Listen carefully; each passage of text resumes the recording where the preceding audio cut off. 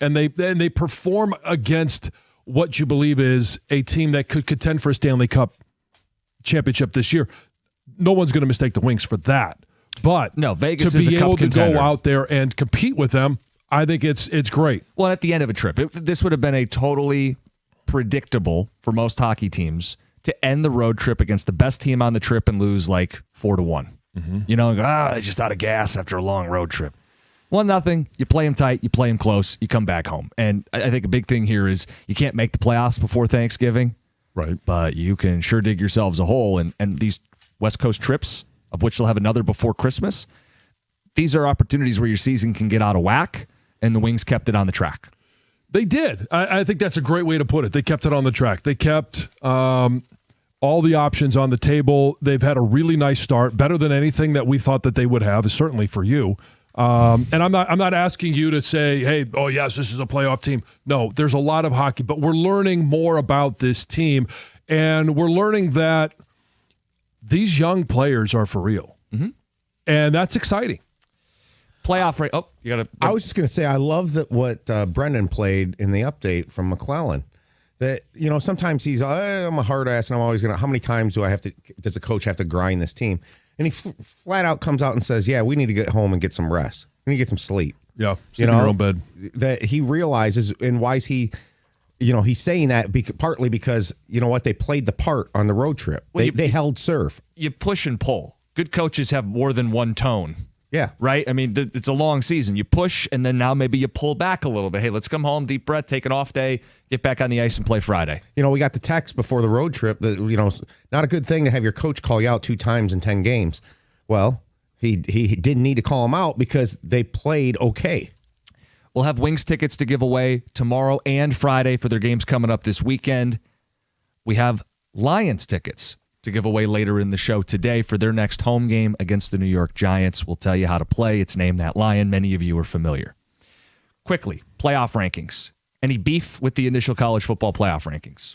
Oh, no. I don't really know how you could have beef with anything that comes out this early. Okay, we've talked about, you know, our thoughts on Ohio State, our thoughts on Indiana. And I still think Indiana deserves to be in that number 1 spot.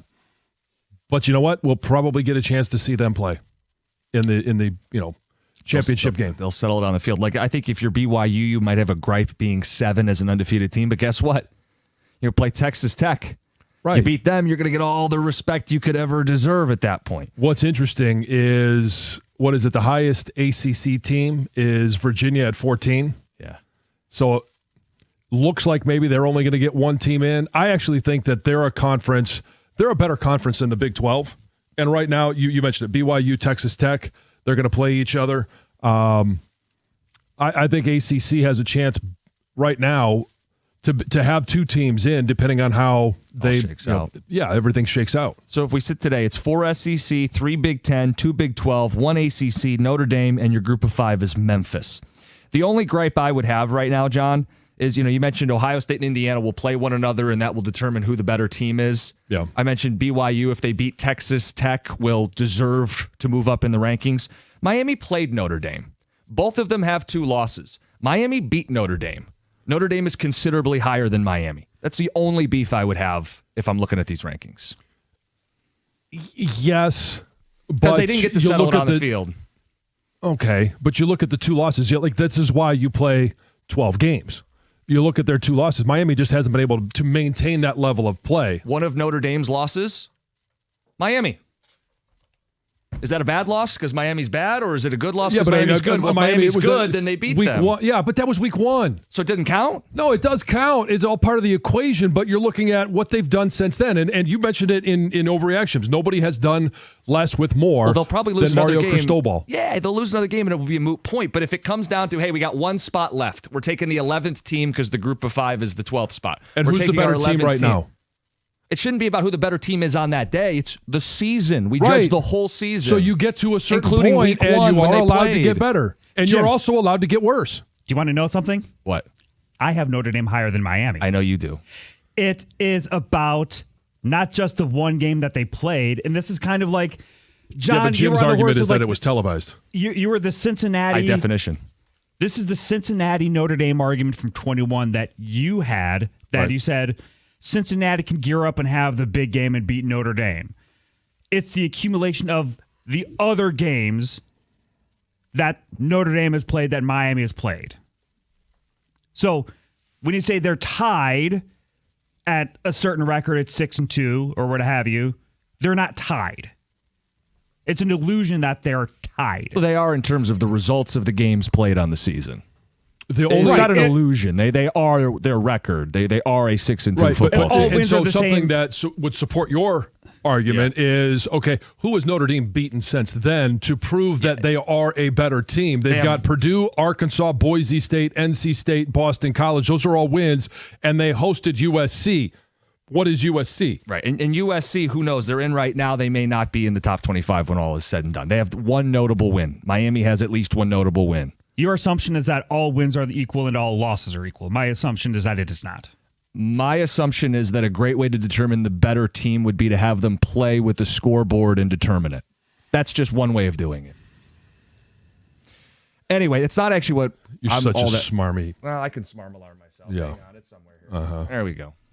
Florida State get in the playoff. Miami's in, or Alabama's in. Right, yeah. Florida State yeah. Two They teams' played resumes- head-to-head, didn't they? Okay, John, if they have the same record, if two teams have the same record, there's all those other qualifiers. it's a very small thing. If you look at two teams, and how about this? If the Lions and the Packers finish with the same record, but the Packers beat the Lions twice, are they going to go by strength of wins for the rest of the schedule? No, the Packers will have the 1 seed, and we'll start on the road in the playoffs. Who's the better teams, Virginia and Memphis, or Texas and Oklahoma? Come on, guys. This thing's such a sham. I'm in a conference, or I'm a little guy, so I get rewarded.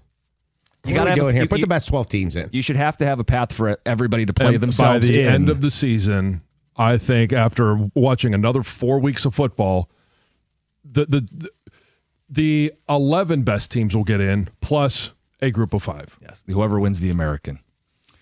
All right, let's talk about the deadline. Let's talk about what happened yesterday with the Lions. John, they didn't make a single trade. And I know we spent a lot of time talking about offensive line, but secondarily, maybe they could have added a player in the back end of their defense or the front line of the defense. They didn't do anything. How do you feel about it? Disappointed. I think everybody's disappointed because there's a level of excitement that you get with change, new players. And there's certainly a level of excitement in Indianapolis. There's a level of excitement in a few other cities, but not everybody that is playoff contenders made trades. Not everybody went out there and got the guy or the individual that that the fan base craved and wanted. And so, am I disappointed? Sure. Do I think that eliminates them from Super Bowl contention? Nope. They're not eliminated. They just made it harder on themselves. Brad Holmes let his team down yesterday. He's going to ask them to shovel extra hard and push extra hard and overcome deficiencies that are pretty clear on this football team that he chose to ignore. Look, anything else is spin zone. They didn't do anything. They have an issue. They didn't address it. He made it harder. He let his team down. And we don't often say that about Brad Holmes, but it's okay to keep a 100 with people. He let his team down yesterday. The only other team that had a glaring offensive line need did add a body via trade. The Chargers went out and gave up. Added a body. They added a player who's a former first-round pick who played every game at left guard last year and this year and can also play tackle. Seemed like qualifications you valued. I know he's not a great player. John, they gave up a 6th in 2027 to at least put somebody in there as a reinforcement. Okay.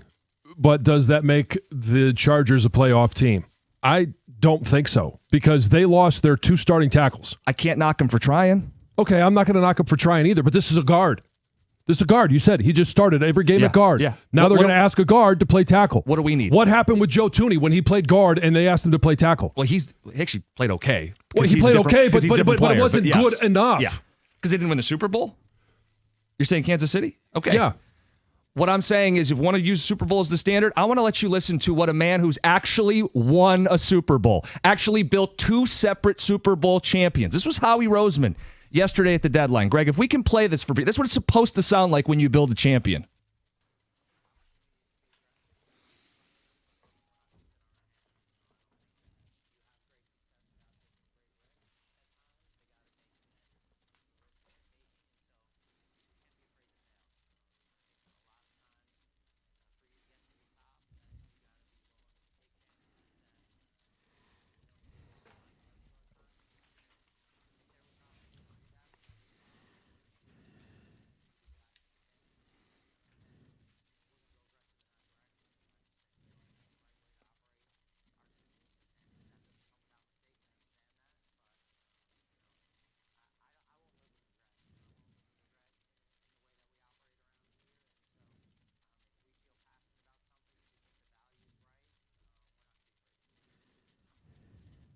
That's the other side of the coin. That's the guy who won it last year. It's a guy who made more moves this year. It's the aggressive mentality that has won Super Bowls, plural, in Philadelphia. All right, to be aggressive for the right players. There are no right players out there for the Lions. I'm That's sure what there are a like. lot of right players, but No, there weren't. but does Cleveland say no to what they offered? Maybe Bitonio, maybe he wasn't on the market. How about Wyatt Teller, the other guard? Again, There maybe were he no wasn't on the guards market. available? I don't know. I'm gonna ask you to use a little bit of deductive reasoning. There were guards available, right? Okay, no yeah, but- team was but going to are trade they- a guard in all of football. But you have to look and say, okay, what? It's the same thing that Dan said yesterday. The price has to be right. The player has to be right. It all has to be right. And yes, you do need to be able to take some chances. And that's where I'm disappointed. But just because you go out there and you get, if Bitonio wasn't available, all right, then you move down the list. Zeitler, was he available? We don't know. He didn't go anywhere else. How much of that is he didn't go anywhere else because they drove a hard bargain, and how much of that is that the Lions weren't willing to pay the freight? Because it could also be that. It could be. You're right. But it could also be they just weren't going to be traded. And Offensive linemen aren't traded It's rare. often. It's rare. anybody sitting in this room, anybody that covers this league is lying if they thought Sauce Gardner and Quinnen Williams were available 24 hours ago. If you want them, you get them, and you pay a price. And that's why I floated the second round pick yesterday. Was it over the top? Yeah. But guess what? I made my team better. Okay. And Brad might have done it, and we'll never know. I know. I don't buy that. I think things leak. okay, and they may. They leak instantly? No, they don't. Tick, tick. We'll get people's thoughts next. 248-539-9797. It's 97.1. Hey, America's favorite place to watch football is Stadium Swim. Located at Circa Resort and Casino, you can catch all the biggest games at a viewing experience built for sports fans. Chill in one of the 6 pools on 3 different levels for a perfect view of their massive 40-foot tall high-definition screen located at Circa Resort and Casino in downtown Las Vegas, and it's right there on Fremont Street. Stadium Swim. Book your spot today at circalasvegas.com.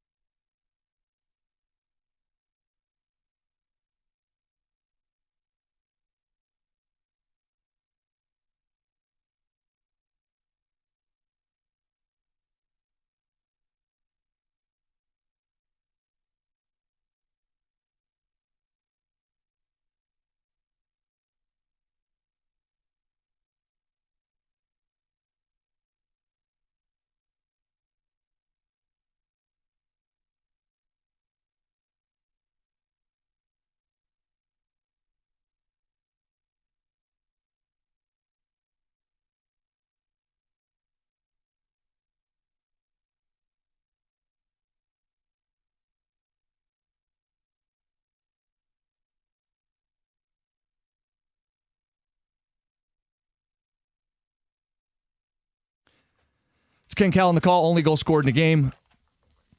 1-0 Vegas win. Back to the deadline. Your thoughts on Brad Holmes and your thoughts on this football team after yesterday. 248-539-9797. The first text says, so long Super Bowl. Not this year, not with this offensive line. Yesterday was inexcusable. Look, I'm not going there and saying the Super Bowl's off the table right now. I just feel like they missed an opportunity. I think my biggest concern, I said last week, is even now, even with the injury to Mahogany, because I think Coyote Owosika, I mean, let's not forget that he came into the NFC Championship game in the playoffs a couple of years ago, and he was good. Now, can he do that for the rest of the season? We'll see. But my biggest thing is Taylor Decker and his health. I don't think he's going to be there every game for the rest of the season, and it's not a shot at him. It's just you're dealing with injuries. You're an older player.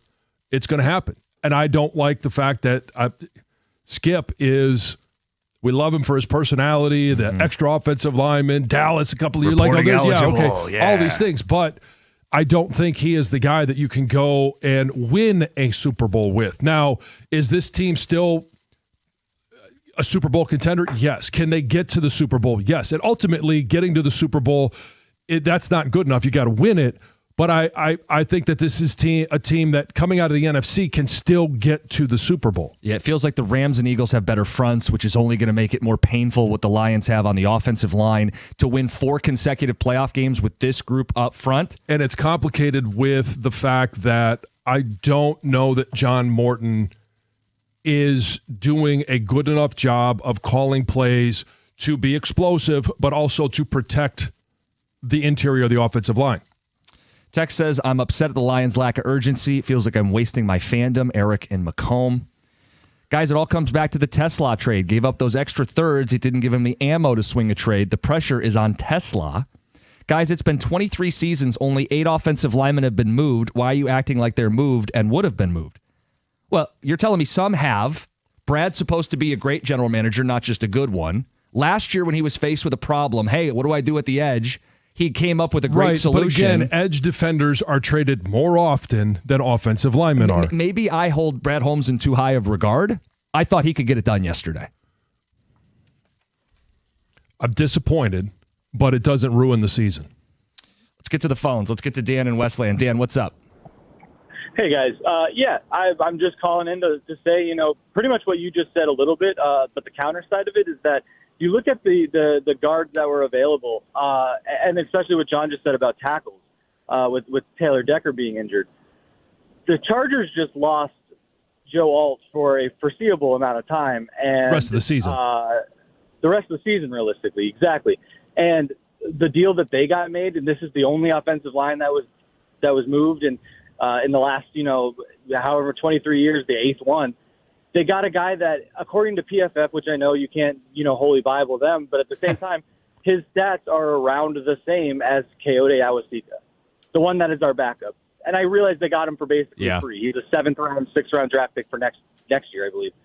Okay, I get it. They moved him for free, but they are trying to replace arguably their Penei Sewell on their line, and that's their move.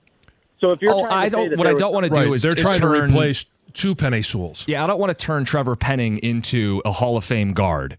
All I looked at it as a guy who's a former first-round pick, has a mean streak, plays left guard, and was a tackle swing, which is a lot of what you wanted. And what was the ask? The ask was the lint in Brad Holmes' pocket. I mean, an offensive lineman was literally traded at the deadline this year. 248-539-9797. We'll get more of your phone calls. Let's get to the news. It's 97.1. Good morning, you guys. Good morning. This news is brought to you by Gardner White. Hey, history was made in Detroit as Detroit City Council President Mary Sheffield became the first woman ever elected as mayor of the city. So she defeated Reverend Solomon Kinloch, and she has vowed to continue the city's momentum while also focusing renewed attention on neighborhoods, crime, and other issues. So with nearly 93% of the votes in, Sheffield defeated Kinloch 77% to 23%. She'll succeed, obviously, Mayor Mike Duggan, who led the city for about 12 years. And he did endorse her back in August, saying that she'll take Detroit's recovery further. So Well, good for her. history Congratulations. there in the yeah. city. Yeah, for sure. The mother of a 14-year-old girl who was stabbed at Gompers Elementary in middle school by another student whose mom actually gave her the knife to Right, do yeah, I the stabbing. remember the story, yeah. that is now suing the school district for failing to protect her daughter. So the stabbing happened back on October 8th. A mom allegedly brought a knife into the school, gave it to her 13-year-old daughter, who then stabbed another teen. Now that teen who was stabbed was so traumatized, has yet to return to school since the stabbing. And the mom and the daughter involved have both been charged. They're both facing charges, but the victim's mom is now suing Detroit schools, the superintendent, the principal of the school, the mother of the girl who did the stabbing, and then other school officials and a security guard. So those people have to walk. Anyone entering that school walks through a metal detector. There's a security guard there. So this mom was actually at the school to discuss an incident going on between both students, right? There'd been a physical altercation. The mom was in the school, left the school to her car to get the knife, went back in through the metal detectors. Apparently the detector went off, and that security guard just let her her go. on through. And Probably thought, oh, she put her keys back in her pocket or something. who knows what. But still, Or just I know. failed to do his job. I know. And anyway, the lawsuit alleges Detroit schools and its employees were grossly negligent in allowing the mom to pass through the metal detector with a weapon. Oh, I wasn't defending the school. I was just trying to no. understand how that even happens. No, Yeah. I understood Yes, that. yeah. I didn't think you were defending the school. Warren police are asking for the public's help to identify and locate a vehicle that was involved in a hit and run that seriously injured a child on Monday evening. So according to police, this hit and run happened right around 5 p.m. A 12-year-old was on a mini bike, hit by a vehicle. The vehicle fled the scene, was last seen traveling west on 13 Mile Road. They say it's a newer model Chevy Equinox, gray or black in color. They do say the child is in serious but stable condition. Here's an interesting story. After Tom Brady and his family lost their dog, Lua, back in December of 2023, Brady found a way to bring their pet back to life. I saw Yeah. this. Yeah. He just revealed that his new dog, Junie, which great name, by the way. Because Well, you have a June. We have a Junie. I mean, we call her Junie. Her name's Juniper, but we call her Junie. Anyway, he just revealed that Junie is a clone of Lua. Huh. Yeah. It's so, this company he yes, invested he's in. invested. Yeah. He's an investor. So before the dog died, that like a blood sample was taken, and then with that blood and a lot of science, this company, Colossal Biosciences, cloned it. So And he's not the first one to clone a pet. Barbara Streisand has cloned a dog. I think it was a dog. And then there was Paris Hilton. Yeah. She's cloned her dogs as well. So he's not the first celebrity to do this. such a thing. Yeah. But it's weird, right? Like you can't clone their personality or their memories. It's kind of disturbing at that point. It just looks It's- exactly like what your yeah. dog looked like before. Is it? Is it disturbing? Look, I love my pet. But I don't think I'd clone. I'd clone my dogs. Would you? My dogs are pretty darn cute. It's not going to be the know. same dog, though. I know it's No, not. and I don't think I would not anticipate you would. So then just get a new dog. And let their memories be their memories, because you can't replace it. I know where it comes from. It comes from, oh, I love this animal. That animal passed away. This is a new I animal. mean, I wouldn't clone my dog because but I would. Like it doesn't. Yeah, I don't know that it's as weird as you think. It's like sci-fi. It's sure, it's sci-fi, It's yeah. unnerving. It's like that's not. From your blood. I thought we all thought this was weird. It's just me. Okay. Yeah, I mean, it's yeah. weird, but it's there's a certain level of weirdness, but I think I don't know. It's not as weird as it's not as if you were saying like he cloned his child. That's weird. right. It's a dog. Yeah. All right. Life finds a We way. will get a chance to talk about this a little I was bit just say, deeper. I know the deadline's going to take precedent today, but we will make some time for that. I'm sure people have opinions. You got the power surge coming up next. Where are the Lions after the trade deadline and after a loss last week? Guys, if you're on hold, we're going to get deeper into the conversation at 6:50. It's 97.1. Hey Detroit, it's Heather here with some really big news. Verizon, America's best 5G network, wants you to bring in your AT&T or your T-Mobile bill, and they'll give you a better deal. So if you think Verizon is expensive, well, think again. Not only does Verizon let you lock in your low price for 3 years, Everyone in the family can mix and match their plans with My Plan. And everyone can get the same great phone deals when they trade in an eligible phone in any condition on My Plan. That means new and existing customers. That's more reasons to save, more reasons to switch. Bring in your AT&T or T-Mobile bill to your local Detroit Verizon store, and they'll give you a better deal. Rankings based on Root Metrics United States Root Score report dated first half 2025. Your results may vary. Must provide a postpaid customer mobile bill dated within the past 45 days. Bill must be in the same name as a person redeeming the deal. 3-year price lock applies to then current base monthly rate. Additional terms apply to promotional offers. See www.verizon.com/switch-2-verizon/.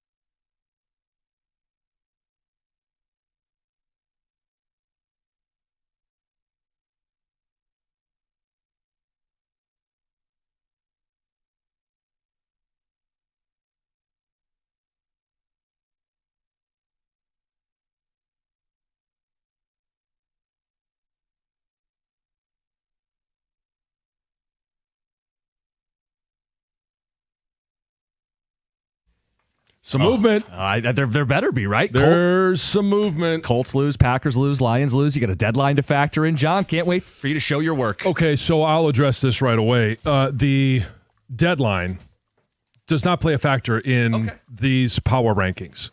I may mention some things that they've added, but they will only play a factor when we see what type of performance and how it affects the team. Some can be additions, others can be subtractions. And like I'm not going to sit here and say, oh, well, Quinnen Williams going to Dallas. That puts them in the power surge. It puts them in the just on the outside looking in. No, there's nothing that puts Dallas on the outside looking in. And so I'll just recap real quick last week's teams. Detroit was at 1, Indy at 2, Philly at 3, Kansas City at 4, Buffalo at 5, Rams at 6. Those teams that were just on the outside looking in, New England, Denver, Green Bay, Tampa Bay, Seattle, And I also got San Francisco and the Chargers, Carolina, Pittsburgh, Chicago down the list. So, teams still on the outside looking in. There's 3 tiers. The bottom tier has 1 team in it, and it's a team that they did make an addition over the trade deadline in Jacoby Myers, wide receiver. Their receiving group has not performed. They've been injured largely, but they're 5-3. And I don't even believe that they're a playoff team. I don't either. But they're still 5-3. So, okay, well, let's see what happens here. And Jacoby Myers, last year of his deal, he's so close to getting a big contract. I just don't know that this is a positive for him. I know he wanted out of Oakland. All right, that's enough on Jacksonville. Tier 2 on the outside looking in. The Chargers, devastated by losing both Rashawn Slater and Joe Alt. I mean, you're talking to, Pro Bowl caliber offensive linemen, both of them out for the season. They go and get Trevor Penning. We talked about that. Okay, great trade in regards to adding to your offensive line. Penning is a guard. Playing as a tackle, his pass rush win rate was one of the worst in the NFL. Now, that was as a rookie. He was banged up. He had, rookie issues, but he's been a guard ever since, and he's been he's been a sufficient guard. So they add him. You're going to ask him to play tackle. Probably not going to go well for them. Carolina at 5-4. They just beat Green Bay. Again, just keep an eye on them. Chicago 5-3. I'm not sure what we think about Chicago right now because there was a shootout against Cincinnati, but it was Cincinnati. But they're 5-3, and I think the NFC North is a very tough division. And we obviously we found that out with losing to Minnesota. Minnesota's 4-4. They're not on this outside looking in yet. I just don't believe in JJ at this point. Baltimore 3-5, starting their long road back to relevancy. Their schedule sets up, I think, in about 4 weeks. Instead of being 3-5, I think they're 7-5. They're in the mix. Pittsburgh, who leads that division, still on the outside looking in. And let me ask you this, because I said at the beginning of the season, Aaron Rodgers is going to take this team to the playoffs. He's not what he once was, but he is doing enough. I think the guy that I'm most disappointed about is, who's the receiver that they traded for, and I can't think of his name right now? DK Metcalf. Like, what in the heck is going on with DK Metcalf? He has been almost a no impact for them. Okay, tier 1 on the outside looking in. Tampa at 6-2, and this is where it gets really tough. Tampa at 6-2, San Francisco at 6-3, the Rams at 6-2. They got the number 2 scoring defense. The Rams are not in the power surge? No, 6-2. And I'll please just I'll hold on to yourself. Yeah, keep your smarm to yourself. Green Bay still on the outside looking in, 5-2-1. Lost to Carolina, lost to Cleveland. Those are 2 bad losses and a tie to Dallas. Still laugh at that one. New England at 7-2, Denver at 7-2. Now, Denver at 7-2, New England at 7-2, both of them leading their division. Yet you say, well, how are they not in? It goes to their schedule. The teams that they have beaten, the teams that they have almost lost to, okay, the whole goal is to win. But I just still need to see another week or 2. Now, the teams that are in, Detroit is at number 6. And this is, injuries, offensive line, a lot of concerns. Run game has not been what it needs to be. Obviously, the third downs are a huge concern. The biggest concern that I didn't expect to be a concern coming out of the Minnesota game was the run defense. Mm-hmm. Now, we saw against Tampa, Aleem McNeil come out and just, he was shot out of a cannon. Some of that is just the excitement of being out there the first time in almost a year. I think he's going to be a force. He's going to continue to be a force. It wasn't their day, and a lot of it was self-inflicted wounds. So they're hanging on by a thread. Seattle is at number 5. They were not in the power surge last week, but they're a top 3 scoring defense, and I think that's the one thing. Not a lot of people are looking at Seattle as a good team. Sam Darnold is that quarterback that everybody's looking at, going, especially with the interaction that we had with him last year, especially at the end of the season. When's he going to turn into a pumpkin? Yes, but they're receivers, and they just added another weapon. Now, this is not playing a factor as to why they're here. They're here because of their defense and the fact that they are one of the best offenses in the NFL. Number 4, Kansas City. They were at 4 last week. I know they lost, but it was to the Bills. The Bills jump up to number 3. That was a heavyweight bout. You're looking at two teams there that I think are probably looking at the AFC title game. Mm-hmm. And so I think Kansas City, with Rashee Rice back, he is a game changer for that team. If you ever thought that, hey, the off-the-field issues, all of these things going on with Rashee Rice, like it was going to affect this team, the only thing that affected him was when he wasn't there. Now he's back, and he is a game changer. Buffalo, I think the thing that I'm most surprised about Buffalo is that, okay, their defense hasn't been great, but they've been good enough. And Bosa has remained healthy. If there's anything that I look to in the offseason of, Brad Holmes maybe made a swing and miss, is not bringing in a Bosa. Because the other Bosa is the one that's hurt. Yeah. But I think his impact there has been tremendous, and he is staying healthy. Indy is at number 2. They stay flat, even though they lost. Top offensive line in the NFL, top 10 scoring D in the NFL with the number 1 scoring offense. And I think Daniel Jones is legit. They just brought in Sauce Gardner. We'll see what that means for their defense. Like I mentioned, it's already a top 10 scoring defense. I think it improves them, but we'll see how long it takes for him to get his feet wet there in Indy. And my number 1 team, Philadelphia Eagles. And I think Tom would probably love this. Mr. Philadelphia? Yeah. This is a team that it has been in the power rankings. It's been like they were, I compare them to the kind of the peak New England years where, every year after a Super Bowl, they kind of start off slow and you're like, wow, what's going on with New England? And then all of a sudden, mid-season, they round into form. The offense is finding a way to get A.J. Brown the ball, Devontae Smith the ball, Saquon Barkley. Their offensive line is now rolling. They're healthier than they were, and this defense is starting to round into form as well. So they're my number 1 team. I mean, I had the immediate gasp that the Rams aren't in. You had the Rams in last week, but they're out this week. Well, they're just, so if you're looking they at have it, the best record in the NFC, and they did beat the Colts head-to-head. Yeah. I think they should be in the power surge. Okay. And so, for the Rams, and a lot of this can change over a week's time because I've got Detroit there at 6. They could win and drop out of the power surge next week because beating Washington with all of their injuries, without their quarterback, Marcus Mariota is going to be in there. Like, I don't really know what that does for them. And this better be a statement win for Detroit if they hope to stay in, if they really care about staying in my power surge. Dan Campbell's speech to the team. Yeah. Look, Yeah. Jansen's got you on the edge. If you want to stay in the power surge, you better show up and show out. So I'm sure he'll tell them that. Yeah. after the deadline, Super Bowl odds changed. The Rams are equal with the Philadelphia Eagles to reach the Super Bowl in the NFC. I think the Rams have to be in it. I would have them at number 3, actually, behind Philly and Buffalo. Buffalo made a nice statement last week. And I guess at the bottom, I don't have the Lions in, by the way. Yeah. And I could see that. And I was debating Denver and Seattle for the 6th spot. I think Denver's getting vastly overlooked. They've won 6 games in a row. And how about making a case for another team on the outside, John? The Patriots, I know you said they don't have a ton of big wins. They did beat Buffalo. So it's 7, what are they, 7-2 and a win over Buffalo? Well, this is the time of year, too, where, okay, at the beginning of the season, right, it seems hard to figure out what teams are, and then about 5 or 6, and I said last week, I think I have our playoff team set. Now, a week later, I think there are some teams that I didn't have in there that are going to be playoff teams and some other ones, and it may be the Lions. I'm not sitting here saying they're a team right now. They're on the ledge where they're going to go one of 2 ways.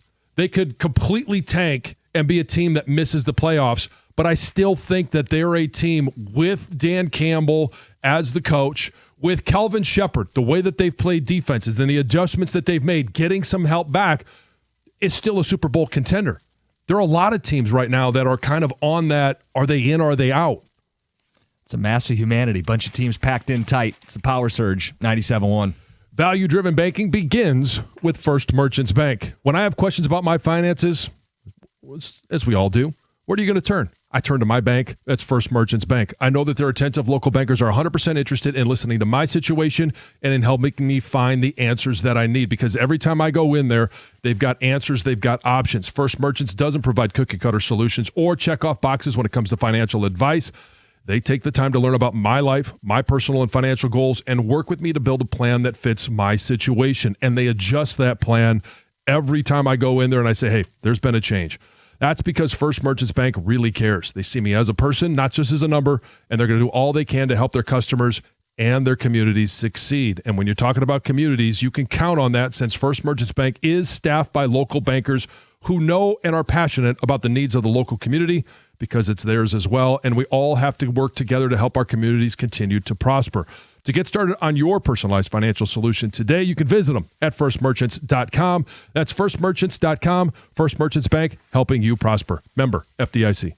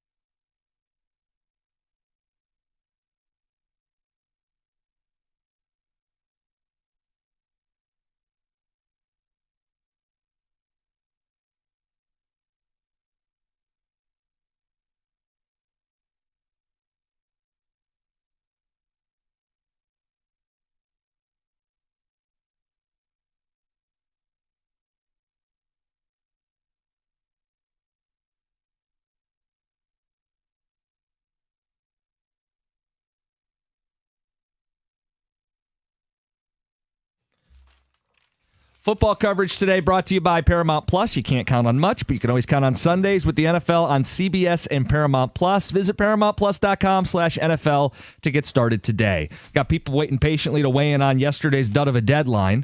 What do you think of the team now, and what do you think of Brad Holmes today? Some ticket text before we hit the phones.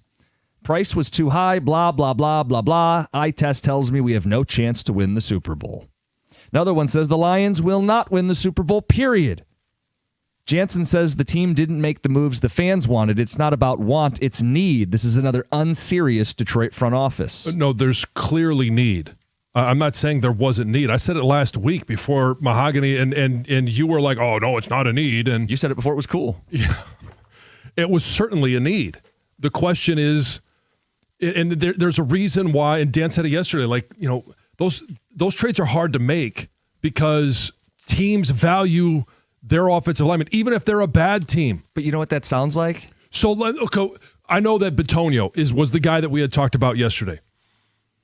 Is there a world where a team, for a guy that's been a 7-time Pro Bowler and he has meant a lot to them, that says, you know what, we're not going to trade you because you asked us not to?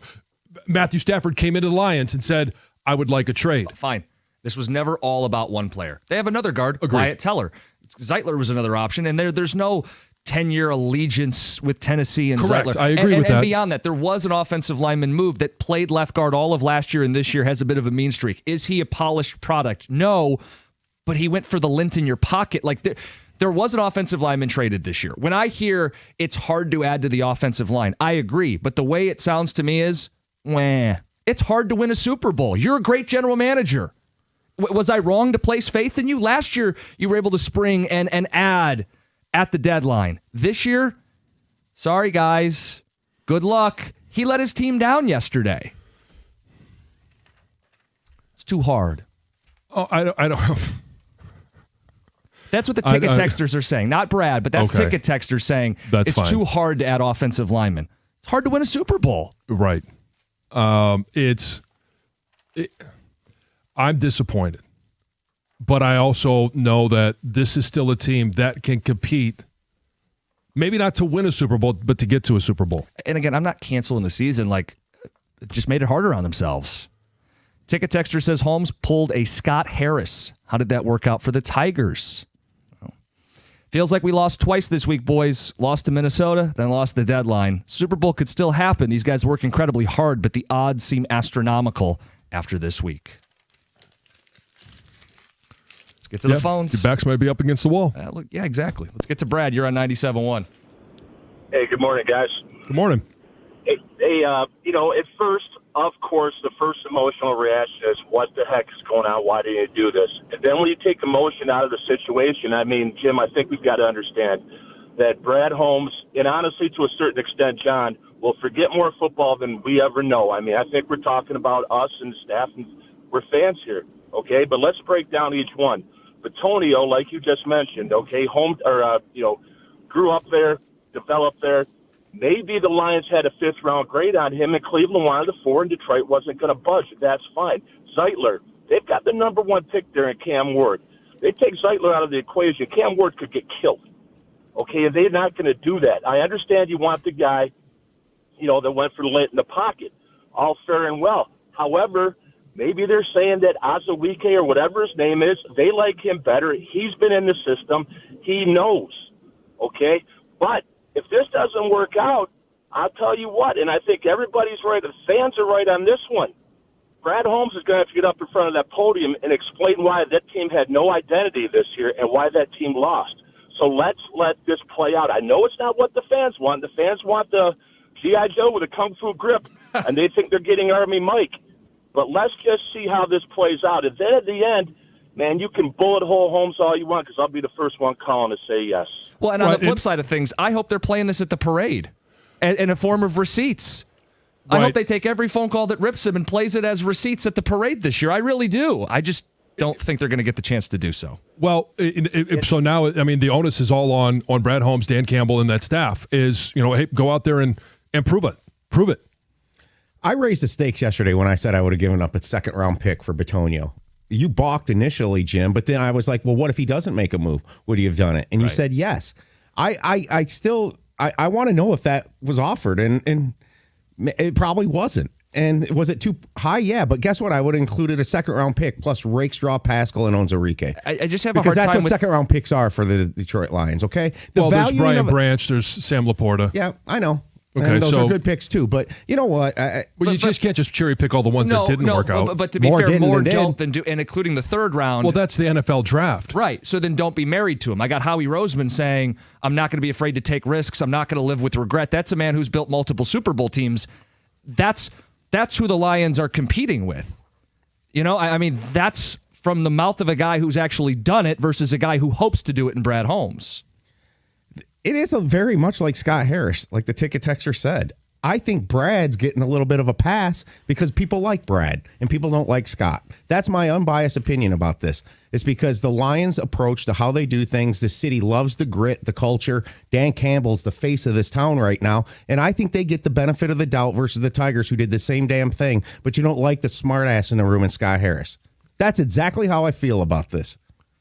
It's the same, but we like those guys because they come across image-wise more friendly. Scott Harris comes across as the smartest guy in the room. Let's get to Quan in Detroit. Quan, you're on 97.1. Good morning, everyone. How you guys doing? Good morning, Con. How are you? So, before I even go into my point, I want to say this about Brad Holmes. You cannot be disappointed in something you already expect. And I knew he was not going to make a deal. I kept looking at my ESPN app, kept going to Google, just kept trying to see what was going to happen with the Lions in the trade deadline. Nothing did happen. And I kind of already expected that. So I wasn't disappointed, but I'm definitely sick because I feel like when you hear the Eagles are in conversation with the Browns to get Myles Garrett, and you see a guy like Sauce Gardner available, a hometown kid, why not take a chance and swing? I know it sounds outrageous, but he could really solidify this defensive cornerbacks. Like, you bring a guy like Sauce Gardner over here, but I'm just throwing that out there. You know, when you hear stuff like that, I know the contract is huge, but you hear the Eagles trying to get Myles Garrett, they trying to figure something out. So just try to figure something out. And I just feel like he didn't swing for a home run. Last year he did a double with getting Za'Darius. Yeah, that was a double. This year he had the opportunity to at least get a home run. I think that would have been a home run hit, but. Well, and I think, Quan, we're using the baseball analogy here. Brad Holmes is operating in a 3-0 count. He has done such a great job as the general manager of the Detroit Lions. He's at a 3-0 count. Well, what do you do in a 3-0 count? You can be patient and draw a walk, or swing for the fences. Something he hasn't done. Like I said, I'm disappointed they didn't do anything. And was it an opportunity? Is it a missed opportunity? Sure. Yeah. 248-539-9797. We'll play a little of Howie Roseman audio just for the contrast in the next hour here. We'll take more of your phone calls and more of your thoughts. How do you feel about Brad Holmes? How do you feel about this football team in their pursuit of a Super Bowl? And Lions tickets. Tell you how to win them next, 97.1.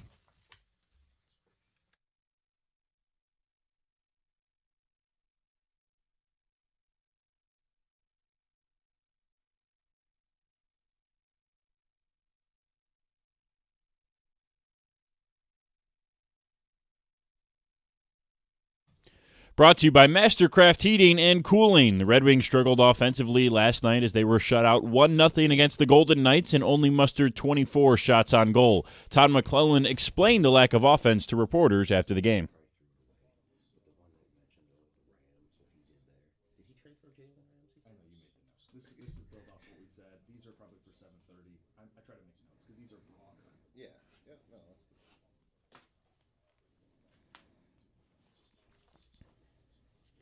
Now Detroit will return home for a Friday date with the Rangers at LCA. Going on at Little Caesars Arena tonight, the Pistons are back again. They will try to extend their 3-game win streak and take down Lauri Markkanen and the Utah Jazz. Tip-off at 7 o'clock right here on the ticket. In the NBA last night, the defending champion Thunder improved to 8-0, beating the Clippers behind another 30-point game from Shai Gilgeous-Alexander. He's now gone 80 consecutive games with at least 20 points. Josh Giddey became the first player in Bulls history with back-to-back triple-doubles since Michael Jordan with a 113-111 win over Philly. And Steph Curry dropped 28 in a 118-107 win over Phoenix. At the Corewell Health Sports Desk, I'm Brendan Shabath. For more, go to 97.1 The Ticket or visit Odyssey.com.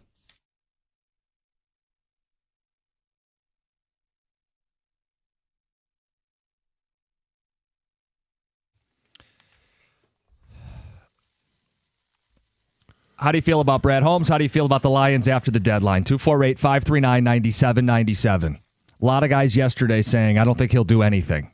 They were right, sadly. Disappointing is your word, John. Mm-hmm. Yeah, I'm frustrated. It felt like he missed an opportunity to solidify the offensive line, or at least put a little more emphasis on making sure that unit is playing their best ball. Well, and this is the one time where his actions haven't followed his words, where he told us, yes, we always have to water the garden, asked about the offensive line and going into the draft. And he hasn't. He hasn't watered the offensive line. He hasn't put in reinforcements. He hasn't built it the way that he originally did. And in that way, I think he's letting his team down. And I don't say that often. He's done such a good job here, but he's the general sending his troops into war wounded. They could still win the battle because they're gutty and gritty. And, hell, we're not saying cancel the season on November 5th. I want to stress that to people. Like, they're going to be in the mix, but what is it going to yield if you're going into battle wounded? If what used to be the strength of this football team is what unravels them? I mean, this is not a one-week thing, what we saw against Minnesota, and it won't be a one-week thing when you have to string together 4 consecutive playoff wins to win a Super Bowl. And in about, 10 days' time, we'll get a chance to see Brad Holmes' team go up against Howie Roseman's team. And that perspective, Tom, I know you got a thought. Go ahead, and then we'll play Howie audio. I was just going to say, I think maybe he has overlooked that he inherited 2 first-round picks on the offensive line. And he did replenish it initially with Sewell, but didn't put that same investment back in.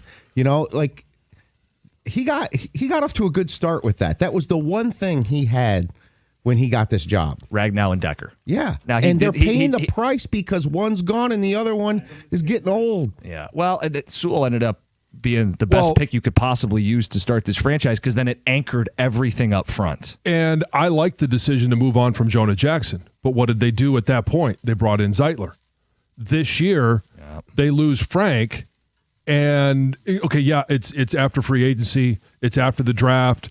And they had, what they thought was watering the garden with Mahogany, who we liked at the end of last year, and with Tate Ratledge as the pick. But when you lose Frank Ragnow, and now your center is Graham Glasgow, and no one expected Graham to be Frank. But you're using Band-Aids. Right, that's my point. That's the issue. And I don't believe philosophically, and I think you agree, John, you don't Band-Aid offensive lines in the NFL. That's why when you upgrade in 1 year of going from Jonah Jackson to Zeitler, you anticipate that when you lose Zeitler, you're going to do the same thing, and you're going to upgrade, or at least remain the same at that position. Yeah. We'll get the phone calls. We'll get the ticket texts. We'll play a little Howie Roseman audio. We also have Lions tickets to give away this hour on the show. On Wednesdays, we play Name That Lion. Mm-hmm. So for people who are new, this is how it works. This hour on the show, we're going to hand out some clues. 3 clues. You can't call in until you hear the voice guy tell you to. If you call in early, Greg's going to hang up on you. Greg's a nice guy. Don't make Greg be a bad guy. Wait to call in to name the lion. Listen for the 3 clues this hour. And I will give you this heads up. It's a little tricky this week, so pay attention. Howie Roseman's the general manager of the Philadelphia Eagles. He's won not 1 but 2 Super Bowls with 2 different quarterbacks. He's been to 3 Super Bowls. The philosophy that he has, he spoke on that yesterday.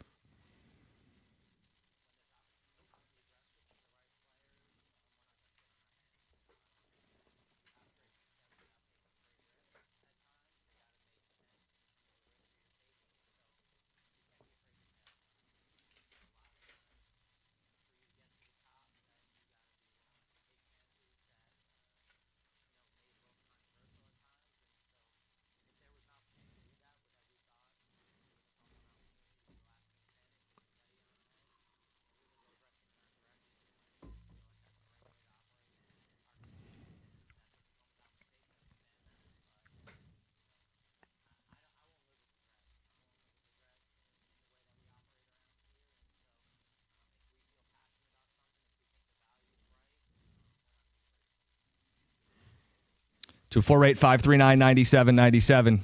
The contrast is pretty clear there. Let's get to TJ in Kalamazoo. How's it going, guys? What's up? So it is a letdown that Brad Holmes didn't address the need for another guard. But I just want to preview who we play in the next, let's say, 9 weeks. Brian Burns, Dexter Lawrence, Jalen Carter, Micah Parsons, Kenny Clark, Quentin Williams, Jared Verse, TJ Watt, Alex Highsmith. I just hope the Hello? Oh, we lost him. You hope the offense...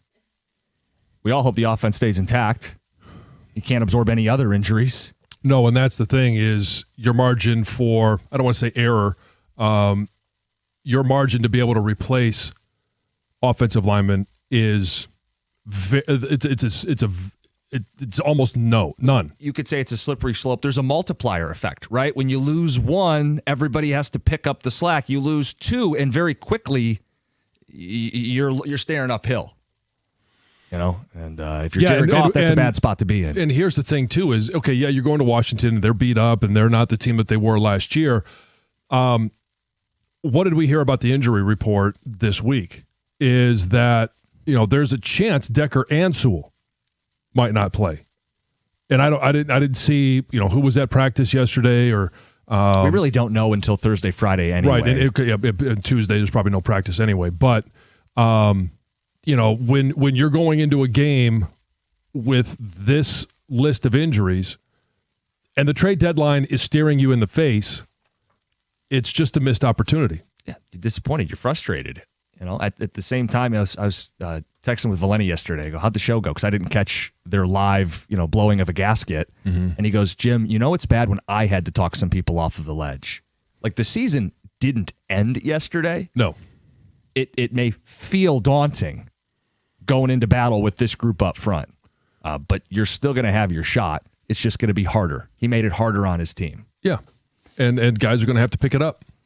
Holmes has wasted second-day picks on Manu, Martin, Hooker, Rakestraw, and Vaki. Then he spent 3/3 on Tesla, but don't play him and instead play Raymond. Why? Ticket Texter goes on to say, unconscionable Holmes would not use a single pick on a player that could help this team at this deadline. Because that's the other thing, John. I think offensive line was the big need. There was a guard moved for a future sixth. If you don't like that player, fine. I still would have wanted to see a guard. He also could have just added a different player at a different position, right? Yeah, they didn't make any moves. They didn't make any moves. And I am curious because we asked Dan yesterday about Isaac Tesla. And we thought that when they drafted Tesla, that it maybe meant the last years of J-Mo in Detroit. Right. But then they extended him. And now we're not seeing the impact of Tesla. In fact, to that, caller and texter's point, we're seeing more Khalif Raymond. Now, Dan did tell us yesterday I want to get more Tesla, and I know Midday Show asked Goff about it. He said, yeah, man. I love throwing the ball to him. Yeah, you were listening too. Yeah. Did you catch the end when they asked him about people trick-or-treating as Goff at his house? I did. I don't remember his answer. He just said, yeah, it's flattering or whatever. It's a funny image of they know it's his house, he said, and they'll show up and they're dressed as 16 with a football helmet. Right, yeah. And he did say that they stepped up. They're a full candy bar house. Mm-hmm. Let's get to Lucas in Plymouth. Lucas, good morning. Morning. How are you guys? What's up? Good morning. So let's get straight to the point. I think Brad Holmes has obviously built this roster the right way over the past couple of years, but if they're really talking like Super Bowl contenders, they obviously need the offensive line to be elite, which, as we've seen, they haven't been too much recent in past couple of games, especially like depth at tackle. Goff is obviously like a different quarterback when he stays clean and is able to stay in the pocket. So do you guys think that Holmes should be prioritizing protecting the offensive line core before paying luxury skill positions? Yes. Yes. And so here's the thing, too, and I've talked about this. I have no idea why Kansas City continues to not protect Patrick Mahomes, but when they don't, what does Patrick Mahomes do? He's able to get out of the pocket, which is something Goff can't do, as well as other quarterbacks. Right, so they're able to put their resources in other places. Goff needs to be protected. He has to be protected to be the quarterback that we needed him to be. And right now, Yeah. especially in the last 3 games, he has not been protected. Yeah, we've seen that. Yeah, he's not able to run as well as Mahomes or anyone else. Lamar Jackson. Yeah, Josh exactly. Allen, any of those guys. We had our conversation yesterday about the least mobile quarterbacks in the history of football. I mean, he's on the list. Yes. Look, even if we take the deadline out of this and just, okay, fine, they didn't do anything. Let's just assess what they're working with now. His phone call is right. Like, if this team doesn't run the ball, if they don't protect Jared Goff, they're screwed. Like, we would have said that before the season, before knowing how this offensive line was going to look. We said, boy, if I told you the team was going to rank 15th in yards per carry average, if Goff was on pace to be sacked this season more times than any other season in his career, if I told you they were dealing with more 3rd and longs and as a result were one of the worst 3rd down offenses in football, you go, well, they're not winning a Super Bowl. And that's the world we're sitting in post-trade deadline. 248-539-9797. A lot of people worked up on the phones. We'll get more of your phone calls next. I do have your first clue. I played for the Dan Campbell Detroit Lions. Well, that doesn't narrow it down. What are you doing? You have to listen for more clues. It's 97.1. I tell you about KG Law. If someone you care about is injured in a car accident, you need KG Law. Lawrence KG and KG Law specialize in car accidents, so you'll get that personal attention to detail from someone who cares about you. He's a Detroiter who built his business doing things the right way and delivering for his clients. KG Law has won millions of dollars, 98% success rate. Give him a call, 877-KG-CARES. That's KAJY. Check him out, kgcares.com.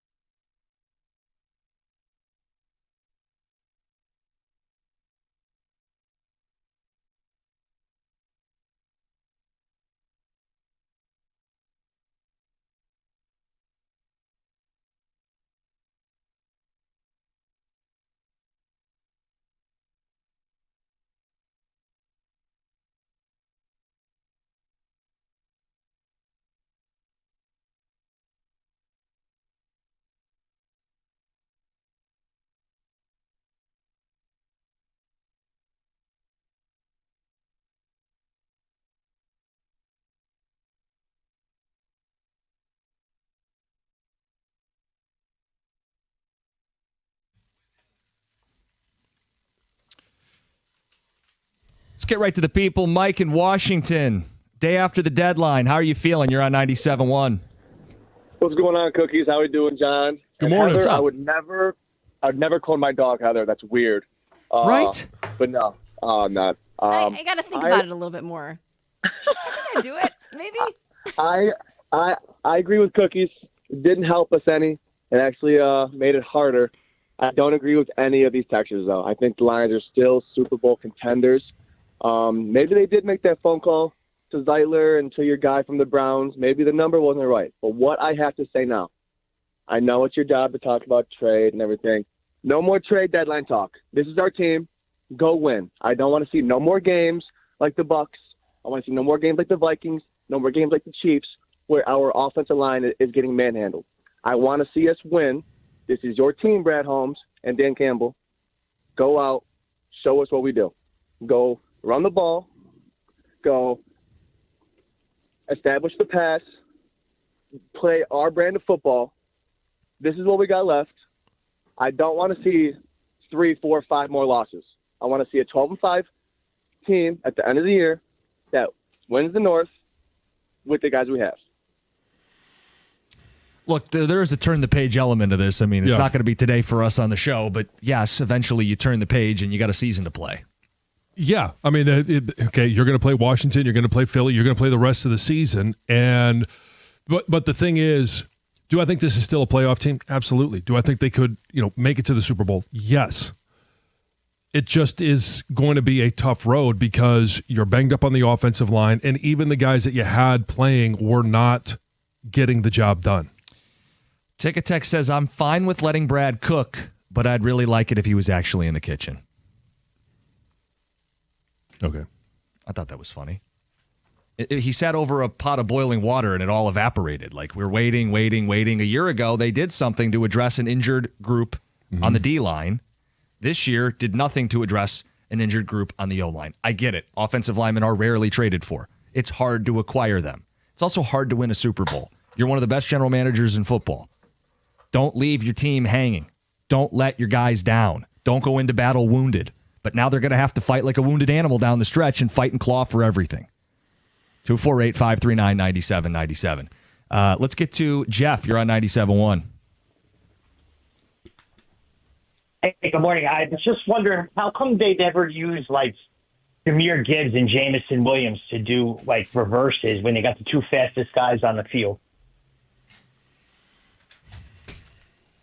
I don't have an answer to that question. I agree with you that there are a lot of ways. I know everybody says, hey, throw the ball to J-Mo deep. There are other ways to get the ball in J-Mo's hands where you don't have to rely on pass protection. You can rely on ball handling skills in the backfield, misdirection, and you can get him the ball. It's not going to be, once every time that they're on the field, but as a change of pace throughout the course of the game, yeah, I think they can get the ball in J-Mo's hands in a lot of different ways. Same thing with Jahmyr Gibbs. Campbell said the same thing at one of the press conferences this week. Yeah, he would like to see those guys get the ball in space more. If you're going to send guys... Oh, did he bring back speed and space? I don't think he used that phrase. Oh, no? Was that a Josh Gaddisism? Yeah. Speed and space. The question was spoon-fed to him. It's would you like to see those guys get the ball out in the open? And he goes, yeah, I would. Of course we would. Yeah, of course. A few ticket texts. Says, I'm so livid with the GM. I sold off my tickets I had for the season. Feels extreme. The Lions for 3 years had a chance. I can't get the taste out of my mouth of the Niners game from 3 years ago. This trade deadline could have been what the Lions need. We'll never know. I don't expect the Lions to be as great. They failed in the draft. They knew Ragnow was retiring, and they did nothing. Well, I don't think they knew Ragnow was retiring. I think they thought that there was a chance he was. And even if you didn't expect him to retire, it goes back to what are you doing in free agency to solidify the offensive line, even before the draft, because free agency happens, at the beginning of March. Draft isn't until the end of April. And Frank didn't retire until after both of those. But you knew you didn't have Zeitler. Yeah. And the combo, again, the multiplier effect. So even if you had Frank, you're still going into the season thinking that you're going to have Mahogany at one guard and then fill in the blank rookie on the other side. It could still have been Ratledge. Right. Yeah. No, But yeah, at least it you'd was have going to be, Frank- but yeah, but yeah. whoever they ended up drafting was going to Yes. be the guy that was going to start in that spot because they didn't go out in free agency and do anything to solidify the offensive line. And whatever you think of Graham Glasgow, he's not Frank Reich now. Right. He's not solidifying that two interior guys next to him. Text says, "Hey, Jim, Holmes and Campbell know more than you ever will. Keep talking." I think they do know more football than I do. I also think Howie Roseman knows more football than I do. And Howie Roseman's built two different Super Bowl champions, doing it differently than Holmes and Campbell. So maybe they need to learn a little bit more from the guys who are actually winning Super Bowls. Speaking of Roseman, thanks for playing the Roseman audio. Can we break down the Flyers shootout last night? Go Birds, Ben in Farmington. Stop playing that audio of Roseman just because Mr. Philadelphia told you to. No, I thought people would... I won't say appreciate that audio, but I think it adds to the context of the day. If It's that's perspective of how other teams are doing it. Yeah. Look, we are going to have that cloning conversation later in the show. I know we've Which put I think it's very interesting. some I'm thought still on. thinking about it. 8 o'clock Yeah. sound okay? Yeah, do sounds it. good to me. All right, we'll still talk about this. We got to get to Heather's news.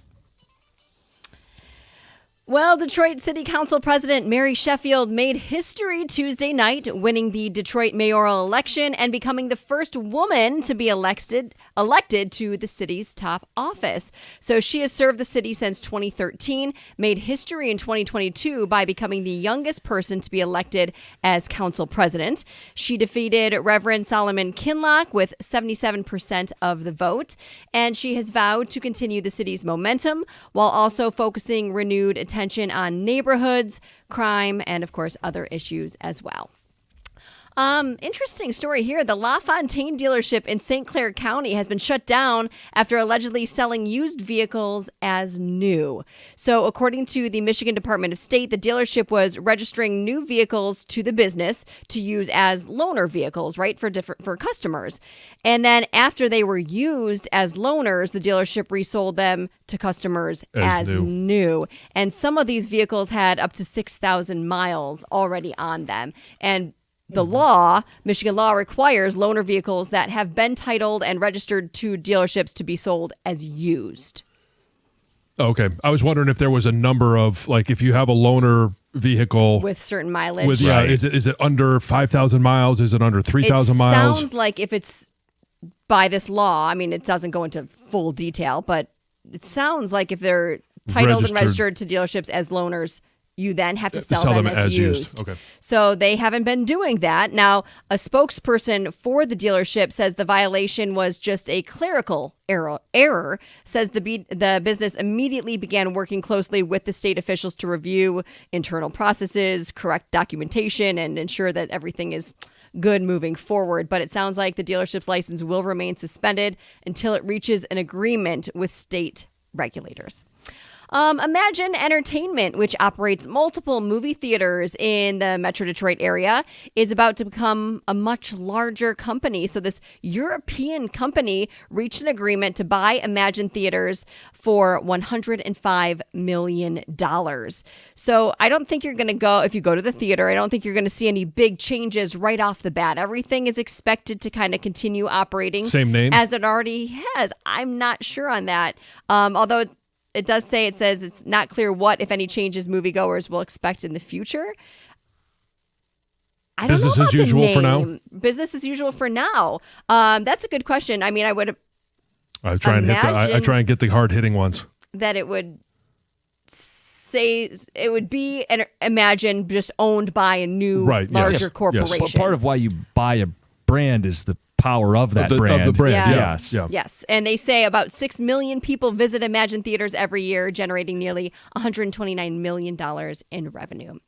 This is really cool. Former Lansing meteorologist who survived a stroke last year is now training for one of the world's toughest endurance competitions. This is interesting. It is running 7 marathons in 7 continents in 7 days. Ugh.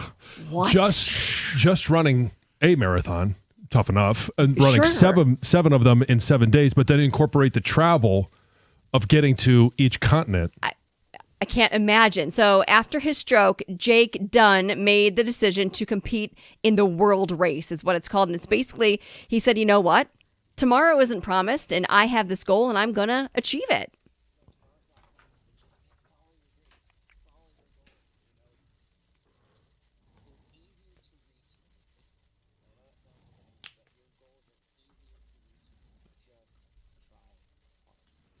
It's a pretty big goal he has set. So the first marathon takes place in Antarctica. Then he goes to He's not South starting off Africa, light. Australia, Turkey, Colombia, and then there's one in Florida as well. Does it say how much travel altogether it is?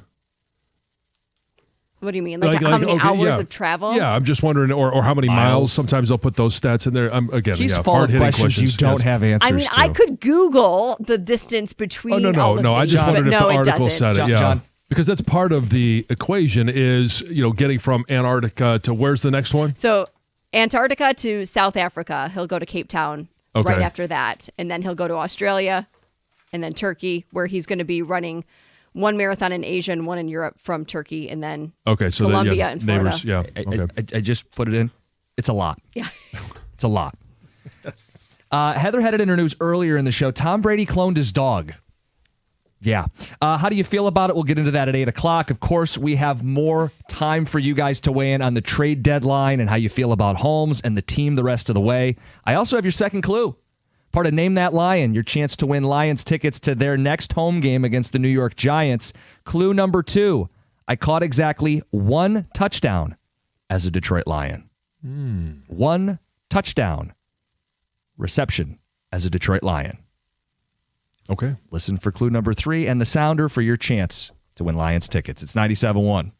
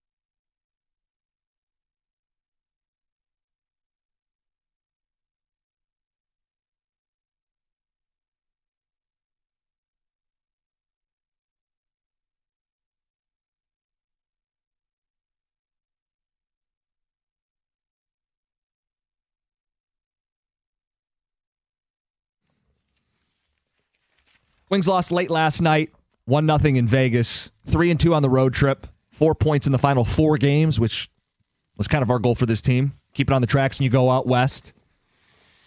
Off to a 9-5 start on the season. Mm-hmm. Pistons will play tonight, 7 o'clock against the Utah Jazz at Little Caesars Arena. Deadline. How do you feel about the team? How do you feel about Holmes? 248-539-9797. Let's get to Ed. You're in Alpena. You're on 97.1. Hey, guys. You know what?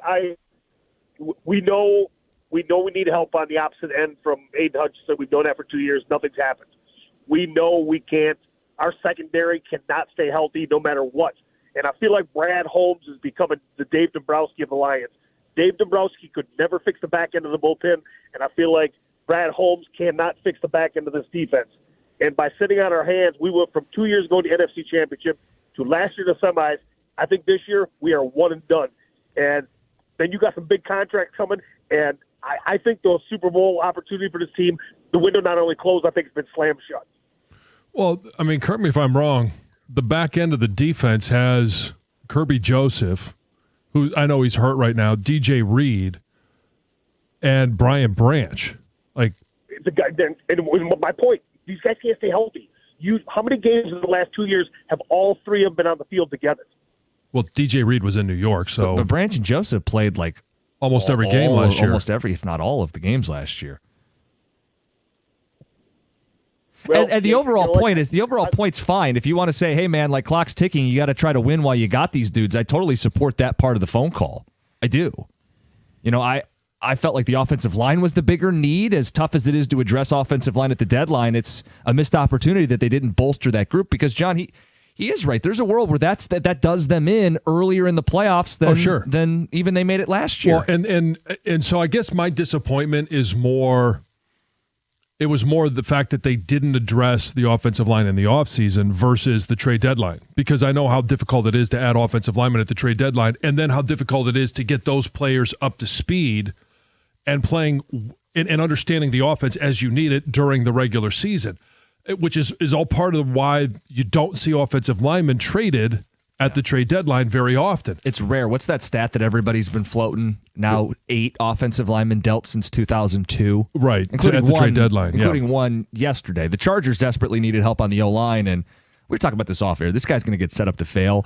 They traded for Trevor Penning, who came up on this show yesterday, is a left guard. Kind of has a mean streak, a left guard. He played tackle in college. They're going to put him at tackle, and that's going to be a tough task. Yeah, when he played tackle in the NFL early on in the States career, it did not go well. At the same time, it's that type of move that you wanted to see Brad Holmes make, where you go, okay, guy can play left guard, a little mean streak, another chance to solidify this offensive line. And what did he go for? A 6th in 2027. Mm-hmm. So it's not that offensive linemen aren't dealt. They are. You just got to get creative. You may have to get aggressive. Yeah. You may have to be bold. And I think it's part of the context watching what Philly does, where they were offensively, or they were aggressive in the offseason. Yeah. And they are aggressive at the trade deadline. And they do win and go to Super Bowls. And we don't. For all the love that we give Brad Holmes, and he's done a great job turning this around, he hasn't won a Super Bowl yet. And what did we say going into the season? As a starting unit, we knew that there was going to be some bumps in the road, and we've seen that with 2 rookie guards.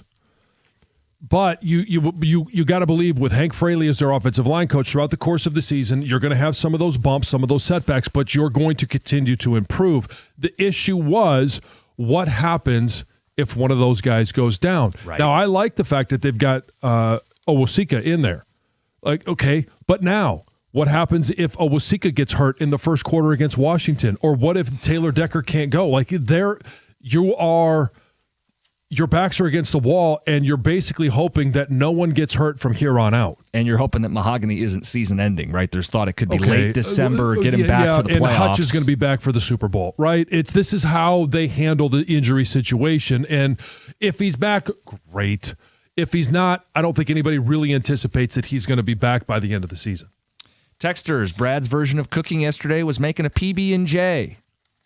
No, he didn't add anything. It was a pot of boiling water that just evaporated. Oh, that's Stoney making pancakes on a flat top or whatever. No, because the Lions' house didn't burn down. Well, Stoney certainly. There wasn't even there was no flame even. Yeah. played with fire there. This text says, it's not just Brad, it's the city of cowardly general managers. All four are afraid to give up anything to improve their team. The Wings have been stuck in mediocrity for a decade. Tigers are spinning their wheels in the mud. The Pistons, after making the playoffs, did nothing. This is just what our teams do. Well, they're all at different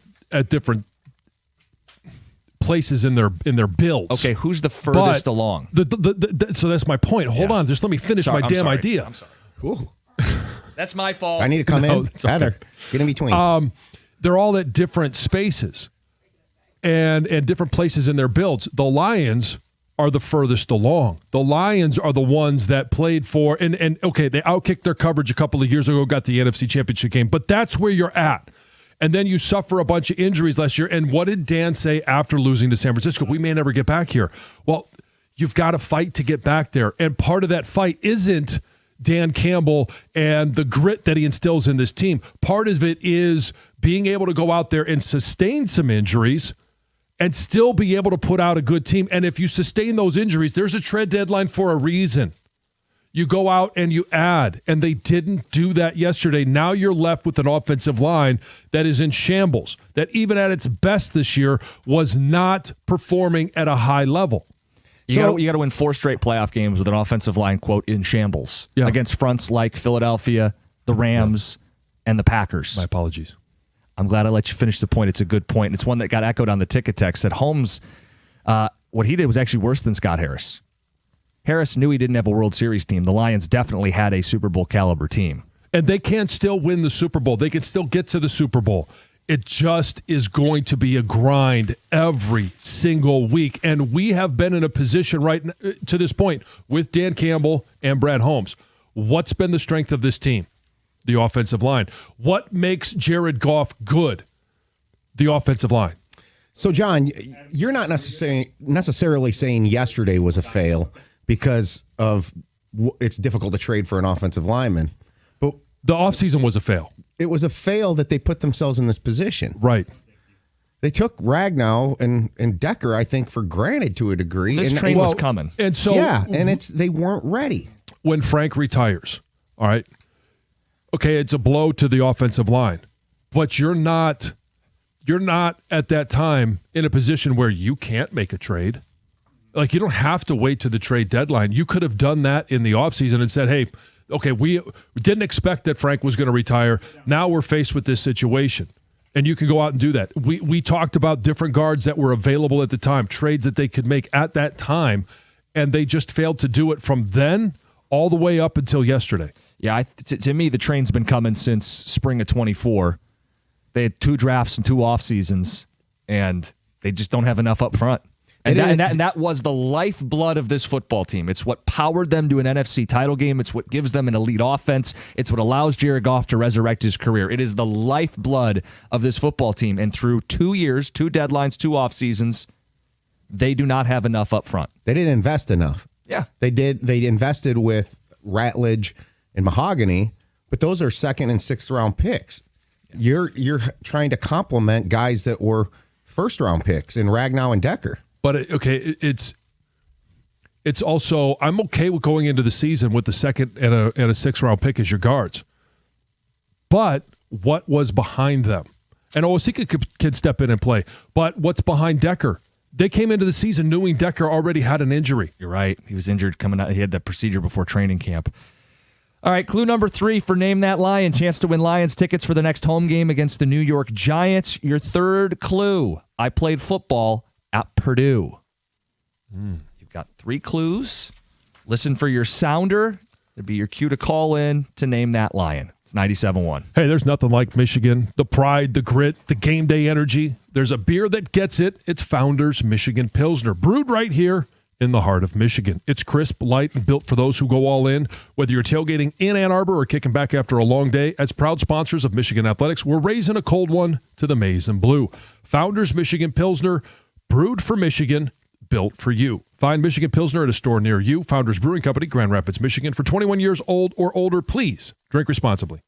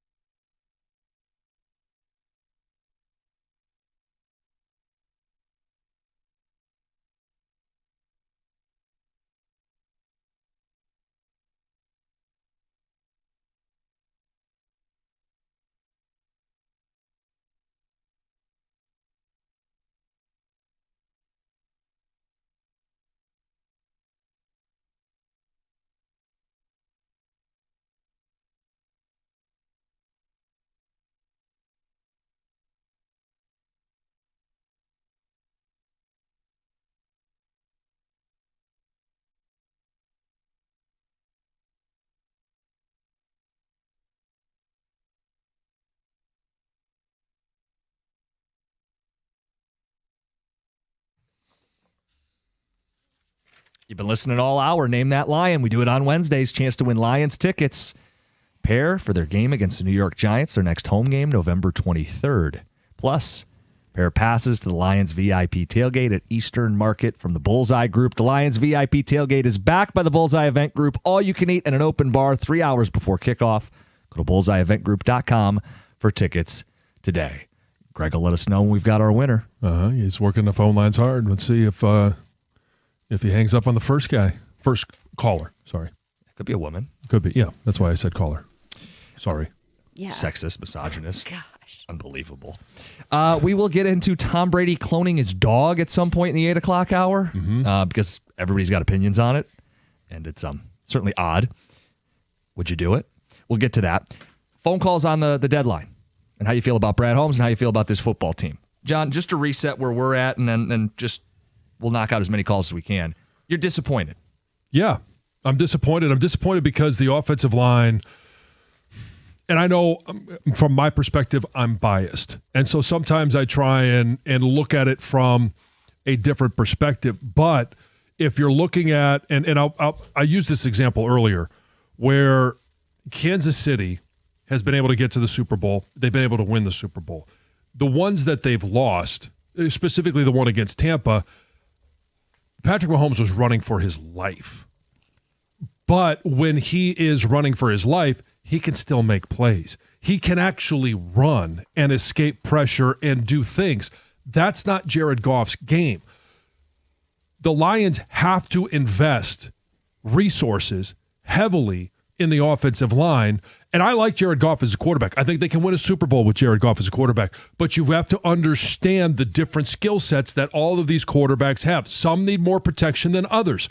Jared Goff needs to be protected. He can't go through a season by being the most sacked in his career and think that that's going to lead to success. Here's the other thing. What happens when a quarterback gets hit repeatedly? His risk of injury goes way up. What happens to this team if Jared Goff is not the quarterback for any game? They're done. So that's where I look at it and go, and I go back more to the offseason of that's when they needed to address the offensive line. And I know they drafted Tate Ratledge. That was a good pick. I think he's going to be very good, but he's a rookie. And what do we know about Christian Mahogany? He came into being a Detroit Lion hurt. When he got healthy, he played well. Now he's hurt again. What's your backup plan? Taylor Decker came into the season. Frank Ragnow didn't come to the season. You just went into the season with an offensive line that couldn't sustain injuries and couldn't have missed time by your best players. Now, Penei Sewell hasn't missed time, thankfully. Taylor Decker has. What has it been? It's been a Band-Aid with Manu, and that didn't go well against Cincinnati. You were able to win that game, but then Skipper goes in. And you struggle to run the football. That protects Jared Goff. It opens up the offense. And so it's a snowball effect. It is. It's a multiplier. The offensive line problems multiply. And you just hope that multiplier doesn't go to your quarterback getting hit and getting hurt. Especially knowing what his skills are and aren't. And using off-season money instead of extending JMO. You know? Well, and that goes to the question of, okay, if you're going to draft and put these resources into Isaac TeSlaa, then why are you extending JMO and then not using Isaac TeSlaa? They could have been more proactive on the offensive line going back to the draft in 24 and last offseason. Well, free agency too this winter. I mean, what did Ben Johnson do first? Right. The first thing he did was try to rebuild their offensive line in Chicago. It's critically important as a play caller. I think it would also make John Morton look a lot better if this offensive line was more solidified and playing well. Everybody talks about Chef Brad. Like, they put a pot of water over the stove and watched it all evaporate. They didn't make a meal. They didn't do anything yesterday at the deadline. And I'm frustrated. I'm frustrated because I think he let his guys down. We know how important the offensive line is. It's the lifeblood of this football team. And it's down right now. They needed to replenish. Let's get to the phones. 248-539-9797. Robert, you're next up. Morning, guys. Love the show. I think Chef Brad's name should be changed to Scout Brad. And the reason I say that is if you compare the resumes of Roseman and Brad Holmes has 16 years as a scout before he became the GM of Detroit. If Roseman, he worked in salary cap administration for 5 years. He was part of football administration. For another 3 years, he was part of pro player personnel before becoming a GM. I just don't think it's in Holmes' DNA right now to be a wheeler dealer. I think he would just rather build it through the draft. And for the most part, he's done a great job. Obviously some misses, but I just don't think it's in his comfort zone or whatever you want to call it. And I think they screwed up. And I'll always contend this as well. I'd love to get your thoughts on that first point, but I have to believe that they just thought that Ragnow was going to stick it out for one more year. He got Ratledge. We're going to work him in at guard. We're going to groom him at center so we can roll at 2026. That's kind of how it felt on draft day. Yes. So, Robert, to your point, I will agree with you. I think he's a great scout. I think he's a great evaluator of talent. I mean, I don't know that there's been anybody in the last 4 years that's outdrafted Brad Holmes. And every individual in the job that they're doing is going to have things that they are experts in and things that they are not sufficient in. Brad Holmes is really good at the draft. Free agency, what would you think Brad Holmes is? Now, I like DJ Reed, and I think that was a good ad. I originally liked Zeitler. I think that was a good ad. Same. But this year, I don't know that they addressed the right positions with the right talent. And then when it comes down to making trades, I don't think that is where we would say Brad Holmes is an expert. I do have a theory on the lines on player acquisition that I think that they prefer player acquisition when they can sit down with the player beforehand. So the draft. Yes. Getting some sense of like football character from them because they're big on that. Culture fit. Like culture fit, that sort of thing. So that's draft and that's free agency. And that's not when the player's under contract with another team. Yeah, again, league-wide, the deadline is the last place that you build your football team. It's primarily the draft. You accent with free agency and the deadline. I mean, we don't see fireworks very often at the trade deadline. No, the trade deadline is break glass now. But that's the thing. I think the Lions found themselves in a break glass now situation with this offensive line. I mean, to go out and win 4 straight playoff games against fierce fronts with this group, with this quarterback, with this offense that's so reliant on running the ball and setting up their quarterback in play action, yeah, it felt like a break glass situation. And last year they had a break glass situation, and Holmes, to his credit, went out and got Za'Darius Smith for a day 3 pick. This year did not trade a day 3 pick to reinforce the offensive line, was unwilling to take bold, aggressive risks. And when you put that side by side with Howie Roseman's done the thing we want Brad Holmes to do. Take a lesson from those who have done what you want to do. Yeah.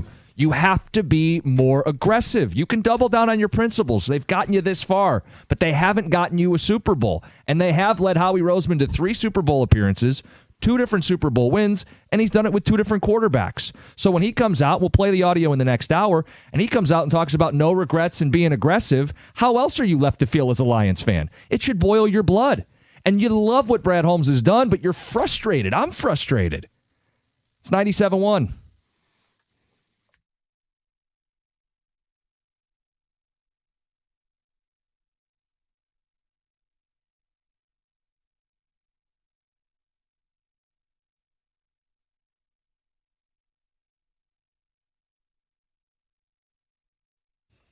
Brought to you by Summit Place Kia. The Red Wings suffered their 5th loss of the season with a 1-0 defeat last night at the hands of the Vegas Golden Knights. The Wings are now 9-5 on the year and 2nd in both the Atlantic Division and Eastern Conference standings.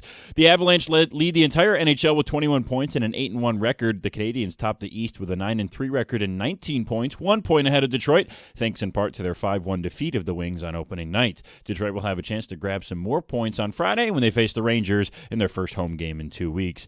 The Utah Jazz are in town to face the Pistons tonight. Detroit is hot on a 3-game win streak as they look to make it 4 over the Jazz with Lauri Markkanen. Tip-off at 7 o'clock right here on 97.1. And in other news, Tom Brady cloned his dog. Yes, the greatest quarterback of all time revealed to People magazine yesterday that his new pup, Junie, is a clone of his family's previous dog, Lua. Brady is an investor in Colossal, a biotech company which created the clone shortly after Lua's death using a blood sample from before she passed in December of 2023. At the Corewell Health Sports Desk, I'm Brendan Shabath. For more, go to 97.1 The Ticket or visit Odyssey.com.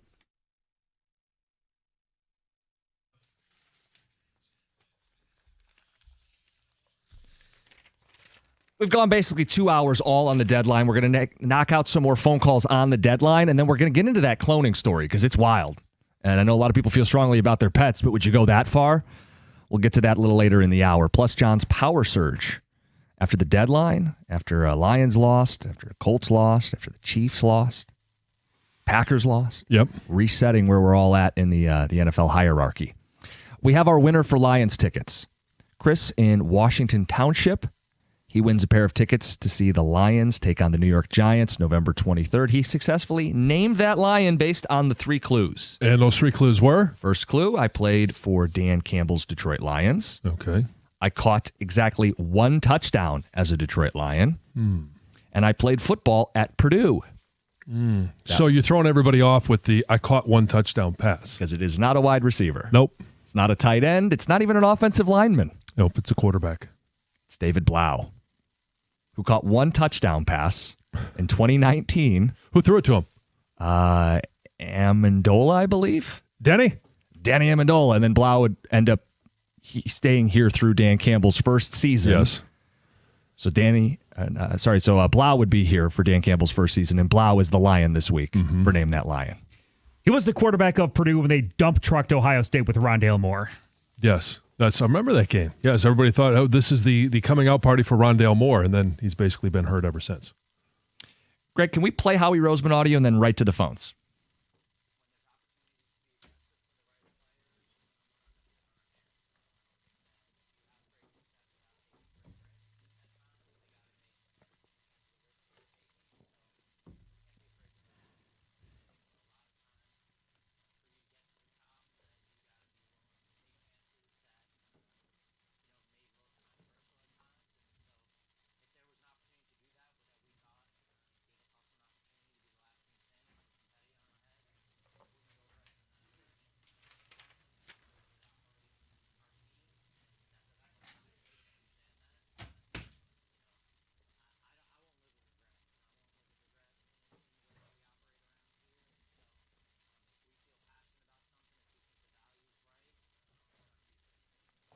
Aggressive, can't be afraid to fail, no regrets. Guy that's reigning Super Bowl champs, built 2 different Super Bowl winners. Let's get to John in Canton. You're on 97.1. Hi, good morning, all. Hey, I just wondered, did the Vikings show the NFL, the way to beat the Lions now is just by blitzing? They could not stop that middle linebacker coming in. I seen, Gibbs. I guess he's smaller, but just getting run over. And, that gives Goff 0 time, I don't Right, because know. it's I up just the think A-gap. Yeah, John, from a pass pro breakdown standpoint, what was your read on it? On Gibbs. I know they said they don't want him to have to stand in there, and I think it was a dozen different instances where he had to step up in the A-gap and block. Well, if he's going to have to step up in the A-gap and block, I don't want him to do it from 7 yards deep, even from 5 yards deep. Then just simply move up, give away that it's a pass, that he's in pass protection. And if that scares away the linebacker from blitzing, then you release. Right. Then he releases into coverage, or he's able to help with one of the guards. But it's really difficult to do that from where they line him up. And other backs can do it. I'm not saying it can't be done. We've seen it done through the history of football, but it's not what he excels at. And he's just not that type of blocker. When you talk about coaching and winning the X's and O's battle, that's the way Minnesota won the X's and O's battle. Because if you have Gibbs in and he's forced to stay in as a blocker, he can't go out in a route, and he's not as good a pass blocker as a David Montgomery is. Yeah, that's one way that Minnesota won on the whiteboard. Well, Minnesota won on the whiteboard in a lot of different ways. And Dan mentioned it yesterday, hey, cross dogs aren't new. and blitzing linebackers in the A-gap is not a new concept. The Lions just didn't block it. Yeah. Let's get to Keith in Southfield. You're on 97.1. Keith, talk to us. Yeah, good morning, guys. Good morning. You know, when I hear Dan, the other day talked about Brad had brought him a couple things to look at. See, this is not just Brad Holmes. Brad Holmes didn't hire Campbell. Campbell was here first. Campbell is part of this as well, and a collaborative, because those are the words they used during the hiring. So they knew that Holmes was a scout. They knew he didn't have 5 years of experience in salary cap and all these glorious things. They knew that because they had other guys that were going to be doing that.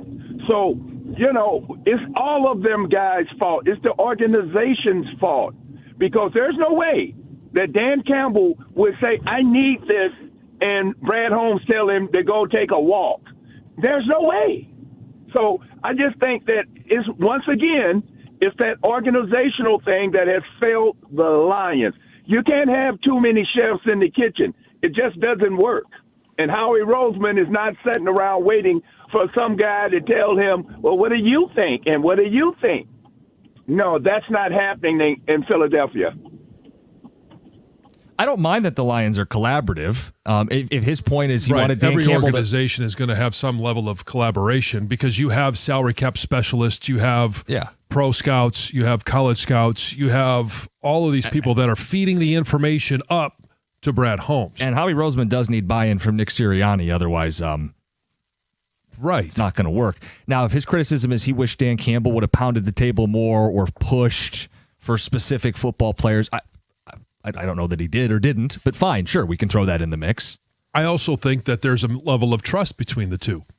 And Dan Campbell is going to say, yeah, I trust that he's building this team along with me and make the right decisions in regards to what are the impacts on salary, what are the impacts on the draft, what are the impacts on the resources we would be giving up for any player that would come in. And Dan Campbell would be the first to tell you, yeah, would he go to Brad Holmes and say, with a grocery list at this time of the year, and say this is what I would really like? Sure. Then it's up to the two of them to decide, okay, what's the priorities and what's it going to cost for us to fill this grocery list? Keith in Oxford, you're on 97.1. Good morning, Keith. Morning. How are you guys today? Hey, using the word frustrated with Holmes, I think, is a little outrageous. One offensive lineman got traded. One. That's it. So to say that and not know what he was doing behind closed doors, it's kind of not, I don't think that's a good word to use. I don't even think it's true. Number two, he's staying exactly true to what he said when he got hired. I want to build a franchise with a future, not a one and done. So I got to give him credit for this. Keith.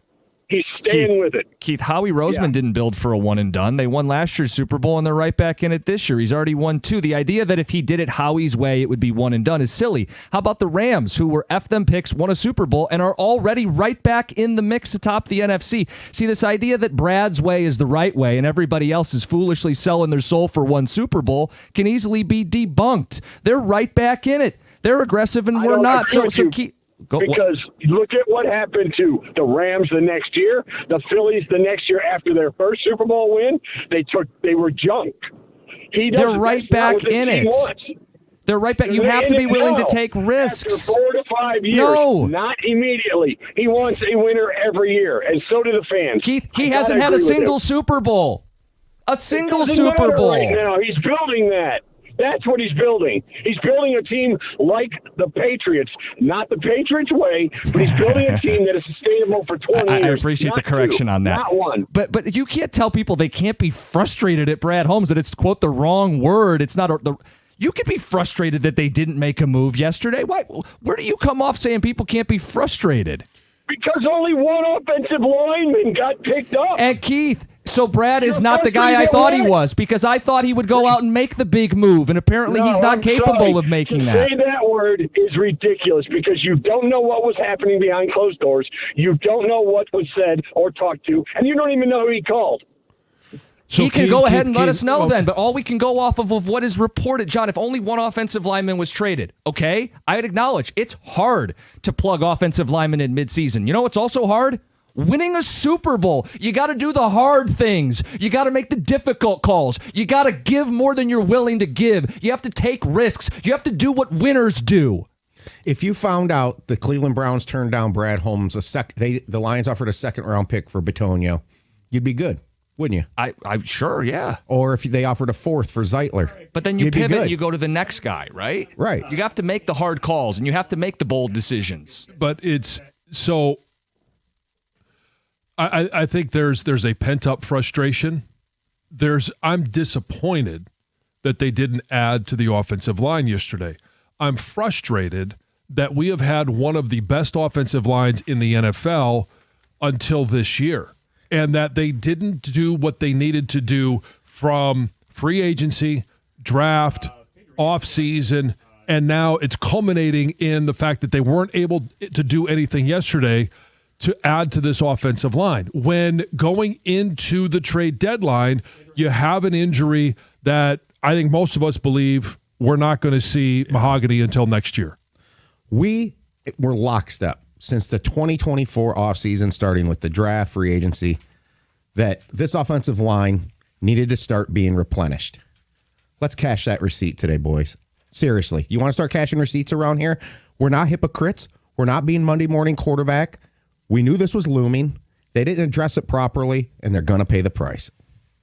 And look, world of receipts, I hope they're playing audio from this show at the parade in February. Yeah. But come on, guys. You're willing to be called up a stage, right?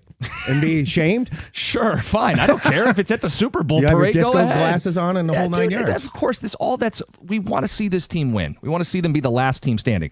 We don't want sustained success where they just win a few divisions but don't ever win anything. Take a hint from the teams that get it done. They're much more willing to take risks.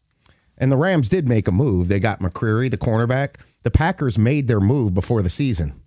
They got Parsons. These people who are saying contenders didn't make moves, yeah, some of them didn't, but some did. I mean, Roseman's added Phillips. He added Carter. Anyway, we'll get to Heather's news. We'll get to cloning your pets. Weird world that we may be entering in. Tom Brady is doing it. We've got the power surge later in the hour. We'll get to John's top teams in the NFL.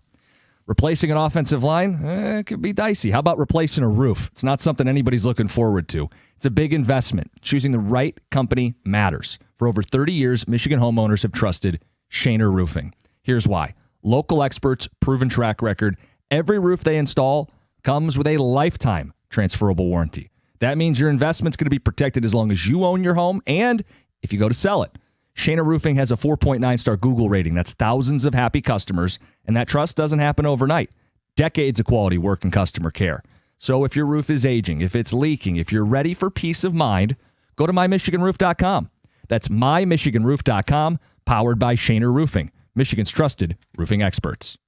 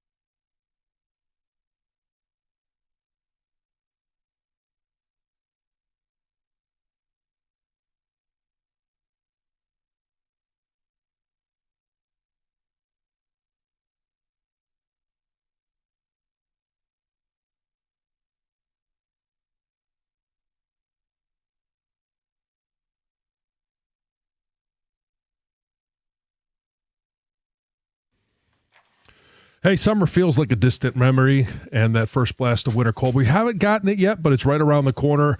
Mastercraft Heating, Cooling, Plumbing, and Electrical will do a complete furnace checkup to make sure it's running properly, but most important, safely. Right now, it's only $79. That's $30 off the regular price. So give them a call today because these spots are filling up, and you don't want to miss out. Don't forget, Mastercraft does plumbing, electrical, and they install generators as well, all at discounted prices. So give them a call now.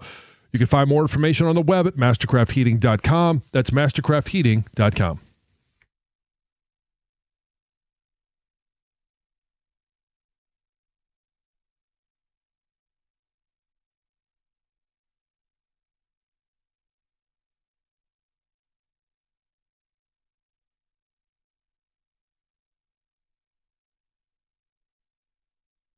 Heather with the news.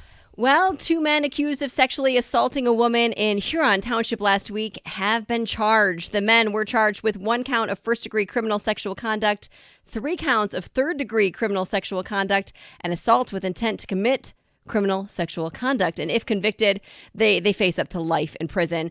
According to police, the victim was invited into a home, then held against her will and sexually assaulted until she was able to escape the next morning. The men were given a $75,000 bond. They'll be back in court on November 12th. So Campbell Hall is one of the oldest operating dorms on Michigan State's campus, and it just reopened in the fall. It had this big renovation, $37 million in renovation, right? So all the things you think about when it comes to a renovation, like redesigned spaces for studying and playing music. They added new elevators and upgraded everything, and they also redid the bathrooms, which, of course, probably needed it. And they made them all co-ed bathrooms. So when the dorm opened, they opened with these gender neutral, like community restrooms that featured single stall showers and toilets that could all be locked.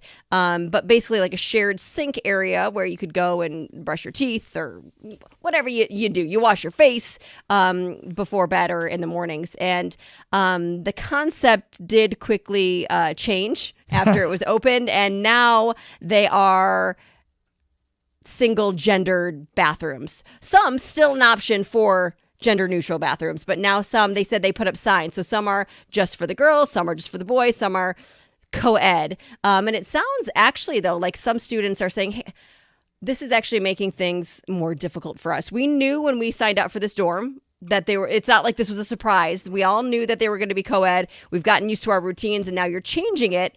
And some students are saying it's more of a hassle because now the bathroom I had been using right across from my dorm is now a women's bathroom only. So now they have to trek to a different floor, go to a different area. And some are saying, hey, we just kind of got used to how it was. But others, of course, said, we don't really like this idea. Let's go back to how it was. What were the dorms like when you were at Michigan? Because at Central, we had our own bathroom for our 4 guys. We did too. Oh, you had a suite. The suite. Yeah. Wow, that's how they do it over in Mount Pleasant. That's right. Well, they do have, like a lame. They do have suite styles at Michigan State as well. Sure. That you can. We choose. had a boys only and a girls only. Okay. Yeah. So when I used to go. But it was still communal. It was like for the whole floor? Yeah. Yeah.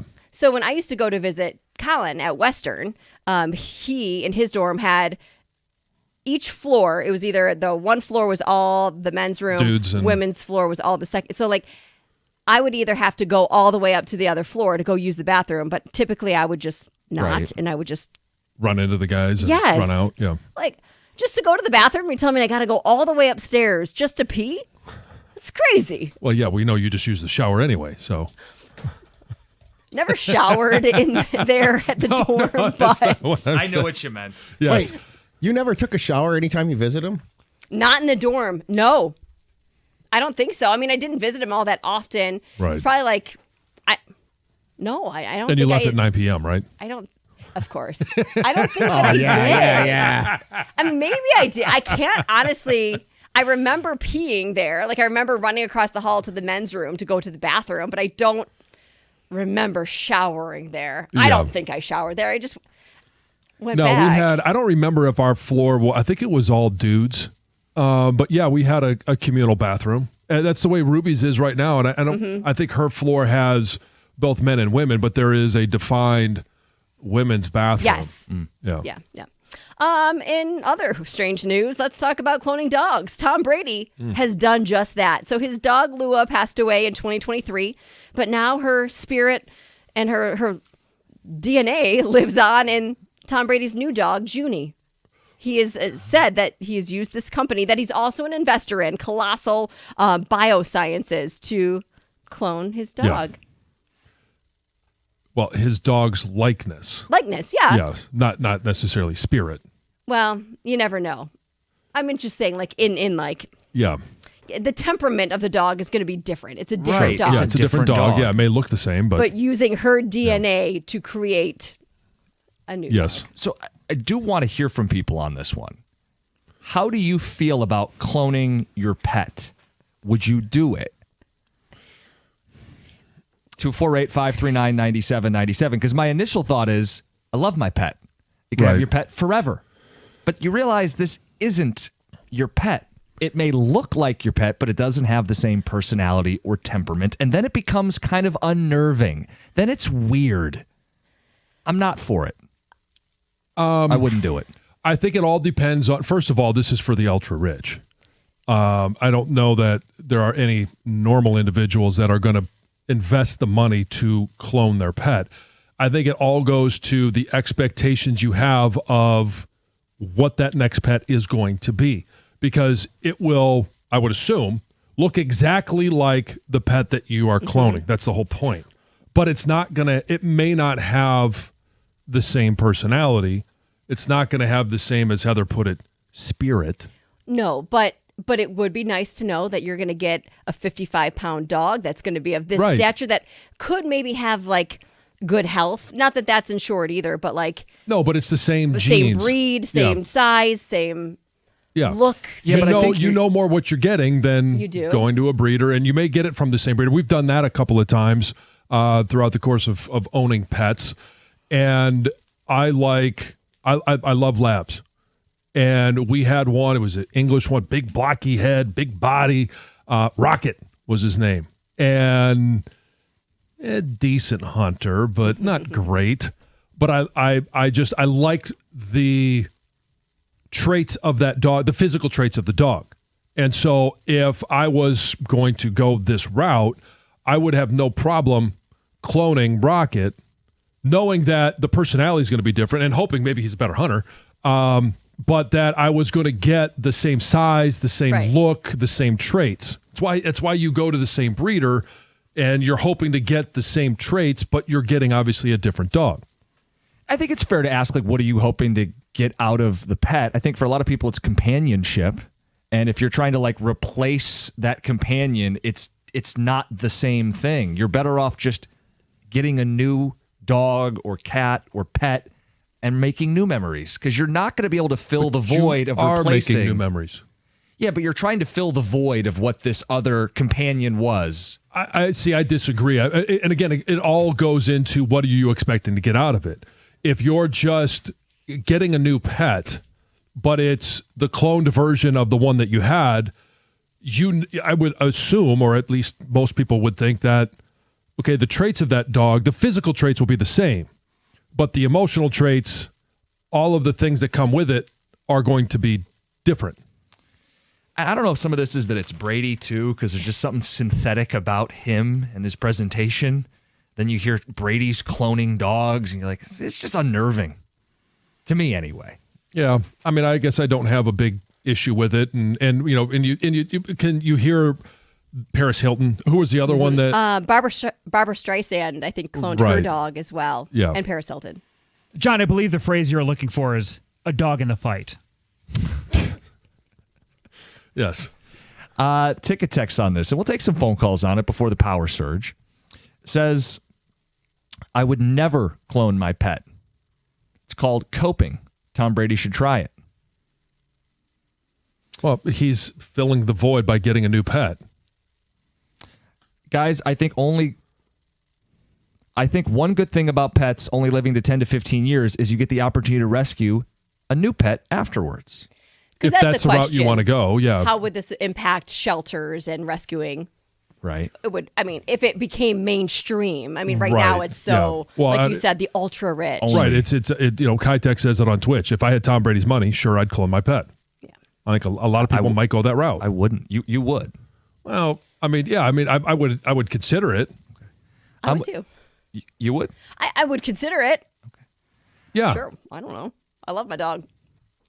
But it's I like the size of my dog. I like the Right. breed of my dog. That's I it. like Yeah, the yeah, I go back characteristics, to- the non-shedding, the color. Would the color be the same? Yeah, I would think so. Yeah, all the physical traits would be the yes. same. Yeah. Yeah. So yeah, I mean, Well, it we sounds had like you just view three- your pet as a vessel. Like it's a physical. Well, I wish I could also clone its temperament because Right. she's a great. I mean, one Right. of them is a better dog. But you're than the not other. guaranteeing. you're not guaranteeing that. Right. It's a reset at that Yeah. point. Yeah. Yeah, it's a new pet. I'm with you. Cookies almost makes your pet feel less special. Sure, it hurts to let go, but it's part of life. Derek in a truck. Yeah, that's true too. All right, we'll I take can see that. a couple phone calls on this. Get more football talk in the mix later in the hour. It's 97.1. Hey, what's up, Detroit? It's your girl, Heather, and I'm always looking for ways to stay on top of my game. So listen, you know how much I rely on my phone for everything. That's why I've got to tell you about this insane deal from Verizon that'll help you be your best self, too. We're talking a low price on the best 5G in Detroit. Seriously, whether I'm blasting my favorite tracks on the morning commute or snagging those last-minute tickets to the hottest new flick. Check this out. You can switch today and pay just $50 a month for a single line. You heard me right, $50 a month for the best 5G in Detroit when you bring your own phone on the unlimited welcome plan with autopay plus taxes and fees. That's a no-brainer, people. Visit your nearest Detroit Verizon store today to lock in this incredible deal. $20 monthly promo credits applied over 36 months with the new line on unlimited welcome. In times of congestion, unlimited 5G and 4G LTE may be temporarily slower than other traffic. Domestic data roaming at 2G speeds, ranking based on Root Metrics Root Score report dated 2H 2024. Your results may vary. Additional terms apply.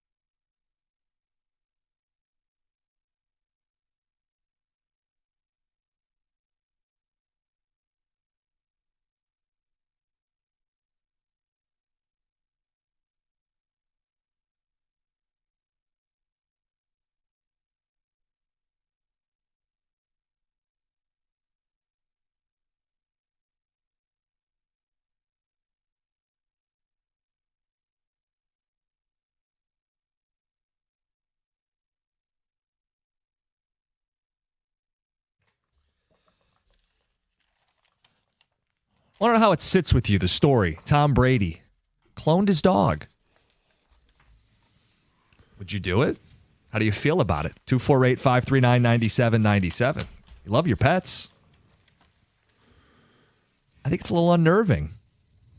But, John, I think you made a good point. Depends what you want in a pet. Right. It all depends on what you're expecting to get out of it. You're expecting the exact same version of personality of, like, you're expecting the same dog, then you're not getting that. You're going to be let down. See, I think for a lot of people, a pet is a companion. You love your pet.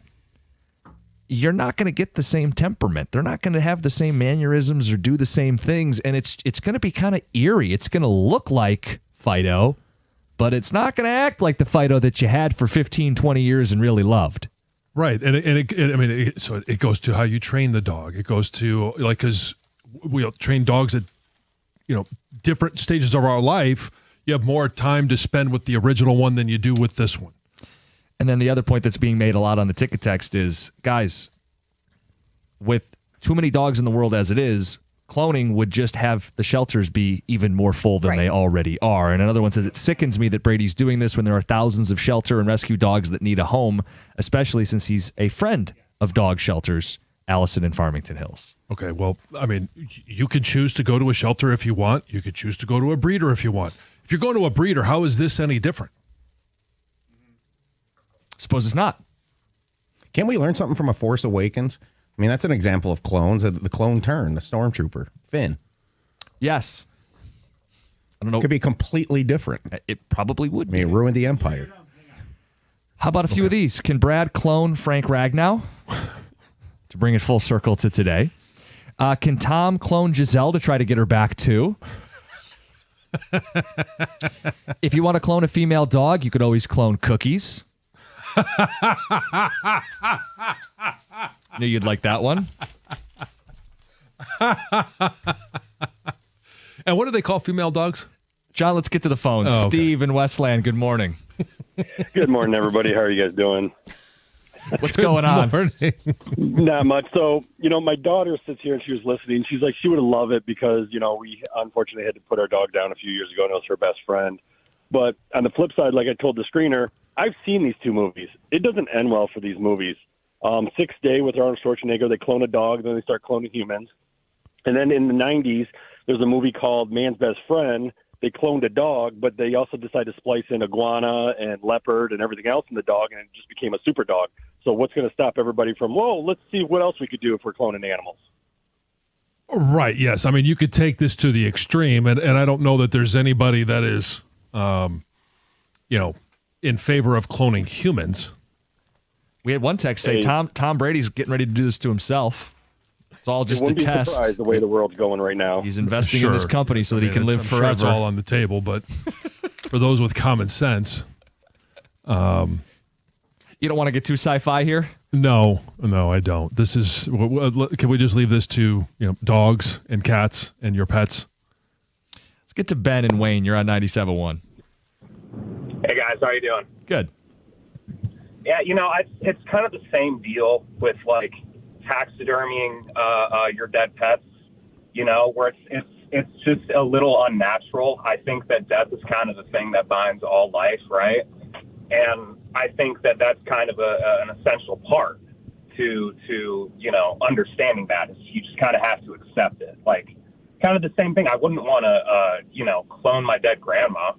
That kind of just removes all the point of living. Yeah, again, if you're talking about people versus dogs, I think it's a completely different conversation. But or pets. And have you ever known anybody that's taxidermied their pet? No, but I've seen it online, and it is a somewhat popular trend. It's kind of popular, and I don't get that because I like if I taxidermied my dog, I don't know how I would feel if I just had him sitting in the corner of the room. Like, that would freak me out. It's weird. That's weird. But this is kind of like people do it. And I feel like cloning your pets isn't that much different. I'm kind of with you. Like, it's like the taxidermy animal comes back to life. It feels different to me. Yeah. I'll go back to there's a lot of people that go to the same breeder.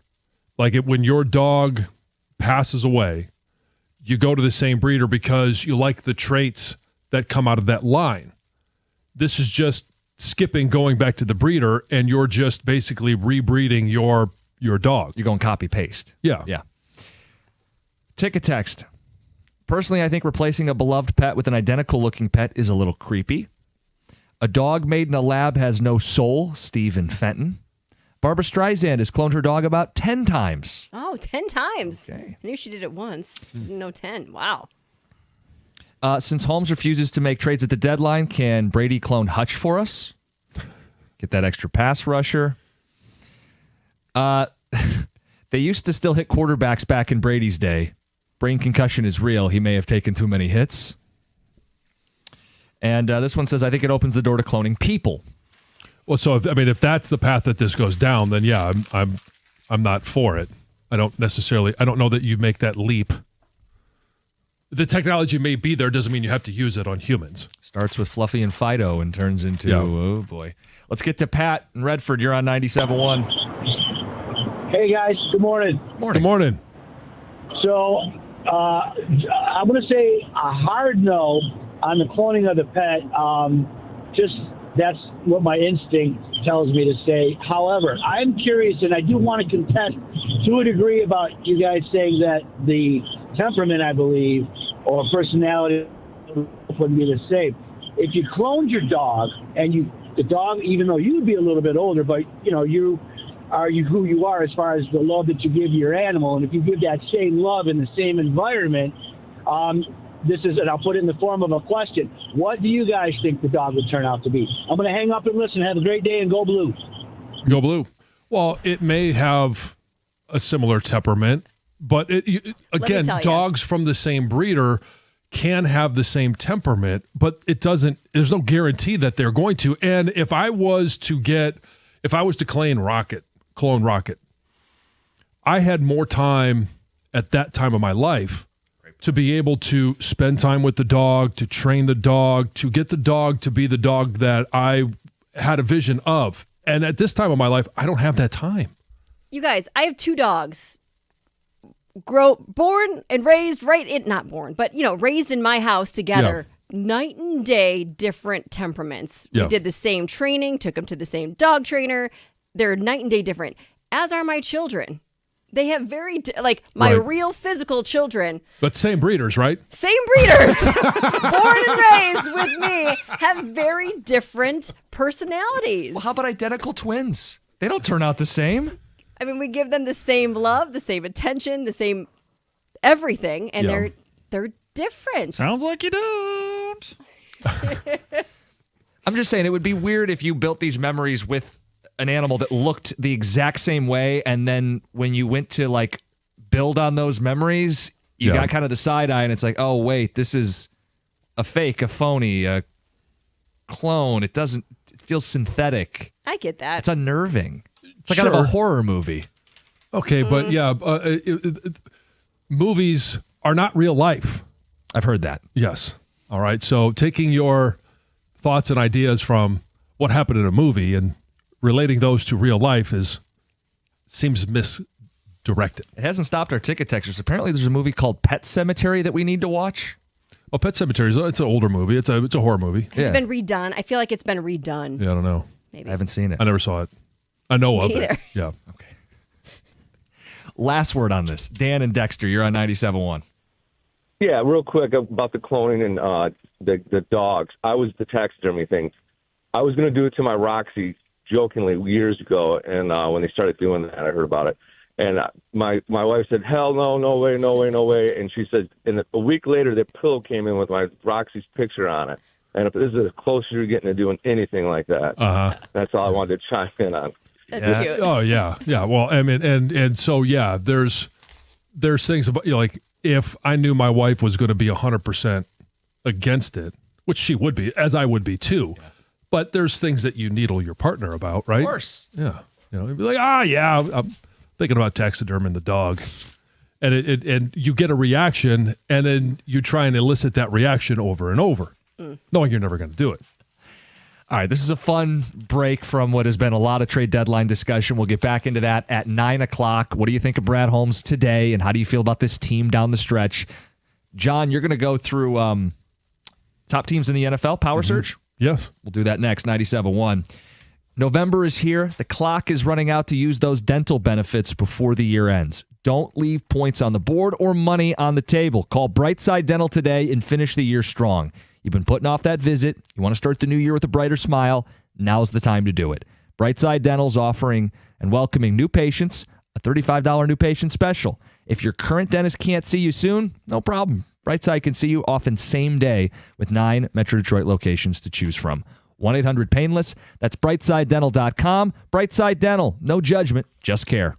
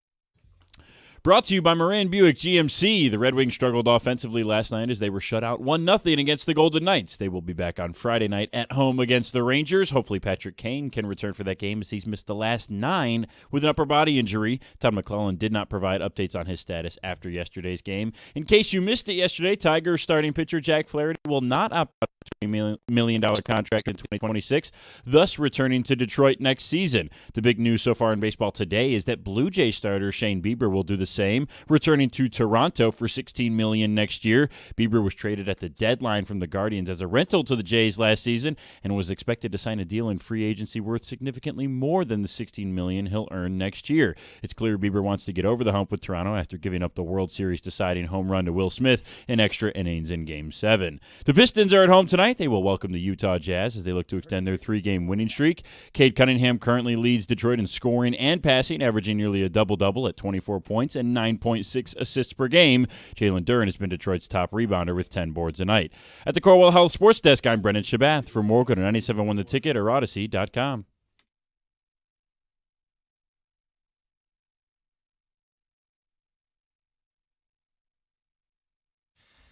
All right, let it rip. Let's get back into it. 9 o'clock hour. Good morning, 97.1. Jim Costa, John Jansen, Heather Park, Govin Gregg behind the glass. You heard Brendan Shabath on the updates.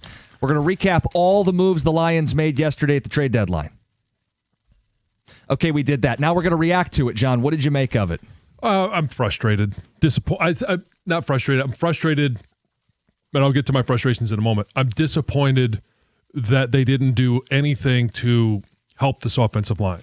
It's an offensive line that is one that we're not accustomed to, one that struggles. And the frustration goes back to the offseason. Free agency, you didn't do anything to help this offensive line, knowing that you are losing Zeitler. They didn't re-sign him. They let him go down to Tennessee. He wanted to go to Tennessee. Maybe they wanted to re-sign him, but it didn't happen. You don't have an answer for this offensive line. And then you go to the draft and you get Tate Ratledge, right? That's great. Love it. I think he's going to be a really good player for this offensive line. But when Frank retires, you don't have to wait to the trade deadline to make a trade. You can explore those options even before the season starts, which is probably the better time because, as we know, historically, offensive linemen are not traded at the trade deadline, and it's really hard to get them up to speed for the full breadth of the offense and the terminology, the calls, everything that goes into playing offensive line to then say at the trade deadline, okay, well, we're going to insert this guy, and we expect you to now be a top 3 offensive line. I'm frustrated because they didn't address the offensive line from free agency, draft, post-free agency, all the way up to training camp, and now we're left with a banged-up, insufficient offensive line. Insufficient's a great word because the goal is to win a Super Bowl. You're going to have to win 4 playoff games. You're going to have to face fronts like Philly and Los Angeles and Green Bay. And Brad Holmes let this team down yesterday. I'm frustrated because I feel like he let this team down. They're going to have to go into battle wounded. And I'm not canceling the season today. John, they're going to show up on Sunday and they're going to play Washington. And they're going to play Philly on the road. And they're going to give this their best shot. The team will fight like hell. I just hate that they didn't get enough support from the executive at the trade deadline. There was an offensive lineman traded for Lint. A 6th-round pick in 2027 is what it took to get a starting guard from the New Orleans Saints. And if you don't think he's an all-pro, fine. But he's at least a body who plays with a mean streak, a former first-round pick that has a little versatility, more of a natural guard. There was a move made on the offensive line. And if you don't like him, okay, it's hard to get offensive linemen. It's also hard to win the Super Bowl. You're supposed to be the general manager who is great and gets creative and swings a deal. That's what he did last year. He filled their need at edge, giving up a day 3 pick for Za'Darius. He failed to do that this year on the offensive line. It's a harder job, but if he's the guy we think he is, you got to do the hard things necessary to win a Super Bowl. So Penning that went to the Chargers. I don't know that he is better than Awosika. He may be very similar. What did Dan say? Well, we're not going to trade for guys if they're not as good or better than what we have. The issue I will say is he's probably better than the next backup. Right. So you could add depth. And what happens if Taylor Decker goes down? if Penning is in there, or even if he's that swing guy that you've got, the 6th or the 7th guy that's up on game day, and all of a sudden he goes out, you could put him in. I don't know that he's an upgrade over Skipper. I just bring the point because people say you can't trade for offensive linemen. Someone so literally there was did. one dealt, and would you have been happy with that trade here simply for them to make a trade? Because I don't know that he's better than Owosika, and I don't think at tackle that he is as good as what Skipper is. Yeah, I just think he gives you some depth because it's a war of attrition and you're already taking on water. And, John, I think you're right that this frustration really goes back further than yesterday. When I started doing mornings with you, the first draft we had together was the 2024 draft. And I remember we spent a lot of time breaking down guards and centers to plan ahead. And when they took Terrion Arnold, okay, cool. Yeah, because they needed a corner. Yeah, we need a corner fight. Second round, maybe that's when we get to the trenches. No, they doubled down on corner. And they got Mahogany late, so it's not like the draft was a total disaster, but they need multiple bodies. And from last draft, this draft, free agency, they are beat up. They don't have enough. It's the lifeblood of this football team, and it needed to be replenished. And I hope they're blaring this stuff as receipts at the Super Bowl parade. But, John, this makes it incredibly difficult. It's not over, but they made it harder on themselves by sitting on their hands. Right. And, I mean, Owosika went in the NFC Championship game. Played really well. Played well enough to win. Do you think you could have done it for 4 straight playoff games and Band-Aided the offensive line? That's the challenge in front of them now. So, but my point is, Owosika going in there with Decker in there, Graham playing at center, and Ratledge at guard, obviously Sewell at tackle. Like, is that an offensive line that can get you to a Super Bowl? I would say yes, but it is going to be an absolute grind. Hold your breath throughout the rest of the entire of the regular season and postseason. So how do you feel about Brad Holmes? How do you feel about the Lions' chances? And where we go from here? 248-539-9797. And honestly, the way I'm going to be watching the games is I'll be watching the production of the offensive line, the techniques, and what they're doing. But after every play, I want to make sure every single one of those guys gets up off the ground. Yeah. As soon as one of the offensive linemen is on the ground and has to limp off, now it's, okay, well, let's see what happens now. And you've made this point, I think it's a good one. The Lions specifically cannot absorb another offensive line injury because their quarterback doesn't extend plays the way other quarterbacks do. No, and I've used this example before where I have no idea why Kansas City refuses to give Patrick Mahomes a decent offensive line because it seems like he's always running for his life and they got guys that are jumping off sides and can't make blocks. But they've been able to win a Super Bowl that way, multiple Super Bowls, because Patrick Mahomes is mobile, because he can make plays off schedule. That's not Jared Goff. I do believe you can win a Super Bowl with Jared Goff, but he needs to be well protected. He can't come out of a season being the most sacked he's ever been in his career, and you think that that's a recipe for success. What happens when quarterbacks get hit? Every single one hurts a little bit more. And then you get to week 14 or 15, and God forbid he takes another hit, and then he's the one that doesn't get up. What happens at that point? Right. Yeah. Game, set, match. It's over at that point. You're done. And so that's the fire that they're playing with. Yeah, there's no margin for error now. And those offensive line issues multiply. Like 1 turns into 2, turns into 4, turns into because there's nothing to stop the dam. I mean, that is the wall that stops the pass rush. And I do understand that, okay, there were 3 weeks where there were no sacks given up.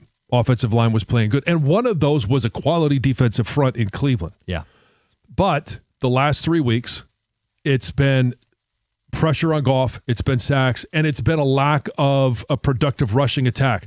And now you put the injury that happened on Sunday with Mahogany, you put the performance and the loss, and now the trade deadline follows and you don't do anything. So I think there's a lot of frustration built up from the loss that is also being transferred to doing nothing at the trade deadline. So I understand people's frustration, but I also want to say I still think that this team can win a Super Bowl. It's just going to be an absolute grind. They made it harder on themselves. It does feel like they lost twice. It was only one loss to Minnesota, but you throw the deadline, and then it feels like you lost twice. John, I think this team has a lot of personal pride. I wouldn't be surprised if they come out and it's a much more buttoned-up operation on the road against the Commanders this week. My issue is the inconsistency. Can you sustain high-level offensive line play down the regular season stretch, but more importantly, week over week over week, without having your quarterback get caved in? And as a player, especially as an offensive lineman, when you go out there and you put that performance, because it's not, okay, Penei Sewell played fine. It's the group. And you're taking shots as a group. Everywhere across the NFL, they're talking about the questions of can they pick up a cross dog? Can they block one-on-one? Can they win battles? Can they run the ball? Like, you want to be able to get out there and answer those questions. They'll get a chance to do that somewhat against Washington on Sunday. But we will know answers 2 weeks from now. Sunday Night Football, Philadelphia. Sunday Night Football, Philadelphia. In Philly. And so I love the fact that they're going to have a chance to answer these. We don't have to wait to the playoffs to see a playoff matchup. We're going to get a chance to see that in less than 10 days. It's funny you should mention Philly. We're going to play the Howie Roseman audio that's going to get people's blood boiling later in the hour, because that is the comparison, right? They are the reigning champs. Mm-hmm. They have acted in a way where they are aggressive in pursuit of Super Bowls, plural. Howie Roseman has done the job. He's built a Super Bowl winner with one quarterback. Built a Super Bowl winner with a different quarterback. He's been to 3 Super Bowls. Well, you'd think this aggressiveness is going to bite them and they're not going to, well, they're one and done. No, they're right back in it again this year. And once again, putting the foot on the pedal to the metal. They're going for it. And you can't help but feel inadequate when you look at your guy not doing the same thing. Like, our guy has built his team into an NFC contender and a Super Bowl contender, and they themselves have said that is the goal. Action's got to back it up. The Rams F them picks, won a Super Bowl, they're right back at it. Eagles do this stuff, and they're right back at it. So why can't we do the same here? I think that's part of where the frustration comes from. We'll knock out your phone calls next. We'll play a little Howie Roseman. It's 97.1. Injury attorney David Feminio is the guy you want to call if you've ever been hurt in an accident. But what he really wants is for all of us to be safe. He knows how tragic accidents can be. That's why he started David's Driving Edge, to spread awareness and about distracted driving and help us with all the tips to be better prepared on the road. If you can prevent accidents before they happen, that's the real win. Learn more at getdavidgetpaid.com/driving edge. That's getdavidgetpaid.com/driving edge.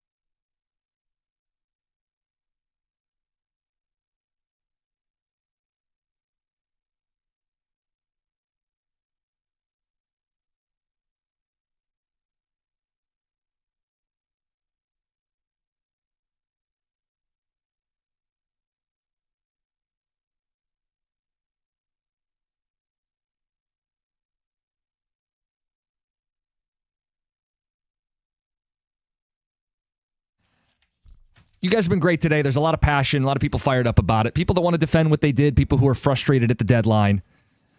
We'll get to the phones, 248-539-9797. Just for the sake of conversation, Howie Roseman spoke yesterday, Eagles general manager. And for everybody who says, well, Brad's done a great job, they're right. But someone's done a better job. His name's Howie Roseman.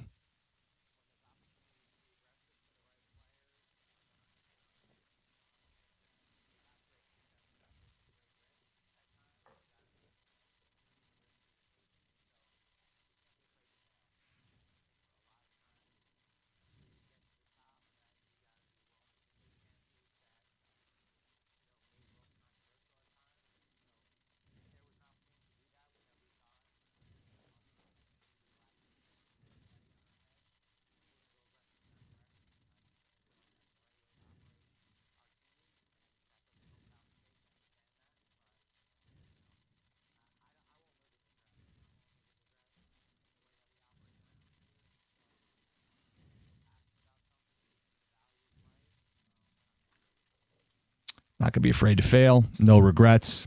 He's won 2 Super Bowls. That's what a guy who's won Super Bowls sounds like and acts like. Okay. A little context in that as well. What were the additions that they made? They were on the defensive side, right? Mm-hmm. Where are they ranked right now defensively? You tell me.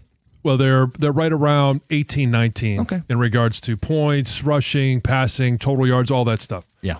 So is he making trades right now? Okay, Super Bowls are a part of his resume, so you can't argue that.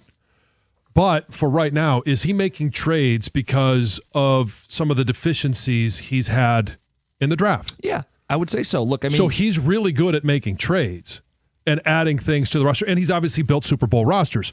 But I would argue that, just like I said, there are things that each GM, each coach, each player, things they excel at, things that they could get better at. He could get better at the draft. He's really good at making trades. Brad Holmes is really good at the draft, certainly needs to be a little bit better at making trades. Right, but I also don't want to characterize Howie Roseman as a bad drafter. He's also a very, very good drafter. Well, and he's moved around a lot, too. One of the things that I think he has done a really good job of is building draft capital.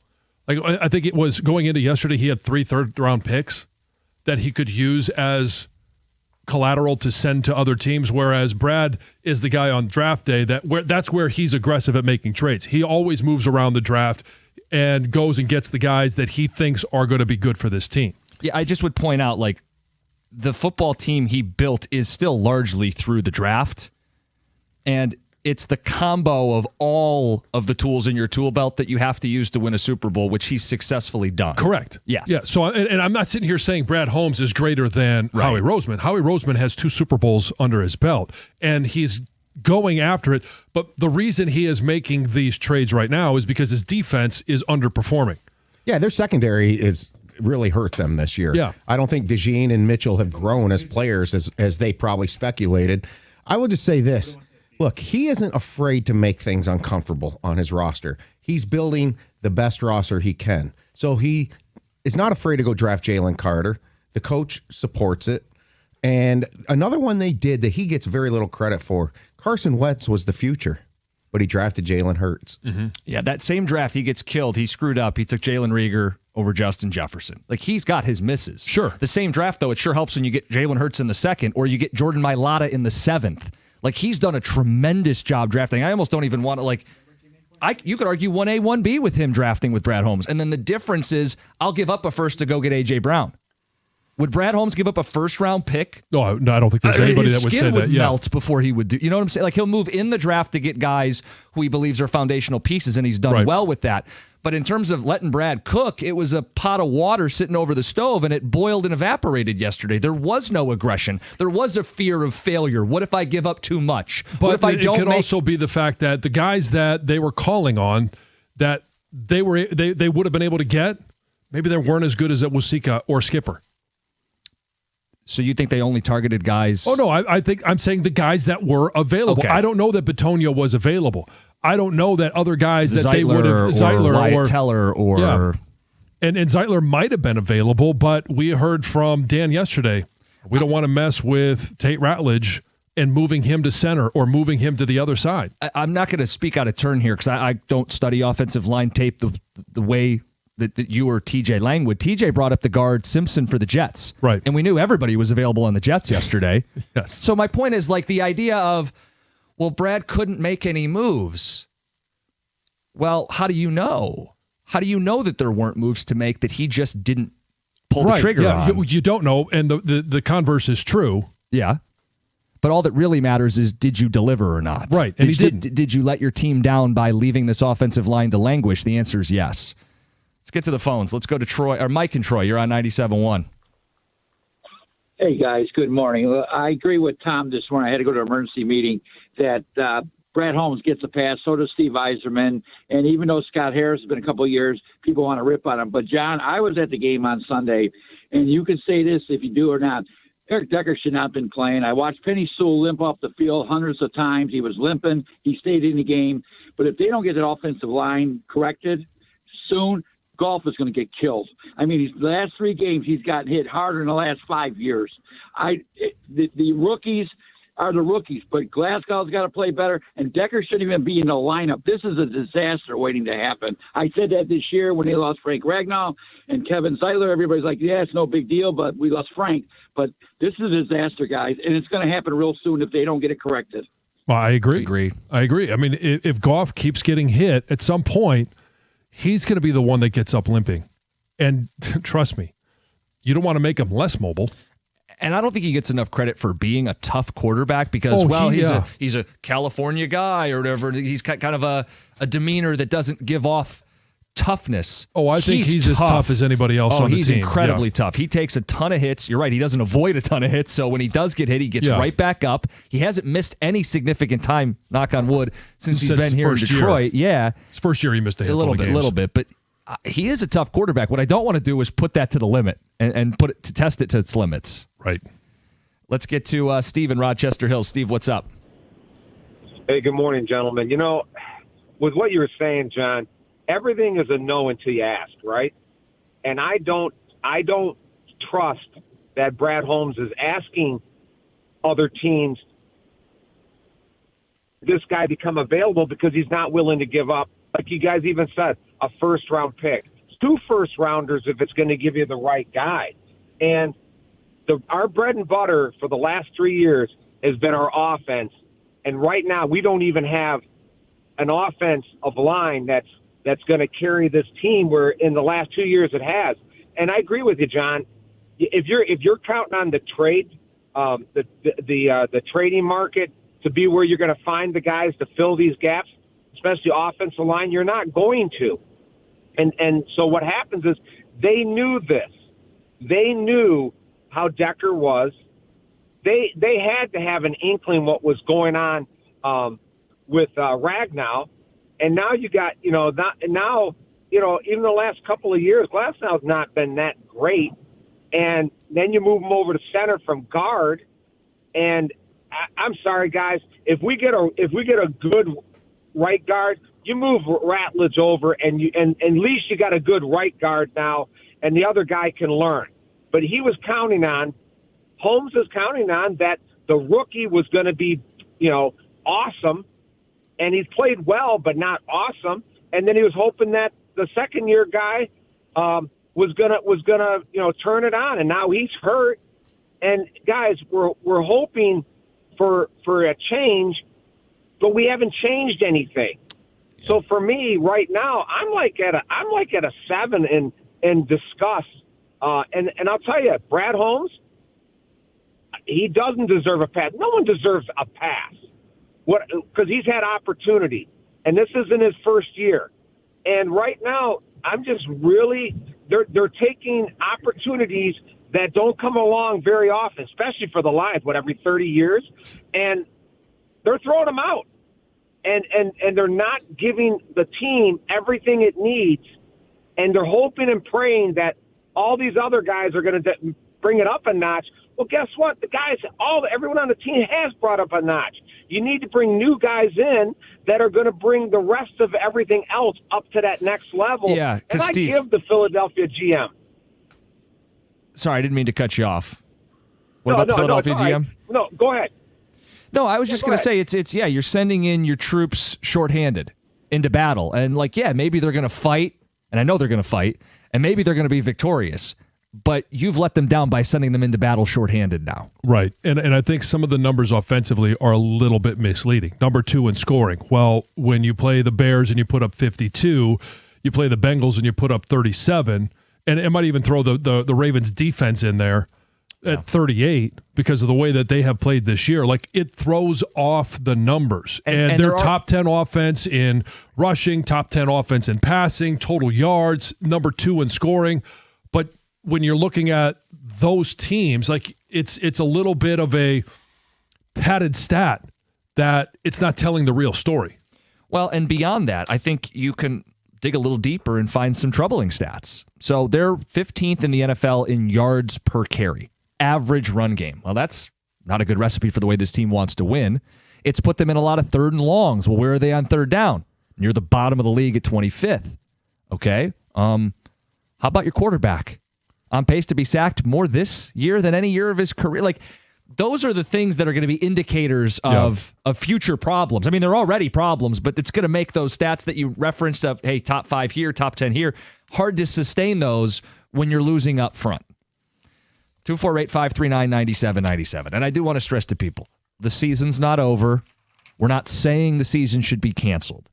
We're disappointed, frustrated. Those are some of the words we've used today. This football team is going to get back on the horse, and they're going to play more football games. And they're going to have to fight, and they're going to have to scrap, and they're going to have to claw, and it's going to play into the grit stereotype, but it's going to be a hell of a lot harder to win with the way they're constructed and the way they're playing up front. It's 97-1. Hey, I want to highlight a great value, and it's the value that your Metro Detroit Buick GMC dealers are bringing you this month. If you're looking for a stylish SUV, here's an option for you. You can lease a new Buick Encore GX for just $199 a month.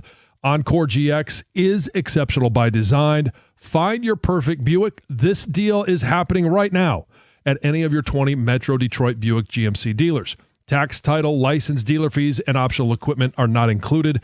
Dealer sets the final price based on due-it signing amount of $3,849.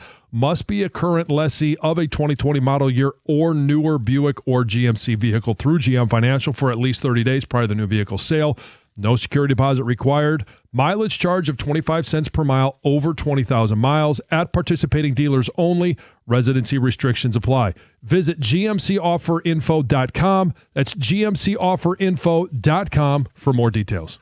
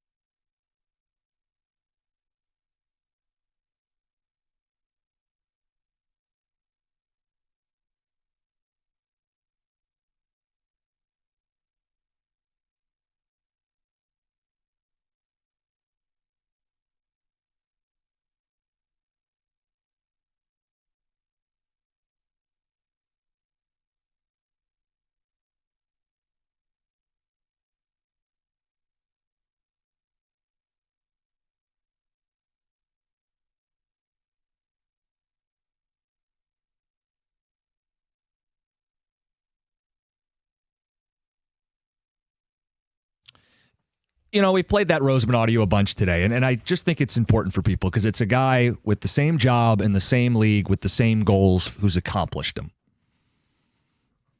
Lions stayed and stood pat at the deadline yesterday. And a lot of you suspected that. That was kind of like, well, Holmes isn't going to make a big splash. It doesn't make it any better, though. And now they're going to go into battle shorthanded. You know, this offensive line's banged up, beat up, and wasn't playing particularly well when they were healthy. They can get better. We're going to root like hell for them. Yeah. You know, as Lions fans, we want to see this team overcome, but I can't help but feel like the general manager let them down at the deadline. We'll get some of your phone calls, 248-539-9797. We go to Benjamin, St. Clair Shores. You're on 97.1. Hey, guys. Good morning, first of all.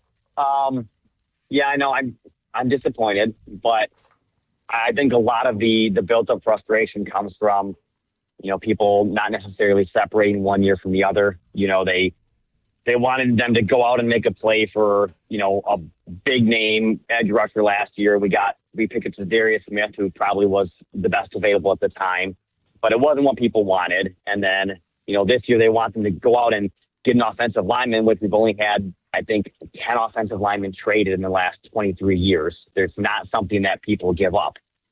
And so, yes, did I want him to go out and get an offensive lineman? Yes. And I'm disappointed that something didn't happen. But, you know, I also don't know all the calls that may have happened behind closed doors. Maybe they tried.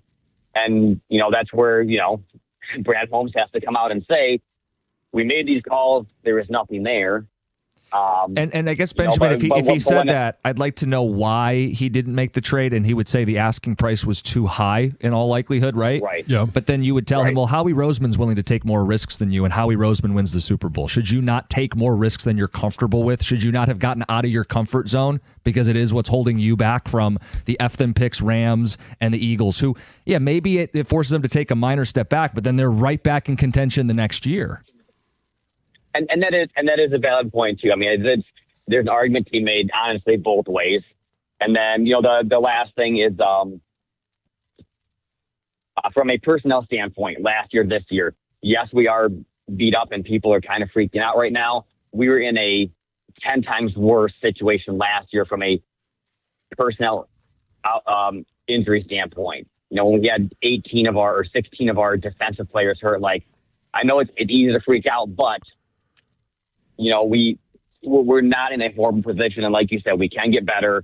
And, you know, if you look at our schedule the rest of the way, you know, we do have a path to the playoffs and ways to get better moving forward. You're right. I mean, you get some guys back, eventually Kirby Joseph, DJ Reed, guys in the back end. Aleem McNeil has only played 2 football games this season. Sure, I see all of that. Well, the frustrating part is the identity of this team is the offensive line. And right now, it's not the identity of this team. They're not running the ball the way that they need to be a successful team. They're not protecting Goff the way that they need to for this offense to be the offense that it can be.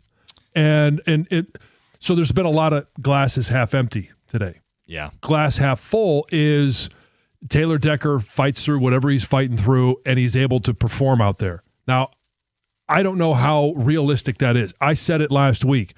With 10 games left, now 9 games left. How many of those games is he going to be starting? How many of those games will he be able to play and fight through? I don't think it's all 9 games. So is it once or twice you're going to see Skipper, or is it more? Those are questions. And again, we don't have those answers to, but Owosika, who is going to be the starting left guard, what did he do in the NFC Championship game? Held his own. He more than held his own. He played well. What is Owosika in right now? His 4th season. This is a golden opportunity for him to go in there and show that, hey, I got passed over. I should have been the starting guard all along. I have 4 years of experience, whether it's playing, it's coming in as a backup. I have a chance to go out there and make myself a hell of a lot of money by showing that I can be a starting guard in this league. There is a call that I want to get to after the news. The guy's been waiting, and he wants to make a point about a guy we haven't brought up on the offensive line yet. Okay. You see him on line 2? Yeah. If he holds, we'll get to him, plus a bunch of Lions calls. But first, Heather with the news. This news is coming to you by Gardner White. Hey, listen to this story. A former Atlanta Hawks executive has been arrested and charged with fraud and embezzling more than $3.8 million from the franchise. Yes, this guy, Lester Jones, he was the team's senior vice president of financial planning and analysis, and he allegedly used all of this money he took for luxury travel, for cars, for designer goods, and he was caught after he sent a request to the team's accounting department in January asking for the team to pay about $300,000 in an American Express bill for a stay at the Wynn Hotel in Las Vegas. And it kind of coincided to when the Hawks would have been there. So the team said, oh, okay, they probably stay there, paid it off. Well, federal prosecutor said actually there was never any stay at all at the Wynn. He just completely made it up to get this money. Yeah, and it sounds like he had control over the team's American Express card, and he could authorize charges on it. He made multiple corporate cards for himself as well.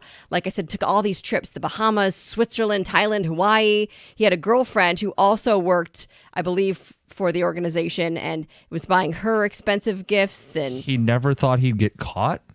apparently, they never do, Jim. I know, but it just seems so stupid when you say it out What was his loud. name? His name was Lester Jones. Oh, yeah, they put a new sign on its office. No less, no more. Sure. Detroit elected its first new mayor in more than a decade. Mary Sheffield, the current city council president, will be replacing, obviously, outgoing Mayor Mike Duggan. She's the city's first ever female mayor, so kind of made history, but it's not the first time she made history in the city. In 2022, she became the youngest person ever elected city council president. She was considered a front runner kind of from the get-go. She defeated Reverend Solomon Kinlock with 77% of the votes. She says she wants to make sure neighborhoods in the cities are not neglected. Plus, she also wants to tackle poverty and crime as well. So the massive 2-year I-696 reconstruction project is actually at its halfway point, just about. And everything is right on schedule. That's the good news, right? But MDOT says, be prepared for some major traffic shifts soon. So while everything's on track, you're going to be experiencing some more issues, right? So right now, drivers need to be prepared for a big traffic shift planned for Friday, November 14th. So crews are planning to switch westbound I-696 traffic from I-75 to M10 over the eastbound side. They're going to then rebuild the westbound lanes. So you're going to get to use the new side. This traffic will switch this traffic switch will limit the entrance exit ramps available for westbound traffic. So there's a big list of which exits will be affected. Check that out. It starts at 8 p.m. on Friday, November 14th. It lasts through 10 a.m. on Sunday, November 17th. So not too long, but a little weekend shift there. So stick shifts could be making a comeback. Not really. I don't think we're going to be seeing I love the manual transmission. Car, manufacturers producing more of these. They're actually kind of hard to find these days. But parents believe that stick shifts are the solution to distracted driving, and more parents are trying to get their children a manual vehicle because of that. And I get it. You have to be uber focused on what you're doing. You can't, be distracted by your cell phone as you're shifting. I've never mastered one. I drive one though, can't you? I drove one well enough when I did ballet. I had to be able to drive one and park one, which I could do, but I've never driven one on a road. So you did the hardest part, in and out of first gear. When I would Everything wait, after that is easy. I'd wait for the members to get inside so they didn't hear me stall out if I did. So I was like, are they far away? Okay, good, because I'm driving their super expensive car. And just Yeah. Grind it till you find it. As the youngest member of the show, I can tell you that I've never driven a stick You've never? shift. Yeah, there's a shock. I mean, it's not that. They don't make sticks in For electric EVs. vehicles. Yeah, I've owned an EV for all of 3 or 4 years of my life, but Yeah. before that, still no stick shift. I'd like They've to just learn. been phased out. Oh, I mean, I would never need it, but I love driving a manual transmission. What is it about I just feel like I like driving, and so I like being a more participant in the driving and for towing vehicles, for doing other things. It's just easier to control the vehicle, in my opinion, and the engine, which is obvious. Yes. Heather with the news. Got a bunch of calls to get to. Wrap up a conversation today about the Lions post-deadline. It's 97.1. FanDuel is putting you in control right from the start of the NBA season and from the tip-off of every game, because every day to start the season, you get to choose your reward. You can take a shot with a profit boost, play it cool with a no-sweat bet, or get a little backup with a bet back token. And all you got to do is think about what kind of bettor you are. Are you bold? Are you the bold one that always is chasing the big parlay? Or maybe you're the careful strategist who plays it smart with a no-sweat bet. You can make your pick, get in the game, and play it how you want to play it. All you have to do is head to FanDuel.com/971Detroit to make your choice. That's FanDuel.com/971Detroit. Must be 21 or over and present in Michigan. Opt-in required. Rewards are non-withdrawable. Restrictions apply, including bonus and token expiration, leg requirements, and max wager amount. See terms at sportsbook.fanduel.com. If you have a gambling problem, call 1-800-GAMBLER.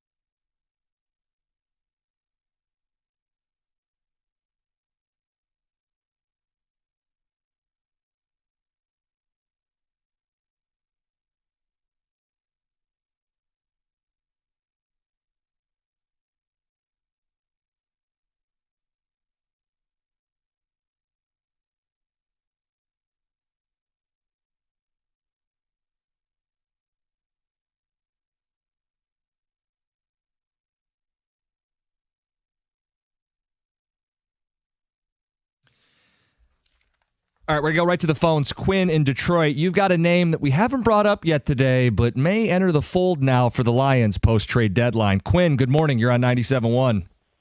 Hey, good morning, fellas. Thanks for taking the call first and foremost. Yeah, thanks for waiting. What do you got? Yeah, Miles Frazier. Was he drafted to be a starter, or is he just depth? First question. And I have something else. After listening to everyone, what I realize is the offensive window and the offensive line are on two different timelines, because all the guys who went to war from the previous regime that were left are fading out. So now we have to teach and tutor our pups, get them some war wounds. So we're going to go through some hardships because we're on two different timelines. Because if you think about it, Miles Frazier, all the other guys we just drafted, they're the new guys. But our talent and our window, so to speak, is in this time. We're all expecting for it to go now, but we're basically rebuilding everything offensive line-wise. So that's why we're having this issue. But this had that. You guys go ahead, talk. I'll listen. So Miles Frazier was, a 5th-round pick this year. And as far as I know, is he still on the out list?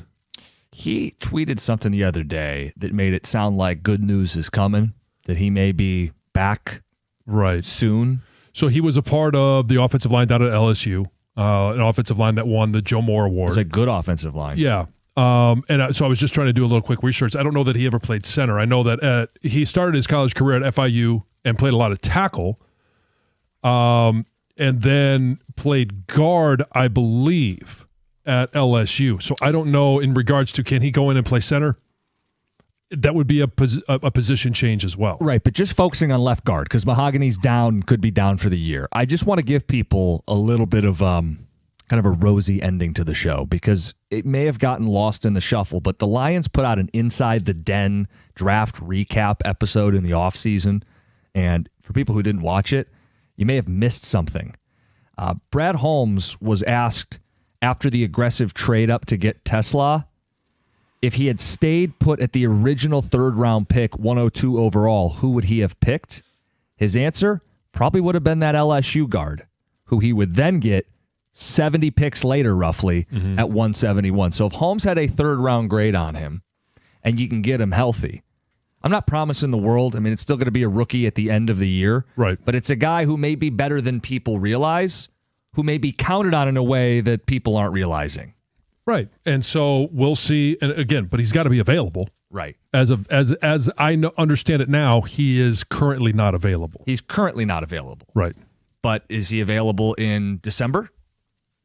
Is he available in January? I don't know. Again, ideally, I'm not dropping a guy in for the playoffs, but if he can come in and play a little bit and grow into a role, maybe he's a pleasant surprise. That's all I'm saying. Like Mahogany was at the end of last year. Sure. I think that's a good way to put it. Mm-hmm. So, I mean, yeah, sure, it's possible. But the need is now. Right. Sean and Novi, what's up? Hey, guys. Big fan of the show. Just wanted to bring up something that no one has. I've been around for championships here in Detroit, and I know what it takes to win. You go out and get superstars. You go out and get talent that helped you win a championship. Look back in the day with Rasheed Wallace. Remember all the negative press we got saying that he was going to destroy the team? What ends up happening? We go out and win 2 championships. What I think is coming down to is 2 things. Either one, the Ford family is not willing to put up the money. They're saying, hey, Brad, we gave you the money. This is what we got. This is what we're going to go with. They've spent nearly $1 billion on this roster. I don't know that they're saying we're not going to pay our guys. No, I'm not saying that. What I'm saying is that you got the money for the guys that we have. We're not going to go out and spend any more money on yeah, but these aren't like break the bank moves. You got a second point. We'll let you get to it. But this is not the deadline additions that are made year after year are not break the bank kind of moves. No. No, understood. But I'm just saying for the Ford family for the last 50 years, they haven't exactly done everything right. That's my whole point. No, but Sheila's done a lot of right now. Yeah. Yeah, no. And the second thing is that Brad is starting to believe his own hype. Now, I'm one of those people that have said he has not done a great job. Look at Emmanuel Mosley, $6.9 million a year. The guy didn't even play a snap. Then you have Marcus Davenport. I mean, what do we have to do? Do we have to put people out there and say, hey, they're injured, maybe Brad will have an opportunity to go get them? He seems like he's always bottom of the barrel shopping. When you're at this pinnacle of the sports world, you're at the top, you don't go bottom shopping. You go out and get guys that will win championships. Look at the Wings. Look at the Pistons. Yeah, look at the Eagles. Sean, it's interesting that you bring up like the other Detroit teams, because I was thinking about this a little bit yesterday, just how long it's been since we had that deadline that fans crave, that big, bold, aggressive buying deadline when you're chasing a championship, and you do have to start going back. Sure. Like, I think it's probably David Price in 2014 for the Detroit Tigers. It didn't lead to a championship. This isn't a silver bullet guarantee, but that's the last one that I remember. Right. And since then, have any of our teams until now been in a position? No. Right. So it's disappointing that they weren't able to add anything to this team, especially on the offensive line. But I still think that this is a team that can go out there and compete for a Super Bowl. It's just going to be a grind. Yeah. It's going to be a grind. It's going to be harder. Gator?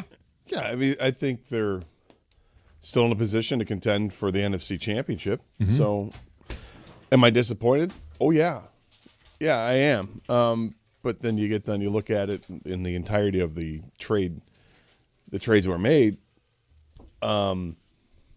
The guy wasn't there, I guess. It wasn't traded. I mean, does that mean that they weren't available, or does that just mean that the price was too high to go get the guys? I don't know.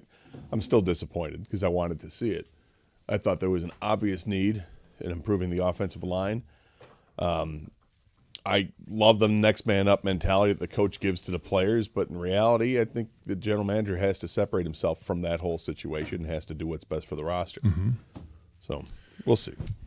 I'm really pissed off that Brad Holmes couldn't convince some team to give them a good player for almost no return. Right, yeah, for a 7th-round pick. Yeah, really, I know. It's hard to believe that Myles Garrett's still in Cleveland. Yeah. I mean, look, it's we don't know what deals were on the table. We don't know what deals he had brewing, what he conjured up, what he was able to negotiate and decided he didn't want to do.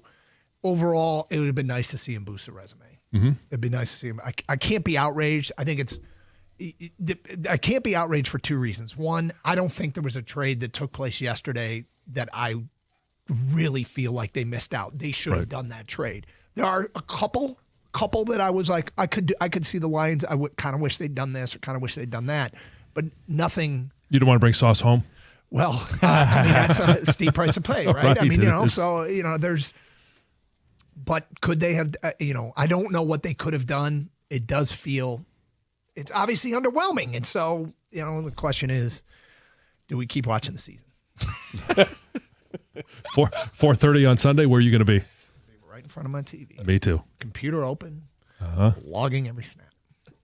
Carson Does that Anderson. sound disgusting? Do you log every snap? It sounds funny. Yes. From your log every snap from your man cave. Yes, that sounds very funny. Yep. Might be up north. Oh. Yeah, Hate you. see. Yeah, might be a 4 a.m. Rise and Shine on Sunday. You won't hate me then. On Monday. Sorry, Monday. My Yeah. bad, Monday. Yeah. So deadline recap, bunch of Lions talk. College football blitz thingy. We've got a who's on top. We've got empty the bucket today. I think Gator will like this one. He's already shaking his head. Carson Anderson next, 97.1.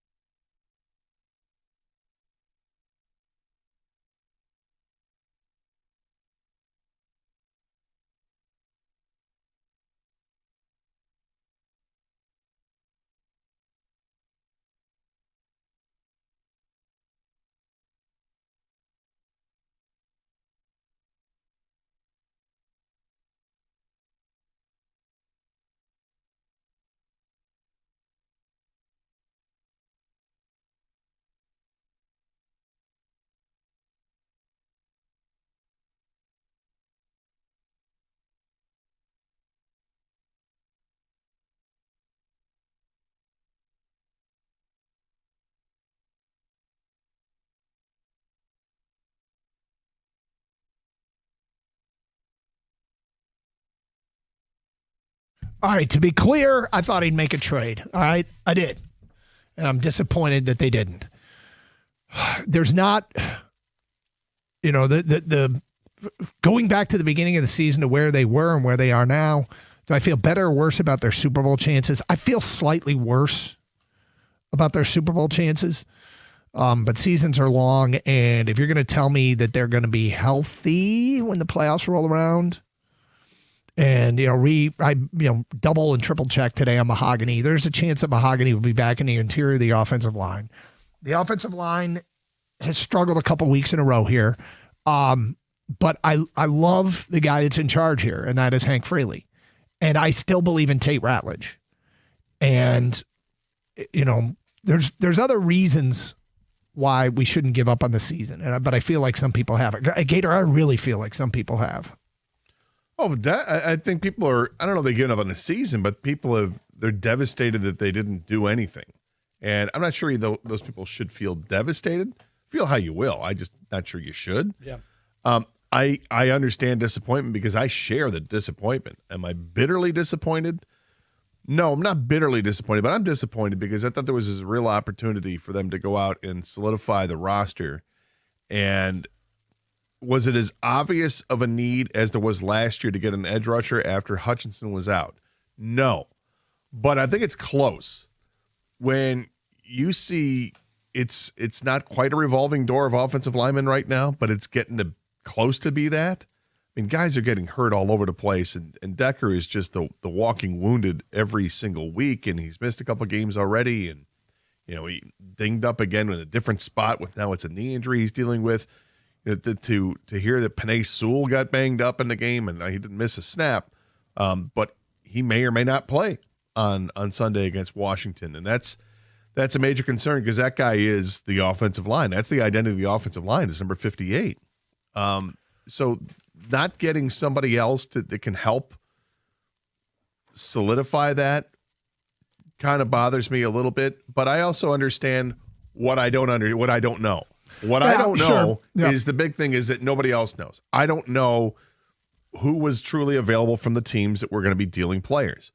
I don't know what the asking price was for players that the Lions coveted from those teams. I have no idea what the asking price was. It could get reported, in which case, we'll have more information. I think Brad Holmes, I think some of the disappointment that people might feel with Brad Holmes has a lot to do with Scott Harris and Steve Yzerman. I think it's a cumulative pile-on effect that makes you that amps up in your disappointment in the Lions doing nothing, and they did nothing, and I'm disappointed that they did nothing because it didn't seem I guess they determined, and I'm sitting here because you go, okay, why do otherwise logical people do things that you don't think make sense, right? If the players that they negotiated and tried to get from other teams, and let's say they had teams on the line for a guard or a center or whatever, and they were like, okay, we think Owasika is better than this guy. Why would we trade for him? Why would we give up a second-round pick for him? Right? If that's what it was like, then I wouldn't make that trade either. And would I try to hold the Lions over a barrel a little bit if I were another team? Yeah, especially if it's for a starting caliber guard. I mean, you go, well, how come they didn't go get Zeitler? Because Tennessee is a rookie quarterback. They're trying not to get killed. They're trying to develop him, and part of that is give him a fighting chance.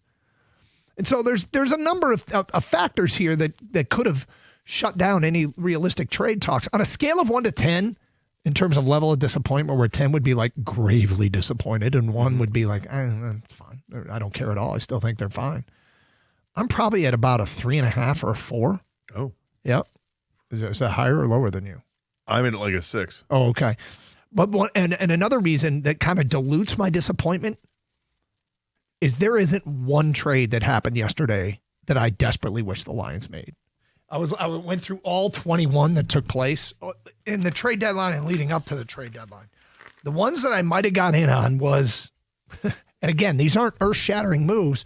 Would I have hated them giving up a future 6th-round pick 2 drafts from now for a tackle, Trevor Penning, that the Chargers trade for? I wouldn't have hated that.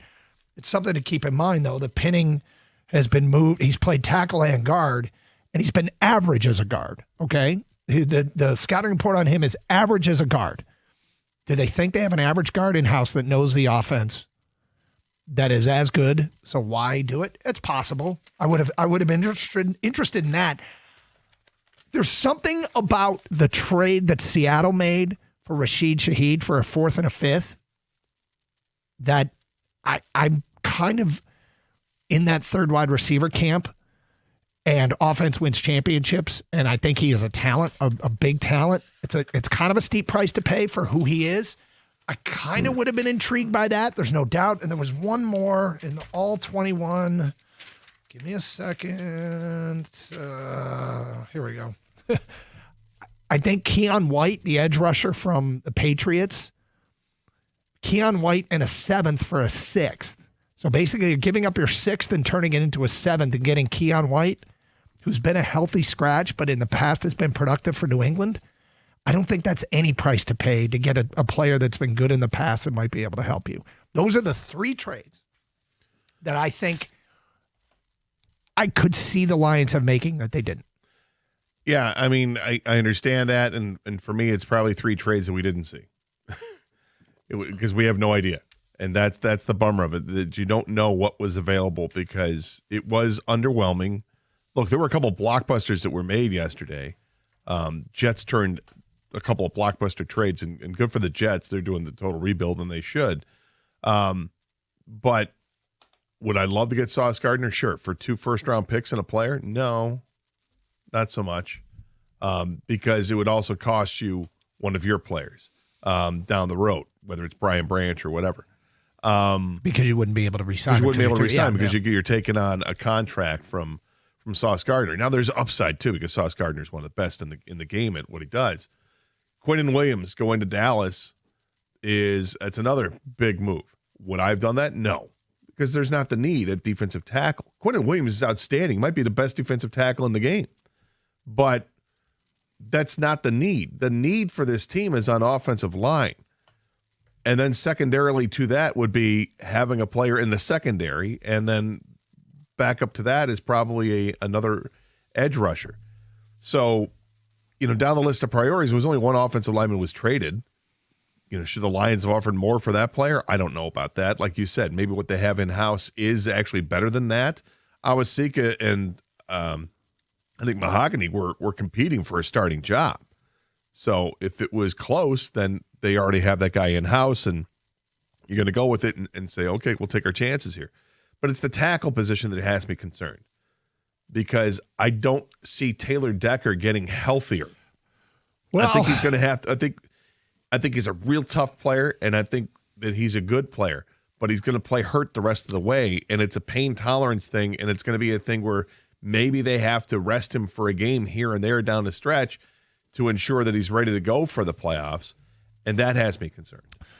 Thomas in Detroit, you're on 97. Oh, Thomas, you're not on 97.1 The Ticket.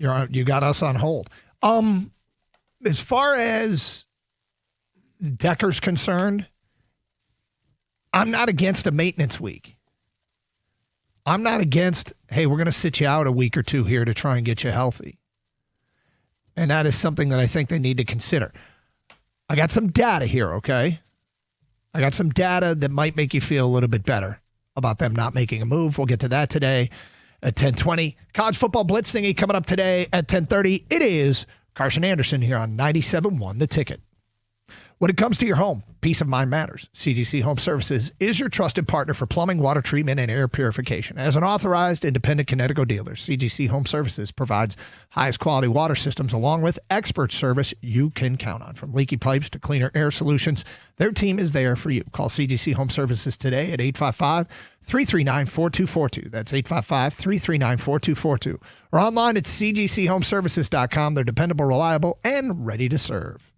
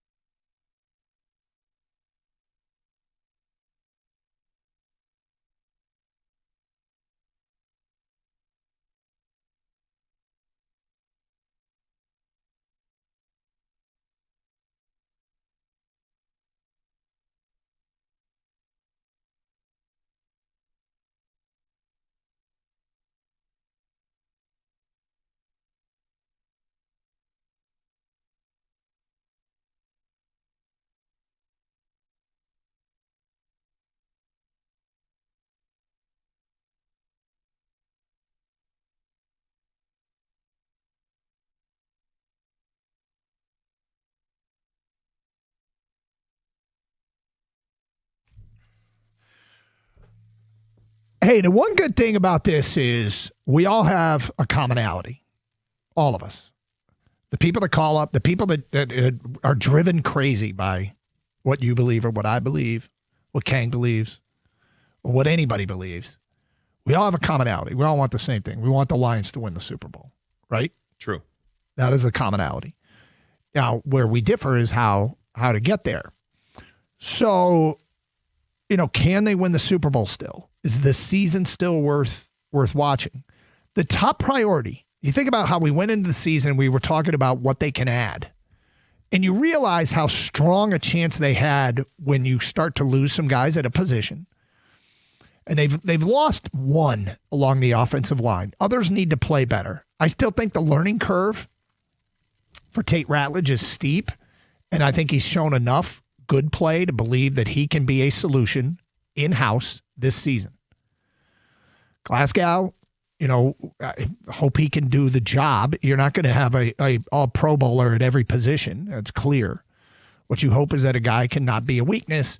And then Mahogany. Mahogany's going to come back. Here's the data that can help. First of all, everything is predicated on something you brought up already, and that's Penei Sewell and Decker staying healthy.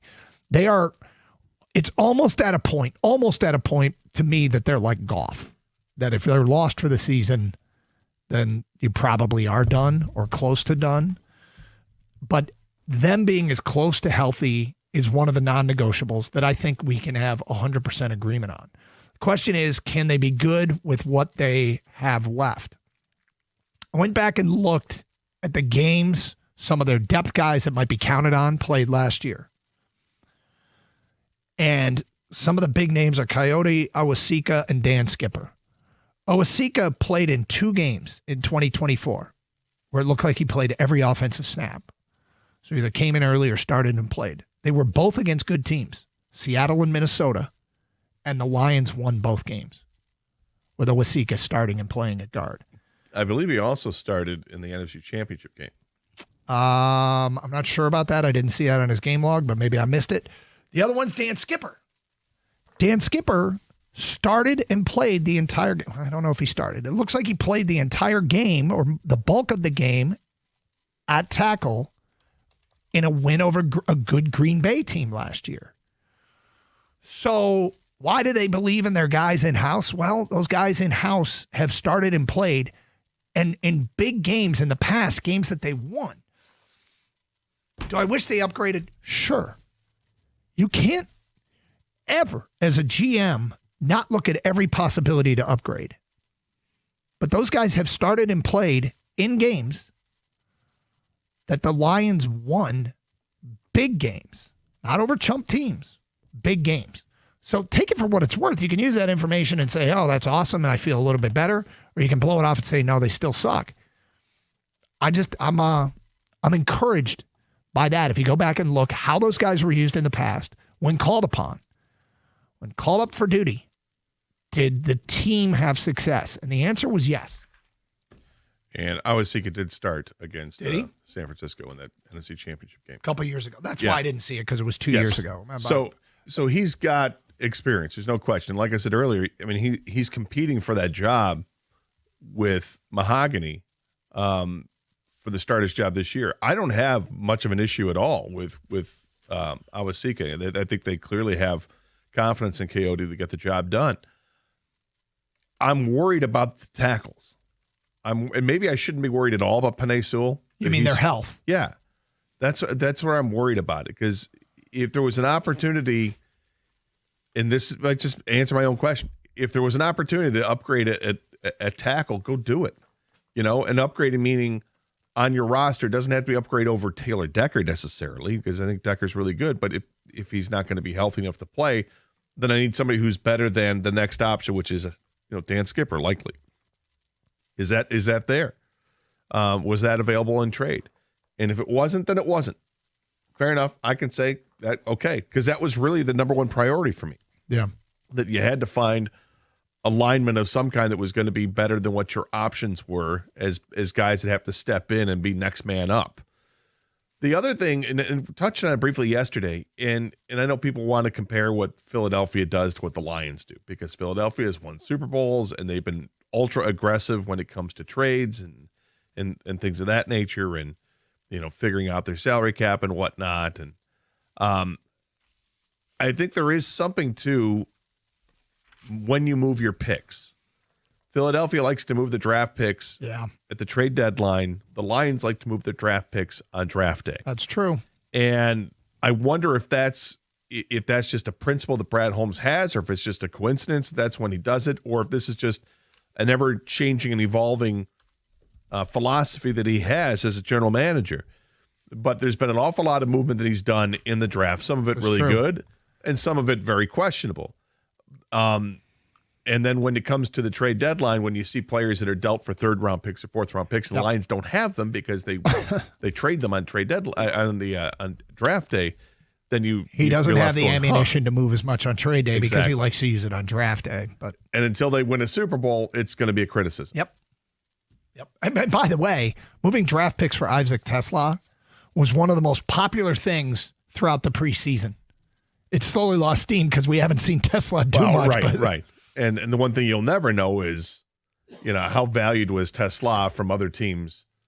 Did the Lions need to move up to get him? Yep. They certainly felt like they needed to, and they've had a couple players that they've drafted that they felt like they needed to that have been projects, whether it's Tesla or Giovanni Manu. I think they moved up to take Broderick Martin as well.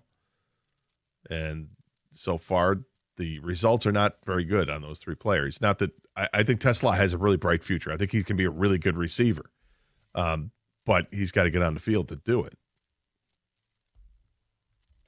Feedback coming in. David Benton Harbor says, let's not act like we all know more than Brad or Dan. Just a few weeks ago, everyone was saying we were toast with our banged-up secondary before the Tampa game, and that Brad failed to address this more in the offseason. Well, they worked the backups into the system and had a week to get them ready. And how did that turn out? How about we do the same? How about they say, who says they can't do the same, rather, with their offensive line backups? And they have in the past with their offensive line backups. Like they've won games with Owasika, big games with Owasika and Dan Skipper playing a lot of snaps, if not starting. I think they started all three of those games I mentioned. Kang, your thoughts on all this? Yeah, I'm not going to lie. I'm very disappointed that the Lions didn't do much or anything at the trade deadline because I thought there was plenty of areas where they could help improve this team, especially with all the injuries. Number one being the offensive line that you guys have spoken of.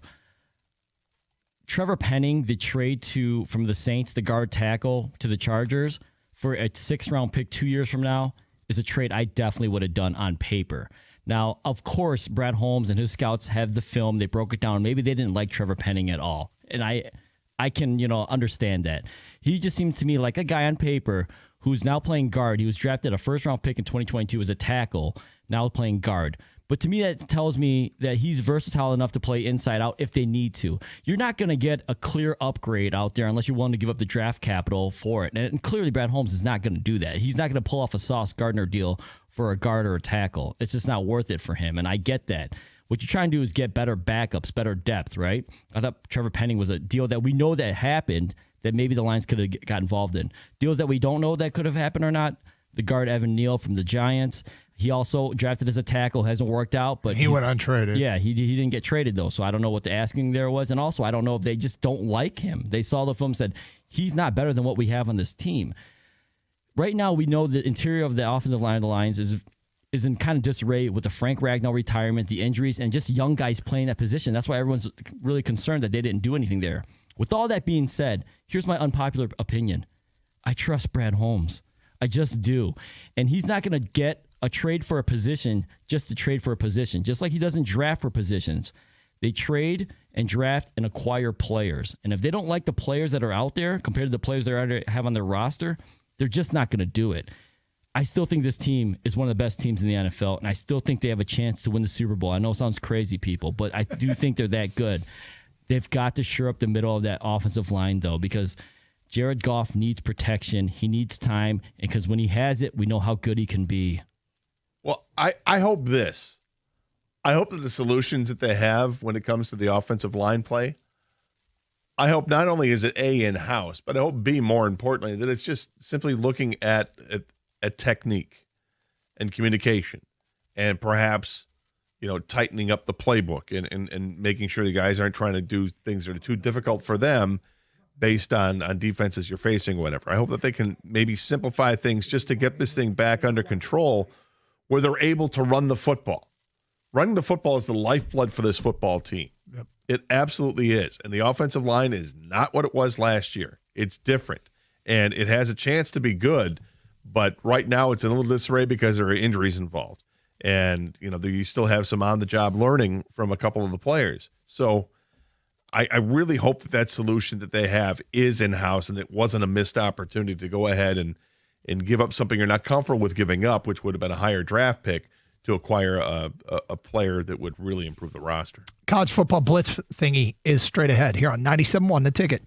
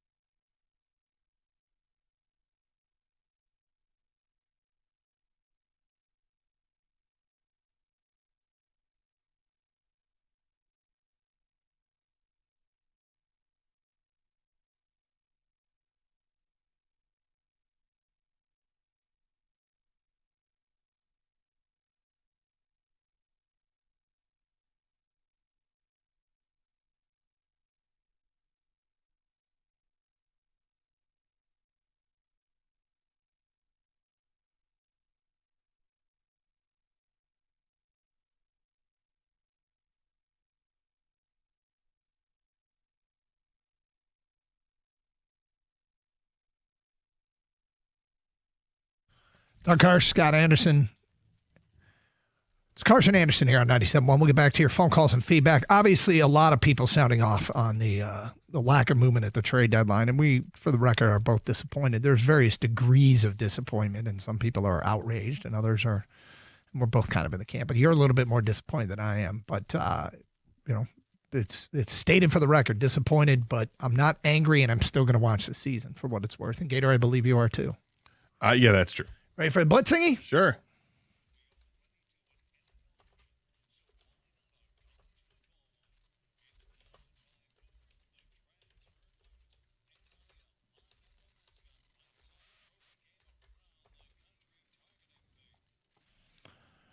All right. Heads or tails, Gator? I would go with heads. He goes with heads, and it is a tail. So I'll receive. I'll go first today. All right, there you go, Cross Dog. Let's go. Question number 1. UCLA, guys, they're trying to move their home games to SoFi Stadium. Would this help kickstart that program? I think it would help. It would cut the distance in half, and I think they get a bit of a bump from fans who want to go for curiosity's sake. What's funny is UCLA is like the Rams. Other schools can take over the Rose Bowl. I'm not so sure Midwest fans would be excited to fly across country to go to SoFi like they are to go to the Rose Bowl and take that stadium over. But, I mean, they have a contract with the Rose Bowl till 2044, and the Rose Bowl isn't letting them go without a fight. And they're arguing breach of contract, and they invested $150 million in the stadium. I think what UCLA needs to do is they have an on-campus stadium, Drake Stadium, which is used for soccer and track and field. It seats 11,000, and it's archaic, okay? Use that site and build an on-campus stadium. It would cost a ton of money, and there's logistical problems, but until they do that, I think SoFi would get a little bump, but I don't know it would help that much. It's closer, but I don't know if it would help that much. I guess my answer is really no until they build that stadium where Drake Stadium is. I think it definitely helps out. It's a professional stadium. It's an upgraded stadium. They need to do updates to the Rose Bowl, and that's just, it seems. I don't even want to denigrate by saying it's lipstick on a pig, because that's not right. It's a beautiful place. It's an amazing setting. I love it out there. A beautiful pig. It's a beautiful pig. But the reality is SoFi Stadium's amazing. Absolutely amazing. If I were a high school player, I would be thrilled to death to be able to play my home games in that stadium where not one but two professional teams play. I think it's a big selling point. This would not hurt at all. And I love new progressive type of ideas like this. For UCLA, they should definitely do this. In today's college football, most kids are looking for that next level anyways, getting to the pros. And what better way than just to play in a pro stadium right away, right, guys? Plus, I think you're right, Doug, the attendance would get somewhat of a bump, and that would help, just more energy for the students, for the games, all that stuff. Imagine this would work for even the new coach that they're going to have to get after the season here. All right, the first college football rankings came out Tuesday night. What did the committee get right, and what did the committee get wrong? I think they got the top four teams right. I have no quarrel at all with how they're ranked right now. I think when you talk about what they got wrong, I just don't like to see a million SEC teams all bunched up together, because I think it just buys into this narrative that they set up, and I don't think it's right. I think there's 7 SEC teams lined up in the top 12, which seems a bit insane to me. Actually, it might be 6 in the top 12. But here's the good news. It all sorts itself out. Over the next few weeks, I don't think anybody has any reason to be complaining about the first one. Don't do that. Let it play out, because there's plenty of matchups that are going to take place over the next few weeks that are really going to determine what happens. You'll see 2 lost teams turn into 3 lost teams and knock themselves out of the top 12, and then you'll see 1 lost teams or a 2 loss team that has a win over a 1 loss team that puts them up. Everything works itself out. Yeah, any angst now is wasted, because you're mostly right. What they got right is Texas Tech and Texas A&M are on the opposite sides of the bracket, which keeps my bold-ass prediction alive. The Texas Tech and Texas A&M will battle for the Natty. What they got wrong, Notre Dame is 6-2 and at number 10. Miami is 6-2 with a victory over Notre Dame, and they are number 18. The Irish have 1 quality win at home against USC, and they have 2 losses. 1 by 3 points at Miami, and at home against Texas A&M. I don't know how I could see making an argument for Notre Dame ahead of Miami because of Miami's bad losses. But a difference between 10 and 18, that seems something's wrong there. I think overall they did get the top 12 teams right. I hear the argument, Notre Dame, Miami, Doug, that makes sense, but like you guys also agree with me on this, is it really doesn't matter right now. This is just all for, honestly, just to help market the college football and just get us talking and debating, and which they're doing right now. I think they, like I said, overall got the top 12 right, but I think they got the number 1 team wrong. I think Texas A&M should actually be the number 1 team as far as today we speak for college football rankings, but this will all change. It will all sort itself out, but that's the only thing I would have changed is Texas A&M would be number 1 in my book. All right, Wisconsin plays Washington this weekend. Guys, where would you rather go to school, Madison or Seattle? So Big Ten campuses are great, and I've been to all of them for a football game with one exception, and that is Oregon. I've been to Oregon's campus, and I've been to their football stadium. I wasn't there for a game. I think you can make a strong argument that these are the best two, Washington and Wisconsin, the best campuses. And if you want to fight about this, we can step outside. Two of my kids got accepted to both those schools, and I went and visited Wisconsin and Washington and was ready to commit. I mean, they're both beautiful. But if I have to pick one, this is tough. It's Madison. I'd rather be in Madison than Seattle, but Seattle's pretty great. Look, I've never been to Seattle, full disclosure. Never been there, only read about it, seen stuff on it. You know, apparently there's a fish market, a coffee shop or two. I have been to Madison, and I had an amazing time in Madison. And one of the reasons I had an amazing time, another full disclosure moment, I have two cousins that live there that I'm close to. So, yeah, I really like Madison. I like the whole town is amazing. It's a beautiful campus. There's a couple of lakes that are right there that are great. And I'm not counting on like a million days of rain like you do in dreary old Seattle. Yeah. And I don't drink coffee, so it really doesn't appeal to me that much. Would I like to go to a game there? Sure. Go to school there? I don't want to go to school anywhere. I'm done with school. All right? But if I had to do my time over again, I'd want to do it in Madison and not in Seattle. So here's a third perspective. I've been to neither college campuses, okay? I've been to both states, but nothing to do with college football. With that being said, I mean, I'm sure Camp Randall, Wisconsin's campus is amazing. That's what everyone says. The draw seems to be all the time. Everyone tells me the drinking. I feel like you can drink at any major university, especially in the Big Ten, which is, where Washington is now. Washington is the choice for me. You don't have to drink coffee, Gator. I know it sounds crazy, but you can go there and not drink coffee, and I think you can still enjoy yourself. Yeah. I'll take the Pacific Northwest, and I think the views are incredible. Doug, you've been there, obviously. Yep. The water right there next to the stadium, amazing. I'm taking Washington.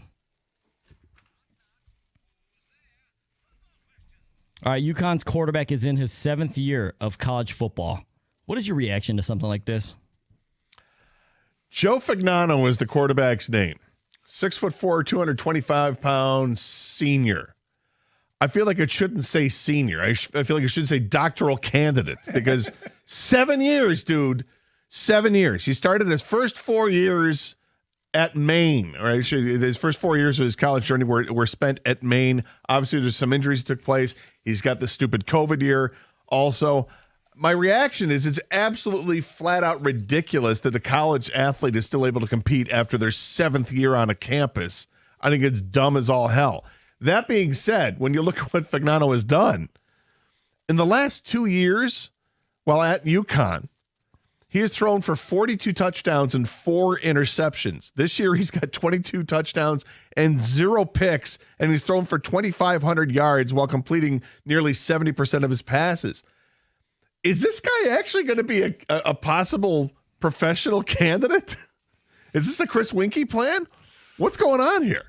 Okay, I think it's fine. I watched DeQuan Finn, the quarterback from Miami of Ohio, last night. He was at Toledo for 5 years and 1 year at Baylor. He's in his 7th year. Of his previous 6, only 3 years were not redshirt years, injury or otherwise. So of all the changes to the college game, guys playing into their 7th year when they've had injuries is way down the list of changes that bother me. I'm fine with it. Yeah, I don't like it. I think if I had taken over the czar of college football, I say you get 5 years max no matter what. I don't care if you're hurt, you're transfer, whatever it is. You get 5 years, and then you're done. He's not a 7th-year senior, Gator. He's a 7th-year senior citizen. And if college football wants to start a new power conference, how about the AARP for all these old guys? All right, guys, it's our weekly pick and upset in the top 25 this weekend. Okay, I'm not sure I love any upset, but the one I'm eyeing, the ranked team that better show up, Oregon is at Iowa. Cross country, Iowa was 6-2. And if they beat Oregon, I think they move up into the playoff ranking. Do they basically pilfer Oregon's spot in the playoff? And Kinnick is a very tough place to play. So if forced, I'll take Iowa over Oregon. Yeah, I was eyeballing that one too, but I went with a different matchup. It's a nooner, and that may play against it, but I'm still going to stick with it.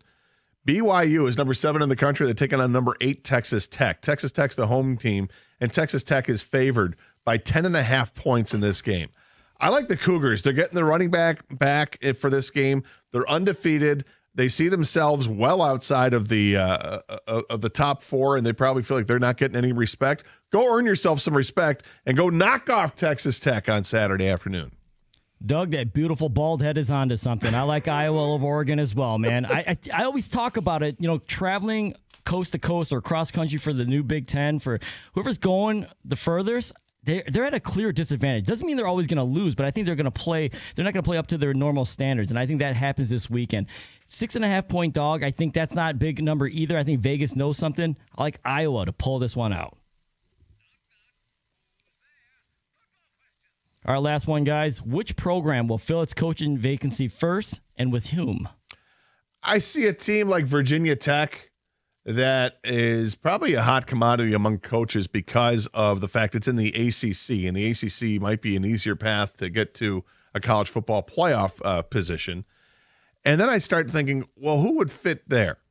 Probably somebody who might have some ties to the East Coast, maybe somebody who's, from that area of town. Okay, check. Somebody who still relatively young and has had success in their coaching career. Yeah, okay, this person's 53. Check. How about somebody that maybe money doesn't matter as much because they just got a massive buyout from the previous stop? Check, checkity, check, and check. I think it's James Franklin to Virginia Tech. I think that would make sense. If I were Virginia Tech, I'd try to lock it up right now, get it done, and let's get a head start on recruiting and looking at the portal and getting everything, all your ducks in a row. Gator, I 100% agree with you, James Franklin of Virginia Tech. And I'll just quickly say, to sum it up, ask yourself this question. How would Penn State football do with a healthy Drew Aller in the ACC this year? Yeah. I think they'd like that. I think they'd like that a lot. So James Franklin of Virginia Tech's the one that makes the most sense. Come on, guys. Let's go more exciting than I'm going completely off the board here. UCLA with Mike McDaniel when he gets fired from the Dolphins job. All right, he's a California guy, and he's clearly not a pro coach. He can't lead men. He's just that's the issue with him. But can he lead young men? He might actually relate with those guys more. Mike McDaniel, UCLA. And plus, he'll be playing in SoFi. He's familiar. There you go. Love it. And that concludes the college football blitz thingy. Straight ahead, we'll get back to your phone calls, 248-539-9797. It's Carson Anderson, 97.1, The Ticket. Hey, I know you see them, the red, white, and blue trucks. They are everywhere. So you know if your furnace or your boiler are ready to fight against the crisp fall air? Well, the team over at Birmingham Plumbing, Heating, and Cooling are going to help you stay warm this fall with the most up-to-date and efficient equipment on the market. But I know this firsthand. They came out to my house months ago to check on my AC, made sure it was ready to go. It was. And while they were there, they checked on the furnace. Made some adjustments, changed some filters out, and they said, you're good to go. And I'm glad I'm good to go because it's gotten cold over the last few weeks, and I've had to turn on the heat occasionally. And I'm glad to know that I had the good folks over at Birmingham Plumbing, Heating, and Cooling that have my back. But don't just take my word for it.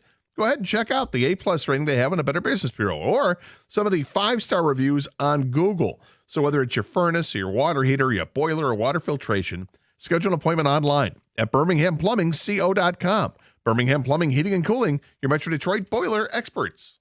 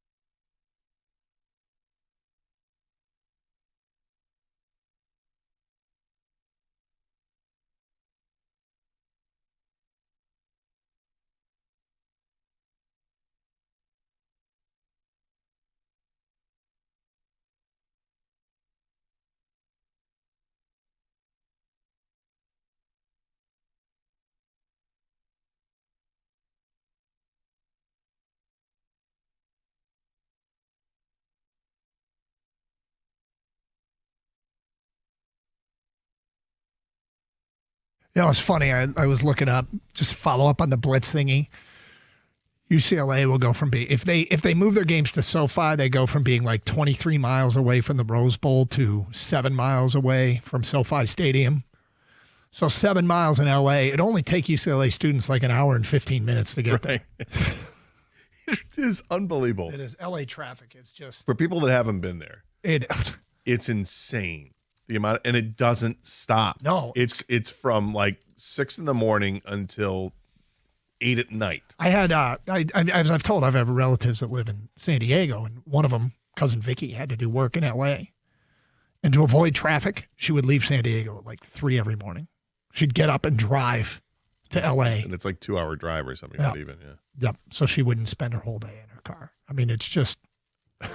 Yeah, my best friend lives out in LA, and it's crazy. Mhm. It's absolutely crazy talk. Yep. Let's get back to your phone call. Steve in Canton here on 97.1. Hi, Steve. How you doing? What's up? Hey, Steve. Yeah, I had called a little while back, and I'm making reference. It's just so funny that when we make the statements about where they at and what's needed, when I hear you guys talk to them and they say how they projected, and you're saying that they like one offensive player only want, and they rely on what they got, and I think that everybody gonna see it from their standpoint. But the reality is, it's just like chess to me. How do you stay where you at when you're trying to chase somebody that's above you and get to the level they at? So if I'm looking at Philadelphia, and even before the season started, we still wasn't above them to win the Super Bowl. We figured we had to beat them, dethrone them. And if we're not going to beat them in regular season, what makes us think we're going to beat them when it counts? And if we're using the players that we already got, and they haven't proven themselves. Well, we're going to find out, Steve. We're going to find out in 2 weeks because the Lions play a Sunday night football game in Philly in 2 weeks. And that's a decent measurement as to where you stand against Philly. And, Philly has had their ups and downs this year. They did trade. I probably could include Philly as far as a team that made a deal that I'm a little bit jealous of. Getting Jalen Phillips wasn't insignificant. That could help them. There's no question. We'll see. He hasn't done much this year, but he seems like a player that has an upside that could do well on a better team. Yeah, but when you guys make these statements to see it in that point, help me to understand. The last week, the week before, when our second backup unit came and they played like they were starters. Yeah. And you're saying this team, oh man, they got everything. Then they turn around and just completely look like a total different team, just like every other team in the NFL. So even if they beat, that doesn't mean that they're going to be the team that we. Of course not. Just like, Steve, there's no guarantee. Look, appreciate the phone call. There's no guarantees. There are no guarantees. You can't make a trade and guarantee anything. And it sounds like that's what you're looking for.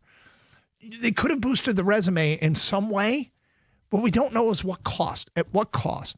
Was what made Brad Holmes? And today, I kind of would love to hear Brad. I would love to hear Brad Holmes speak, but I wouldn't, because I think when Brad Holmes gets defensive, I get irritated with him. He doesn't need to be defensive, and I've heard him get very defensive.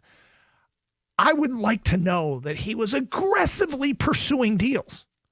I'd feel a lot better if I knew that he was going all in this year, but just couldn't pry away the players that we thought could help this team. I would like to hear that. I don't know if that's the case. I'm disappointed as well.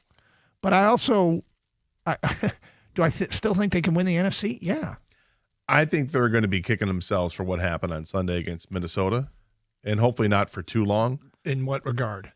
There were so many missed opportunities, and that was a defensive effort that really wasn't that bad. No, there was some. It was a lot of short fields for Minnesota, and the Vikings went 3 of 5, I think, from the red zone, which is a testament to the defense. The goal line stand was pretty great, but they shot themselves in the foot.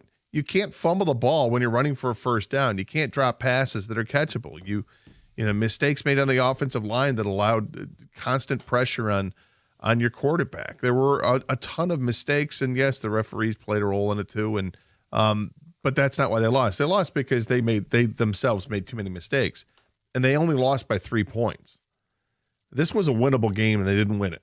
And hopefully, it's not one that cost them a chance at winning the division and getting home field advantage for a game or two in the playoffs. But it is one that's going to sting. Moving forward, as far as this roster is concerned, it was an amazing effort they put forth against the Bucs with that secondary. No question about it. Do I think that was sustainable? No, I don't. That's not what I wanted to see for the rest of the year, is constantly relying on the backup players. And this is why I'm disappointed with this trade deadline. It comes and goes, and they didn't add a player that really could have helped out and fortified the offensive line, which is, I think it's a problem right now. I think it was a concern going into the season when you had new guys there. You're starting a new right guard, and you're starting, basically a rookie at left guard too in Mahogany, and then you lost Frank Ragnow, so you got a whole new center there. Even though we've seen him at play center, and he's okay, but it's a clear drop off. It might be a drop off at all three positions, but I like like you said, the learning curve could be steep for Tate Ratledge. And I think you're right. I think it is steep, but that's steep. When you hear that, I don't think people understand it.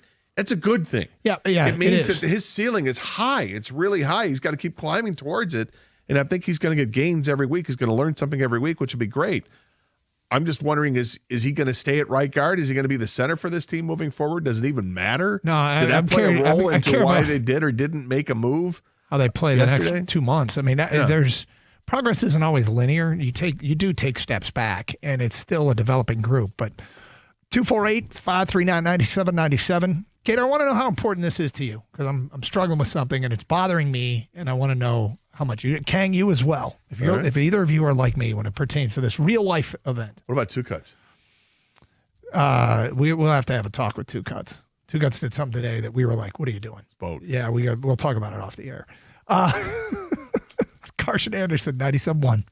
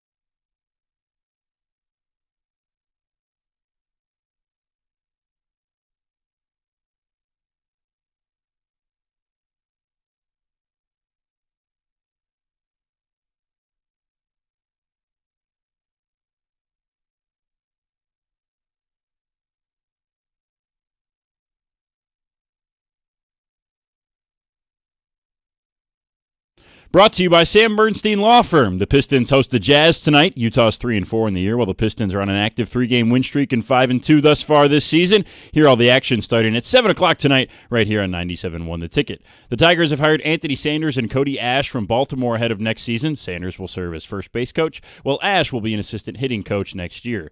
Michigan tight end Max Bredesen was named a finalist for the Burlsworth Trophy today for the most outstanding player who began his career as a walk-on.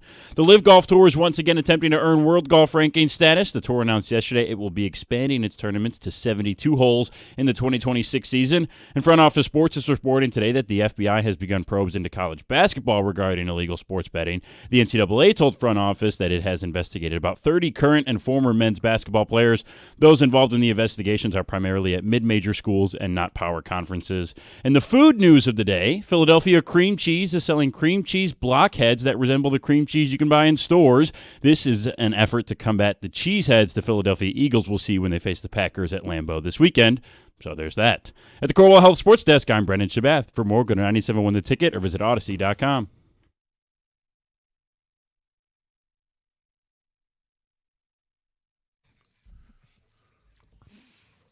Underrated, the worst thing in the NFL. Cheeseheads? Yep. You ever have to sit behind one of those chodes? Yeah, I was with you. Yeah, they're terrible. The Super Bowl. I'm asking sort of rhetorically. Oh. But yes, they're terrible. They're awful. Yeah, and that guy was a complete Yep. canoe. Can't stand them. So now there's more. Great. Philadelphia has cream cheese heads. Well, yeah, and if you're the Philly cream cheese brand, it's the silver package with the blue lettering for Philadelphia. Shouldn't they change that to green lettering for Philadelphia? Maybe. Yeah. And then they could do that. Maybe. Cream cheese. Anyway, Where do report to the corner office, too, Codes. Copy that. Where do you stand on cream cheese? It's okay. I like it. Don't love it, like it. It's on occasion when I get really wild. Put a little cream cheese on my everything bagel. That's crazy, Doug. I'm living on the edge these days. I love cream cheese, Gator. Cream I cheese think is maybe awesome. a little too much. Yeah, right? It's so good. So good, man. I mean, just cream cheese on a bagel. It's basic and it's awesome. I just like a salt bagel with cream cheese. Love it. I like cheesecake. I Love like cheesecake. crab rangoon. Rangoon. Oh, so good. Right? Cheesecake is a special part about being a human. Oh. Is cheesecake's fantastic. I think we may have jarred something loose there with well, that. I mean, I was going to empty the bucket later, but I have a cheesecake note in emptying the bucket. Okay. Yeah, believe it or not. All right. Yeah. Who knew, right? Who knew, indeed. Oh, we'll do that at 11:30. 248-539-9797. All right, I'm going through something here, and I just want to know where you stand on this, and that is committing your credit card number to memory. I just had to change credit cards. We had a lost credit card situation. I had to get a new number, right? I am struggling committing this number to memory. And I like to, do you have all your credit card numbers committed to memory? No. You don't? No. Kang, do you have your credit card number committed to memory? Absolutely not. Okay. I feel like I can't function until I have my credit card number committed to memory. Additionally, one of the great inconveniences in life, first world problems, is all your accounts that are paid for with your credit card. Like I got another notice today. Your payment has been denied. Please update your information. Yeah, the old expiration date, new card thing. New card thing. My old card's getting rejected all over the place for everything that we paid for with our credit card. I blame your youngest. I mean, it's indirectly his fault, but it's directly my fault. And if you must know, it's 100% my fault. Okay. Yeah, I lost the card. But I can't commit this new number to memory fast enough because I have to save the seconds it takes to walk over to my wallet where I keep it in the house when I walk through the door, pull the card out and recite the number to somebody when I'm buying something or punching it into my computer. And I feel like there's tricks I've had in the past, like certain numbers. I'm like, okay, this repeats here, this repeats there, or this stretch of numbers are all sequential or whatever. Like I come up with ways of tricking myself to knowing the number. I feel like I have the most random 16 digits ever put together to make up a credit card number. It's 16 digits? What's the expiration date? Anyway. Well, here's the thing. I know my expiration date, I think. I know So confident, yeah. I know the. Do you know the security code The thing? security code, I got that, and I know like half of the numbers. I always forget like how does it start again, and then as I start to type in, I remember what it is. But I'm not sure if there are many times in my life that I've needed to know what it is. Is that right? Yeah, I mean, the wallet's always on me, I guess. And if I'm in the house, I mean, if I'm going to buy something out and about, I've got my wallet with me. If I'm going to buy something online, which there's a lot of online shopping that takes place, okay, that's done on my computer. And, okay, I can save it to my computer. Well, that's the point, with is I have security. with a new number, it's all, like I can save it to each account individually. Mm-hmm. And sometimes it pops up to other accounts, but almost always it doesn't. And so, I don't know. I feel like this is a high priority of me being an adult, is committing the credit card number to memory. Ken, you ever thought that that's an advantage to you if you committed it to memory? I don't know how it would be a disadvantage. Yeah. But you don't do it. No, I don't. I'm You don't even terrible- try. No, I'm terrible at remembering stuff. You know how you have to remember a certain code and then go back to it and type it in to fill something out? Yeah. I only can remember like 3 numbers at a time. And then I got to go back and then do it again and then go back. Yeah, my memory is not what it used to be. No. So Wait, what are we talking about? So I'll just give up on thinking I can recite it or type it in. If I have to go, The best thing ever Go now get is my wallet, I'll do it. when you have to do it on your phone and it already populates it, the code. Dude, yeah. Once you get it in there, once you have it in, once you get everything like reestablished, I'll be good. But like I keep getting these email notices that this account, I need to update my information for this account and that account. And I'm like, damn it, what's the number again? What is that random number generator? Is it a 3-digit, 4-digit? What do we got? But anyway. That's Okay. the other I thing. just it's wanted like, to- what security code? There are 2 of them, right? Yeah, I mean, you got to Which one be. you need? You got to be ready. You got to be ready to go at all times. And I'm struggling this time. It's my fault. I mean, it's 100% my fault. How'd you lose it? I left it at a B-Dubs in State College, Pennsylvania. It's my fault. It's my fault. How much grief did you get from the wife? A significant amount, but I got more grief from myself.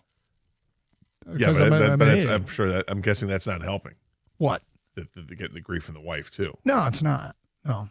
I mean, the good news is, like with the app, I immediately locked it. It's fine. You can, they called them up, manager, send it to you. Yeah, never came.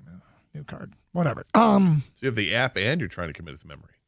Oh yeah, yeah. All right, feedback coming in. Those games where the backups did good, Frank was at center, who was the anchor to that line. So they don't have him now, and Glasgow isn't that good. That's American Van. Coming out of a bye week, the way Minnesota manhandled the Lions' offensive line makes me think the Lions aren't good enough. I'm sure the Lions are challenging the offensive line to improve that Brad didn't address. That makes me think he didn't do all he could to make the offensive line better. That's not okay. Next text from Mike in Sterling Heights. Can you guys stop gaslighting us on how great Hank Fraley is an O-line coach? If he was so great, week 1 would never have happened in 3 weeks.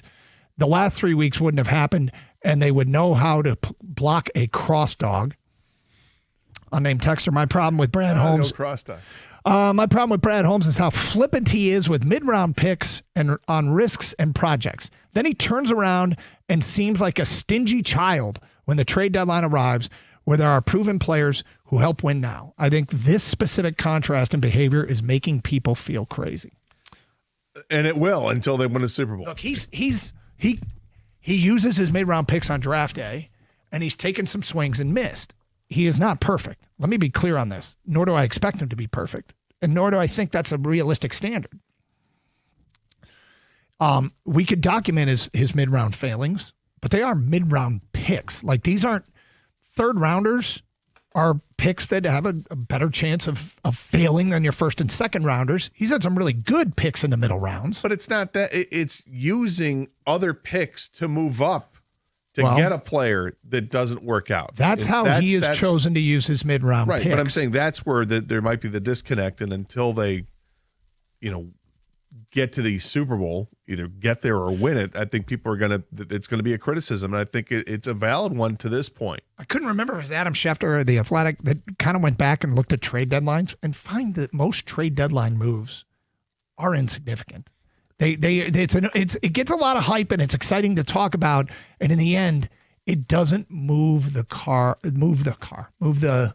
needle that much. No, and I get it.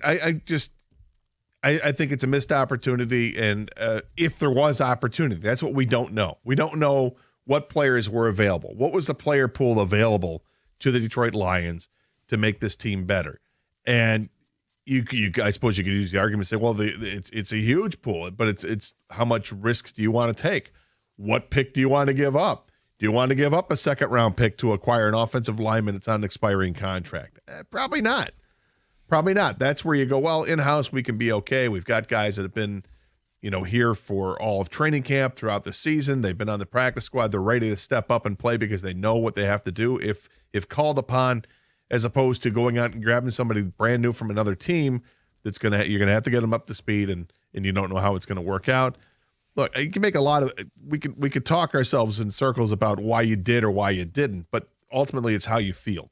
And I feel like it was perhaps a missed opportunity. I'm a little disappointed. I built myself up and thinking for sure they were going to add to the offensive line, and they didn't. And I think it was an obvious need, and they didn't do it. Now, they weren't alone. The Rams, people like the Rams, they didn't make a trade. People like San Francisco, and they're getting healthier and they're coming back. It was kind of the same mode for San Francisco. They didn't make that move. Well, they can't possibly be serious about winning. Right. Tampa Bay. Did Tampa Bay make a move? No, I don't think they did. So that's another team. And you're looking at, I don't care about the AFC because you don't have to worry about the AFC unless you get to the Super Bowl. Sure. So I care about the NFC and the teams that are contending teams in the NFC. The only team that did something, because the Packers didn't, although Packers made a monster splash before week 1, so that was their big move. But it's Philadelphia added Jalen Phillips, and they added another player too, I think.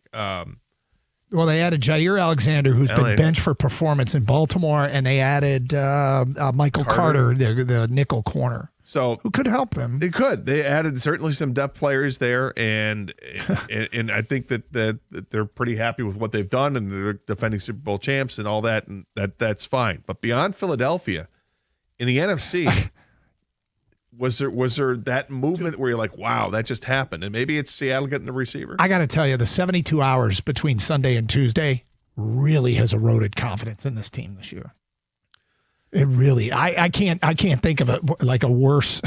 It has really eroded confidence. So go put up 50 burger against Washington. Yes, sir. Carson Anderson, 97.1 The Ticket.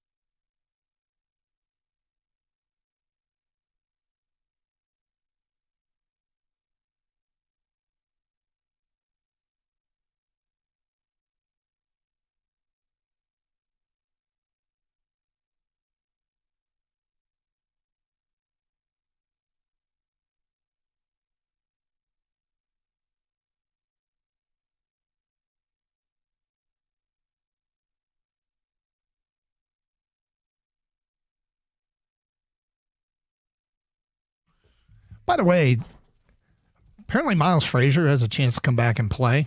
That's putting a lot on a guy that has been hurt and was a lower draft pick. He had such a high grade, though. He seemed like a steal when they got him. Really did. I'm not giving up on that as a possible in-house solution. Now that we are where we are, okay, got it. Yep, disappointed. Yeah. I'm disappointed. Gators disappointed. Varying degrees of disappointment coming out today. But now that we are where we are, all right, what's the solution? What are the solutions? We've talked a little bit about how Owasika and Skipper have played and in the past and done decent jobs. We've talked about Mahogany coming back. Miles Frazier's coming back too. And when we came out of the draft, this was one of our favorite draft picks. So, is it a big ask? Of course, it's a big ask. But I'm not asking him to be all pro. You're asking, is he as an option better than what they currently have? And he might be. There might be some combination of linemen that includes Miles Frazier at one of the guard spots that makes them a better football team. So we'll see. I'm sure Brad Holmes tried. The question is, how hard did he try? And I'd like to hear that today. I'm disappointed he's not talking. Kyle is next on 97.1 A Ticket. Hi, Kyle. Hey, guys. How's it going? What's up? Okay, so I have a take / conspiracy theory, if you will. You have a what? So I have a hot take or a conspiracy theory about all this Brad Holmes stuff. That I'm asking you, Gator and Kang, to keep an open mind for, and I'll go through it super quick, but I think you're going to be interested in it. So I believe Brad Holmes is playing chess while we all play checkers. When Brad was hired, he immediately moved Stafford to the Rams for the picks, and Jared Goff was part of that. He had the Rams built and knew they needed the right QB, sent Stafford, and boom, championship. Now, over the last few years, he's rebuilt the Lions to what I believe is years ahead of schedule. Stay with me, because this is the open mind part. I watch countless Madden YouTubers GM teams for 10 years at a time. In 90% of those YouTubers' videos, the Lions were in the divisional round 3 times, the NFC Championship 4 times, and 3 Super Bowls, of which they won 2, if not all 3. 3 of those seasons were with Jared Goff. I believe Holmes is saving picks and war-chesting good players and building depth to grow, as the Eagles did the same.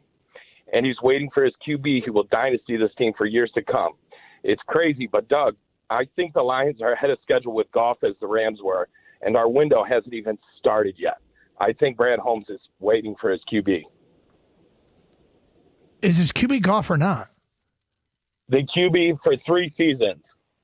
I don't think it's Goff. I think Goff is not the answer, just like he wasn't in L.A. All right. Gator, what do you think of Kyle's YouTube Madden theory? Well, first of all, if they traded Stafford, not because they wanted to, but because Stafford asked to be traded. That's why they traded him. Secondly, I don't think Brad Holmes, the implication is that Brad Holmes traded Stafford to L.A. so L.A. could win the Super Bowl. Yeah, no. They got a great haul in return with the 2 first-round picks and Jared Goff, and it's worked out very well. As far as what Madden YouTube players are concerned, I don't care. I try to keep an open mind on that. That's great. Look, I used to play video games too, and I was outstanding at EA Sports, NHL hockey. I was great. And you know what made it great? I was able to create my own player. Gator Anderson. He wore number 79, and he was a badass. And he played on the the forward line with Sergei Fedorov and Steve Eisman. He was a ridiculous forward. You know who else was amazing? Gustav Olsen, number 2, defenseman. My grandfather was playing on the defense, and he was ridiculously good. It's a video game!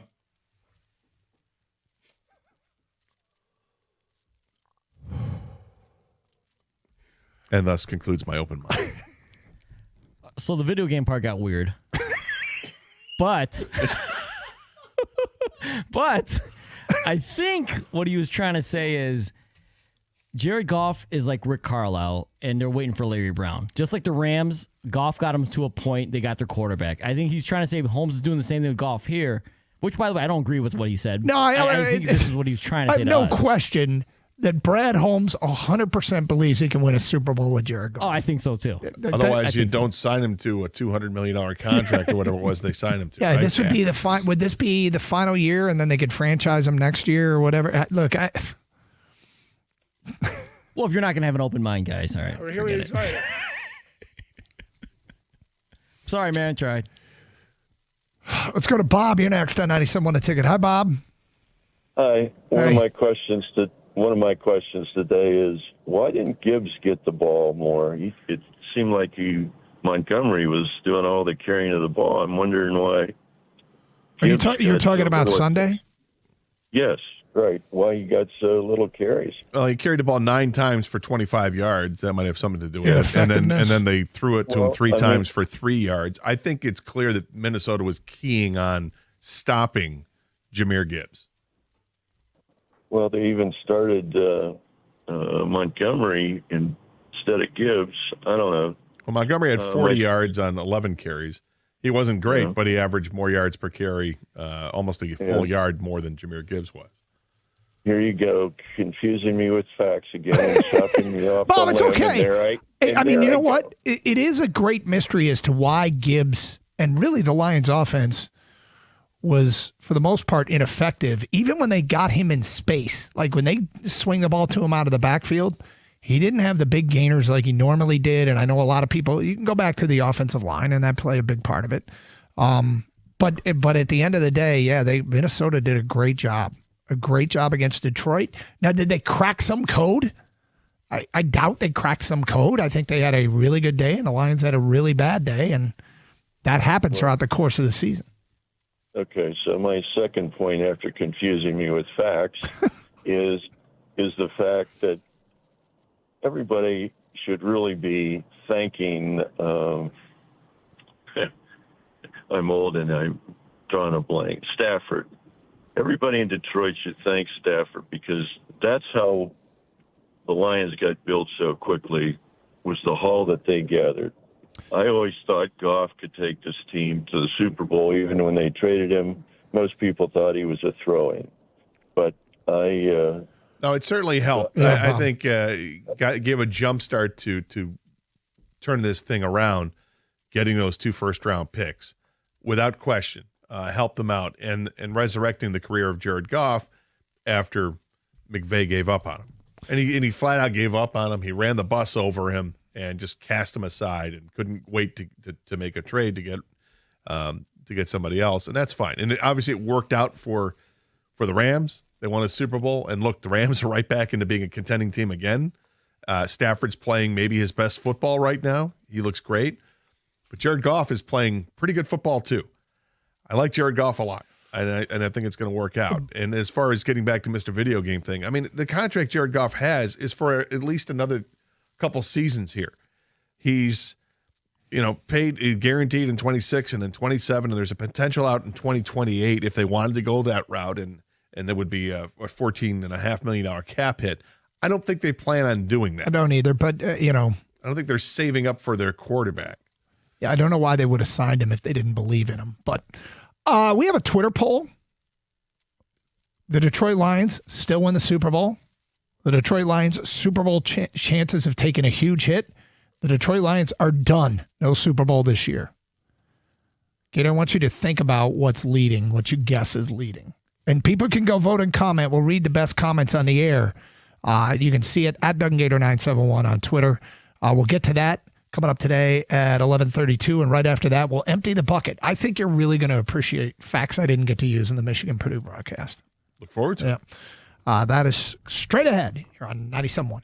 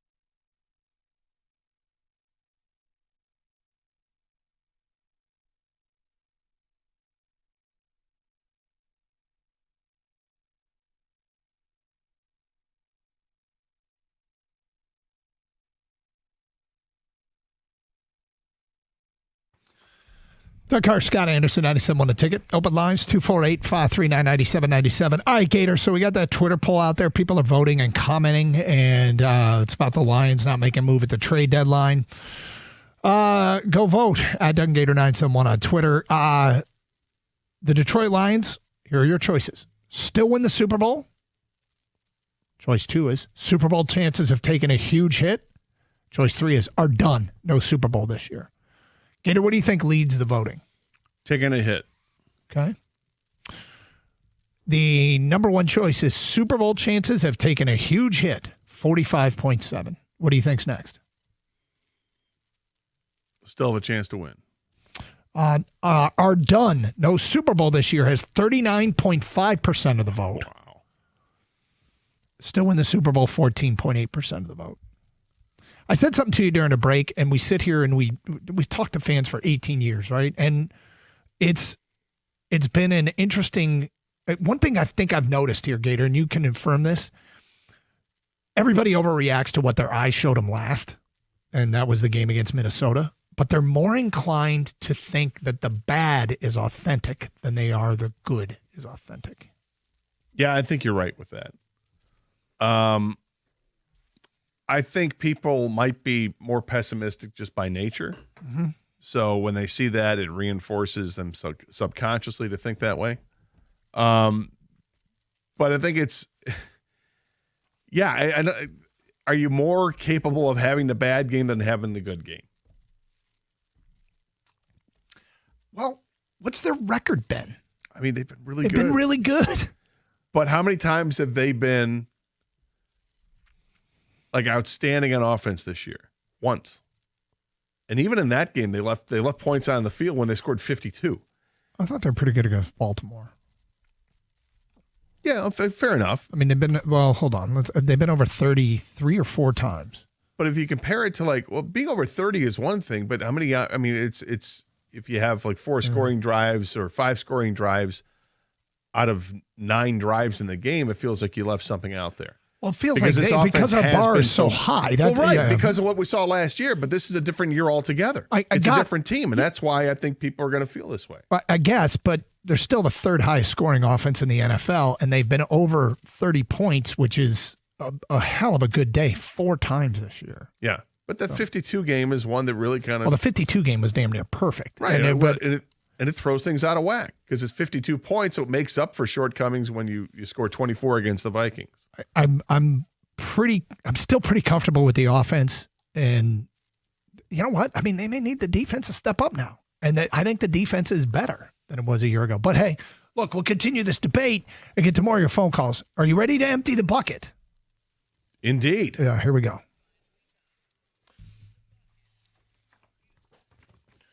Oh, I don't think that's nice. Okay. So one of my great disappointments. Useless. Great disappointments is that Devin Mockabee, the running back from Purdue, did not play in the game because I had some great Devin Mockabee facts. Did you? Yep. He is from Boonville, Indiana. Okay. Amongst the claim to fames of Boonville, when you drive into town, you know, they have the signs that say state champions. Right. Yeah. 2006 girls softball. Sure. And Boonville also is the proud home of the state picking and fiddling championship. Really? Yeah. Big bluegrass area, are they? But Mockabee didn't play, so I didn't get to use that his hometown was the home of the state picking and fiddling championship. I just wanted to see where Boonville is in Indiana. And there, listen, I will guarantee that my father and his twin brother would have known about Boonville because it's just due east of Evansville, which is where they were born. Devin Mockabee, he and his family, I think you're going to like this. They restore and race old Mustangs. That's cool. I thought you'd like that a lot. My kind of guy. Yep. Not that I restore cars, but I can appreciate an old Mustang. Purdue's media guide had a bit of an error in there because they hadn't updated the information. They said Purdue football trivia that with Drew Brees, Len Dawson, and Bob Greasy as Super Bowl champion quarterbacks, Purdue has 3 Super Bowl champs at the position. Nobody has more. That's what it said. But who does Jalen Hurts count it for? for Alabama or for Oklahoma? Yeah, because Alabama has Bart Starr, Ken Stabler, Joe Namath, and if Jalen Hurts is a Bama guy, Bama has 4. Purdue has 3. But they hadn't. Now maybe Jalen Hurts. It's the school you were at last. I don't know, but they as the cradle of quarterbacks, they were bragging about that, and I'm like, I'm pretty sure Bama has more. Who are the 3 for Purdue? You had Len Dawson, Drew Brees, and Bob Greasy. And Bob Greasy, that's Yep. right. Well, buttoned up, ready to go. Bob. And finally, Michigan has a bit of a team baker, and it's Jair Hill. Shug is his nickname, as in Sugar Hill. Shug had his birthday just recently, and Shug made cookies with the name Shug and icing on top. He made his own birthday cookies. He also, last Thursday, was baking cupcakes for the team with Brandon Hillman. But maybe most enticingly, Gator, according to Lamar Morgan, the secondary coach, Shug made cheesecake cones. So imagine cheesecake in an ice cream cone, like a sugar cone. Okay. Would that appeal to you? Yes. Yes, it would. I would eat that. I would eat that. I thought it might. What would the score have to be for you to bring this up? Well, I was expecting. I'm always preparing. I should have known better. I was preparing for a blowout. The score have to be for you to bring up this. Do you have that on your sheet? I literally try and come up with like a a fact. then statement. Yeah, I try and Michigan's come up with by a 67 fact. points. Then I will reveal the baker.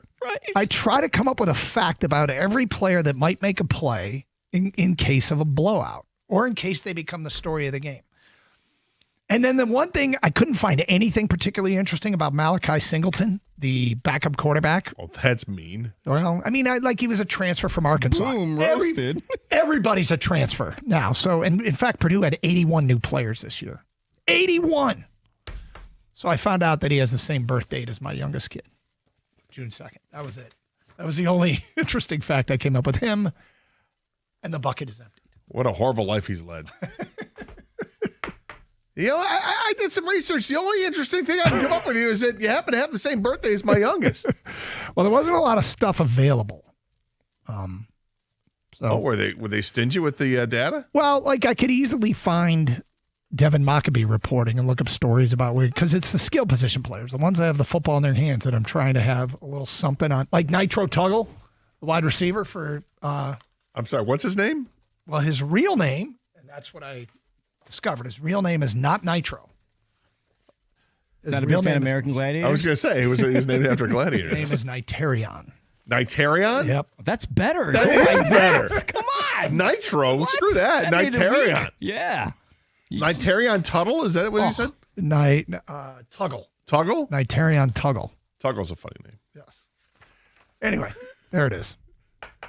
And that concludes. Kind of tuggle every morning. Every morning, Gator? Yeah, well, you got to straighten things out. No, I don't mean. Dude, this guy, every morning. Easy. Just saying, like a shift. Okay, I don't care what you call it. I wasn't talking about Like a he's euphemism for teenager. that. Like he's a teenager. I was talking about a little shift, in the morning when you wake up and you got to move something to the side. Just stop talking. Yeah. Making it worse over here. How big of a blowout does it have to be to talk about Tuggle? There you go. That is emptying the bucket. It is Carson Anderson here on 97.1 The Ticket. FanDuel is putting you in control right from NBA tip-off because every day to start the season, you can choose your reward. Take your shot at a profit boost, play it cool with a no-sweat bet, or get a little backup with a bet-back token. They've got all that available. You can choose which one you want. So the Pistons are a big favorite tonight. But if you want a decent return, you can bet on them on the money line. All they got to do is win the game, and you're a winner. But if you add the profit boost, you get a decent return, a better return, at least. That's how I would play it. So take a look. If you so choose, head to FanDuel.com/Doug to make your choice. Must be 21 years of age or older and present in Michigan. Opt-in is required. Do not forget to do that. Rewards are non-withdrawable. Restrictions apply, including bonus and token expiration, leg requirement, and maximum wager amount. See terms at sportsbook.fanduel.com. Gambling problem? Call 1-800-GAMBLER.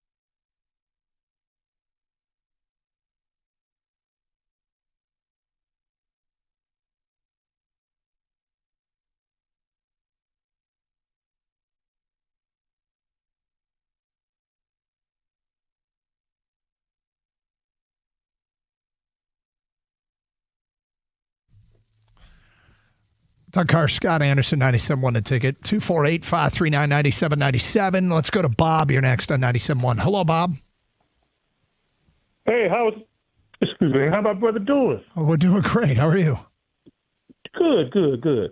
I want to make a point before the reason I called. And the point is that Glasgow has never been any better than a C-graded center.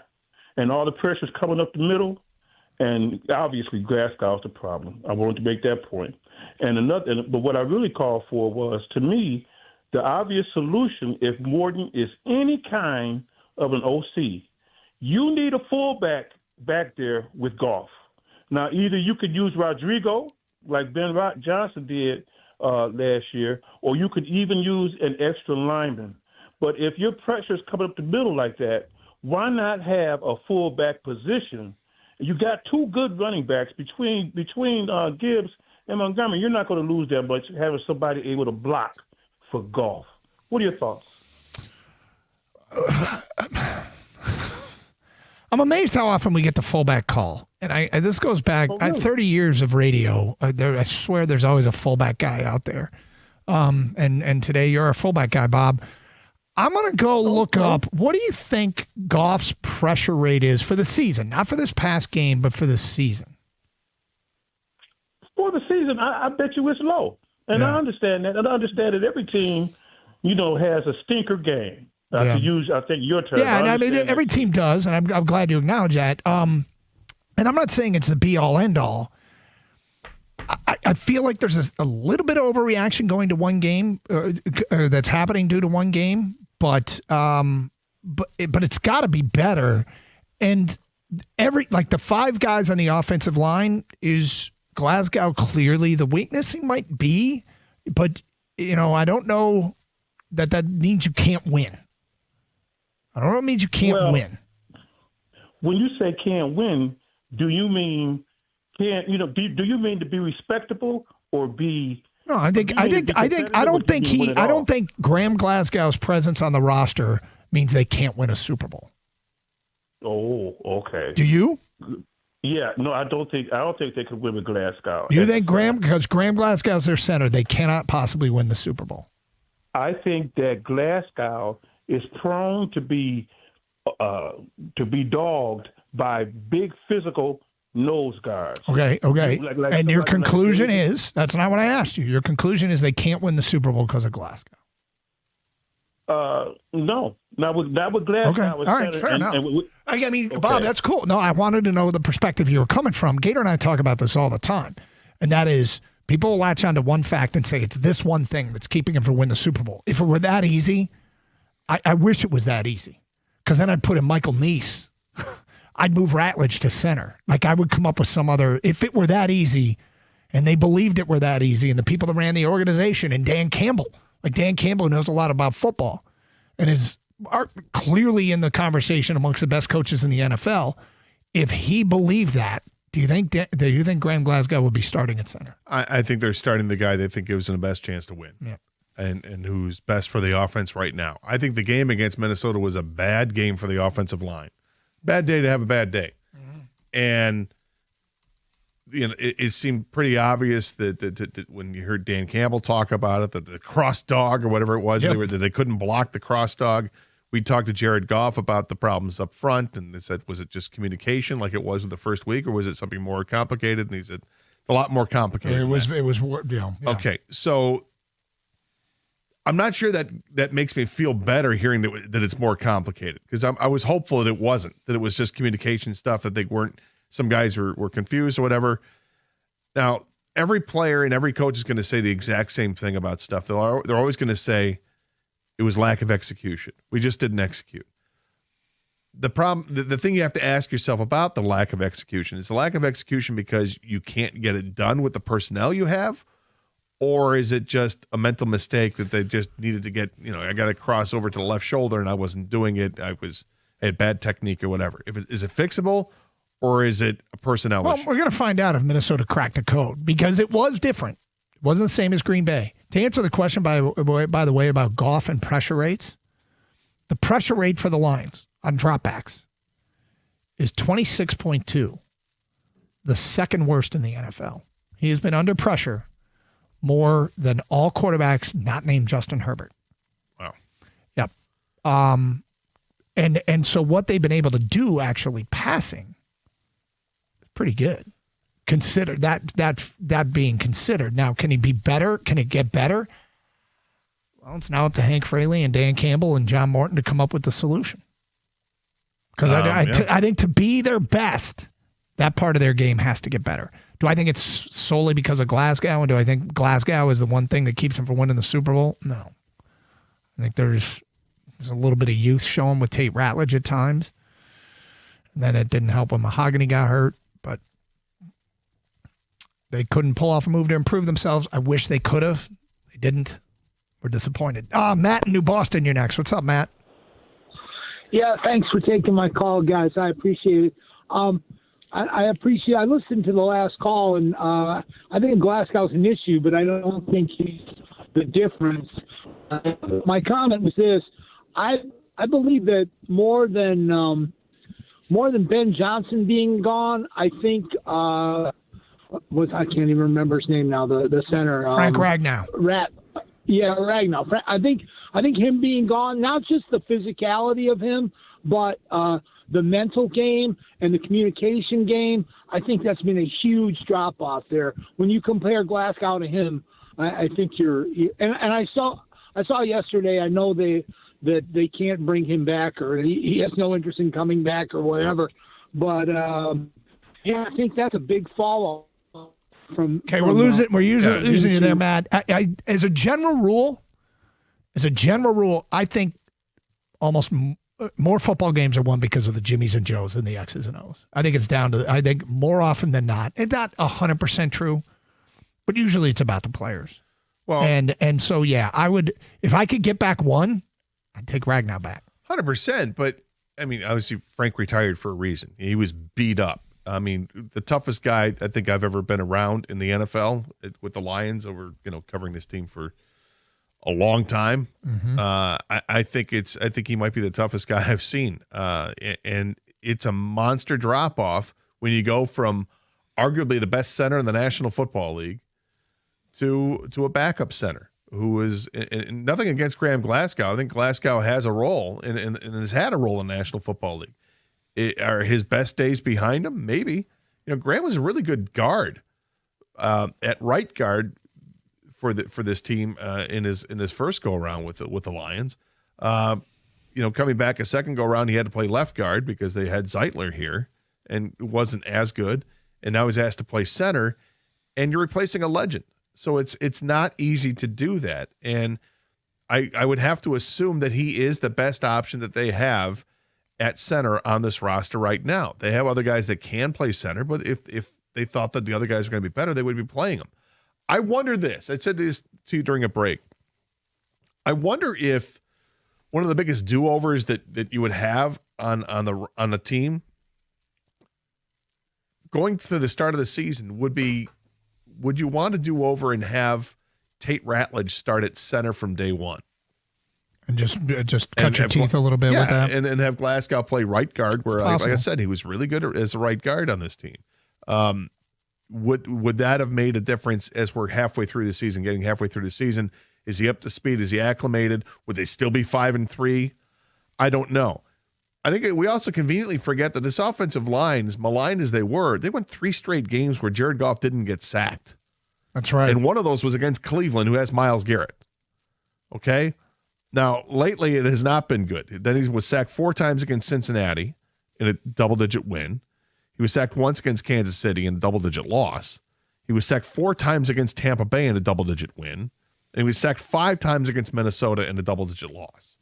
So you've had good games and bad games, but the constant is he's been under a ton of pressure, as you pointed out, and resulting in him actually going to the turf with the ball in his hands. That's a lot. That's 14 times in 4 games. Here's what's crazy is Football Reference had him the second most pressure allowed by the Lions in the NFL, and his quarterback rating's the 4th best. I think sometimes it gets overstated how bad Goff is under pressure. It's just aesthetically, it's not pleasing when he tries to scramble. Right. I think really is. That's a good way to put it. Aesthetically, it is not pleasing. No. No, not at all. Dustin is next on 97.1. Hi, Dustin. Hey, fellas, how we doing? What's up? Yeah, so I think there's a few different combinations that maybe haven't been discussed here yet. I think there's two guys that are consistently grading low. It's Glasgow and it's Decker, and we know what's going on with Decker. The thing here is it might be time. Glasgow's been most effective in the past when he's been at guard or he's your first option to come in off the bench. I wouldn't mind seeing Iguaquin play center. Ratledge gave up a 0% pressure rate last week at guard, which I think is a Glasgow problem. It shows it, I guess. It highlights it. And then I would put Cologne at the other guard spot. I mean, we couldn't have traded for a better guard that was available yesterday than Cologne. I think people underestimate what we had there, and he's been banged up. I wouldn't mind seeing that and moving Glasgow to the bench altogether. But Decker's hurting us more than people are giving it credit for. There's a lot of pressure coming off that end every week. And it's not just the pressure rate. We're not running the ball through the A and B gap like we did in the past. Well, Dustin, certainly if what you believe, I hope they are open to considerations of at some point making changes if they deem necessary. I'm pretty comfortable with Hank Fraley as the O-line coach. So I'm comfortable that he is putting out every Sunday the group that he thinks is going to give him the best chance to win, but that doesn't mean that they don't need to explore other options. We spent a lot of time looking at injuries to starters. Looking at injuries to backups hurts too. When you look at Miles Frazier, Jamarco Jones, Giovanni Manu, and Kobe Sorsdal. That doesn't help. All out.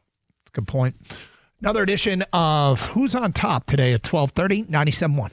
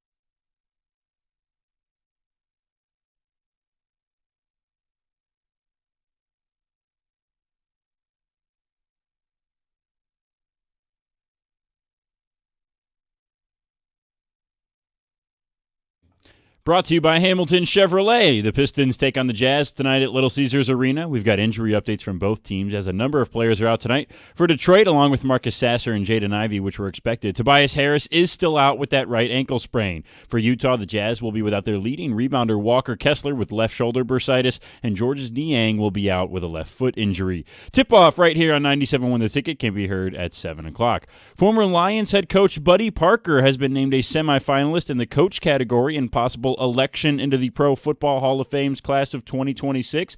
Parker had a 47-23-2 record with the Lions. His career was highlighted by 2 NFL championships in Detroit in 1952 and 1953. Michigan tight end Max Bredesen and Eastern Michigan punter Mitchell Thomasek are finalists for the Burlsworth Trophy this year. And the FBI has begun investigating illegal sports betting in college basketball today, said Front Office Sports. This, of course, follows the FBI's 30-plus arrests made last month into illegal gambling and sports betting involving the NBA, Terry Rozier, Chauncey Billups, and the Italian Mafia, namely La Casa Nostra. At the Corwell Health Sports Desk, I'm Brendan Shabath. For more, go to 97.1 The Ticket or visit Odyssey.com.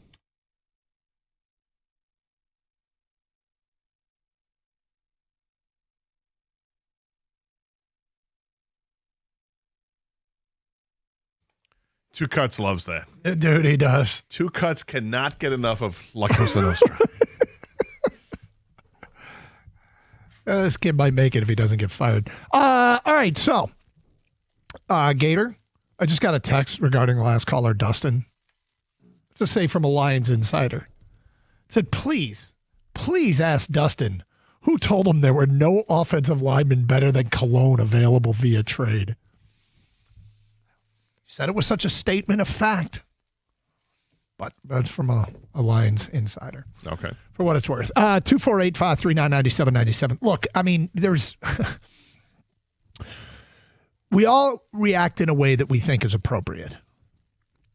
I don't think anybody says, here's what I'm going to do today. I'm going to overreact. So your feelings are authentic, and we respect those. On a scale of 1 to 10, my level of disappointment in the trade deadline is there. It's a 3.5, maybe a 4. But, I looked at 2 factors. One is I don't think anybody in the NFC took command of the NFC because of their moves at the trade deadline. 2 is there is not a trade that was made for a player and with the price, keeping in mind the price, where I said, damn it, that's the move the Lions should have made. There's some subtleties. Keon White for a pick swap at 6, making a 6th, a 7th in 2 years could have helped at the edge. That is something I'm like, yeah, that might have helped. I really like Seattle's move to get the receiver. I like the Saints traded Trevor Penning to the Chargers, the tackle. And Penning has some question marks, but those are moves that I'd think those might have been good moves for the Lions. But I'm not like so sure of it. So at the end of the day, there wasn't the biggest move made was by the Colts. And I'm not they made a move. I'm not particularly worried. And then look, the Cowboys did a whole bunch. I'm not sure if it's going to make them relevant in the NFC, but they did a whole bunch. But the Colts were the team that most went out and strengthened their Super Bowl resume. And as you've pointed out, why even worry about the AFC? If we're worried about the AFC, we're in a great place. I think what's really more telling is that the bad teams weren't trading players. Yeah. I mean, it's not that the Lions didn't get somebody. It's that these teams you would have expected would be absolutely willing to ship players off. It was Cleveland or Miami or whomever. The Saints. That maybe they moved a player here or there. I think there were a couple players from those 3 teams that were gone, but it's not like they went en masse. You didn't see a big fire sale with the Dolphins. All they got rid of was Jalen Phillips. You didn't see a big fire sale with the Saints. I mean, they had a couple of defensive linemen. I thought, well, let's look at Cam Jordan and look at Carl Granderson. Those guys could go. They didn't go. Cleveland has all types of players you think could be on the move, and they weren't. Cincinnati. Guess what? Trey Hendrickson didn't get traded. So, those are we look at positions we covet and we like because it's flashy. Looking at a defensive end, edge rusher, and not gone. But offensive lineman is what they needed to do, and there was only one offensive lineman was traded at the trade deadline, and really kind of inconsequential. Kang, you thinking Chick-fil-A? Oh, I'm definitely thinking Chick-fil-A. There's Chick-fil-A. a pretzel bun that Jimmy keeps telling me about that I got to try. Yep. You owe us lunch. Yeah, I forgot. Oh. Yeah. Okay. Yeah. Yeah, that's right. I was a... The Hendrickson trade, yeah. Hendrickson. Yeah, you said Hendrickson would get traded, King, and I didn't believe it. We made a lunch bet. That's cool. Yeah. All right. I'm down with it. Maybe next week. Sure. Yeah. Sure. I'm cool. You I let us know. appreciate it. Yeah. I'm fired up. I pay off my bets. I know you do. Yeah, that's why we're excited. Yeah. Should be excited. Here comes my superfood salad. Remember, guys, if Jimmy's picking up, though, no onions. Yeah, that's correct. Anyway, yeah, look, so my level of disappointment, 3.5, 4. Probably more 3.5 than 4. Your level of disappointment is closer to 6. Yeah. Kang, what's your level of disappointment? 6, 7. Yeah. Yeah. Oh, this guy. Yeah! Woo! Hey, 6, 7! I'm really trying to kill it. So, once the adults start getting into it, the kids will be like, this is not cool. Yep. Stop doing it. I did see a meme the other day that basically said, the next time you think your kids are being ridiculous for 6, 7, remember you were walking around going, my name is Cornholio and I need TP for my bunghole. Still funny. It is still funny. I saw a video of a fast food restaurant. They were calling out numbers. Oh, was it In-N-Out? Yeah. Yeah. Anyway, then the guy goes, number 6, 7. They The went place went nuts. nuts. Yeah. I will say this about that 6, 7 craze. Yeah. The craze cracks me up because it's about nothing. Yeah. Like always trying. What's the meaning of this? There's no meaning. It's No. just want to have fun with something that has absolutely no meaning. It's great. The first time I heard it, by the way, is my son's high school baseball team. Last year, they had a kid who's 6'6". Oh, God. And so every time he came to the plate, one of the kids in the dugout yelled, he's 6'6", but he's more like 6'7". Oh. Jeez. And I was like, what the hell is he talking about? He's 6'6". Is that what you're saying? Okay, Dan Campbell speaking at this hour. Here's what he had to say. This is according to, I'm going to read parts of tweets from Nolan Bianchi, Corey Woods, and Colton Pouncey. Nolan Bianchi, Lions coach Dan Campbell, the trade deadline. There were things that popped up. There was nothing that I would say enough to be noteworthy. And then Bianchi writes some, quote, intriguing options, but, quote, not good enough. Corey Woods is basically the same tweet. And then Colton Pouncey had this. Very similar, but very Dan Campbell. Dan Campbell on the Lions' inactivity at the trade deadline. There was nothing that I would say was enough to be noteworthy. All good. We're ready to roll. That is the most Dan Campbell thing ever. Sure. Yep. That's what he should say. He should all be about the positivity of what's in front of him. He's not responsible for making trades. The general manager is. He's responsible for coaching the team that he's got. 248-539-9797. Tim is in Fraser. Oh, God. Why does this keep happening? What are people doing calling up the show and putting us on hold? Sorry, guys. I had to get my food. I was number 6, 7. You told me I'd be on hold for 6 to 7 minutes. Well, if line 6 wasn't there, go to line 7, Doug. Feedback to the Carson Anderson inbox. Maybe it's time for the Rick Carlisle to Larry Brown transition. Possibly this is as far as Brad can get us because he's not aggressive enough to get us over the hump. We're almost there. We need a few pieces that he could have done or fixed. That's from CJ and Dearborn. I go back to the Lions Insider. What were the pieces that he could have done? I would love to have the intel of what he could have done. It would be very helpful. I honestly would love to know what he turned down, what the reaction was when he called up and asked for a player, what it would have cost. It would be really helpful. So it's hard to criticize trades that didn't happen, but the trades that did happen, we can question whether the Lions should have got involved with. And one trade that did happen for an offensive lineman was the Saints sending Penning to the Chargers. Yep, I mentioned that one. Yeah, Yep. so, I mean, do you think the Lions should have got involved with that? Well, so the thing is, Penning, you know what Penning grades out at is average at guard. He was struggling at tackle. They moved him to guard. By all accounts, he was average. And okay, I mean, could they have used an average guard? Maybe. Did he not fit in their plans for some reason? I'd like to know why they wouldn't have pulled a trigger on a deal like that. But that's clearly not the ticket to the Super Bowl. Cold feet at the deadline is waving the white flag. That from an unnamed texter. So this also, I don't think you mentioned this with the Lions. They have started Miles Frazier's practice clock today. Wow, back at practice. Actually, Tim Twentyman says back at practice today. So it's not just that the clock has started and he is practicing.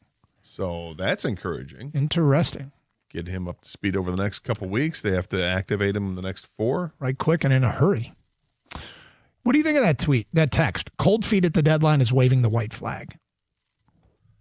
I think it's ridiculous. They're not waving the white know what's flag. crazy? Okay, I guess they're done.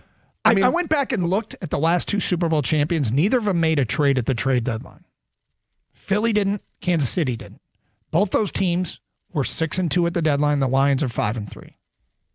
Okay, I mean, so in last year's Philly team, last year's Philly team was 6-2 at the deadline. Well, they were 6-2 after 8 games. I don't know if the deadline fell on the same weekend, but they were 6-2 after 8 games. They didn't make a move at the deadline. Kansas City, the year before that, was 6-2 at the deadline, or 6-2 after 8 games. Didn't make a trade deadline trade.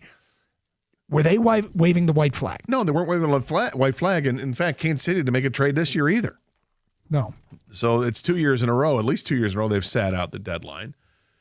Philadelphia made some moves, and again, I think it's just I think there's a difference in philosophy with how they view their draft picks, and I think Brad Holmes wants to use his draft picks to manipulate the draft.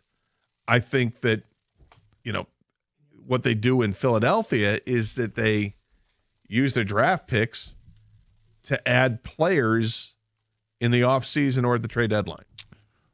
So responding to cold feet at the deadline is waving the white flag. You know what that means, Gator? Season's over. Done. You know what else it means? What's that? We need to maybe shift our focus here a little bit. Oh, is it time already? Could be.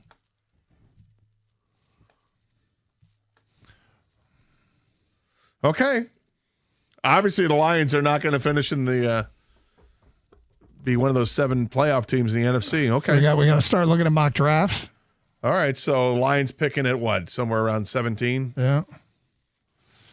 That's too bad. We're not going to do that. I thought But we had a season. More of your phone calls and feedback coming up. Another edition of Who's on Top at 12:30 here on Carson Anderson on 97.1. It's Wednesday, and you know what that means. Twin Peaks is about to turn up the heat on Hump Day. That's right. It's bourbons and brews at your favorite lodges.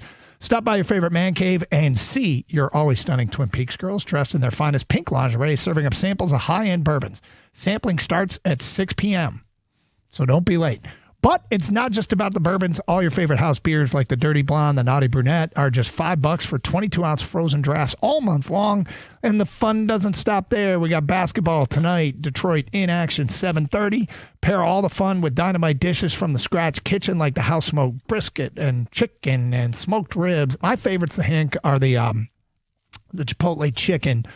But the wings and tendies, good as well. Be sure to keep your weekend open. So you got football action, of course, all day, all night, capped off with a rematch of last year's conference championship game at 4:25 on Sunday. There isn't a better place to catch all the gridiron glory than Twin Peaks. Twin Peaks, eats, drinks, scenic views.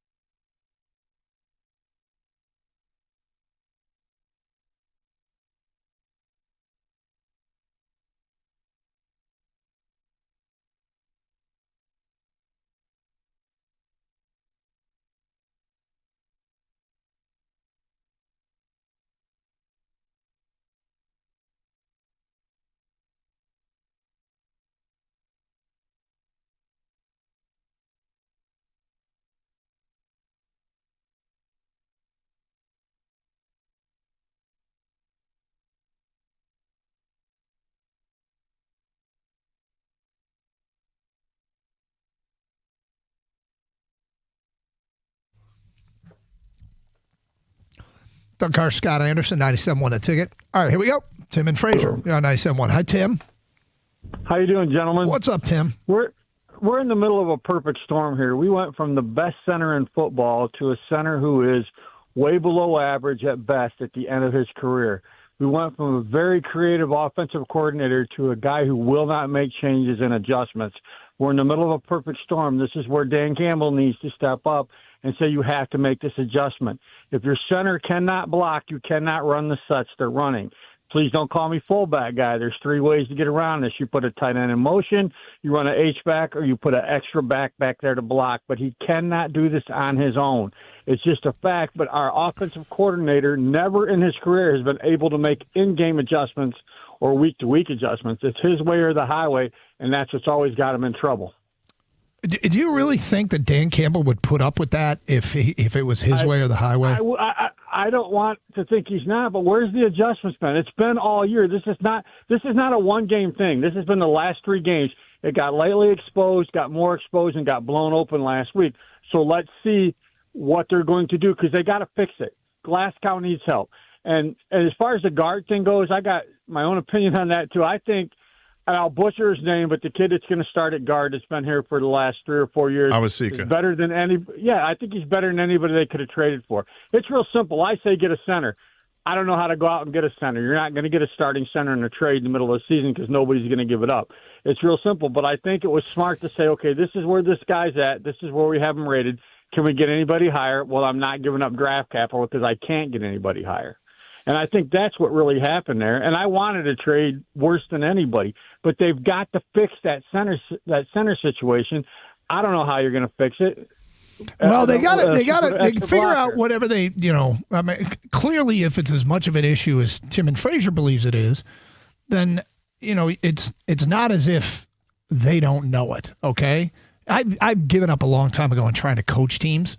Because the closer I got to it, the more I realized I was unqualified. And even though I learn more and more all the time, so forgive me, I have really no comments on your quote unquote solutions. But I will say that if they have the problems that you say they have, Tim, I don't know that Dan Campbell should be the coach of this team. Well, if the offensive coordinator is dictating to the head coach and won't make changes, which tell me if that makes a lot of sense. No, it doesn't make any sense. The Lions scored, I think, 24 of the 38 points against the Ravens in the second half. They scored 24 of the 37 points at the Bengals in the second half.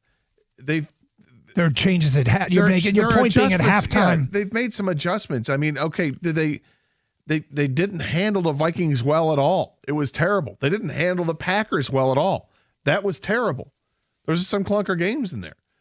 But Dan Campbell's not afraid to make changes to an offense if he doesn't think it's working. Go back to his first year when he said, Anthony Lynn, not cutting it, I'm taking the play calling duties.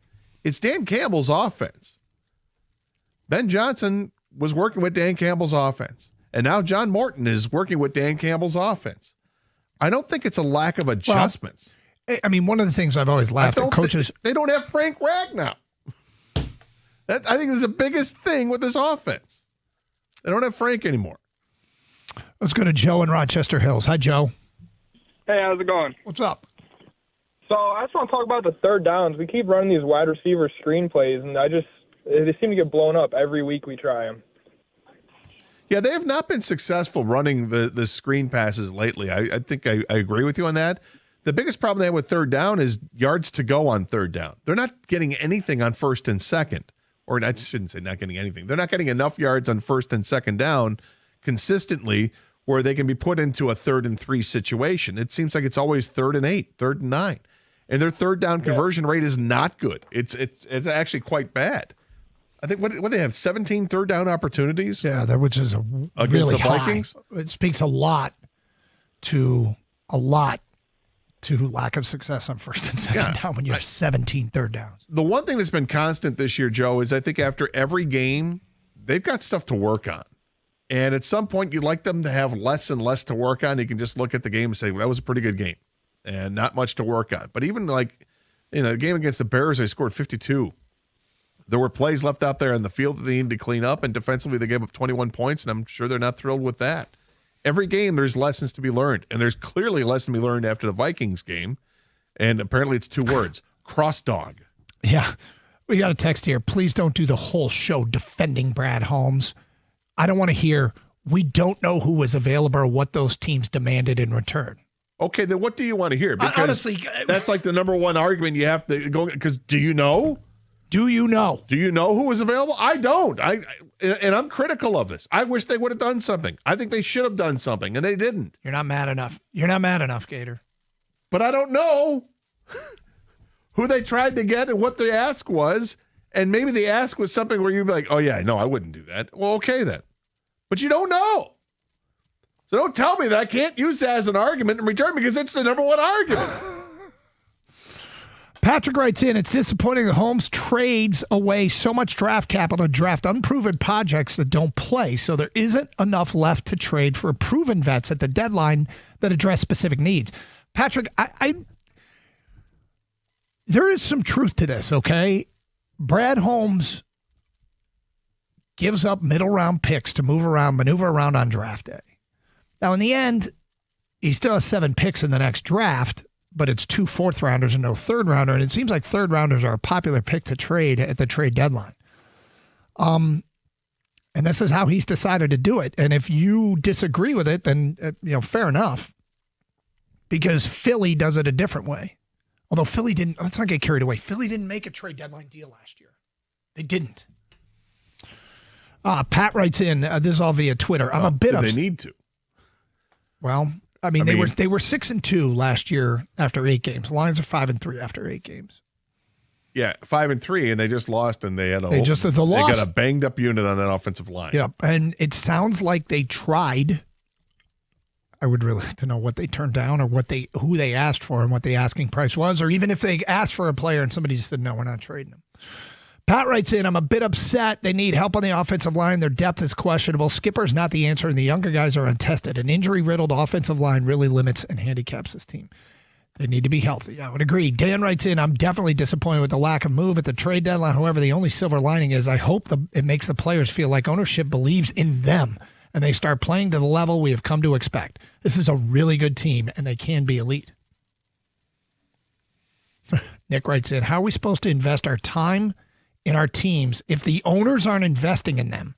My feeling about all 4 Detroit sports teams is meh. I can't get excited for any of them if the owners don't believe they can't get better at the trade deadline. Okay, this has nothing to do with ownership. I got to tell you, if an owner is telling a GM what to do, I disapprove of that hire. The GM is hired, let him do his job. And the only team in the NFL where this matters, where the ownership, it's Jerry Jones in Dallas. I mean, people suspect that it matters with the Tigers, okay? But that has nothing to do with the Lions yesterday. The Lions have a salary cap they have to work with. Now, do they have money to spend? They did. It's not an ownership. I don't think Sheila Ford Hamp is calling down to Brad Holmes and saying, oh, I'm sorry, we can't possibly take on another contract. Last Friday, Adam Schefter called them the ideal franchise in the NFL that everyone is trying to mimic. Now, if there was ownership meddling and telling, is there a chance? Is there even a 0.5% chance that ownership told Brad Holmes not to make a trade? No. I think if you're upset with somebody, you can be upset with Brad Holmes. There's nothing wrong with that. I'm disappointed that they didn't get something done. But I don't think you can't project that onto the ownership and come up with some argument that may have been possible 30 years ago when there was no salary cap. Bob Jenkins tweeted us, I hate this world of hyperbolic hot takes in sports. It's okay to be frustrated with yesterday, yes. Is it okay to suggest, quote, we need to have a conversation about Holmes as GM? Absolutely not. Sometimes I hate social media. It's Carson Anderson. We have another edition of Who's on Top straight ahead here on 97.1.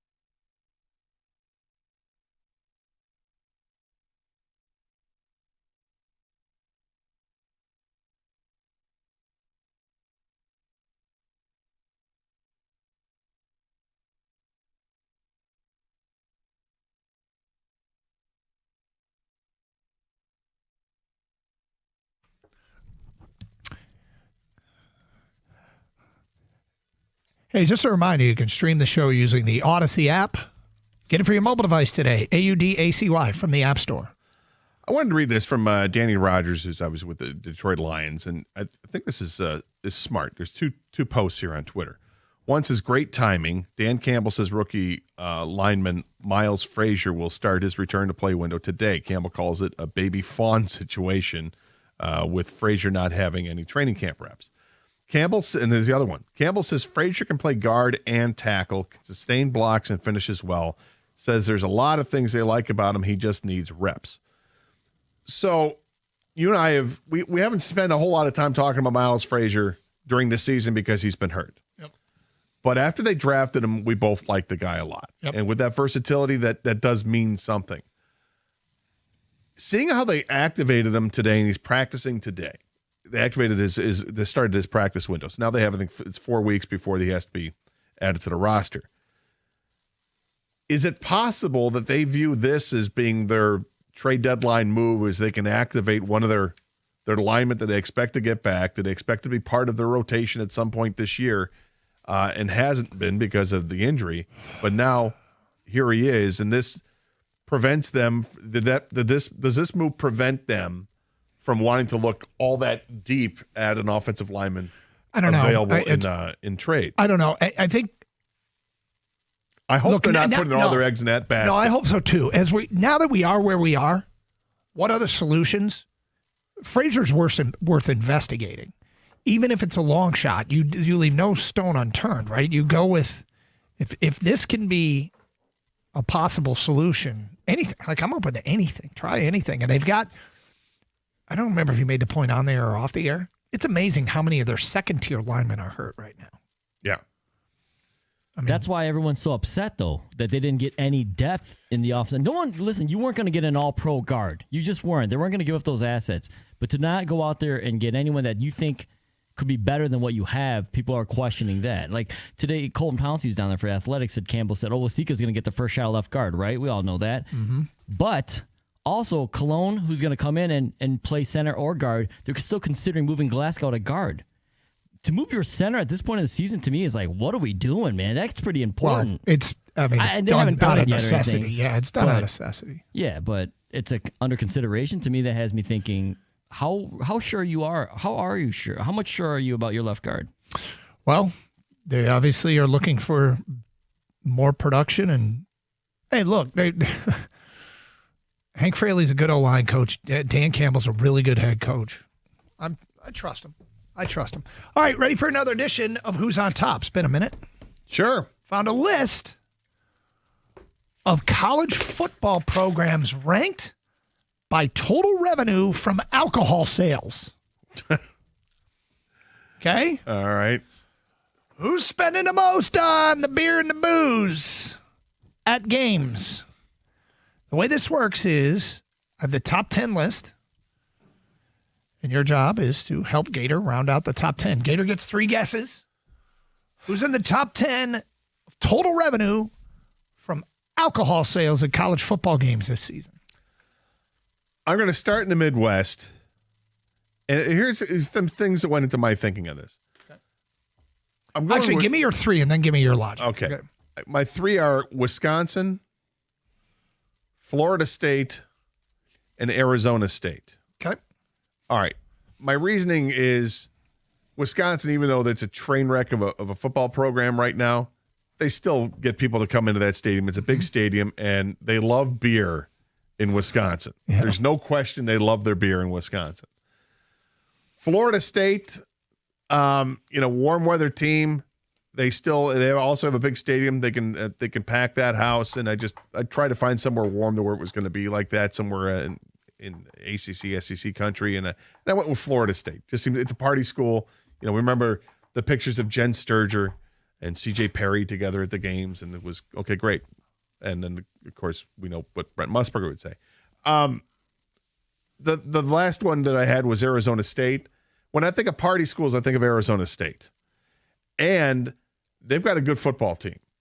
So those people who like to party, want to party. Now they got a reason to party at a football stadium. That's why I have Arizona State. Okay, Gator got 1 of the top 10. Help him round out the top 10 at 248-539-9797. Coming in at number 8, University of Wisconsin-Madison. So there are 9 out there. These are the top 10 ranked college football programs based on total revenue from alcohol sales. 248-539-9797. Gator, your reasoning was solid logic. And I think many of those schools, Arizona State, like, I thought it was going to be a good one. It may be, and I'll explain why later. But these are the top 10 ranked college football programs based on alcohol sales. 248-539-9797. Tell us who you think deserves to be in the top 10. Who would you guess is in the top 10? Gator got number 8, the University of Wisconsin. Let's get to your phone calls. We go to Aubrey in Farmington Hills. You're on 97.1. Hello, Aubrey. Hey, fellas, you got to go south. I'm going with Louisiana State University, LSU. Gator, do you think LSU made the top 10? I don't know what to think about the SEC schools. I know that there's a population that certainly wants to get fueled up for the game, but when I think of SEC, I also think of like Bible Belt and maybe not drinking as much. So I'm not sure. I'll say no. Number 3, LSU. I'm glad you knew better than I did, Aubrey. Yeah. Sounds like a great time down there. I think the crowd that is Always going to wanted to college go. football games are probably not those that are Maybe. from dry counties. Brian and Taylor, you're next on 97.1. Hi, Brian. Hey, I got to say Nebraska. Nebraska. Gator, do you think Nebraska made the top 10? No. It's number 1. Nebraska is? Nebraska, over $2 million in alcohol sales so far this year. That is number 1. Still 7 left from the top 10. Have not been to Nebraska. I don't know nothing about it. That's what they're doing there. Yeah, huh? apparently. They're getting all fueled up. That's why they're so friendly. 7 more to go here from the top 10. Tim in Flushing, you're next. Hi, Tim. Michigan. Gator, do you think Michigan made the top 10? No. Number 5 on the list. All right. I should just stop. Sheer numbers. I mean, they have 110,000. I know there's sheer numbers, but I think they all get fueled up before the game. They don't need to spend their money in the game when they can spend it outside the game. Jake is next on 97 a ticket. Jake, who do you think's in the top 10 here? Is Alabama on there? Alabama. Gator, do you think Alabama made the top 10? Sure. It did not. 248-539-9797. I just try to do the opposite now because I'm terrible at this. It's okay. We go to Matt on a cell. You're next on 97 a ticket. Hi, Matt. What's up? My guess, because of it's the party city, I'm going to go Nashville, Tennessee. Tennessee. Gator, do you think the University of Tennessee made it? Yes, out of sheer numbers, they have 100,000 people go to that stadium, sure. Number 2 on the list is Tennessee. Well done, Matt. Still have 6 more to go from the top 10. 248-539-9797. Josh in Ann Arbor, you're on 97.1. Hi, Josh. How's it going? Good. We go with Iowa. Iowa. Gator, do you think Iowa made it? No. They did not. 248-539-9797. I'm getting better. Patricia in Marysville. Hi, Patricia. Oh, I think Michigan State all the way. Michigan State. Do you think Michigan State made it? Only 76,000 there, and they're not getting that many people to go to the games, but they do love to drink. I'll say yes. Outside the top 10 at number 11. Just on the outside, number 11. Jeff is next on 97.1 a ticket. Hi, Jeff.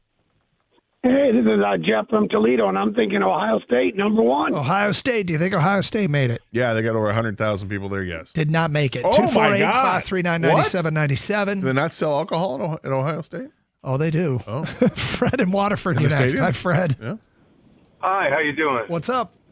I would say everything in this state, they say, is bigger and better except for redistricting. Texas. UT at Austin. Sure, yes. Did not make it. 248-539-9797. One more. Rob in Oxford. Hi, They smoke Rob. more pot than anybody else. Hi there. It's got to be the school that has nothing to do but drink, like West Virginia. West Virginia. Do you think West Virginia made it? I don't know if it's a big enough stadium. It is number 7 on the list. What do I know? This is just ridiculous. Well, you might be slightly mad at me when you hear some of the methodology, but Can I give one more shot? Sure. Penn State. Did not make it. All right. No, I feel like I am going to be mad at you for the methodology. There are 4 that people didn't get. 3 Big Ten schools. We will get to that coming up today at 12:46 and round out the entire top 10 next here on Carson Anderson on 97.1. You know, replacing a roof isn't something that most of us look forward to. In fact, it's a big investment, and that's why choosing the right company matters. And for over 30 years, Michigan homeowners have trusted Shaner Roofing. Here's why. Not only are they local experts with a proven track record, but every roof they install comes with a lifetime transferable warranty. Now, this is great. It means that your investment is protected for as long as you own your home. And even if you sell it, and trust me, it's a huge selling point to have the transferable warranty. Plus, Shaner Roofing has earned a 4.9-star Google rating from thousands of happy customers. And that kind of trust doesn't happen overnight. It's built on decades of quality work and customer care. So if your roof is aging, leaking, or you're just ready for peace of mind, go to mymichiganroof.com. That's mymichiganroof.com. Powered by Shaner Roofing, Michigan's trusted roofing experts.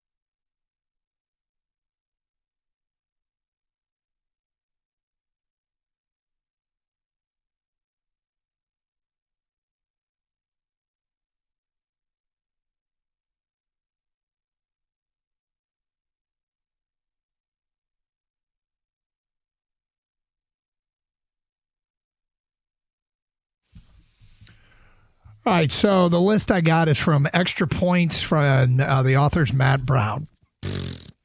Well, here's why. Sorry, it was a preemptive one. No, What do you got understand this. The list is way more fun than it is accurate. Okay? I'm going to admit that up front.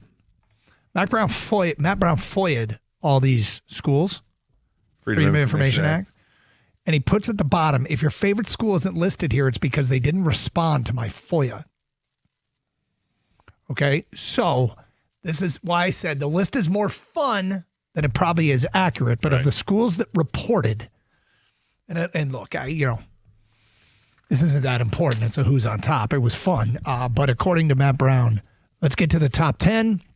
Checking in at number 10 in alcohol sales at college football games, revenue generated, Illinois. At number 9 out of the Southeastern Conference, the University of Kentucky. Number 8, Gator got that, University of Wisconsin. Number 7, Rob got West Virginia. At number 6 out of the B1G, Indiana.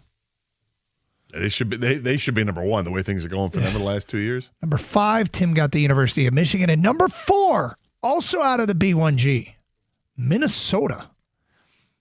That's impressive because that is not a huge stadium, and they don't always sell it out. So those that are showing up are doing damage. They're getting hammered drunk. Number 3, Aubrey got LSU. Number 2, Matt got the University of Tennessee, and Brian got number 1, Nebraska. Now, maybe we'll do this at the end of the year if everybody responds to the Freedom of Information Act request, but fun list nonetheless. So, yeah, that was fun. Should we have done the other one? I don't know what the other one was. I'll show you what the other one was. Not nearly as fun, but not as fun. No, okay. You agree. I might say that for down the road, but it's not as fun, right? No, that's not as fun. You are 100% right with that. Yeah, that's why we went with the second one. So, you just got this tweet. IEA. The number of fans jumping off the bandwagon is ridiculous. Would these fans be so extreme if the Lions actually won on Sunday? How many will want back on the bandwagon if they win this Sunday? Most national experts had the Lions as the top team in the NFL just last week. Chill out, folks. This is true. Well, like I said, what Sunday's game did. What Sunday's game did was not only did they lose to a team that thought we were superior to in the Vikings, but it's the way that they lost. They got beat up on the offensive line. And the offensive line, not only did they get beat up, they are beat up. So it's like a twofold. They pummeled the offensive line that's supposed to be a strength of this team, and now it doesn't look like a strength anymore. Your starting left tackle he's got a bad shoulder that he's on painkillers for, so he didn't know how bad his knee was going to be when he woke up the next day, and now his knee is bad. You've got a left guard who left the game because he broke a bone in his leg, so he's gone. Glasgow was the only one who stayed in there the entire time.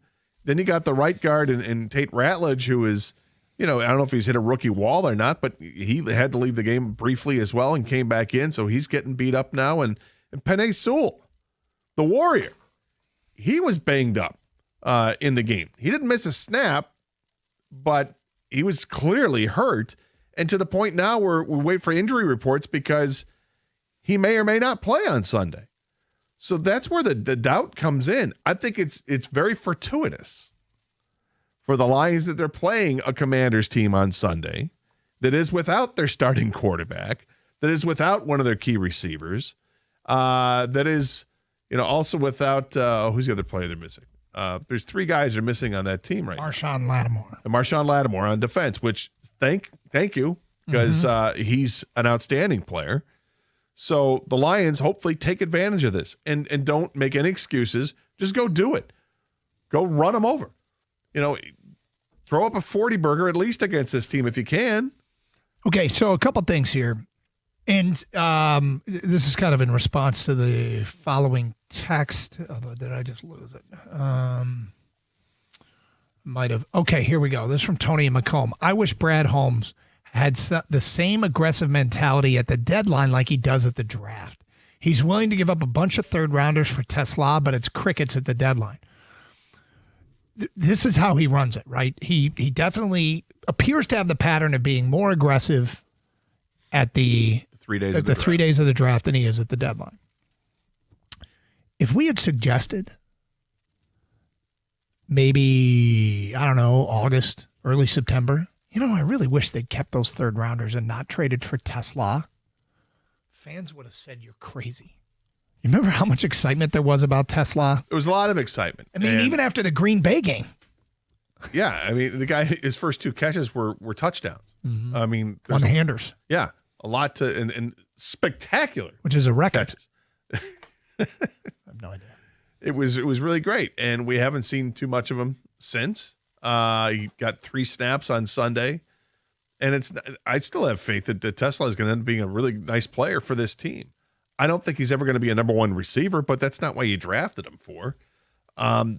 I think we all had questions when they moved up to get him. When we saw who the player was on draft, they were like, "What? I'm sorry, whoa, what?" Mm-hmm. Interesting. You traded that much to move up and get him, and he's still not really being implemented in the offense. Now, they did say they want to get him more snaps. They want to get him more work. But, we'll never know if there were teams that were truly interested in Isaac Tesla in the 3rd round. Right, sure. We'll never know. And if Tesla turns out to be an elite receiver down the road, a great receiver. And there's a couple of players like that, like Giovanni Manu.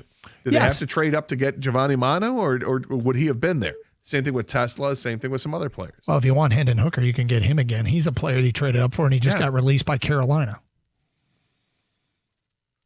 So there's some swings and misses for sure.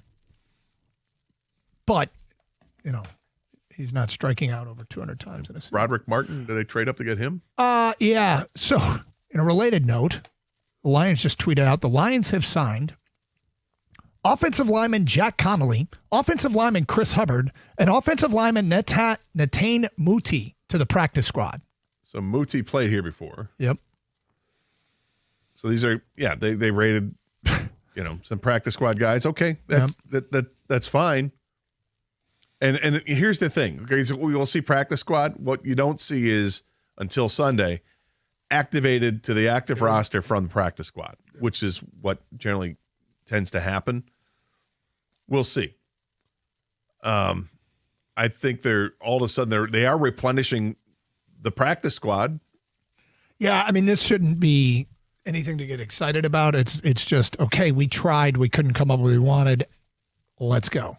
Right. Miles writes in, I feel like we have calmer heads prevailing here in the noon hour. Miles writes in, look at Tampa, very injured, and they're getting guys back, and they didn't make any moves either. People still consider them contenders. The Lions are the same. Maybe, I mean, look. I don't know what their cap situation Yeah, was. and we're talking about like warts. We're all aware of our own warts. And Detroiters, look, I think you and I are probably more optimistic than some other shows here. I don't want to speak out of turn here, but I think that's probably true. I think we're more forgiving, maybe. And maybe that's a better word. But we're disappointed. Yes. We're disappointed. We thought we really would have liked to have seen this team do something, understanding that there wasn't one trade that took place yesterday where I'm like, oh, God, that team pulled it off. Like Dallas got better. I'm not sure it makes them relevant yet in the NFC. Like what Seattle did, and there were some offensive linemen moved, but none that seemed like were clearly better than what the Lions have in-house. But, God, I'd like to be more fly on the wall. And Brad Holmes didn't speak today, which should he have? Should Brad Holmes be talking to the media, talking to the fans? I mean, I would. Hey, here's what happened. Here's why we didn't do anything. I know a lot of you have questions. I think it's always good to hear from the from the GM. Yeah. We just got this tweet. Do you guys feel like there's a lack of fun that's been going on with this team? Amon-Ra doesn't even celebrate his own touchdowns anymore. Am I the only one that feels this way? Dude, they just did the Superman Batman celebration. Right, it's Spider-Man. Spider-Man, sorry. I didn't see the movie. It was a movie, right? Comic book? Well, Superman and Spider-Man in a different universe. Is it a talkie? It's a talkie, yes. Okay. Yeah, they just did that celebration in the end zone, which was kind of sweet. That was sick. So I don't know if I agree with that. More of your phone calls and feedback coming up. It's Carson Anderson. A little bit of a surprise move with one of our teams. Somebody's coming back. We'll get to that at 102 here on 97.1 The Ticket.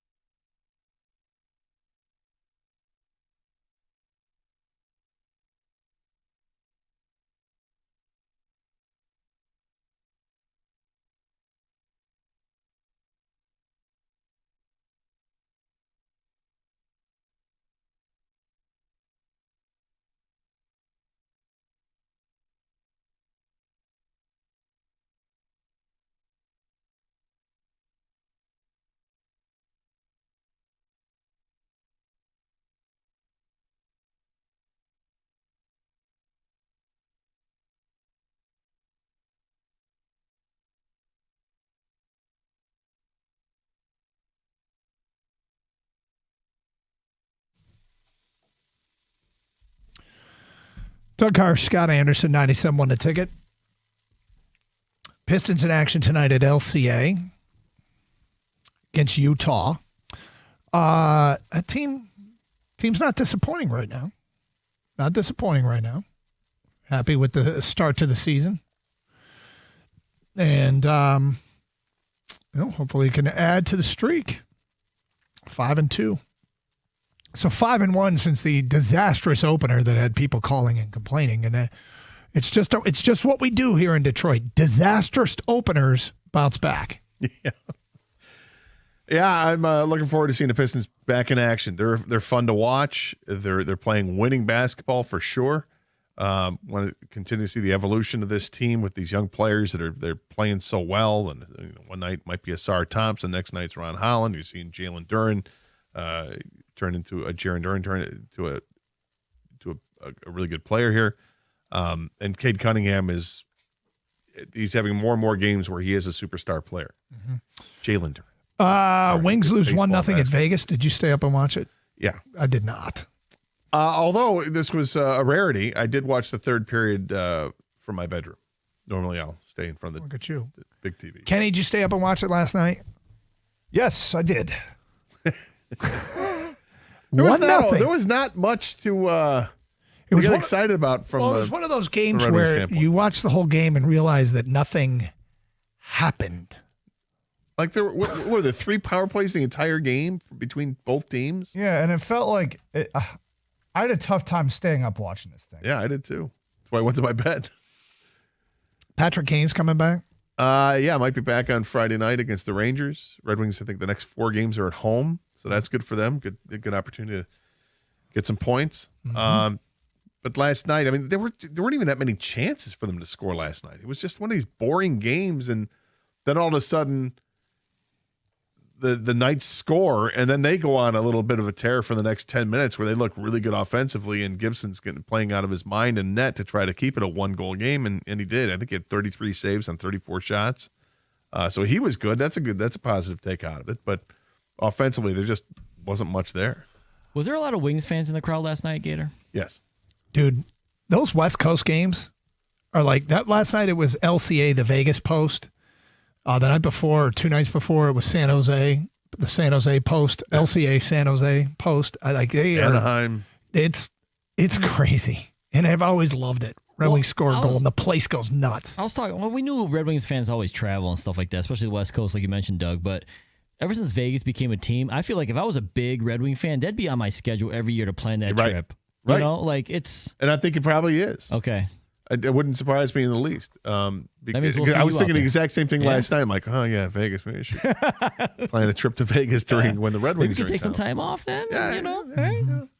But I went to a game 20 years ago in Anaheim and saw the Red Wings play in Anaheim, and I was surprised then at how many Red Wing fans there were in the crowd. And my friends like, yeah, that's how it is out here, man. Red Wing fans are all over California.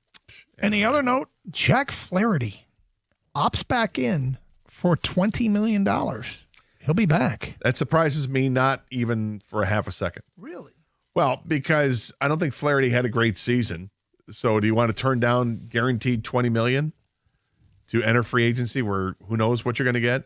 Or do you want to try to do your up-down theory in your career? Mm-hmm. We have a good season followed by a bad season followed by a good season. Okay, so if this was a bad season for Jack Flaherty, then you're counting on yourself to have a good season. Get your $20 million, which is an extraordinary amount of money, and then parlay that into another 3-year deal in the offseason with somebody. Yeah, I mean, I guess given the market, I thought he'd jump into the market here and see what was out there. Well, it sounds like there's a lot of starting pitching in the market, which may say why he's staying at 20. I saw this somewhere. Let me see if I can find it, and I can't. I got to sift through a lot of stuff here regarding Flaherty. But, I mean, you either pitch well or you won't be part of the rotation. Like, they're in a situation now where, I guess it depends if Scooble's gone. Well, which I suppose is a strong possibility. When Flaherty's on, he's great, right? We've seen that where he can be great, and when he's not, he's completely hittable, and it's frustrating. The question I have with Jack Flaherty is longevity. I mean, they have him here for this season. They have to now because he opted back into it. So hopefully we're getting good Jack Flaherty. But, Jack Flaherty's been dealing with a back injury for years. He gets the injections. I think this is multiple years where he's had the back injections. That concerns me, and it's so it is what it is. The contract they gave him last offseason was a 2-year deal with the second year being an option for the player. The player picked up the option. Okay, good. Let's go. Move on with him. And if it's bad Jack Flaherty again, then you got to deal with it. But if it's good, that's going to help while it still gives them a window of opportunity to try to figure some things out with the rotation with some other guys. Is Reese Olson really a piece? Is Casey Mize really a piece?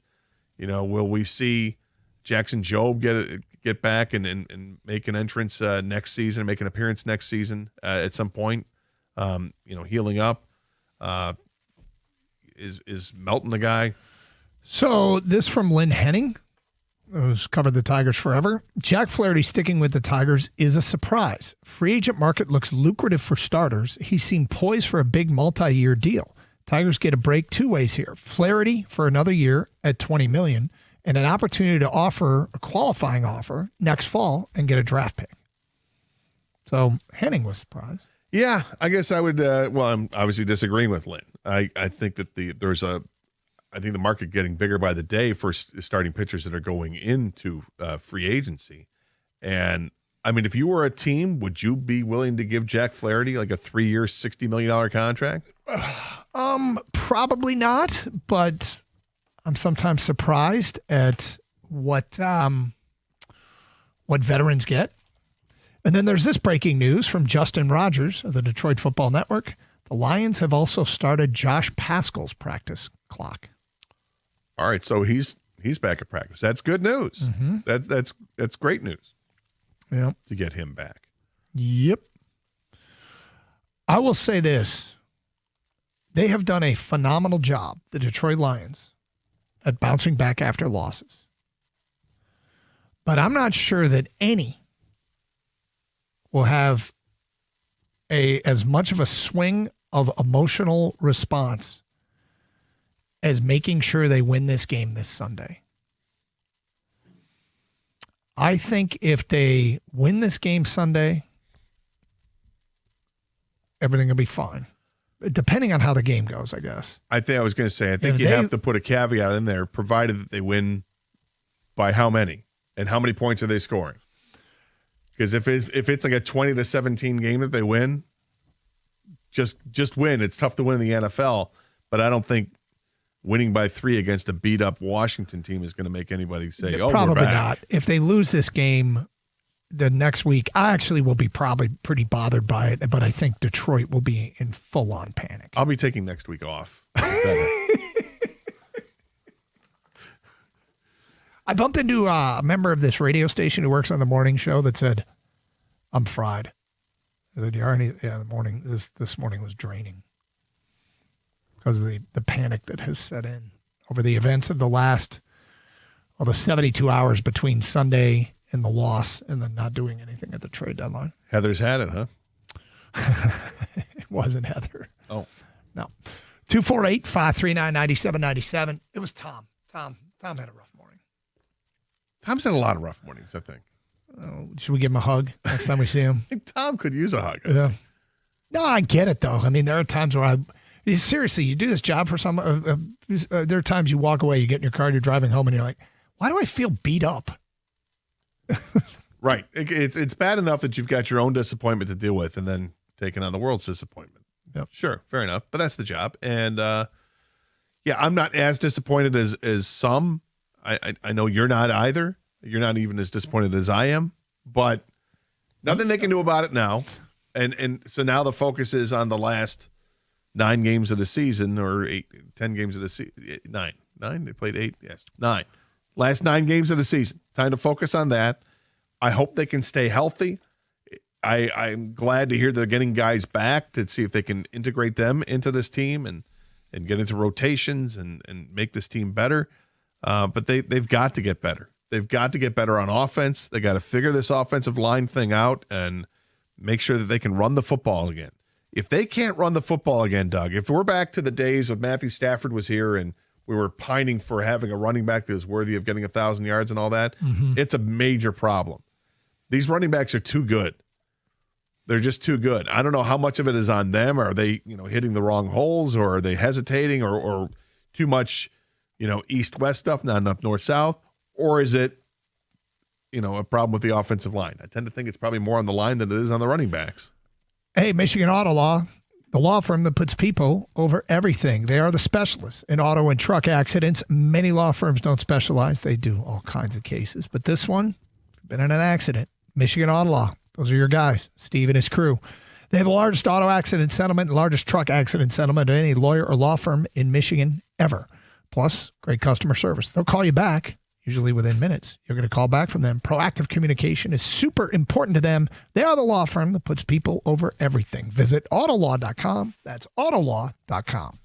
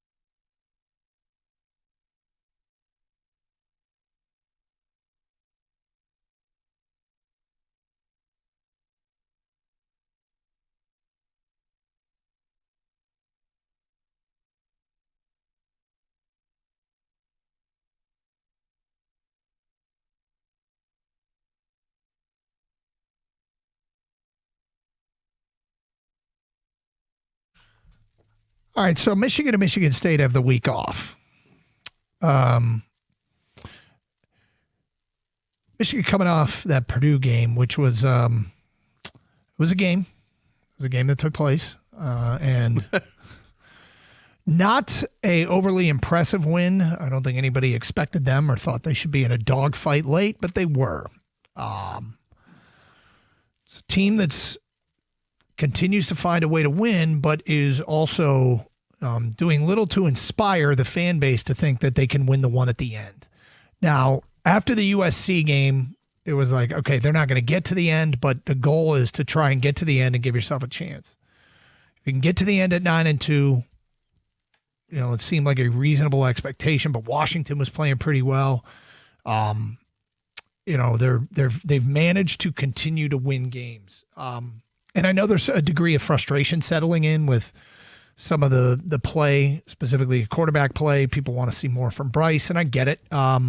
And I'll say this about the development of any program or any team. There's kind of really three things that could be going on. One is the coaching staff can't develop, which many people, I think, have taken up that position at this point. There is a possibility that the players that they recruited were either overrated or not worth the hype, or the development just hasn't happened yet. We talked about the success rates for true freshman quarterbacks are almost directly proportional to the number of veterans that they have around them. And the greatest example is Trevor Lawrence, and that Clemson team was filled with NFL talent. So you can choose to believe whatever you want. The coaches can't develop, the players are overrated, or it just hasn't happened yet. There's some interesting trends going on. Given that they have so many freshman eligible players, I think it'll be intriguing to see what this group can turn into. One of the interesting trends was last week, once Donovan McCulley got hurt, and it probably forced the hand a little bit, all of a sudden Jamar Browder got 18 snaps in that game. The wide receiver snaps, Marsh had 41, McCulley got hurt, then Goodwin 19, Browder 18, Kendrick Bell 16, Samaj Morgan 10. I know Samaj has frustrated people, but as a veteran player, he knows what routes to run, and part of his influence is the blitz that got overturned, the Michigan State, the sack fumble one, that the offsides play. Samaj was the one that saw it coming, that was pointing it out. These are ways a player can contribute. But got it. Yep, want to catch the ball every single time it's thrown to you, and some people think the quarterback can take, as Jason Avant says, the difference between a fastball and a free throw. Well, there is a difference. Is the touch you put on him. Yeah, and I think Bryce Underwood, obviously, he's got tons of talent, and you're going to see, like you said earlier in the show, not all progress is linear. You may take some steps back before you take some steps forward. I think it would behoove him, and I think it did a little of this against Purdue, utilize your tight ends. Yeah. I always say tight end, that's your best friend. If you're a quarterback, a young quarterback in particular, somebody new to an offense, take care of that. And Zach Marshall had some big receptions in the game against Purdue. They got Marlon Klein. I don't know if they use him enough, but utilize the short passing game to build the confidence so when the time comes to throw daggers downfield, you can, because obviously you want to throw. No quarterback wants to sit there and dump it off. Everybody who's ever played quarterback wants to throw deep, wants to have that moment, right? I want to check it down. Right, exactly. But the reality is with Michigan's offense, they should just be running the ball anyway, because it doesn't matter if it's Haynes or if it's Jordan Marshall. These guys are getting a job done. 185 yards rushing? Take away the big 54-yard run, he still had 131 yards rushing. Yeah, and, I think this Michigan team is still better than last year's team. So, it may be baby steps, but we'll see. They got a bye week, they could use to get healthy. They had arguably 4 of their top 5 defensive players out for much of that game, and Purdue was held to a season-low 276 yards of offense. As far as Michigan State's concerned, I know there's angst about the coach. Got it, yep. But the team, I thought, showed up. I thought they definitely showed up. They came to play. They didn't get the win. They have themselves to blame for it. Yes, it was a horrible call that was called correctly originally. In overtime, it was interference when the player's jersey was being tugged away from his body. And then they actually called the penalty, announced it to the crowd, and then had a discussion. Did they even spot the ball? I'm not sure if they had spotted it down. I think they were going to. And then next thing you know, they pick up the flag and say, oh, there is no penalty for interference, when it clearly should have been interference. Regardless of that, they had their chances to win. And it was not a great day for Nick Marsh to have some mistakes. dropping what should have been a touchdown pass in the end zone was one. The holding call he had on a long touchdown run that called it back, that's another. And then the one he's involved with, but it's not his fault, was he's wide open down the sidelines, and Milivojevic throws it, but he underthrows him. And he doesn't get in the end zone as a result. They had the ball inside the 5, but they can't convert it, and then they miss the bunny field goal. Mm-hmm. You can't do those things and expect to win games. They should have won it in regulation, and it would have been a nice story. These guys feeling great about themselves to get a win after the heartbreaking loss to Michigan, get a win on the road, which would have been nice, and give credit for Jonathan Smith for having the balls to go out there and say, you know what, not Aiden Childs today, Alessio Milivojevic. That's who's going to start at quarterback this week. And when that was announced, I was like, okay, that's interesting. I wasn't excited. I thought it was interesting because it's not what I would have done, but good for you for having the balls to do it when everybody in the world thinks that you're literally tied at the hip or attached to the hip to Aiden Childs as your quarterback because you both came from Oregon State. He made the move. Probably wasn't easy for him. No, it couldn't have been. And Milivojevic, he was good. He wasn't great, but he was good. He had 300 yards passing and only 20 completions. He made some mistakes and probably held on the ball a little bit too long at times, but it's his first start. I mean, it was encouraging. And that's all I can say about the game is that there were some encouraging moments. Unfortunately, they end up losing the game, and it's just another loss, and here they are 0-6 in the Big Ten with 3 games to go. Are they winnable games with the rest of the way? Look, Penn State is a beaten-up team, but Penn State can still run the ball. There still some really good players. It's just the quarterback is not what it was, and that's going to change things up. Playing at Iowa is not where you want to play. Iowa's awfully tough on the road, so that's going to be tough to play when you're on the road at Iowa. And then the last game of the year against Maryland at Ford Field, I don't know who's going to be there. I don't know, if players going to opt out or not, if there will be any announcement beforehand. I can't imagine that they would announce that they're going to fire the coach between now and then. And I'm not sure I would at this point. I think there's pros and cons of doing it. So I'm not sold on it yet. I'm leaning in that direction, but I wouldn't do it right now. I think it's just punitive and stupid to do it now. Let the rest of the season play out and see what Michigan State has to offer, what these players are going to do. Are they going to show some heart and some determination and grit and play these games, or are they just going to fold? Okay, I want to say this as an overall statement about the state of college football here in 2025 in a world where I think some people want to move on from their college football coach. Sometimes in sports, when everybody zigs, I like to zag. And stability right now, if you have a stable situation, you have in your house in college football, this is a great time to have a stable situation. Because if you get the chance to go out and clean up, first of all, you get a leg up on all the schools that have fired their coach on recruiting the current high school athletes. You can pilfer from their current commitments. Hell, you can pilfer from their current rosters. Penn State, Virginia Tech, LSU, Florida, Oklahoma State, Auburn, UCLA, Auburn, Arkansas. All those players are there for the taking. And I know people want to, some people want to move on from Sherrone Moore. I've seen social media. Others want to move on, got it more for Michigan State. If you commit the money it would take to buy him out, to going and pilfering those rosters, if you're Michigan, you think you need a wide receiver, do you think there's any at any of those schools that could help you? Without a doubt. It is a great time to have a coach in place and to go. If you have money to buy out a coach or if you have money to spend on recruiting, you could really clean up this offseason. Well, that's the thing. If you're willing to spend $30 million to buy him out, if you're willing to spend that kind of money, like you say, would you rather spend that $30 million on players and get the right players in the mix? If you have to get another assistant coach, perhaps, you can do that as well. But understanding if you buy him out for $30 million at Michigan State, then you still have to hire another coach, and you're behind the 8 ball because everybody else is rating your program now, and and it's tough to be a Raider unless you have the can't miss hire ready to go in place. Yep.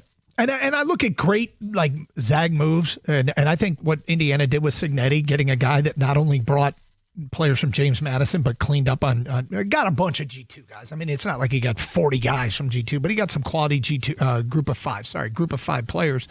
I think of the Red Wings going to Europe before everybody else and cleaning up on Russians. I think this is a great year to have a stable program, to have your coach still in-house, and to try and go clean up on those rosters. Whatever it is you think your program needs, guess what? It's probably out there and seasoned elsewhere. So, anyway, nobody cares what I think. Let's talk some more college football next here on 97.1 The Ticket.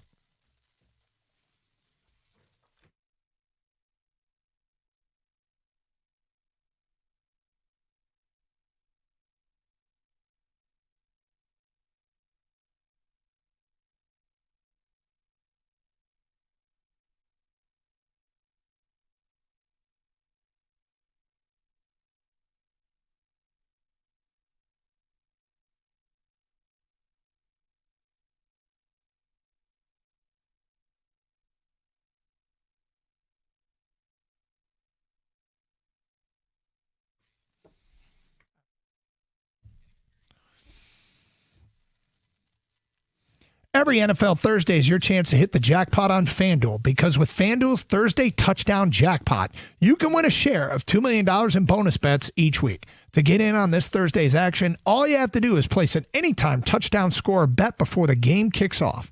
And if your player scores the first or last TD of the game, you will win your bet plus a share of bonus bets. Just visit FanDuel.com/Doug to take a shot at the jackpot. That's FanDuel.com/Doug for your chance to win a share of $2 million in bonus bets. Play your game with FanDuel, an official sports betting partner of the NFL. Must be 21 years of age or older and present in Michigan. The opt-in is required. Must apply profit boost token on select market. Prize pool will be split equally amongst all eligible participants who made the first correct or first last touchdown pick. Bonus issued is non-withdrawable bonus bets, which expire 21 days after receipt. Restrictions apply. See terms at sportsbook.fanduel.com. Gambling problem? Call 1-800-GAMBLER.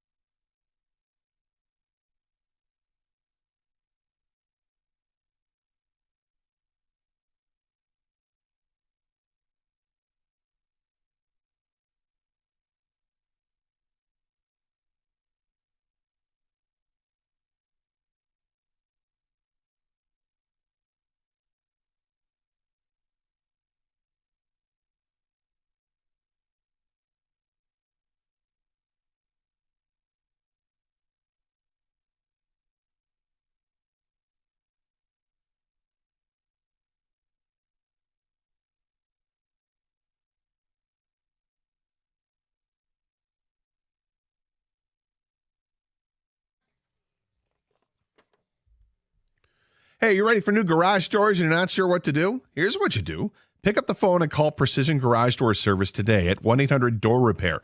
I know this firsthand. When I had to get new garage doors about 5 years ago, I called them up. They came out to the house, walked me through the entire process. John and Jeff were amazing. They showed me all the options I had at my disposal. I picked out the perfect doors for my house, and I think you will too. Hey, if you just need repairs, like if your garage door is making some strange noises or maybe it's not working as well and efficiently as it used to, give them a call. They're going to fix the problem. They've got expert technicians in the field that know what they're doing. Precision's great. They offer same-day service. Emergency repairs are available. Weekends are available at no extra charge. They offer the industry's leading warranty. It's called the Precision Promise. Trust me, you're going to love what they do. Give them a call today at 1-800-DOOR-REPAIR or schedule an appointment online at your convenience at precisiondoormi.com.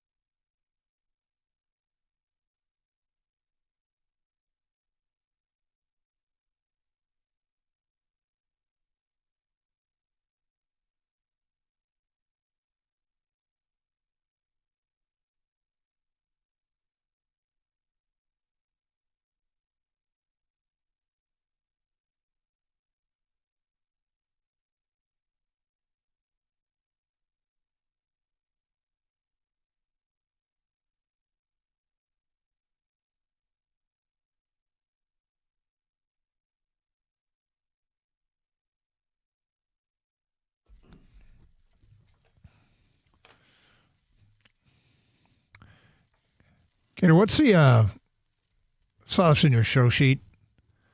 suspicious betting in the UFC?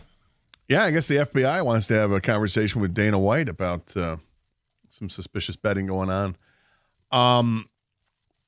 Call me completely shocked that somebody thinks that there might be something corrupt in combat sports. Kang, are you stunned? The fight game is the dirtiest of all sports. It is just, there's just too much room for shady business to go on. From the fighters, the refs, the judges. Everybody.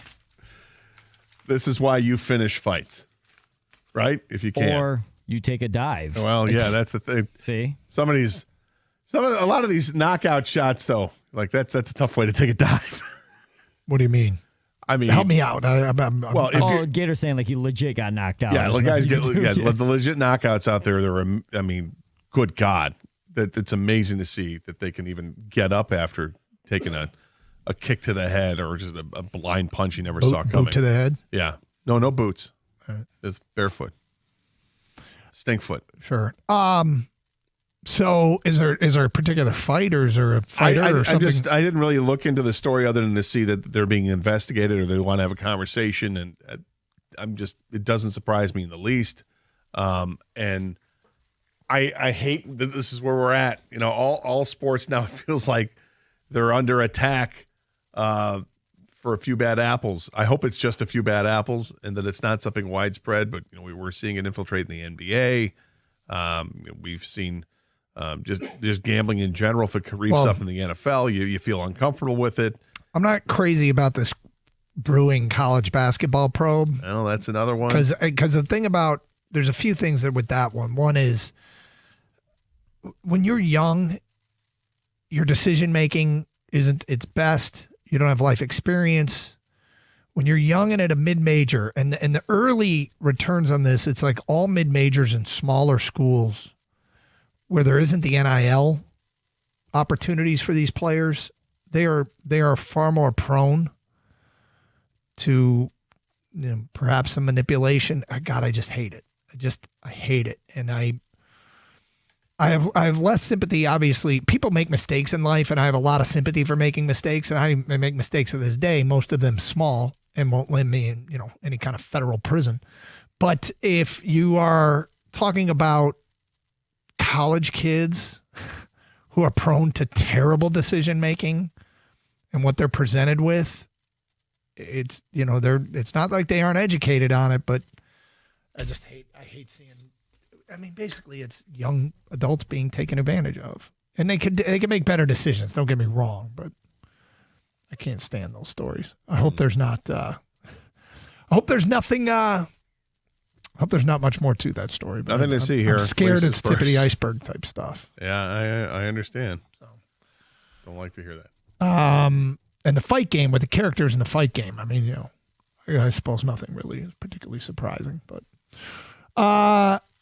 So Dan Campbell speaking to the media today, Birchie did a story on this with quotes. We started getting some things here and there. It was just, there was nothing that I would say was enough to be noteworthy. I mean, it was certainly more intriguing, but it wasn't good enough. So all good. We're ready to roll. That's Dan Campbell today. When we look at the type of person, okay, so this is some of the Lions trade talk involves solid players, Campbell said, but either the price, the fit, or the play himself didn't make sense. When we make a move, you've got to check all the boxes. We look at the type of person. Will he fit in this locker room? The type of player. What does he look like next to this player? Does he elevate this player? Yeah, he's a little better, but is he really worth that for what you're giving up versus the next guy we have ready to go as the backup? That's coming off a vet squad. Those most of the time are the ones that are like, well, no, I don't think so. And we've been pretty good so far. Does that mean it's perfect? But that's just how we feel. So there you go. The F them picks thing that philosophy was brought up. Asked if the Lions would ever adopt the Les Snead approach in LA. Dan Campbell said, quote, when you start talking like that, throw all the picks away. That's a lot. I mean, that's a lot of capital, especially with the guys that we've got that we're signing, and we want to continue to sign to keep what we have intact. You're not only throwing the picks, you've got to pay the player too, probably. Otherwise, why are you throwing all the picks at a guy that you're buying for a year? So then everything that we've planned for, you just might as well throw it all in the trash. So I don't want to say never. There's not a never. Look, Brad and I have had conversations. This isn't like we just say, no, we're not even going to talk about that. We're talking about everything we do. We sit there and we've thought about that before. What if we did this, and this? I mean, those conversations have come up, but he and I both agree that this is how we proceed. This is how we're going to do our business, and we have a long-term approach. Some of the explanation as to why nothing went down. Well, I understand it. I just, again, the part we don't know is who the players were and what the cost was. Yeah. And it may be real simple for all of us if you were given that information. Not that I ever expect to get it, but it might be real simple for us if we were given that information and you see what the cost is to say, oh, hell no. No, I wouldn't do that. Yeah. First round pick for what? No. Second round pick for that? No, I wouldn't do that.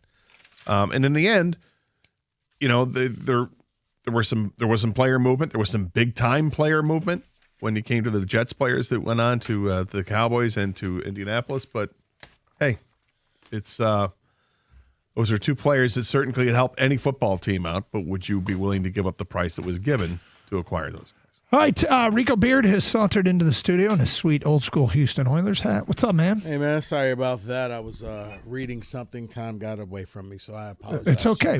What do you guys got planned coming up next? Distracted by frivolity. I got it. No. It wasn't that. It was reading an article. And I was just listening to the Howie Roseman press conference from yesterday. So we'll touch upon that. Little compare and contrast with the current general manager here. Gotcha. Have a great show. Stay safe, everyone. And please treat each other with respect. 97.1.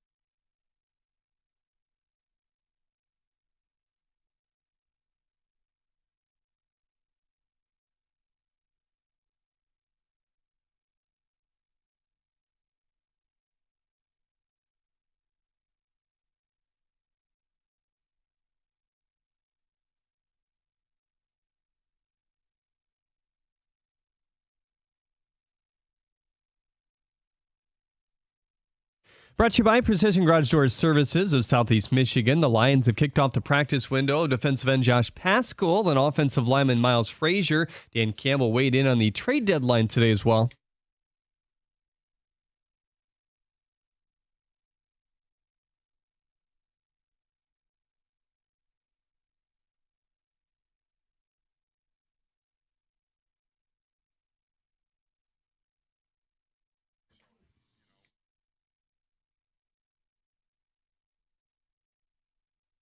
Today, including Penei Sewell, Taylor Decker, and Christian Mahogany. Kirby Joseph also missed. Campbell said yesterday the irritation of his injury has been hanging around a little bit longer than anticipated. The Pistons host the Jazz tonight at LCA. Tobias Harris is out with a sprained ankle. Hear the 6:35 pregame right here on 97.1 The Ticket. MLB announced the 2025 spring training schedule. The Tigers kick it off against the Yankees on February 21st on the road. Their home opener will be the following day against the Orioles, and they'll also play an exhibition against Panama ahead of the World Baseball Classic. The Braves exercising their option on ace pitcher Chris Sale. He'll make $18 million this year.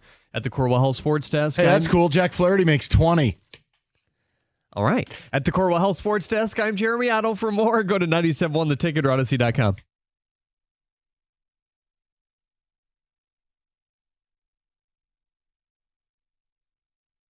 All right, welcome in. We've got a jam-packed show today. Sorry about the rustling noises. Just got to get my power adapter here. You know what? To hell with it. I don't need a computer. I don't need any of it. I already know what we're doing. Screw it. So here's what we're going to dive into. We're going to put a bow on the trade deadline. We're going to put a bow on all the conversation, the consternation, and the rest. But sometimes it's fun to get an outside perspective. You know, we say lots of things, and, you know, whether you like it, dislike it, value it, devalue it, doesn't matter. But we talked a lot about Howie Roseman. We talked a lot about how the Eagles do business and how they're pedal down. They're all in. They're built different. And Howie Roseman spoke. And I want you to juxtapose what you get from Brad Holmes, the once in a decade he speaks, and then take a listen to what Howie Roseman says. And again, I'm not asking anyone to be anyone else. What I'm saying is the preferred method in real time, meaning it's one thing for me to tell you, listen, I like the way the guy does business. They're all in it. It's about the Super Bowl. You live with no fear and you go. Well, then when that person basically speaks on it, and he did a press conference, I just think it's important to play it, and I want you to tell me your reaction to it. I'm not asking you to agree. I'm not asking you to disagree. I want to know your reaction. It's very simple. You know mine. I love it. I'm jealous of what Howie Roseman does and how he does it. And I love somebody who has enough belief in themselves not to just be scared, to just go. And if it doesn't work, we'll fix it. But what if it does work? And what if it has worked? Listen to Howie Roseman on his ideology in approaching the roster build, the trade deadline, but mainly player acquisition and how they do business in Philly as a team that has gone to 3 Super Bowls and won 2 in the last, 6, 7 years. David, play the beautiful audio, please.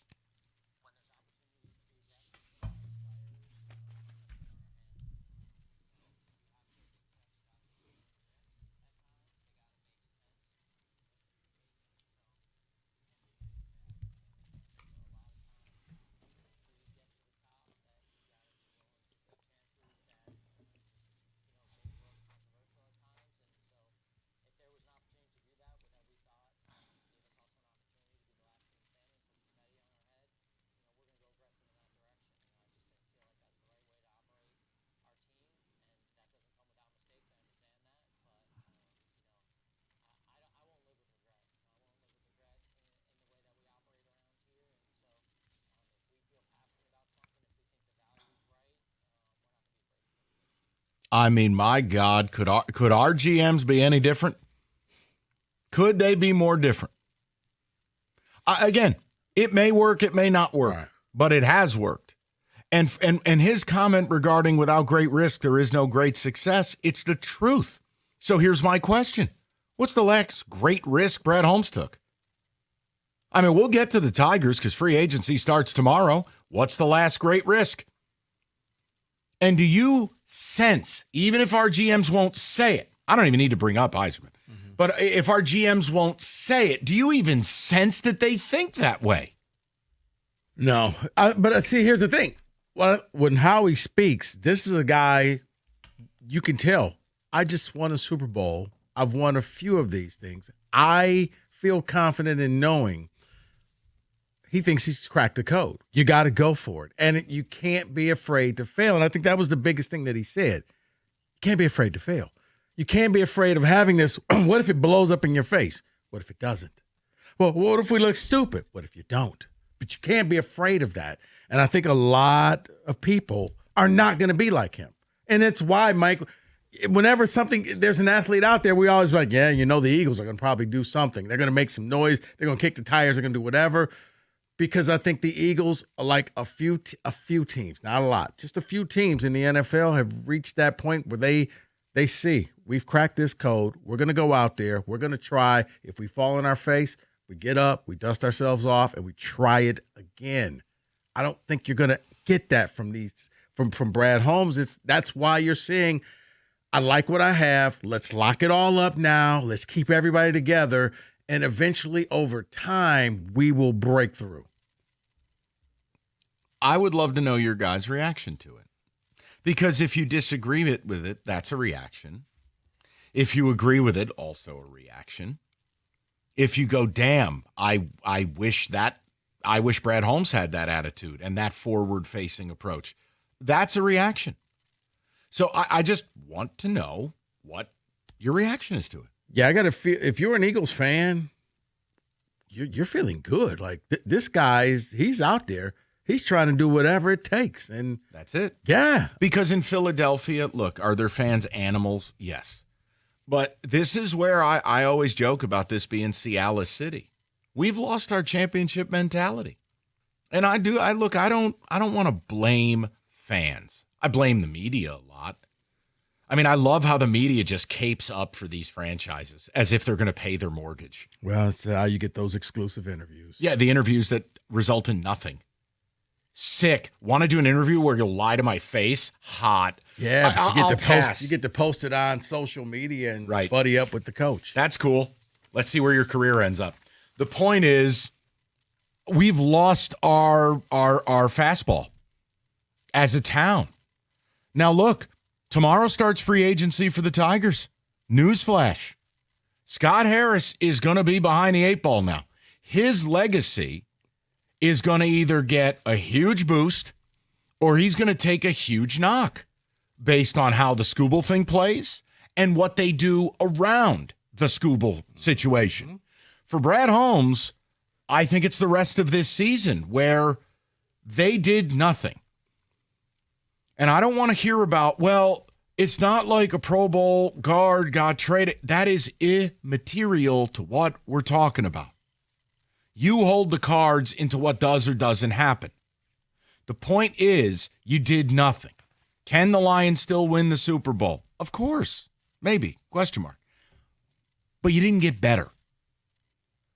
And then to have Howie Roseman do a press conference after the deadline, which, of course, we don't get in this town, and for him to speak forwardly, and I'd say brazenly, which is, I'm not going to live with regret. We're not going to sit on our hands. And you want great things, you got to do great stuff.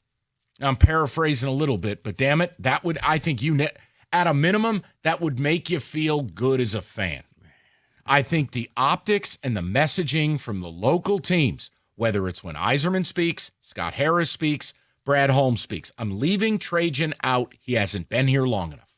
The messaging from the other 3 teams in concert with what they do and don't do, I think it sends a very bad message to the paying customer. That is the point. So as we sit here today, that's what it is in Philly. And that gives me confidence they did everything they could. Well, they didn't trade for Quinnen Williams. They did what they needed to do. within reason. Nobody got up on these airwaves yesterday and said the Lions needed to make a blockbuster. No, but they also got some guys up the middle, so they didn't need Quinnen Williams, but I get what you're saying. That's all I'm saying. Big deal, Jalen Phillips. All we were asking for was that kind of move. And we got nothing. Right. Jalen Phillips is a guy who can come in there and help you out. Do you expect him to be lights out? Probably not, but can he help you on third down? Yes. Can he get to the quarterback? Yeah, I think he can. If he can stay healthy, he's going to help them. They'll move him around on defense. They need another body on third downs. And he was perfect for this town because they have a propensity for getting injured players all the time. So, no, I would love to know your response to it. And do you think this town has lost its fastball? I mean, think about it. You still have people that apologize for Yzerman. And, hey, look, team's off to a really nice start, but Kenny won't even let us get excited.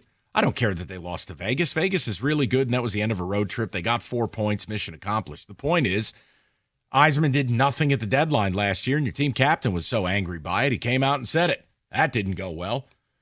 Then this summer, what did you really do this summer? Whole bunch of nothing. That doesn't send a great message, does it? The Tigers, the offseason was a disaster, the trade deadline was a disaster, and the end of your season was a disaster. All right, well, now you may start your offseason by trading Cy Young. That's a disaster. Not a good message. And for Brad Holmes, off an unbelievably shocking loss, what was the offseason? You swapped out Carlton Davis for DJ Reed. You want to call that an upgrade? I'm not going to yell about it. Of course, fine. But let's not act like you brought in Deion Sanders in his prime. You swapped it out. What else did you do? The draft? Okay, the thing that's going to stick out right now is that Tesla thing that I got wrong and Rico got right. But reality is that seems like, feels like, sounds like a huge error. And the Tesla thing made everybody feel good, Mike, because he was out there making the one-handed catches, and it was like, okay, he's going to be a part of this offense, but it was the price that you paid to get him here, and that's where I was just like, did you need to pay that much? Did you need to run to sign J-Mo in concert with it? Look, the messaging isn't good. All right? So I'm asking, I sound like Nick Saban. All right? They went through our ass like bleep through a tin horn. I mean, I want to know where you're at. I wish one of our GMs would speak that way. I wish they would just be forthright. What if they spoke that way, but you just didn't agree with what they had to say? What do you mean? That if they came out kind of, like Scott Harrison kind of said, we're going to wait for the kids. Or Steve, we're going to wait for our kids. And you know what, guys? Yeah, that's down the line. That's not speaking that way. No, I'm saying they spoke. You just didn't like what they said. No, I think it's or do you need them to come out and say, we're turning over every leaf, we're going to kick over every rock. Choice B. Okay. I need you to tell me that you want to win as bad as your paying customers do. It makes no sense that the guy who's fighting for his life out there, paying a mortgage and raising kids in this crazy world, cares more and burns more to win than you do. You know what that guy doesn't have? Endless money to wait 3-4 years. The reason why I said that is because I'm sure we're going to get a few ticket texters saying, well, they did come out and speak. You just didn't like what they had to say. Right, because it was Bula. It was Bula. That's what they said. I mean, for Scott Harris to come out and say he didn't want to be haunted at the deadline. Yeah, I was haunted by the fact that guys were DFA'd and I couldn't bring anyone into the game except Tommy Canley. I was haunted by the fact that your trade moves didn't make the playoff rosters. Oh, and I'm haunted by the fact the Lions didn't make a move or didn't do a lot this offseason and carried $45 million into the season. But they signed all their guys and locked them up. That was their big move. DGAF. I want to win a Super Bowl. And guys, I have audio from Dan Campbell's media session today that speaks directly to what we're talking about. Okay. David's getting flirty to start the show today, people. You smooth talker, you.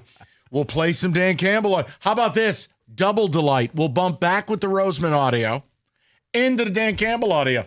Okay. How about that? Whoa. All right. Take it away. All right, guys, the basement done, setting up the studio, ordering more pieces to it. I absolutely love it. Matrix Basement.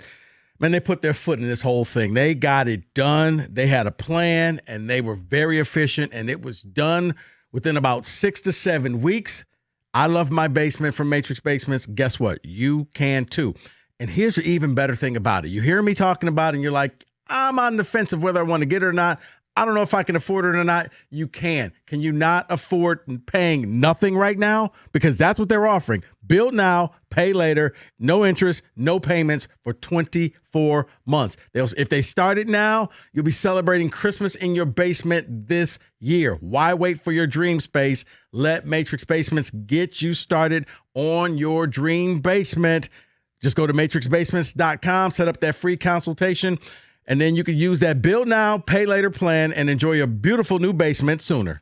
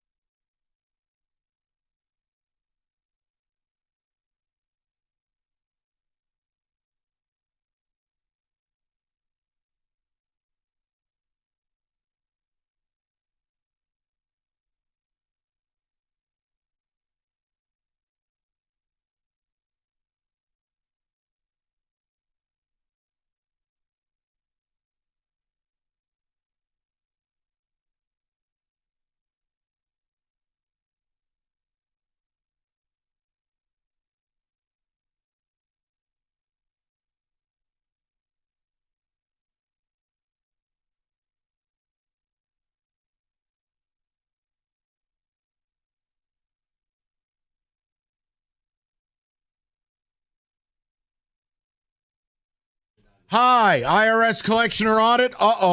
Abraham and Rose has specialized in taking on the IRS and solving your problems for over 30 years. You're facing an IRS collection or audit, you can rely on Maurice and Jerry, period. Their experienced team ready to get to work today and resolve any underlying federal or state income taxes or payroll tax issues. Don't let your problems get worse. Visit abrahamandrose.com today or call 248-539-5040 so you don't have to deal with the IRS again.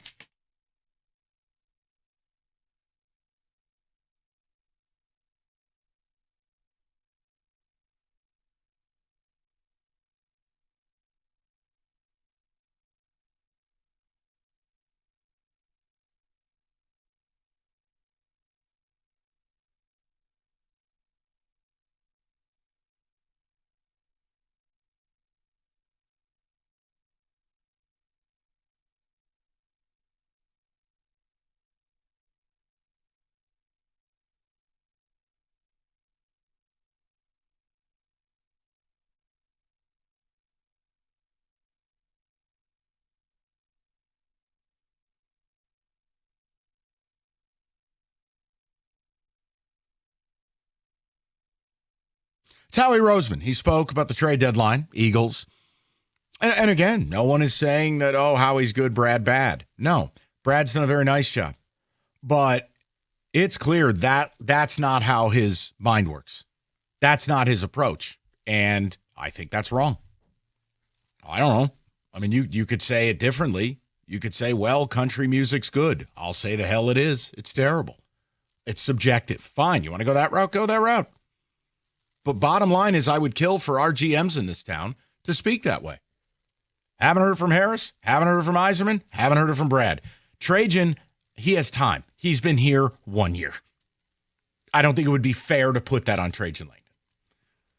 But they did make a deal. But David has provocative audio. Don't oversell. I'm not in the mood for this today. I'm not going to oversell here, but nice Canton football shirt. Since our GM did not speak, the closest we have is Dan Campbell, and he spoke to the media day. And this kind of speaks to what we're talking about here.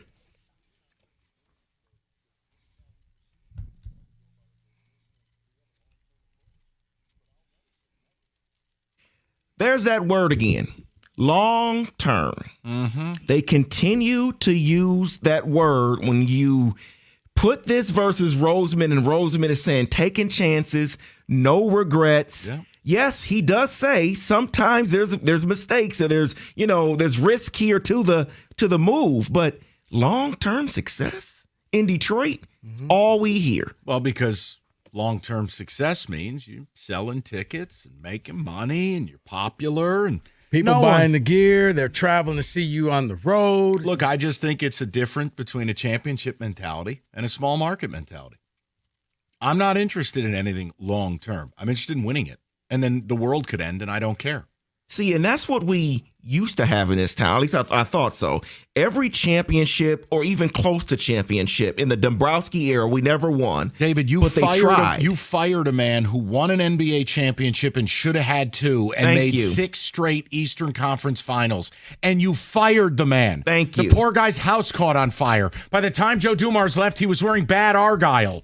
And you fired him. A former player, a champion architect of an NBA. It should have been a dynasty. You fired him. Now, Joe Dumars would have a statue outside of his office in this jello town. One as a player, one as a GM or president. Yeah, and you're right. This team was constantly good. Eastern Conference Finals, NBA Finals. Should have had back-to-back finals. They didn't get that. You're right. But it's been a long time since, man, over 20 years, and I think a new generation has come in. Soft, brother. Yeah, they have gone soft. It has. And because of that, Mike, because of the time period where pretty much every team was bad and you had nothing, now that you have something, you don't want to go back to being poor again. I'm going to be fascinated how this plays out with the Lions. And look, if they make a deep, meaningful run and fall short, I don't think people are going to forgive the offseason or deadline, but it won't be DEFCON 1. If they miss the playoffs or lose in wild card weekend, I think it'll be pandemonium. For the Tigers, I am fascinated. It's riveting to me how they are going to approach the next month between now and the winter meetings. Free agency starts tomorrow. The winter meetings are December 7th through the 10th. Scooble, stay or go. Free agency plan, trades, you name it. I think Scott Harris, his reputation, his approval rating is on the line with what takes place in the next 30 to 60 days. Like, I'm fascinated to see. Because if you offer the fans nothing and your offseason is trading Scooble, after that deadline, after the way the season ended, your approval rating will be headed in the wrong direction. For Yzerman, it's going to be a little bit longer of a view. The view will be, what does the team look like? Can they carry the momentum? But if they're good and they're at the deadline and you do nothing again, I'm just telling you, the messaging that these teams send to their customer base is all wrong. Not just the customer base, Mike, the players. You saw what happened with the Wings, and they didn't make a move. And the captain comes out and speaks. Didn't go too well, but listen. David, Ticket Text, we'll get to the callers. Go ahead. it's weird how Campbell says now we are working for the long term, but also after the NFC Championship game, Campbell said we may never be back here again. What is going on? David, you know what? I think reality had kicked in right after the game. That was emotional, and that's why, you normally have that cool down period because you speak from your heart. And you say things that you really didn't want to say, but that's how you're feeling in the moment. And I think now this is more calculated. This is more, you know what are we going to say to the media? Let's say this. So I think after that championship game, that was Dan Campbell saying, we may never get back here again. Now it's more of a collective think tank. Well, and let's face it, Dan is put in a bad position because his GM won't talk. So Dan's got to go out there and speak. That's not for Dan Campbell to answer. Dan doesn't run this team. Fair. Dan doesn't shop for those groceries as much input as he has. That's fair. So, and I'm just, to me, that's the other problem. It's like these GMs don't want to talk until they actually want to strut. They do a little something positive, then they'll want to talk. No, you talk when it's good and when it's bad. It's part of the job. It's part of accountability. And that's what drives me crazy. Sorry, carry on. Stop playing the Howie Roseman clip. I'm jealous. I want my GM to sound like that. Yeah, so do I. Because win or lose, at least I know he cares. Win or lose, he's willing to put his ass in the jackpot to win for that city and to win for that team. And it's not always going to be pretty. And there is going to be a downside to it at some point. But if we're not in it to win it and win it all, then what is any of it for? Like, how about this? Do you get a discount when the team falls short? Nope. Do they kick you back your money? Nope. So then what's it for? Like, that's the thing. And no one is saying that you're outright not trying. No, that's the Pittsburgh Pirates. They are not trying. The Miami Marlins, also bad triers. We're saying if you're not doing all you can, why? And if it's in the name of long-term consistency, that only benefits one side of this equation. That's the ultimate one-way street relationship. That benefits the team and their financials. That does not benefit you. Because by year 3, winning's nice, but if it doesn't result in anything, well, we end up here. Go ahead, David, and then we'll get to the calls. After listening to Howie Roseman, I've come to the realization that the Lions aren't hell-bent on winning a Super Bowl, and I am disappointed in my team. And it doesn't mean they can't. Plenty of teams have won it without being all in. But in the arms race that the NFC has been the last 6-7 years, the Rams, F them picks. The Niners, John Lynch, every bold move possible, and even in a retooling phase, the Niners are going to make the playoffs. The Bucs, all in 2020, pulled every string, did everything they could. And then the Eagles. It's just how it's happening here. Right. Because what you're hoping is to be good enough to kind of fall into a Super Bowl championship, to get lucky. And they might. And it happens. But I wouldn't bet that happens. It's like in baseball. It's like, yeah, the Tigers were, a couple outs away from maybe winning that marathon game, and maybe they make it to the World Series. And Mississippi State almost beat Texas. It's still a loss. Right, but I'm saying at some point, you're hoping to be good enough to luck into this. Yes. And again, or you could just go out there and try to take the luck away from it and just have the best players. I want to be unequivocal. This isn't just a Lions or Brad Holmes thing. I want to enter the Tigers into the chat because free agency starts tomorrow. I think the Red Wings thing too. The Pistons is the only one I'm giving a freebie. He hasn't been around long enough, but I guess if they're good and they do nothing in the deadline and off season, we'd be in the same spot next year. They went and got Schroeder. You know what? There's your most impactful move. Congratulations. Citywide, we're going to hold Dennis Schroeder Day right down Woodward. We'll see you at the Kearns Clock for the unveiling of the Dennis Schroeder statue.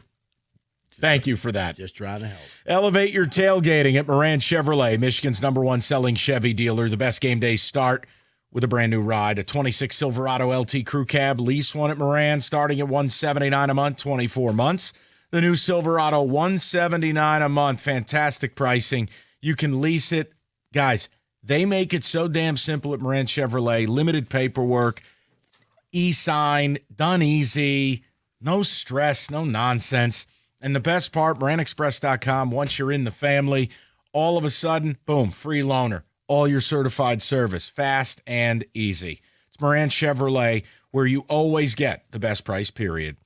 Guys, Chevrolet, together, let's drive.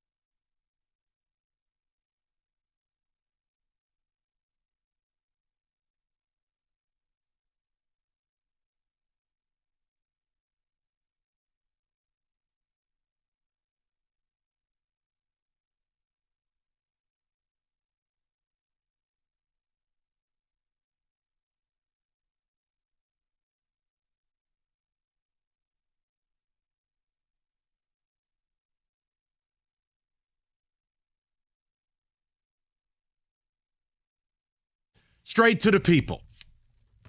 Having a little GM symposium here based on the Howie Roseman audio and messaging. On the heels of the Lions not doing anything, Dan Campbell's got to answer for Brad Holmes because Brad Holmes don't talk.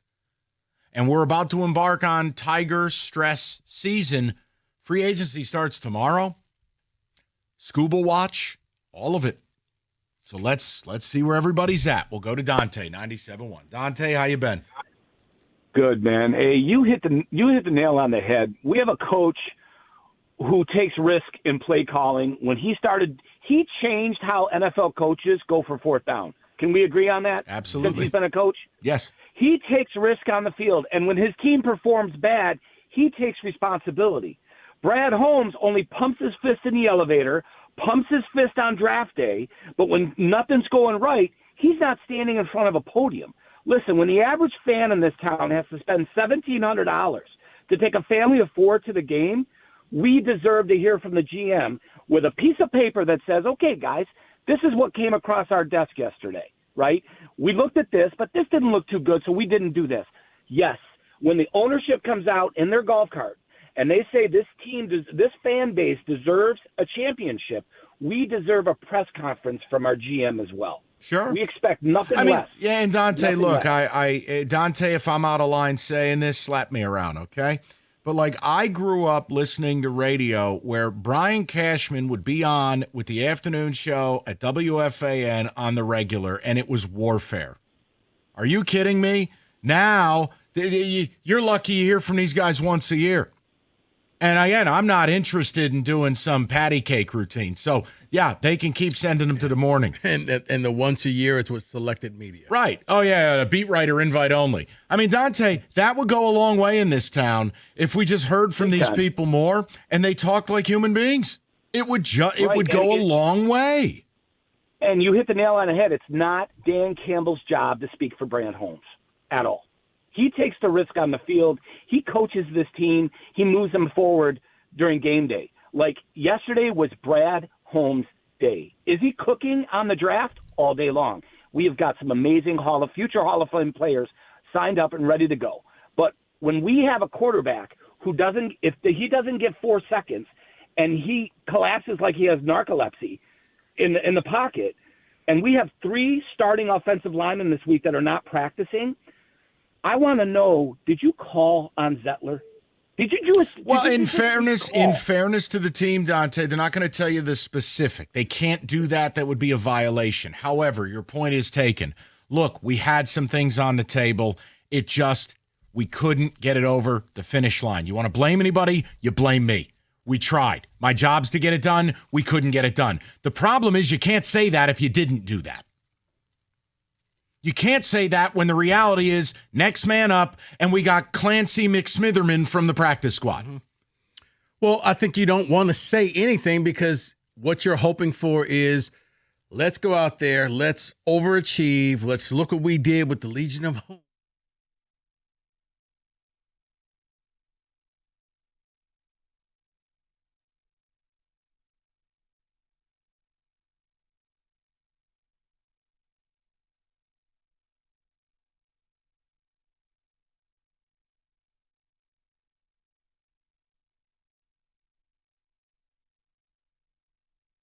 Sad ball. It's called Giants football.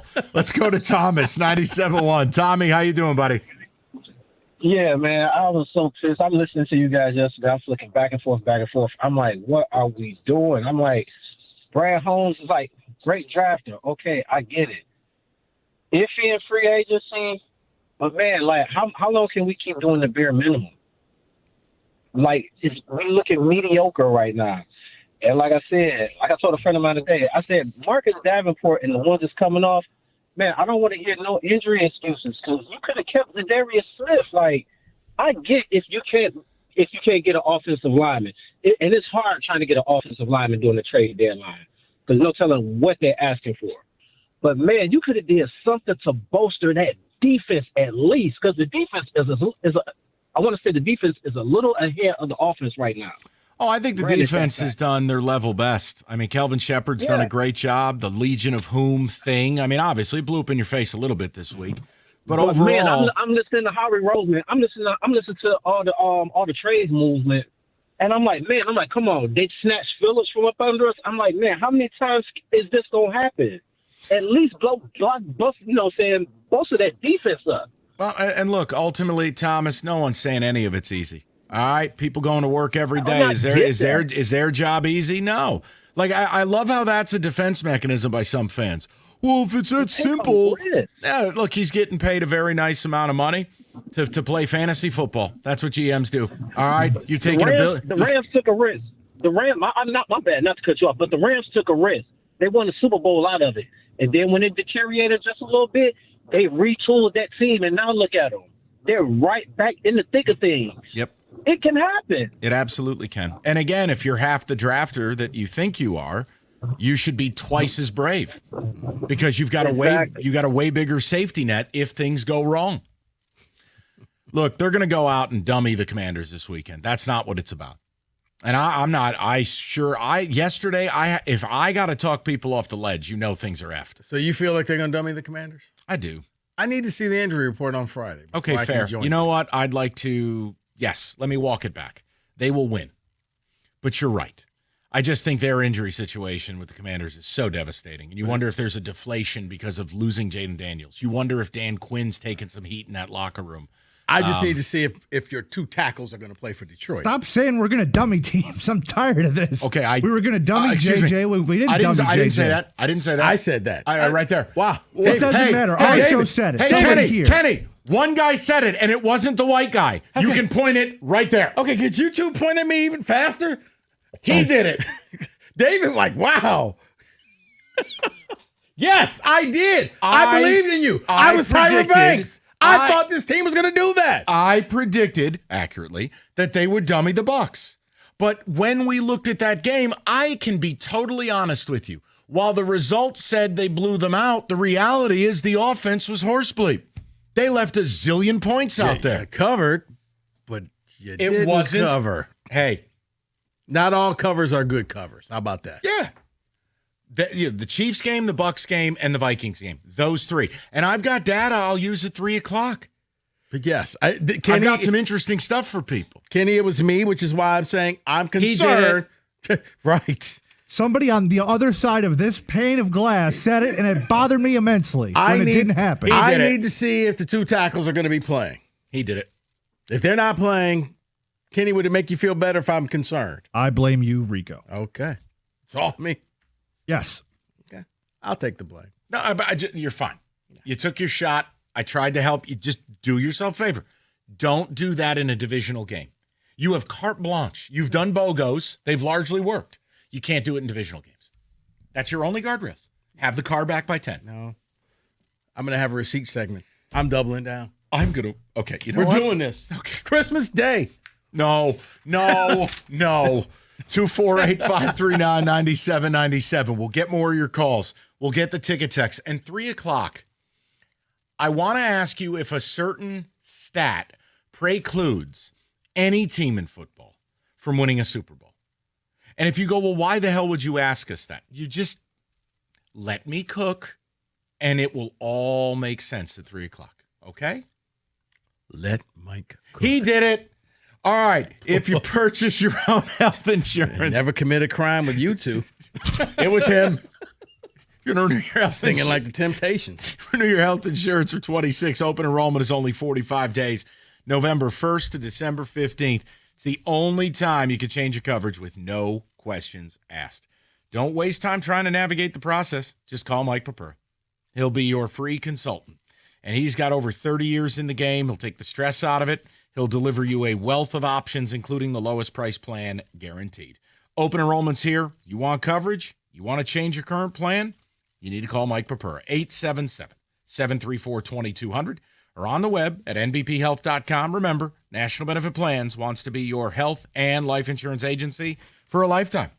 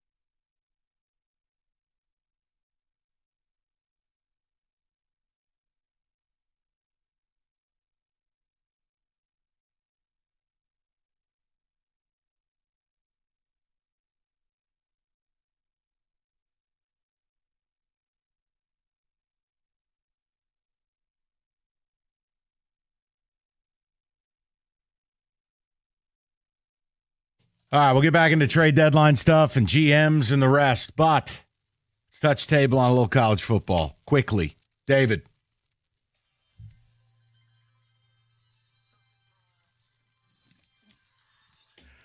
All right, I got a little game I want to play with you guys, but before we get to that, I would like to know how you feel about this because apparently this is starting to get legs. I don't know if he's an alum of the school or not. He played there. Let's put it like that.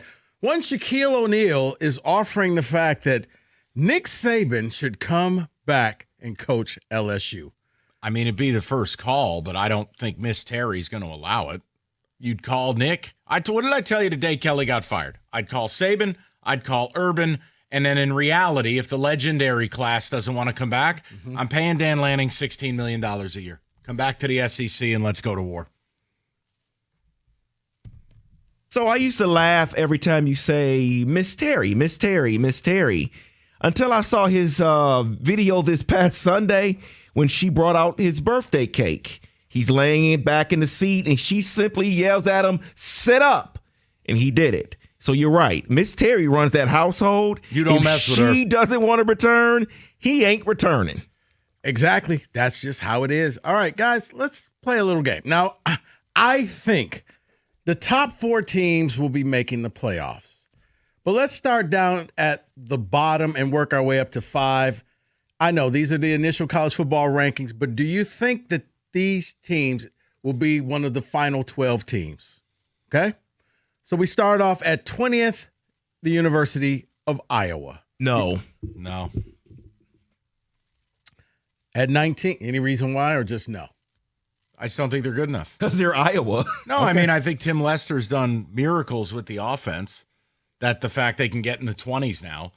But they're just, this is a horrendous conference. It's the only reason they're trumped up. Okay. Now, if they were able to beat Oregon, which I don't think they're going to do, you could kind of have a different conversation. Okay. But ask yourself, in what world is Iowa a top 12 team? They have offense now. Okay, all right. Our helmets have wings. See, that's the thing, and I'll give you a real answer, Rico. Yes, you're right, Mike. If they beat Oregon, they have USC. If they do things like that, they have a chance. But I don't think they will. And you know what, David? I don't want to leave your team out of this, so let me backtrack. You can leave them out of this. At this. 21 is Michigan. Michigan make the playoffs. No. Okay. They're only here because they play nothing. And I know, we beat OSU every year. Okay. Look, if you beat OSU this year, I'm convinced voodoo's real. It's not happening. Well, you're this not year. picking Michigan this year, so therefore, I think the reign is over. I've been right about that game every year. Mike, what did I just say? Oh, my you're bad. not. Boy, my bad. Unclench your fist, man. He did it. At 19, Southern California. No. At 18, their performance against Nebraska made me sick. But they won. They were terrible. On the road. They were terrible. At 19, we have. At 18, we have the U. ACC's a one-bid league, and it ain't going to be theirs. Nope. It's going to be disgusting when Virginia is that team. Can't wait till Duke is the representative. All right, well, I guess you've kind of answered that question because at 17, with a record of 8-1, we have Georgia Tech. Nope. No, thank you. No. The answer is just no. Okay. That performance last week was disgraceful. Gave up 100 to NC State. I mean, I like Hollywood Smothers as much as the next guy, but good heavens. Okay, No. So we have nobody who's crashed a party yet. Yeah. At number 16 is Vandy, 7-2. Nope. Don't you get it? The sport sucks. None of these teams are any good. Okay, at some point we need 12. Do we? No, I think Vandy blew their shot. Now, there would have to be utter chaos in the next month in the SEC for somehow them to get back in position. They did make a comeback against Texas and were a fingernail from an onside kick, but no, I just don't think they got the starch to get there. Yeah, they would have to get help from Tennessee. Somehow Tennessee keeps rising, and then they beat them, and that helps them. But I don't see it. Okay. At number 15, as they stay in the great state of Kentucky, Louisville. Sitting there at 7-1, Louisville. No. Rico, I'm being serious. The ACC is a one big league. Okay. So, I think it's Duke or Virginia, right? Okay. Yes, it is. Unfortunately. Correct. I'll say no to Louisville. Well, then I guess You're right, though. Don't ever go down there and say Louisville. It's Louisville. Right. You're from the north. All right, then I guess at number 14, we have 8-1 Virginia. No. They're going to lose to Wake Forest. Why? Because that's what they deserve. Scotty Hazelton. Okay. I just know. I can't accept Virginia making it. Well, you keep saying Duke. Duke's not even in the top 25. Doesn't so matter. They're going to crash. You're saying Doesn't Duke's matter. going to crash They're the party. betting favorite in the ACC. That Okay. shows you how crummy that conference is. Duke will crash the party. At least we have somebody crashing the party. Thank you. I think it will be Virginia. Okay. They're gross. I know. At 13, at 7-2, the Utes of Utah. You'd need multi-bid league. I mean, is 2 of the following 3 getting in? Texas Tech, BYU, and the Utes. The problem for the Utes, they got 2 conference losses. I don't think a 2-loss team in the Big 12 who doesn't make the Big 12 title game is going to be allowed in. Not in favor of, brands and things and stuff like Notre Dame. And they have no way to impress the rest of the way with Baylor, Kansas State, and Kansas. So, no. All right, well, if the playoffs were to start, these teams would all be in. So will they still be there when the final polls come out at 12, 7-2, Oklahoma? No. They're terrible, too. I got a feeling the answer is just no across the board. What I'm trying to show you is there aren't enough quality teams to even fill a 12-team playoff. I understand, but you still got to fill 12 teams. You ever see the highlight where the Boomer Sooner tips over? Mm-hmm. That's my opinion of their offense. No. Next. I don't know about the people, but I'm having fun with That's this. the design. At number 11, 7-2 in the conference that just wants it more, Texas. Yes. Opened the season at OSU, lost. They have quality wins. They play in the best conference in America. Yes. Texas will still be there. David, Texas? Yeah, they will. Okay. At number 10, 6-2 record. No. Shout out to you, caller Rob. No. Notre Dame. Oh, No. you don't get it. You don't get it.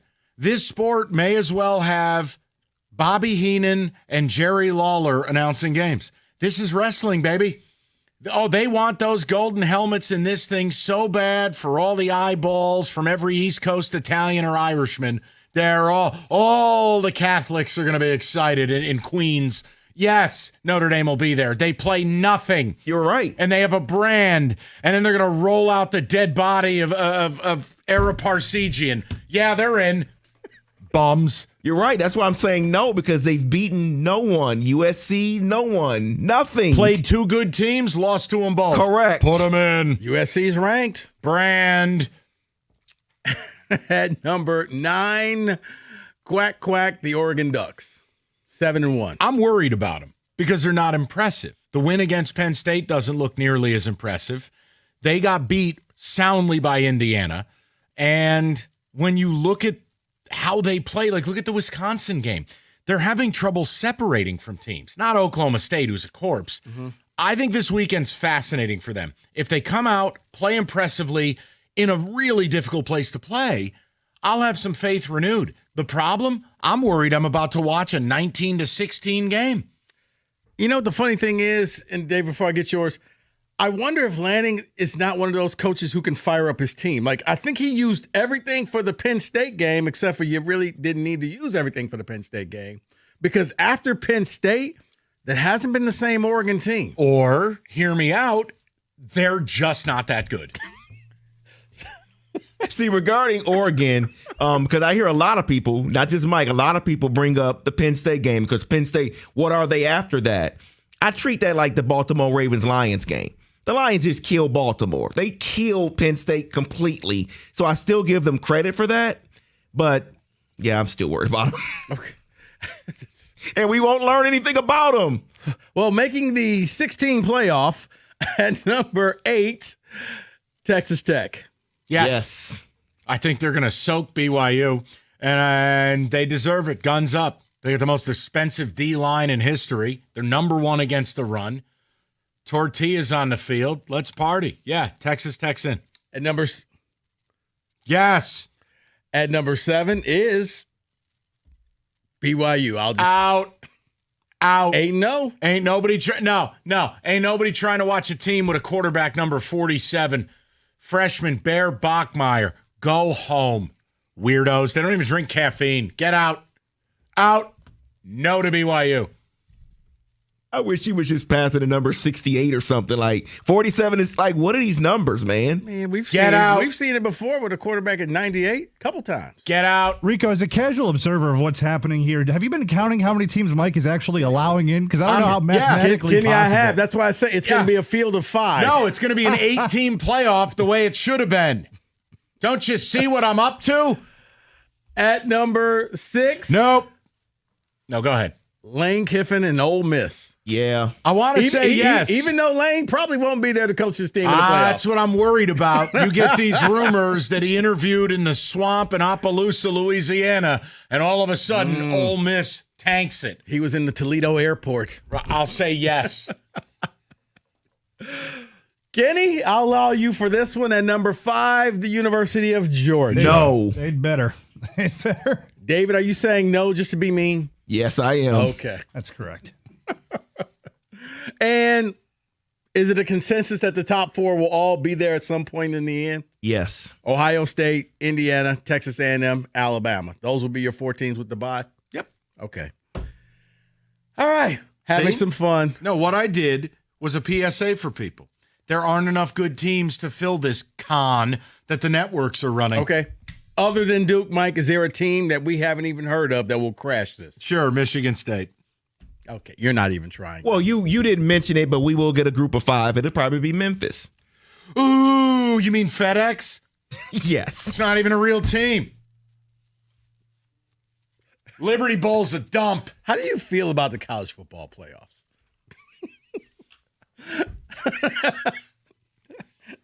You know what, David? We're going to end it with the double I'm number 1 salutes, 97-1.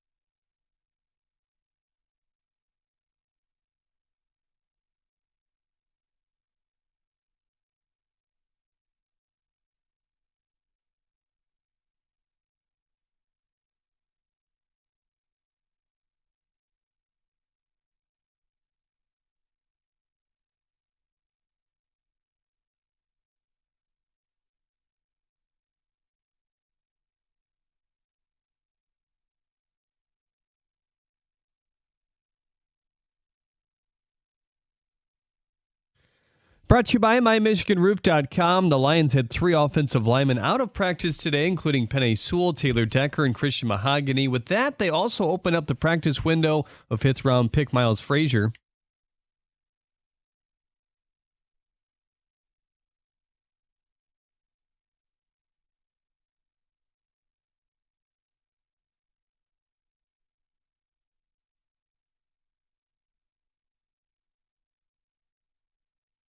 That's the head coach Dan Campbell. Defensive lineman Josh Paschal also had his practice window open today. According to The Athletic, Drew Brees will join Fox Sports as a full-time NFL game analyst. This could be the replacement for Mark Sanchez, who's been off the air since his arrest. Michigan football was looking into moving their 2026 season opener to Frankfurt, Germany. They announced today that they will remain at the Big House instead. AD War Manuel has said they're open to exploring future international contests. Is this because Moore couldn't fly out there because he's suspended? I don't know. It's quite the rumor. The Pistons are back at LCA tonight against the Jazz. Tobias Harris will miss with an ankle injury. Here, the 7 p.m. tip-off right here on the ticket. According to Shams, a, quote, United States Congressional Committee is meeting with NBA officials Wednesday in Washington, D.C. in wake of the indictments of Chauncey Billups, Terry Rozier, and Damon Jones. Sources tell ESPN, end quote, the expectation is they'll discuss the league's partnerships with sports books and ways to prevent non-public info from spreading. The Tigers' spring training slate was released today. They'll begin Grapefruit League play against the Yankees on February 21st. At the Corwell Health Sports Desk, I'm Jeremy Otto for more. Go to 97.1 The Ticket or Odyssey.com.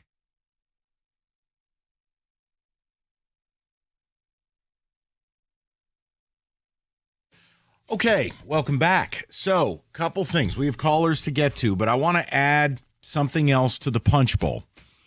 So, we talked a lot about the trade deadline yesterday, and we've kept this is more open-ended than just Brad Holmes and the Lions, although people are focused on that, rightfully so. A reminder, tomorrow MLB free agency starts, which means the Tigers offseason starts. So we played some audio of Howie Roseman and how he does business. But I wanted to add some more context to it. And I want to know this. So I'm going to ask you, I'm going to give you a stat. And I'm going to ask you if you think this team is capable of winning a Super Bowl with this stat. Okay? Yeah, okay. So, for instance, do you believe the Chicago Bears can win a Super Bowl when Caleb Williams is pressured on 23.8% of his dropbacks? No. Okay. Do you believe Cam Ward can win a Super Bowl? Who are we kidding? It's with the Titans. But he's pressured 26.2% of the time. I'll play the game. No. But the Titans stink, right? Right, yes. Okay. Do you believe Jackson Dart can win a Super Bowl? The Giants blow, but 25.4%. Big G? No. Earmuffs, Big G. No. Do you believe the Bengals can win a Super Bowl, allowing 26.3% pressure rate on their quarterbacks? No. Do you believe the Jets can allow it at 26.4%? Jeez, no. Do you believe that's almost a quarter? Do you believe the Chargers can win it with Justin Herbert being pressured 27.7%? No, over a quarter of the time, and your old tackle is gone again, and all. No. Do you think the Cardinals can, allowing 34.4%? No. So basically, if there's a common thread on here, all these teams stink, right? Yeah. There's one team I forgot. Oops. Do you think the Detroit Lions can win a Super Bowl, allowing Jared Goff to be pressured 26.3% of the time, the 4th worst in football? Ooh. So tell me again about the long-term approach. Tell me again about doing nothing at the deadline with the O-line. That's a great stat. It's just facts. No. I'm just saying that's a great pull because when you juxtapose it, I like how you presented it with all of those other teams, as I'm sure everybody was listening in the car saying, oh, no, those teams are bad, and the Bears, and no, they're no good, and what about your Giants? And wait, the Lions are in that group too. They're in that same boat. You've allowed a higher pressure rate than the Giants. Over 25% of the time. You are essentially tied with the New York Jets, 26.4% to 26.3%. And that's a rebuilding team. The point is, if we were in another city, and they're pointing to that stat, and let's say you're in Green Bay or L.A. or Philly, you're going, the Lions can't get it done if Goff is going to get pressured like that. Because here's the other problem. Herbert can move Fields can move. Cam Ward can move. Caleb can move. Jared Goff can't move. It is vital you protect Jared Goff. Now, just because you've been egregiously bad, 4th worst in the league pressure rate through 9 weeks, does not mean your future's written. But as it sits here right now, I know I've been flippant saying they can still win a Super Bowl. Question mark? That stat, if that doesn't get better, they won't win a Super Bowl. Yeah, and the fact that I think you've lost one of your guards for the year, or at least for the majority of the season, rest of the season. One of your tackles is just going to be questionable from here on out. You got to see what's going to happen with Sewell. Yeah, that's, along with those numbers, the confidence level is not there. Now, when but you can go out and score and be fun. Yeah, but realistically speaking, you're in the same boat as all of these other teams. And the thing is, as you like to say, they have a mobile QB. So if the pressure happens, they can break. I mean, hell, that's all Caleb does is just scramble around like it's Stegmo Bowl. But that's not what Goff's game is. His game is more of sitting in the pocket, slicing you apart, precision throws. It's a great pull by you. I don't feel good hearing that. No. But it's very sobering. How about the point is juxtapose it with doing nothing at the deadline. You know you have a problem. So in essence, if you're in the Super Bowl window and you're in it to win it, how could you look at that? And mind you, that stat is a byproduct of having Christian Mahogany. Now you don't have him. And then the day after the deadline, you don't hear from Brad Holmes, and you've got to have Dan Campbell explain it. Versus Howie Roseman gets up there and says, we don't live in fear. We're going to be aggressive. You want great things? You got to do great things. You got to take risks. And we're not going to live with regret. And we're going to go for it. Here, the only thing Dan Campbell could muster up was, we have a long-term approach. Okay, sweet. So, Lions, Tigers, the Wings, it's so early in the year and they've been off to a great start. I don't care they lost last night. They got 4 points on the West Coast swing. They're all good. But they're the epitome of long-term approach. Well, that's the other thing. This is year 7 for them? It is. So I'm asking fans the question.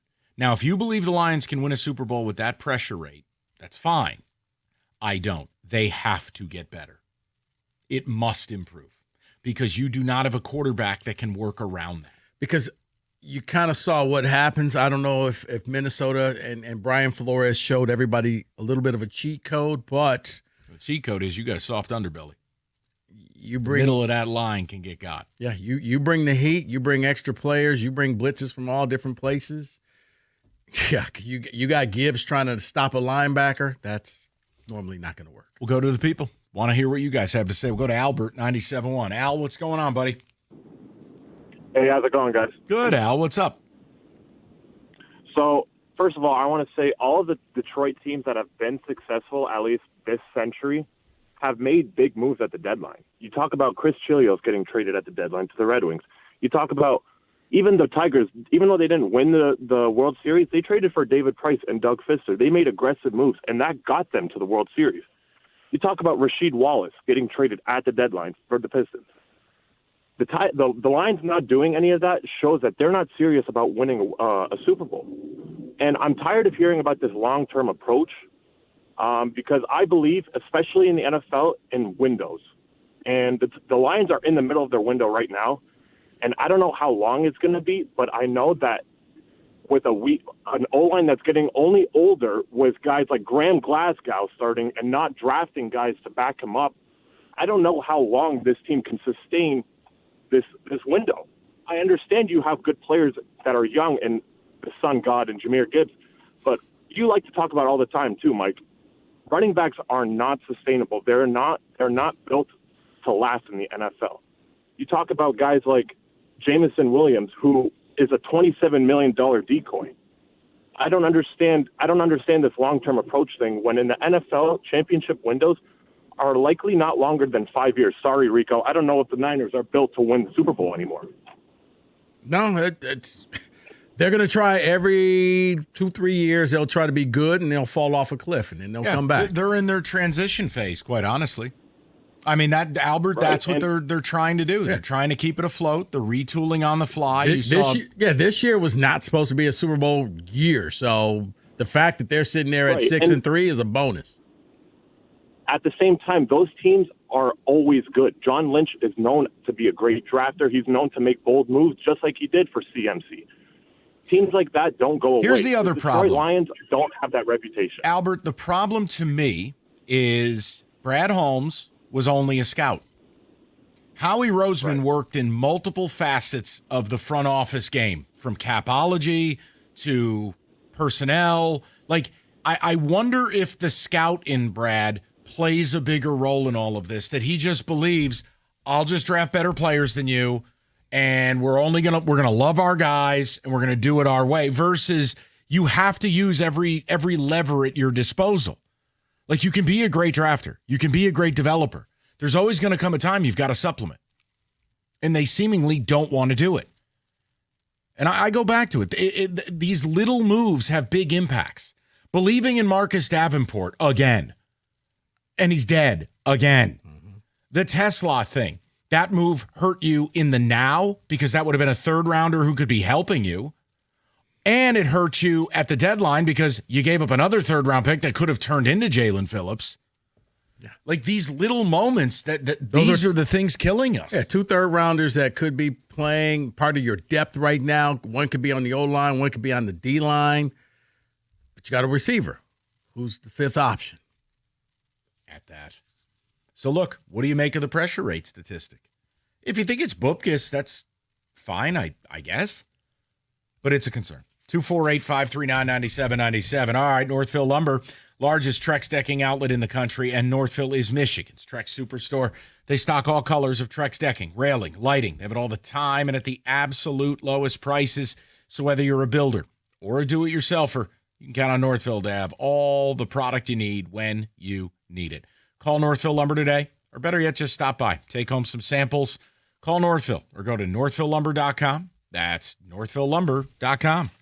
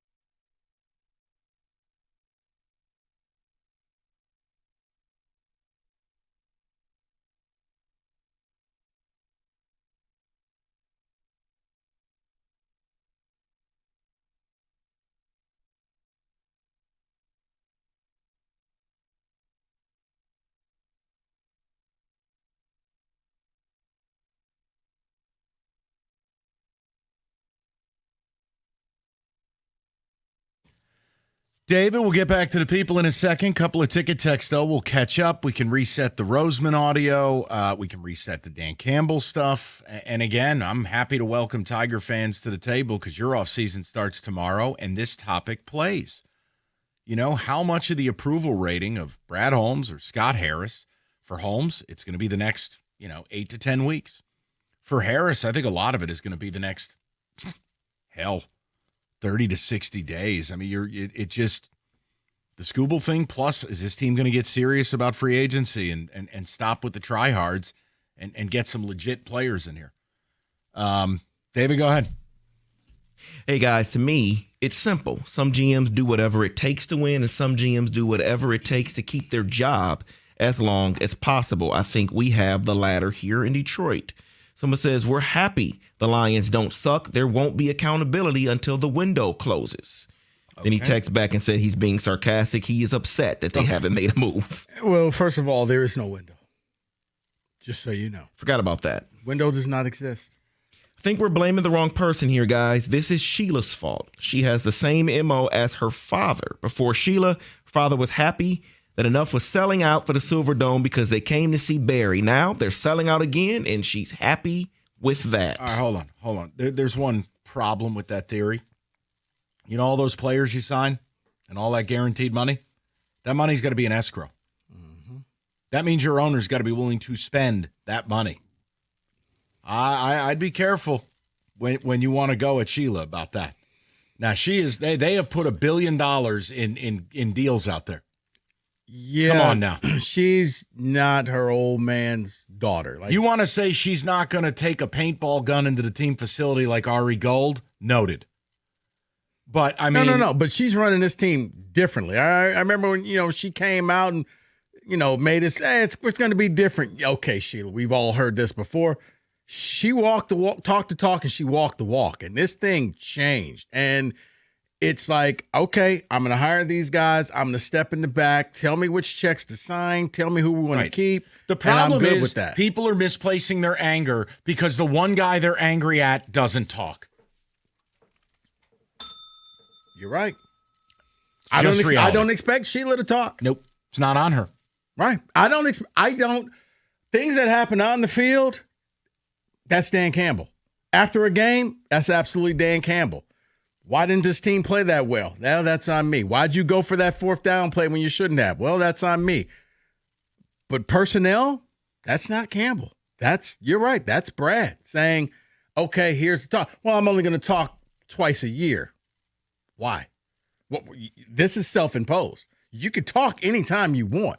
You're the one saying you're only going to talk twice a year, even though you're at all the games and we all have the questions. You want to just kind of stay in the background, but you don't want to be in the background because you make sure all the cameras see you at the end of a game as you run around the stadium and high-five people. So, just saying. To the people. Mike's in Rochester Hills, 97.1. I'm sorry, David. Mike, what's going on, buddy? Not much, guys. How are you? Good, Mike. Good. So I just want to start out by saying that I really was hoping the Lions were going to add an offensive lineman at the deadline.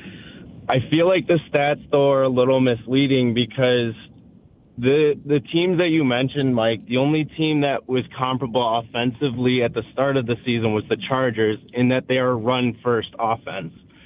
The Lions' two big losses to the Packers and to the Vikings, Goff dropped back over 30 times.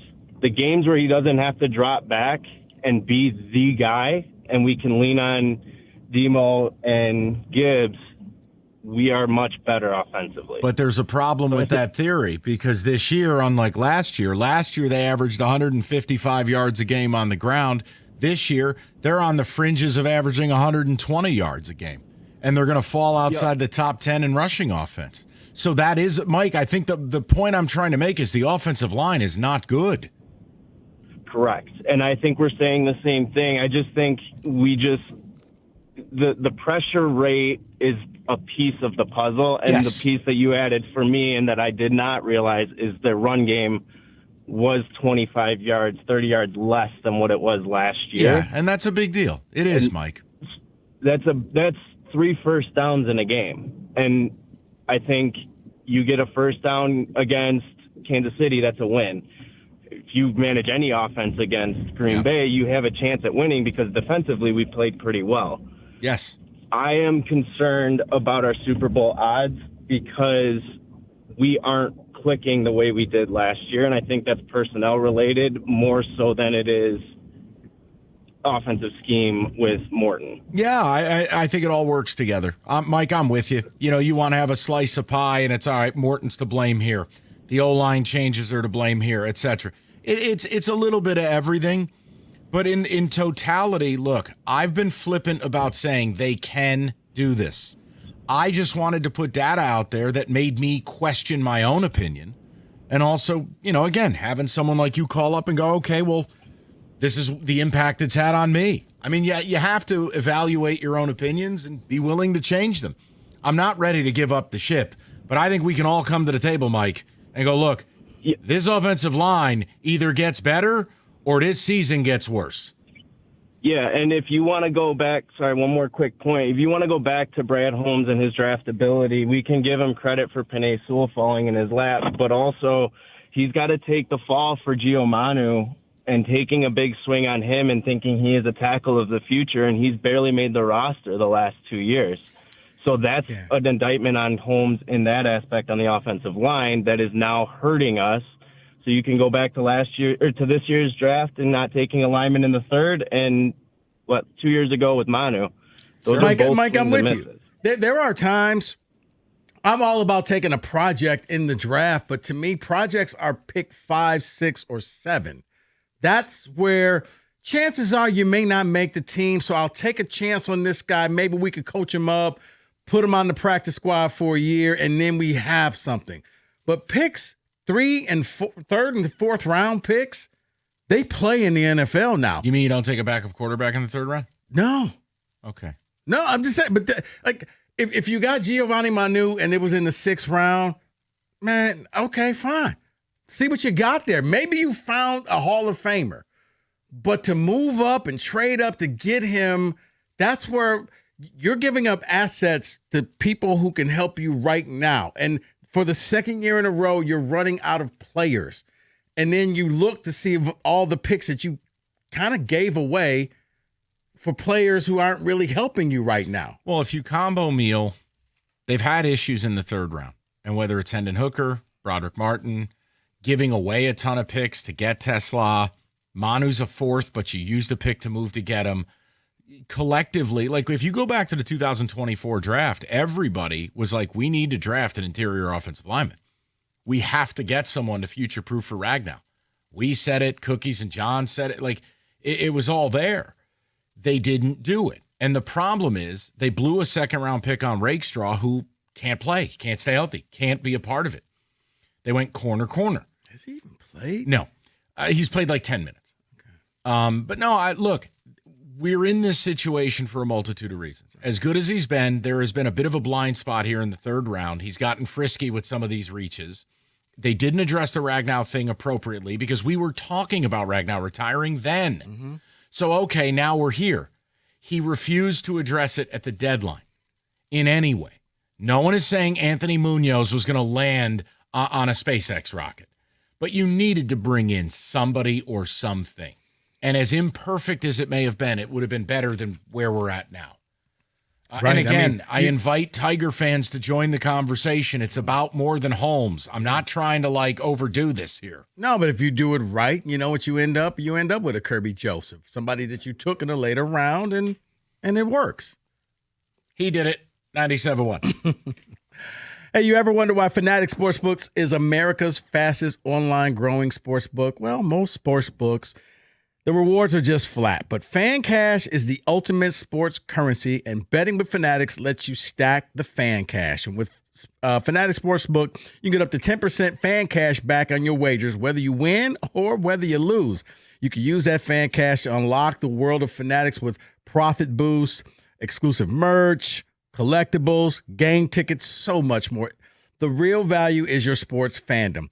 And did I mention there's giveaways of millions of Fan Cash this year? So with games like the Fan Cash Drops that is offered live in the Fanatics Sportsbook app every single Friday, That's a hint, folks. So switch to the sportsbook that always has your back. Go check it out for yourself and download the Fanatics Sportsbook app today. Winning hits different here. Got to be 21 or older. Gambling problem? Call 1-800-GAMBLER.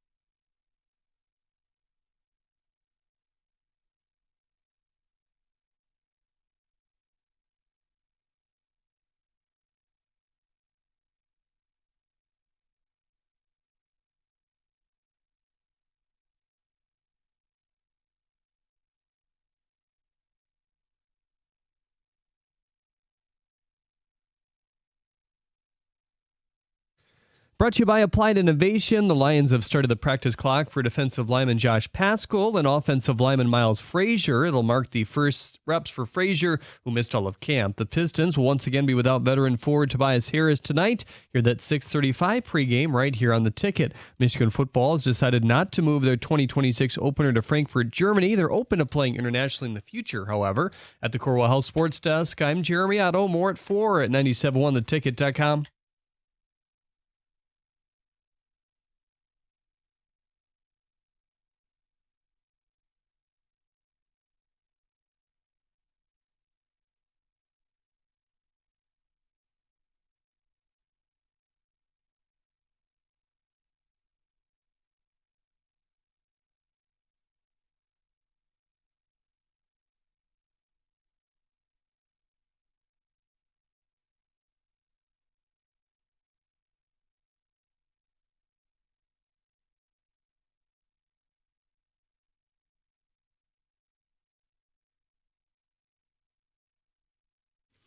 It's Howie Roseman, Eagles. And the question is just, do you want your GMs in this town to speak that way, act that way? Or are you happy with what you got?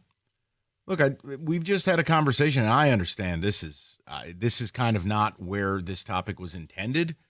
I, from the very beginning, have used the Tigers and Lions because of this acquisition phase of the trade deadline yesterday, the beginning of MLB free agency tomorrow. But people are just taking this right to Brad Holmes. Fine. A little recency bias. And that's okay.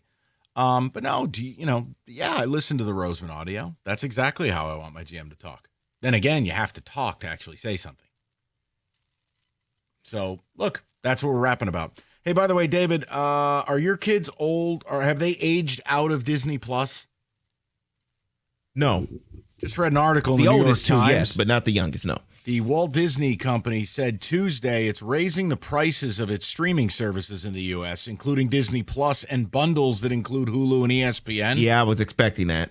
Starting, let's see, the price of Disney Plus with ads will rise to $12, and then the ad-free is going to cost you $20 a month. You know what's funny? Hope all you cord cutters realize you got played. Can I come over there and shake your hand? Because I remember it was like, oh, I'm just going to go ahead and, you suckers can pay for your cable. Like the networks weren't going to catch up. Oh, okay. So wait, you are exclusively now using apps. So if I raise the price in these apps and you don't want to go back, yikes, you're stuck because you're not going to watch just public television over the air signals. Did they solve that YouTube TV thing? No, they have not. Well, good thing ESPN's programming is absolute human waste. So you're not missing anything there. Then it just comes down to, is there a selected game you care about? And I was about to say, it comes down to Saturdays and Sundays, or now if you can watch the college football SEC game on ABC, you'll be just fine if you go over the air.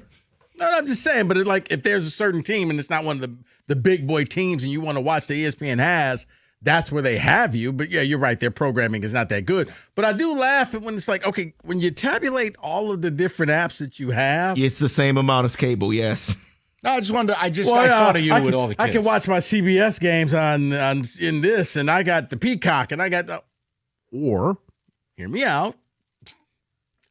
What if you had all your apps, all your channels in one place? No way. Let's call it cable. Cabal. Got it. Cable. All right, let's get to the people. Sorry, I saw it and I thought of you, David. I go, he's going to be thrilled. Let's go to Warren, 97.1. Yes, Warren. Hey, fellas. Hey, thanks for taking the call. Mm-hmm. Hey, I got to tell you, when I first signed on and listened to you guys today, I thought it was 2005. I thought we had Matt Millen back. I mean, come on. I mean, hey, I agree with the leadership of the team. I don't think Holmes, I think he did try to make a trade, but that trade wasn't out there. Phillips is not going to take us to the Super Bowl, fellas.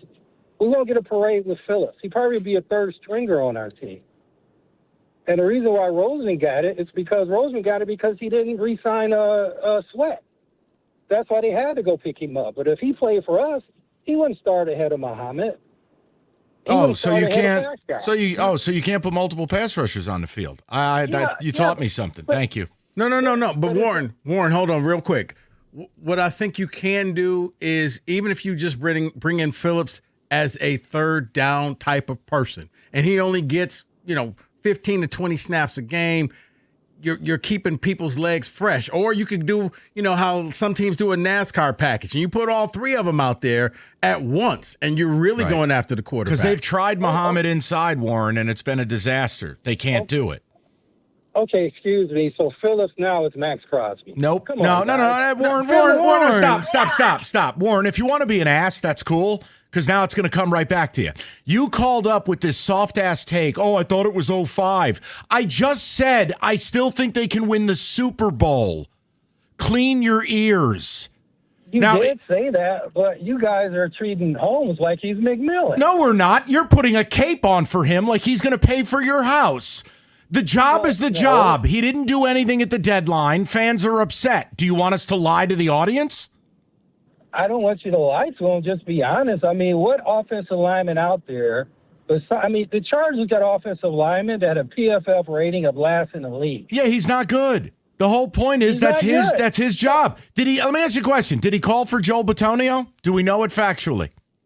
Well, do you know if he did or No, not? I don't, just like you don't. The point is the job is the job. It's a pass-fail thing.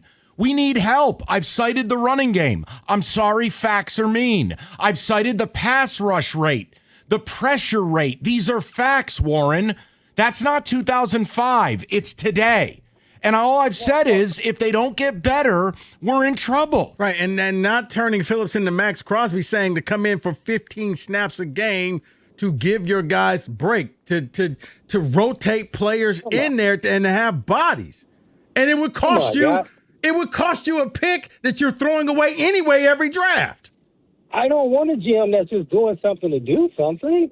No one's doing anything to do anything. You need help up front. You still going to rely on Davenport or a Pascal who may or may not be back in December? So, Warren, what should they have done? Nothing? On this team, Phillips wouldn't have saw the field unless somebody got in. Okay. You know that. No, I don't know that at all. You're wrong, Warren. You're just not right. It's just incorrect. If you don't want the player, I'm not mad at you. But if you're going to turn Jalen Phillips into crap, understand, the Eagles got him for free. They convinced the Dolphins to pay for part of it. They're going to get it back. Warren, here comes the real problem. When Phillips signs somewhere for $16 million a year and they get a third back. Warren, if you didn't want the player, it's cool. But don't call up with that bitchy little opinion. Oh, my God, you're being so unfair to my bestie. Keep caping for the guy. So he could play on the Eagles, but he couldn't can't play here. No, not at all. And also, here's the other problem. Guys like Warren, you're being negative or factual. Goff's getting pressured 26.4% of the time. But you've turned him into Millen. No, I didn't. Brad Holmes done a really good job. That doesn't mean he's perfect, or you have to be Warren with his Stanley in his car sipping Brad Holmes bathwater. Right. We can talk about things. Because you can be a good GM, but you could have weaknesses and deficiencies in certain areas. Right. And that's the trade deadline.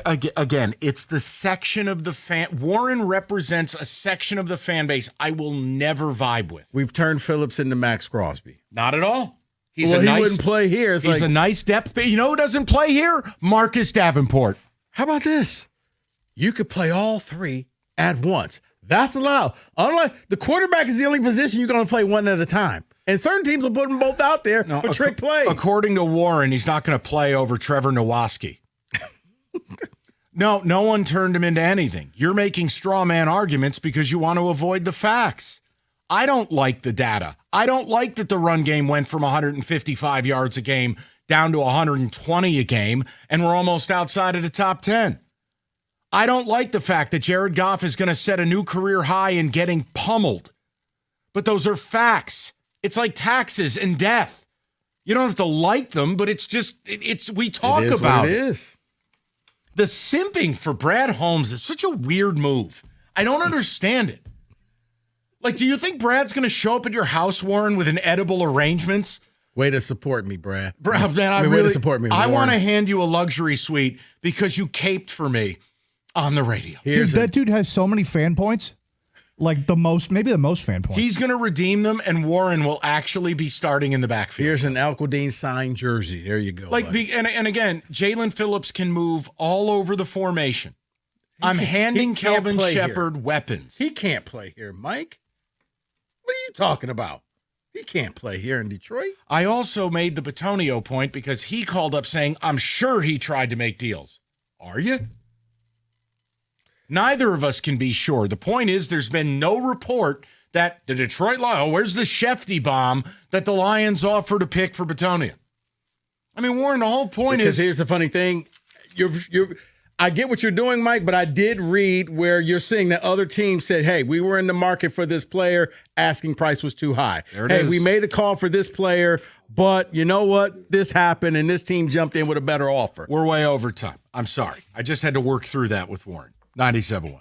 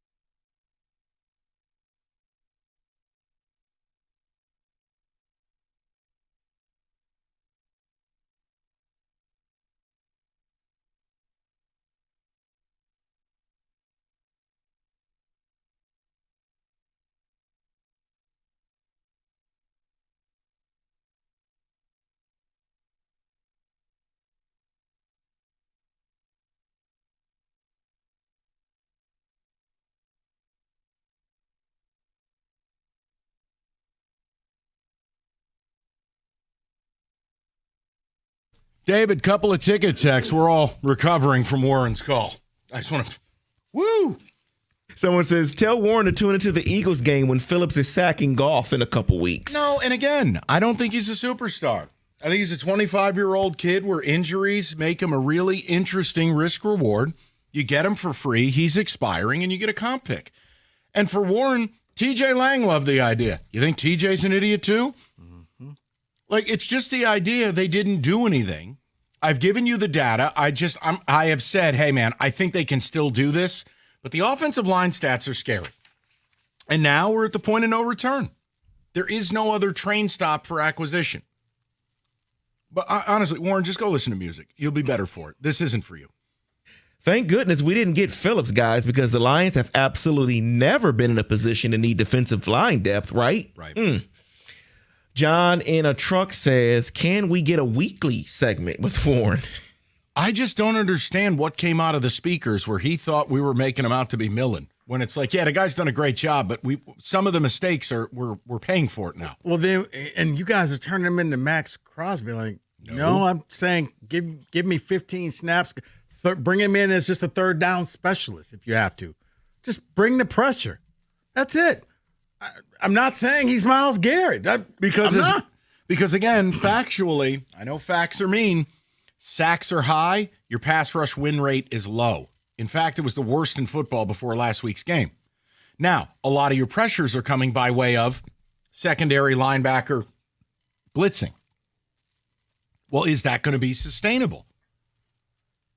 Whatever. It doesn't matter. I may as well. I'm speaking Spanish over here. I absolutely can't stand fans like Warren. I have a couple coworkers like that. You can't constructively criticize the Lions. If you do, you're not a true fan. Yeah, and like I said, that's okay. It's just this isn't for you. Like, just hit Spotify. We'll be just fine, Warren. Just go do your thing. Shall we continue? Yeah. Let's go to Dylan, 97.1. Dylan, what's going on, pal? Oh, not much. I'm just listening here, and I figure, next year, Mike, let's just wait for next year. And the year after that, and the year after that, every year with all the teams in Detroit right now, from every GM, all you hear is, well, next year, next offseason. Is that how people live their life, or do you not live on the day-to-day basis? Because I'm getting real tired of it, and it pisses me off with everyone giving them a pass. Well, next year, we got this guy. This is going to happen. It's not going to happen. You live today. Today is how you live life. Well, and look, you're right, is that they have the talent to get this done. They clearly have some glaring weakness. They didn't address it. And again, we're never going to know the true ability to have gotten it done because he doesn't speak. And it's just, look, Dan Campbell had to answer for him. Now, did Dan give a window into it? Yes, I can play that audio for you, but I'll wait until after your call.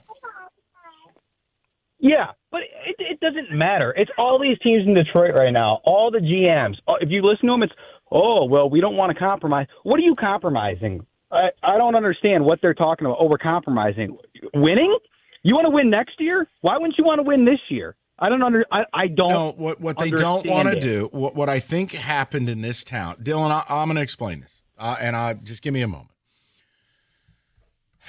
A decade where universally every team in this town, factually, we had the worst win percentage of any four-sport city, 4 professional teams in America. We had the lowest winning percentage. It was a lost decade for the city of Detroit. Mm-hmm. And I think collectively, this town lost its fastball. I think it broke fans. I think fans don't even remember what championships are, so they don't even know what to ask for. And the minute the team started giving you semi-warm food, not even hot food, just semi-warm food, you thought it was filet. So now you get here, they're winning. What more do you want? People are tripping over their ding-dings to spend money on all these teams. Okay? And for the teams, they look at it and go, we don't ever want to go back to where we were. We weren't making any money. This is good right now. We're winning. Mm-hmm. Oh, we just raised ticket prices 50% and people are still buying them? Sweet. The problem when you do things this way, where you only live in fear of it going wrong, is it's what Howie Roseman said. If you want to achieve or accomplish great things, you often have to incur great risk. That is life. That's the person who starts a business knowing it's likely going to fail. That's the person who changes jobs and it didn't check every box, but it offered them higher upside. Like, it's just these teams, listen to what Dan Campbell had to say. They're giving you a window into their modus operandi, much like the Tigers. Scott Harris has said, no, listen, we just have to try to make the playoffs as many times as possible. That'll give us the best chance to win a World Series. Will it? Ask the Texas Rangers. They spent $500 million, won the World Series, and dipped. They were playing to Dan Campbell.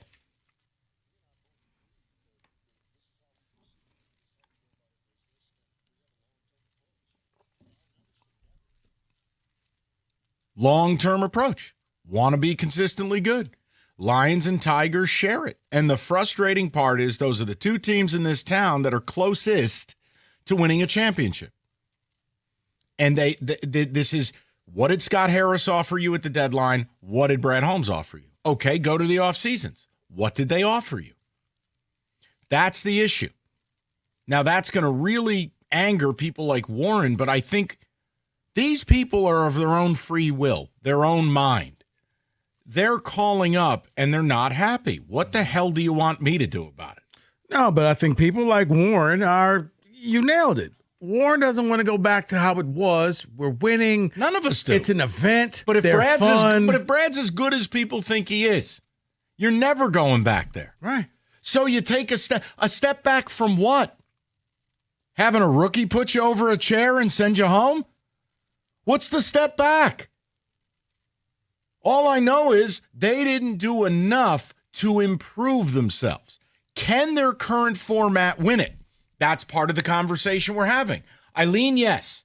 I will tell you, when you deep dive into the analytics of it, the offensive line play must improve. If the offensive line does not improve, they can't win a Super Bowl. You're not going to have an immobile quarterback getting pressured 26.4% of the time and have a running game that was arguably best in the league last year kind of drifting down towards middle of the pack. That's not going to be a recipe you can win with. No, I'm with you, especially long-term as well, Mike, when you got two teams in your division that's going to be working with rookie quarterback contracts, so you can go out and spend on other things. And Goff's contract goes to $70 million next year. They'll restructure if they still believe in Goff. Because remember, when you restructure a deal, that means you're stuck with them even longer. Now, this has never been an anti-Goff deal. But if you can't protect them, you won't get the best of them. And then you and I are going to have to fend people off like The Walking Dead. He's not mobile. We can't win with him. Right, and it's going to be like, get rid of this stiff. Uh-oh. All right. Hungry Howie's Pizza. Crazy low pricing right now, 51% off any large round pizza. It could be thin crust, could be regular. Bottom line, 51% off. They have got you covered. All you need to do, you go to hungryhowies.com. Carry out only. Anything. If you're a minimalist, you put nothing on it. 51% off. You're like Kenny, you want a cheese pizza? 51% off. Like kids like that. Yeah. But if you're like Kenny, he likes a garbage pail pizza. Basically checks every box. 51% off. It's all there. hungryhowies.com. Take advantage of the deal before it's too late. It's Hungry Howie's.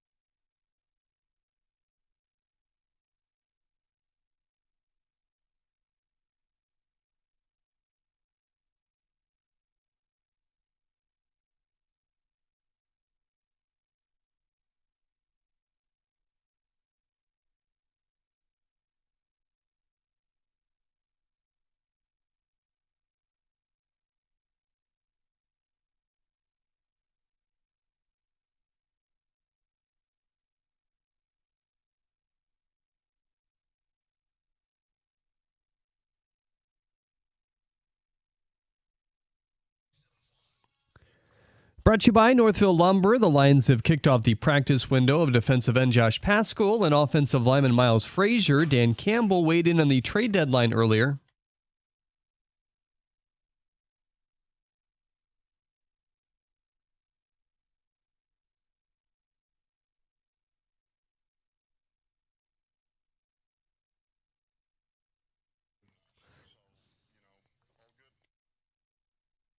More than half of the starting offensive line was out of practice today, including Penei Sewell, Taylor Decker, and Christian Mahogany. Kirby Joseph also missed. Campbell said yesterday the irritation of his injury has been hanging around a little bit longer than they anticipated. The Cardinals have placed quarterback Kyler Murray on injured reserve with his foot injury, ruling him out for at least the next 4 games. Texans QB C.J. Stroud will also miss this week in concussion protocol. Michigan State basketball has landed 4-star 2026 guard Josiah Jervis out of New York. The Tigers officially announced a variety of baseball operations hires today, including Cody Ash as an assistant hitting coach and Anthony Sanders as their new first base coach. They're both from the Orioles. According to Evan Petzel to the Free Press, current assistant Gary Jones is not returning next season either. Detroit's spring training schedule is out. They'll start their slate on the road against the Yankees February 23rd. They'll also face Team Panama in early March before the World Baseball Classic begins. 51 million viewers on average watch Game 7 of the World Series across the U.S., Canada, and Japan. That marks the highest audience in 34 years. At the Corwell Health Sports Desk, I'm Jeremy Otto for more. Go to 97.1 The Ticket or Odyssey.com.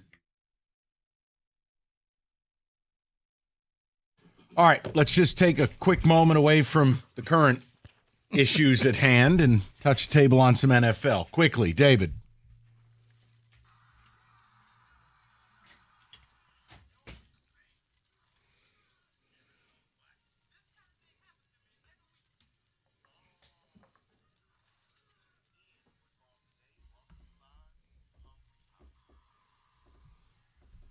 Just a few things around the league I want to discuss here, and let's start in Arizona. Because today in Arizona, they named Jacoby Brissett the starter. And Kyler's dead. But injured reserve. Here's the thing. Yes, they put Kyler Murray on the injured reserve, saying that it was best for him for his recovery. Does this not sound like J.J. McCarthy-esque? It sounds like Kyler Murray will be the New York Jets starting quarterback next year. He will not be in Arizona. I don't think he'll be in Arizona either. Jets, maybe. No. Short people look good in green. They could do better than him. It's like Santa's elves. In what do you call Buddy the Elf? Elf. Kyler, little hat, maybe a little lollipop or something. Get him out there. Don't know what the cap hit will be. Doesn't matter. David, go ahead. It's over. It's over with him in Arizona. The cap isn't real. How many times do I have to tell you these things? What do you mean it's not real, Mike? It's just not real. Oh, you can't overspend. Oh, okay.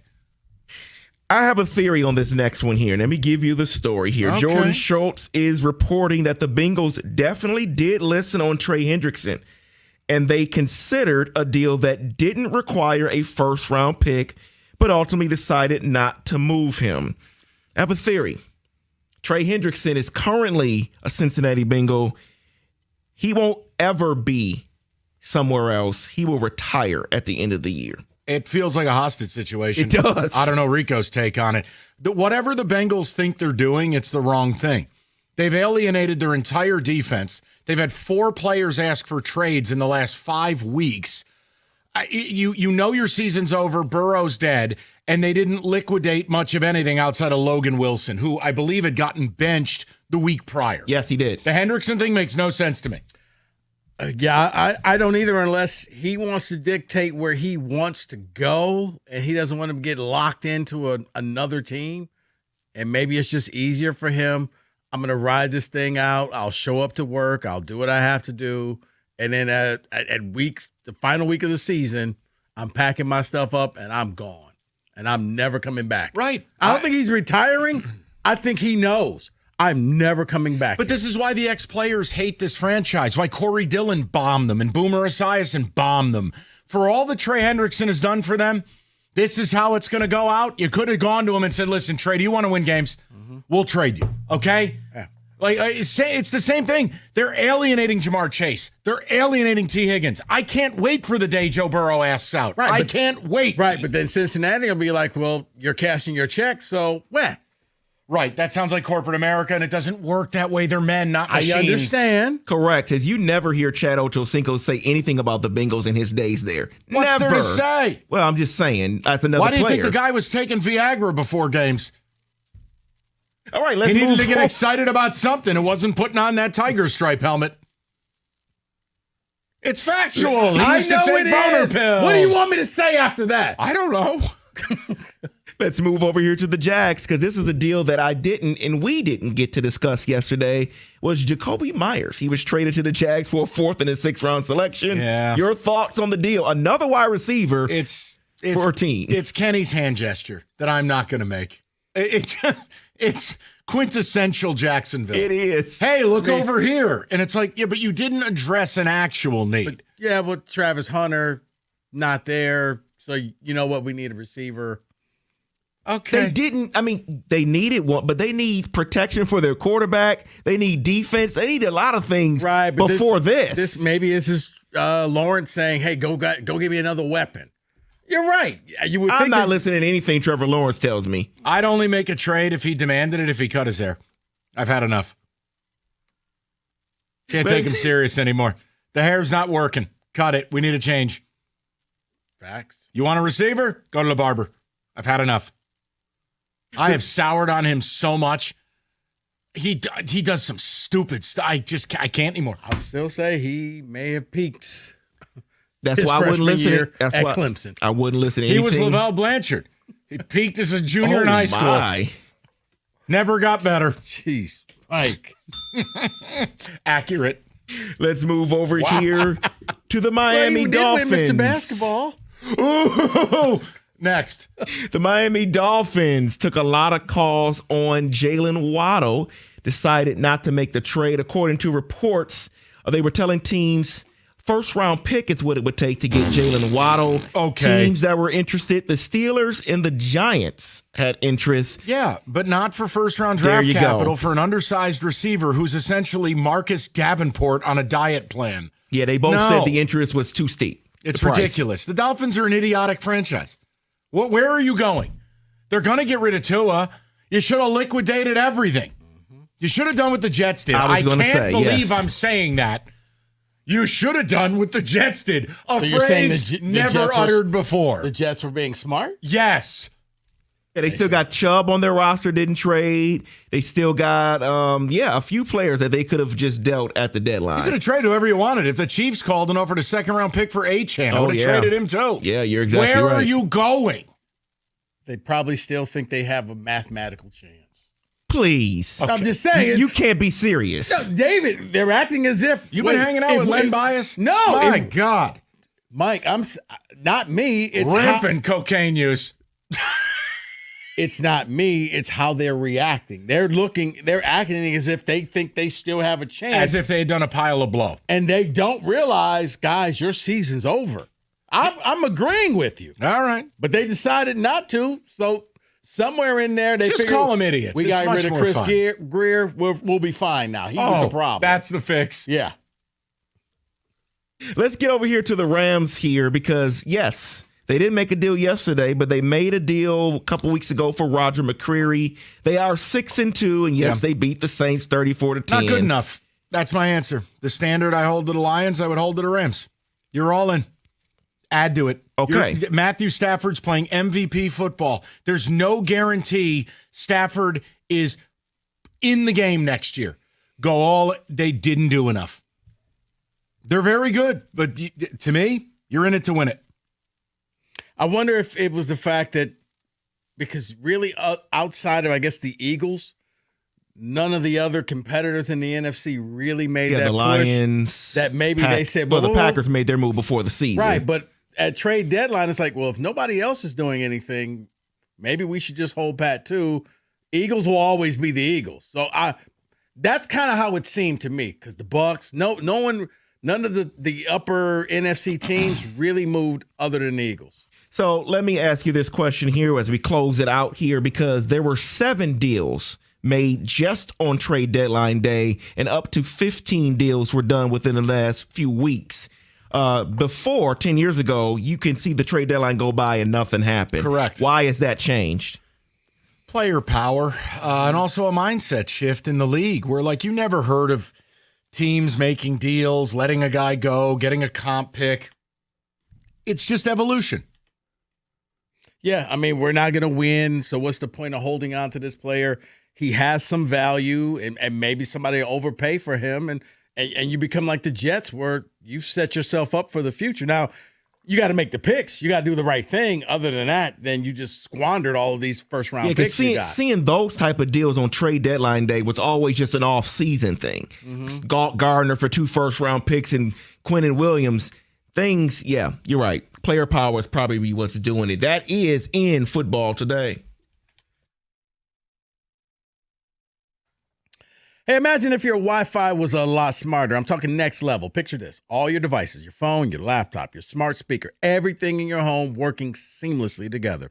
That's the dream, folks, and Xfinity makes that dream a reality. With Xfinity, your devices are so in sync, you'll think they're telepathic. It's a really smart Wi-Fi that knows when your devices need a boost, so you never have to deal with lags or dropouts.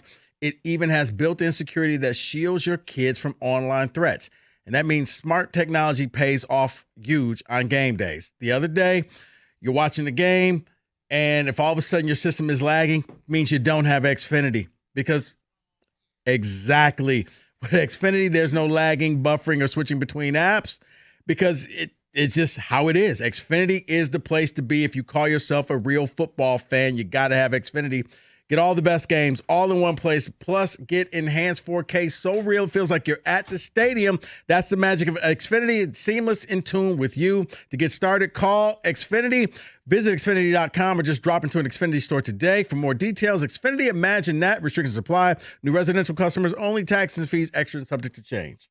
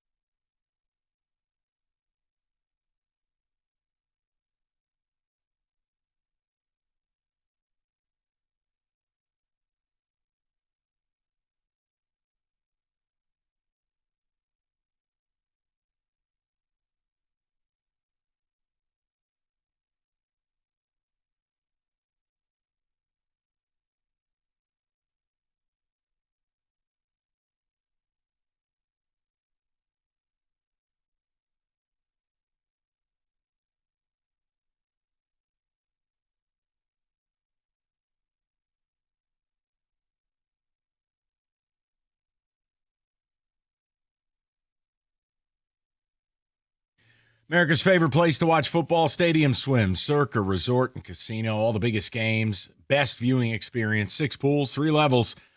It's a fan's paradise right in the heart of Las Vegas. Book your spot today at circalasvegas.com.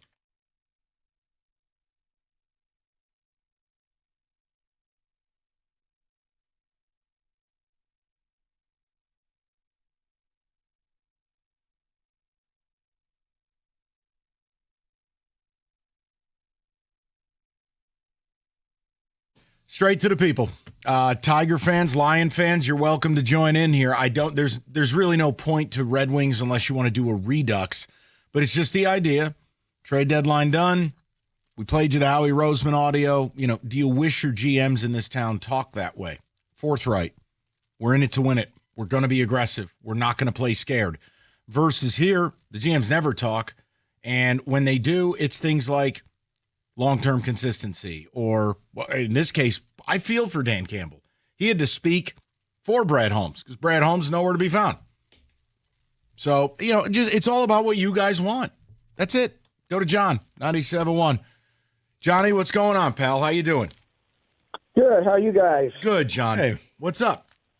Hey, I watched that Minnesota game, and I just couldn't believe what I was seeing. Every time I turned around, Goff was on his butt.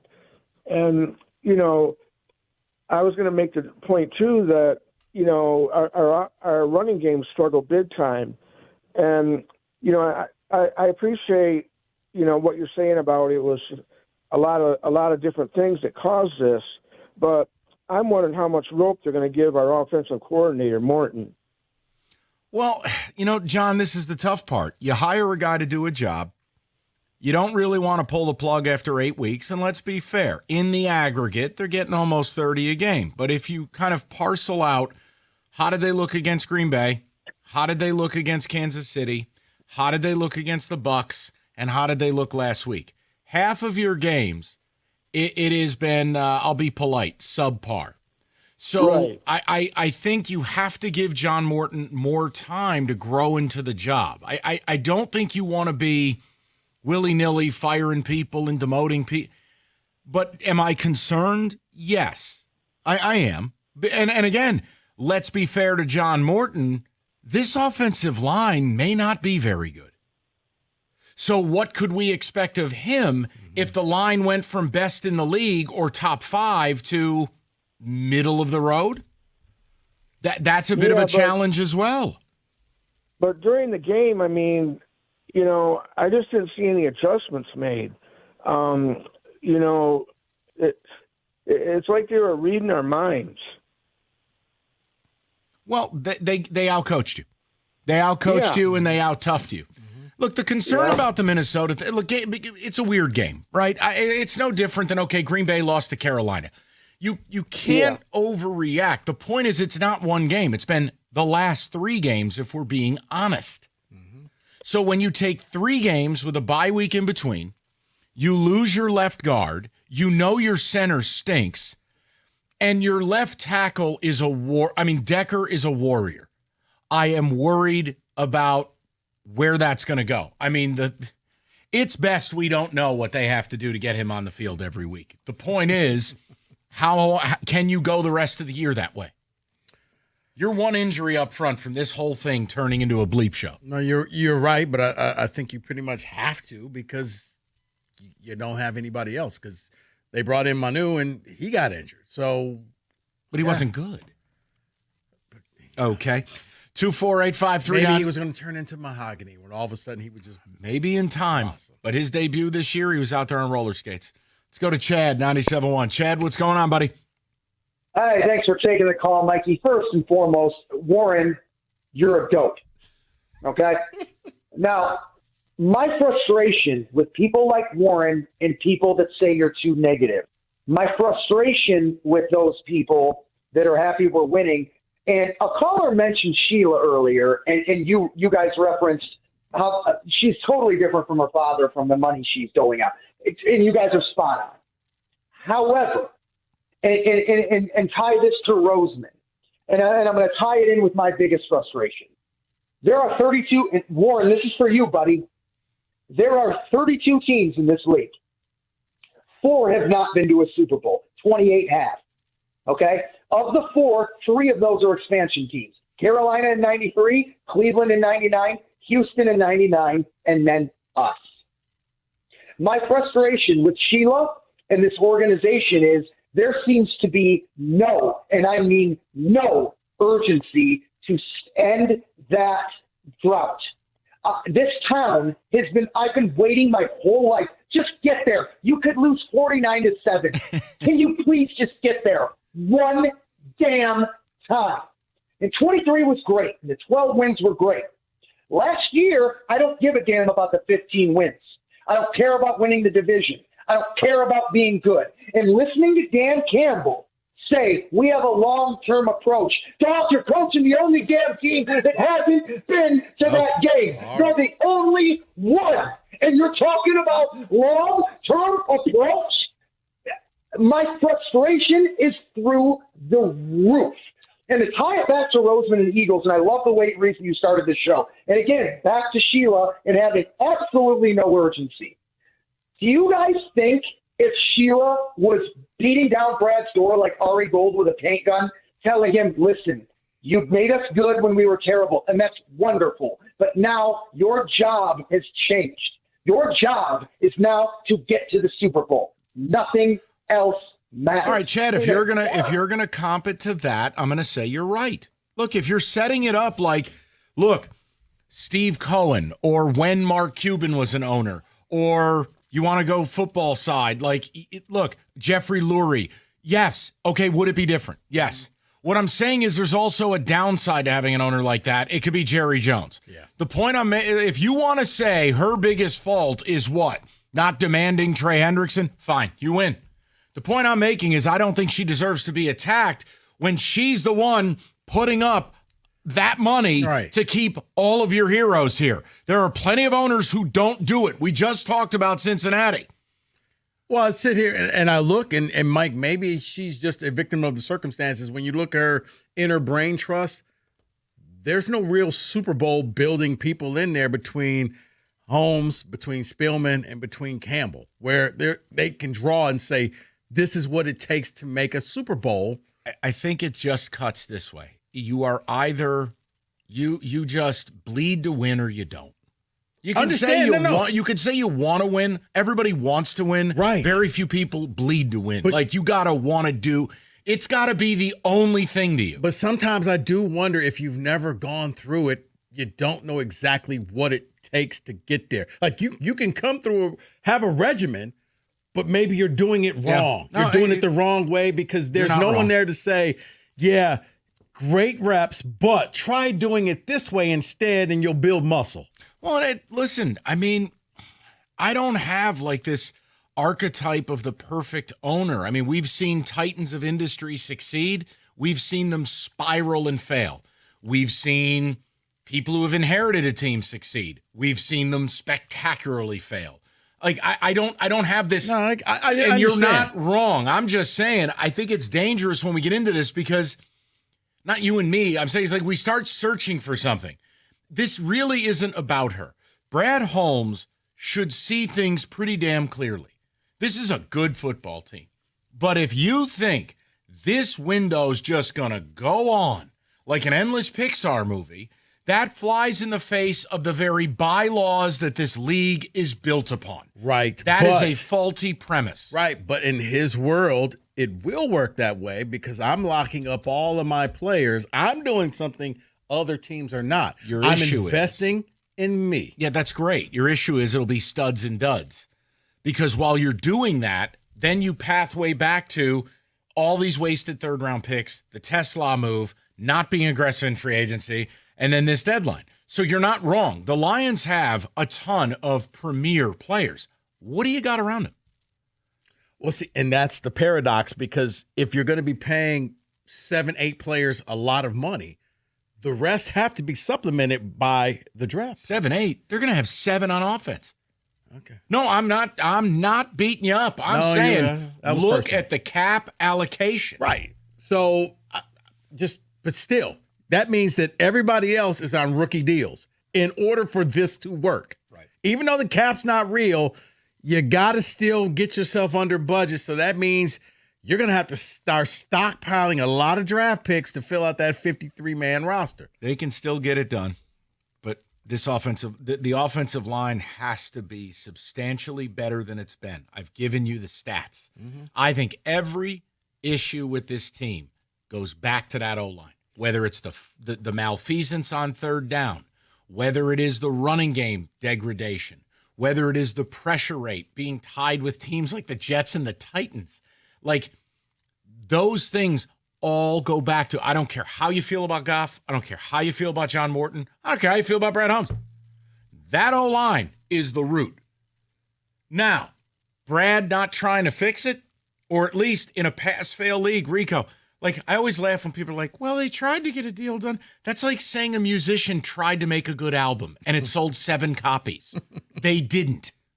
Okay, you're basically Prince, the late years, after he turned into a French horn cymbal. You know what? No. He has some great songs even afterwards. We're going to move on past that. He's a bum. Comment. We're moving. What a bum. You are just projecting right now. I'm That's upset. all. You know what? That's all. Free agency starts tomorrow for the Tigers, and I'm scared. What does Prince have to do with any of this? He's just terrible. Oh, my God. Prince is my Jack Flaherty vesting option. Okay. Complete waste. Yeah, are you done? Yeah, I'm done. I feel better about myself now. Do you? Yeah. Okay. Sorry. All Beating up on a dead man. Go ahead. Oh, he's been gone long enough. Statute of limitations is over, isn't it? No. When can you make fun of somebody who's dead? He's a Hall of Famer. Never. Didn't he die like 25 years ago? Doesn't matter. When did he die? I think it was like 2015. Maybe it's a little soon. All right, football season. Elevate your tailgate. Moran Buick GMC, the 25 Sierra Elevation Crew Cab right now. Lease one at $179 a month, $999 down, or the 25 Invista, $259 a month. Both deals 24 months, and inventory rolls in daily. Go to MoranExpress.com. They'll guide you every step of the way. And all your certified service, MoranExpress.com. It's Moran Buick GMC, where you always get the best price, period. It's on Telegraph, just north of Eureka and Taylor, or online anytime at MoranExpress.com. It's Moran Buick GMC. We are professional grade.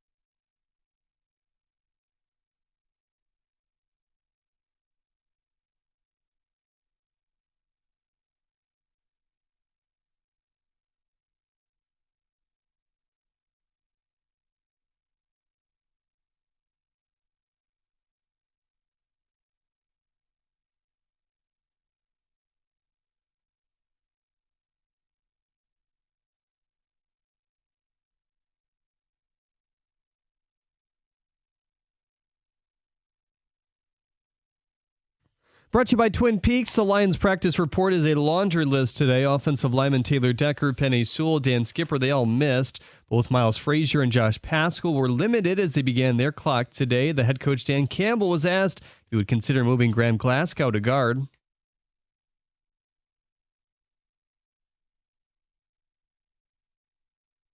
Veteran Pistons forward Tobias Harris will miss tonight's game against the Jazz. You can hear that 6:35 pregame with Chris Villar right here on The Ticket. The Tigers announced a number of new baseball operations employees today. Evan Petzold noted that current assistant coach Gary Jones will not return next season. At the Corwell Health Sports Desk, I'm Jeremy Otto. More at 5 or at 971theticket.com.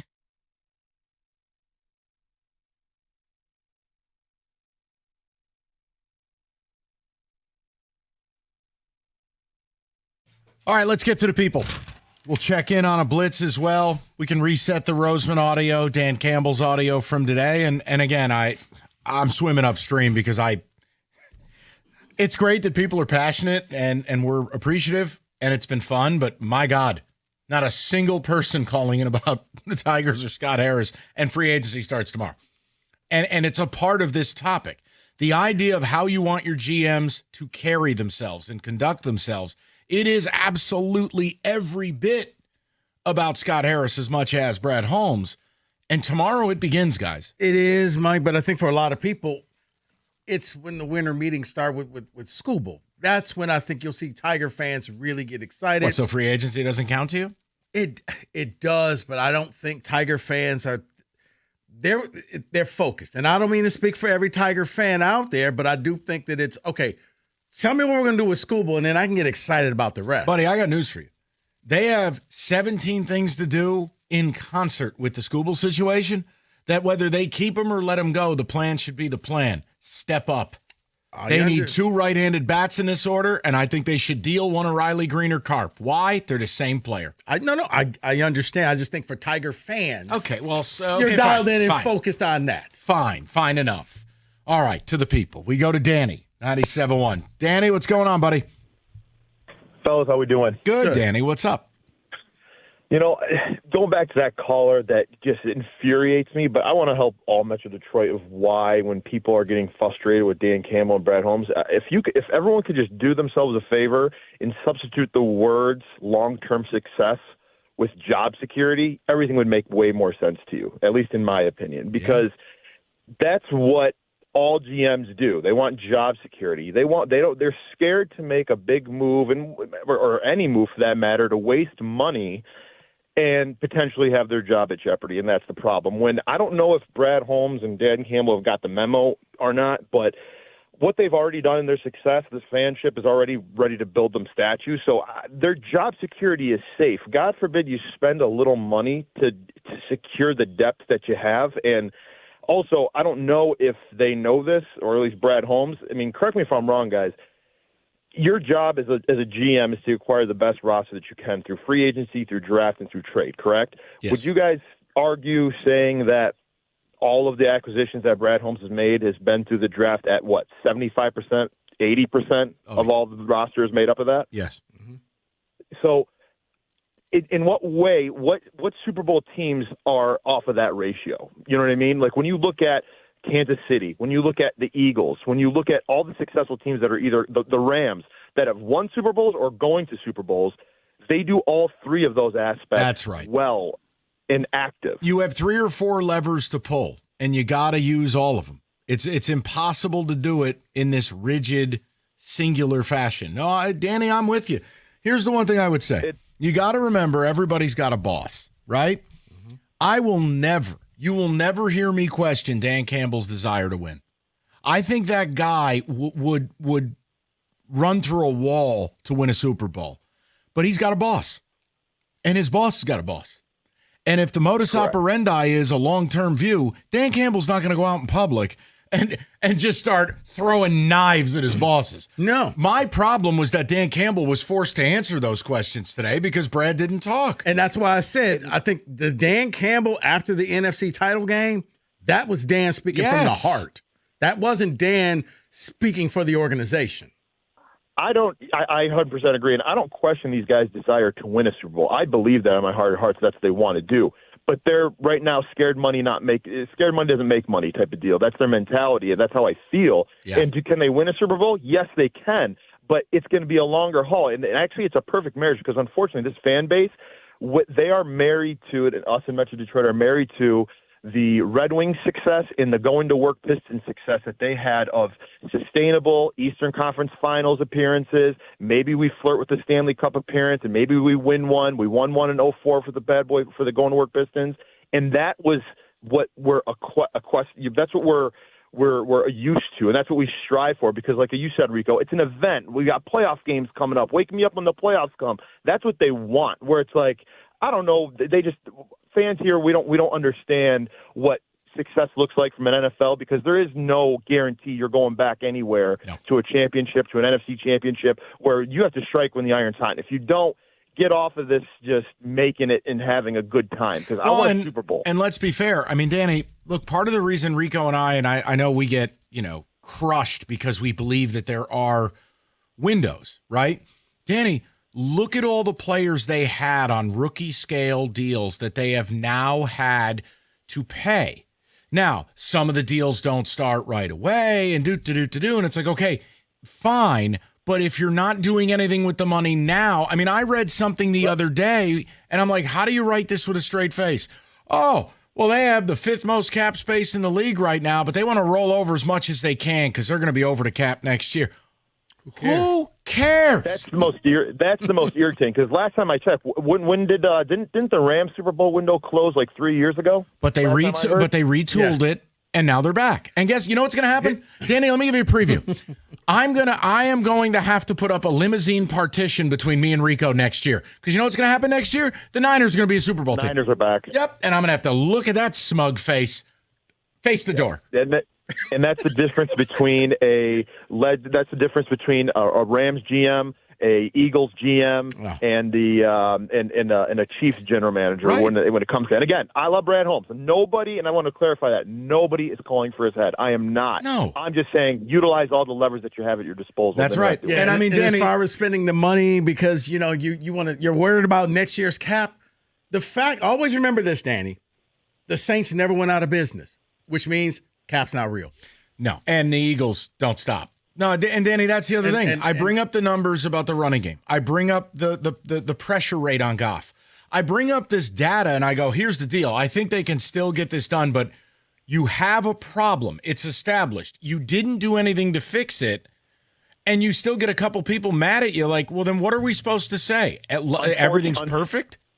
Unfortunately, Brad Holmes, my biggest criticism is they get way too high off their own supply. And that's the problem because I get it. You draft well. I'm 100% on board. But you know it as well as I do.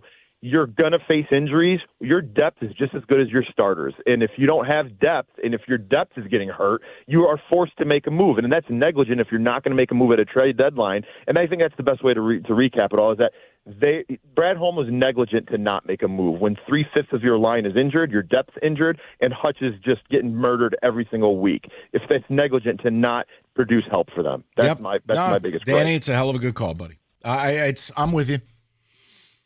And I'm never going to be the person that's going to sit here and simp for front office people. I just don't believe in it. Really? They have a job to do. A partition? If the Niners get good again, it's going to be limo tint. And I'm just going to have a button over here, and it's just going to go zzz. Now, I'll have to listen to you. I just don't want to look at you. What if the Giants get good? Yeah, right. Yeah, and what if we move to Mars and open up a sports bar? David, get out of here. We didn't need the belly laugh, okay? I mean, Rico, it's been 15 years. You got Jackson Dart. You got Scatterbull will be back. Malik Neighbors will be back. You see how he only mentioned one player, Jackson Dart. What else is there? Scatterbull will be back. Neighbors will be back. Yes. On a cane. No, he's not Tank Dell. He'll be okay. Tank Dell's back in 2 days. David Medical School. Guy's going to be dead forever. You know what David is? He's the Lions' third opinion doctor. Oh, like, hey, this guy's going to be out for the year. And then a week later, go see Dr. Hull. The reports are much better. He's going to be back tomorrow. You're like, who are these doctors? Can we get them in the same room and be like, what's the variance here? Did you look at a different foot? It's wild. Thank God these guys are able to come back. I am a little worried about Kirby. Because remember, Kirby, they rolled Kirby into the blue tent like Billy Ray Valentine. He came out of the tent like Michael Flatley. Man, he was charged up and ready to go. But one problem.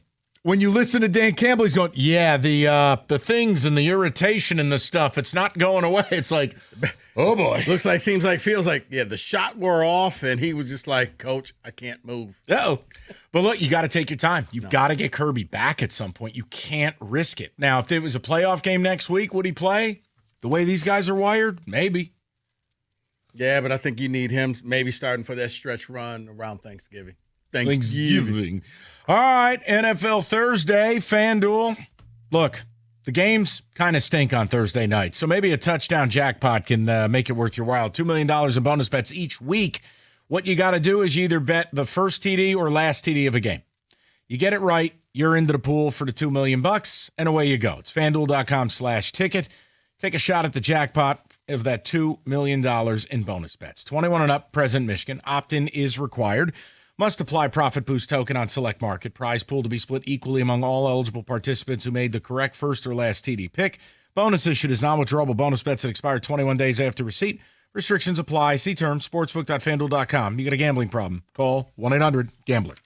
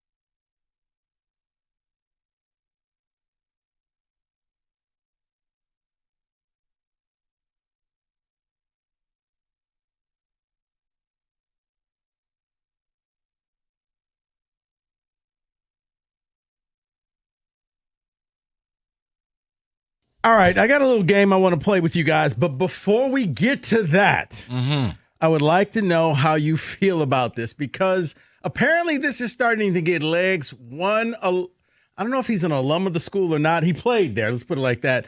One, Shaquille O'Neal is offering the fact that Nick Saban should come back and coach LSU. I mean, it'd be the first call, but I don't think Miss Terry's going to allow it.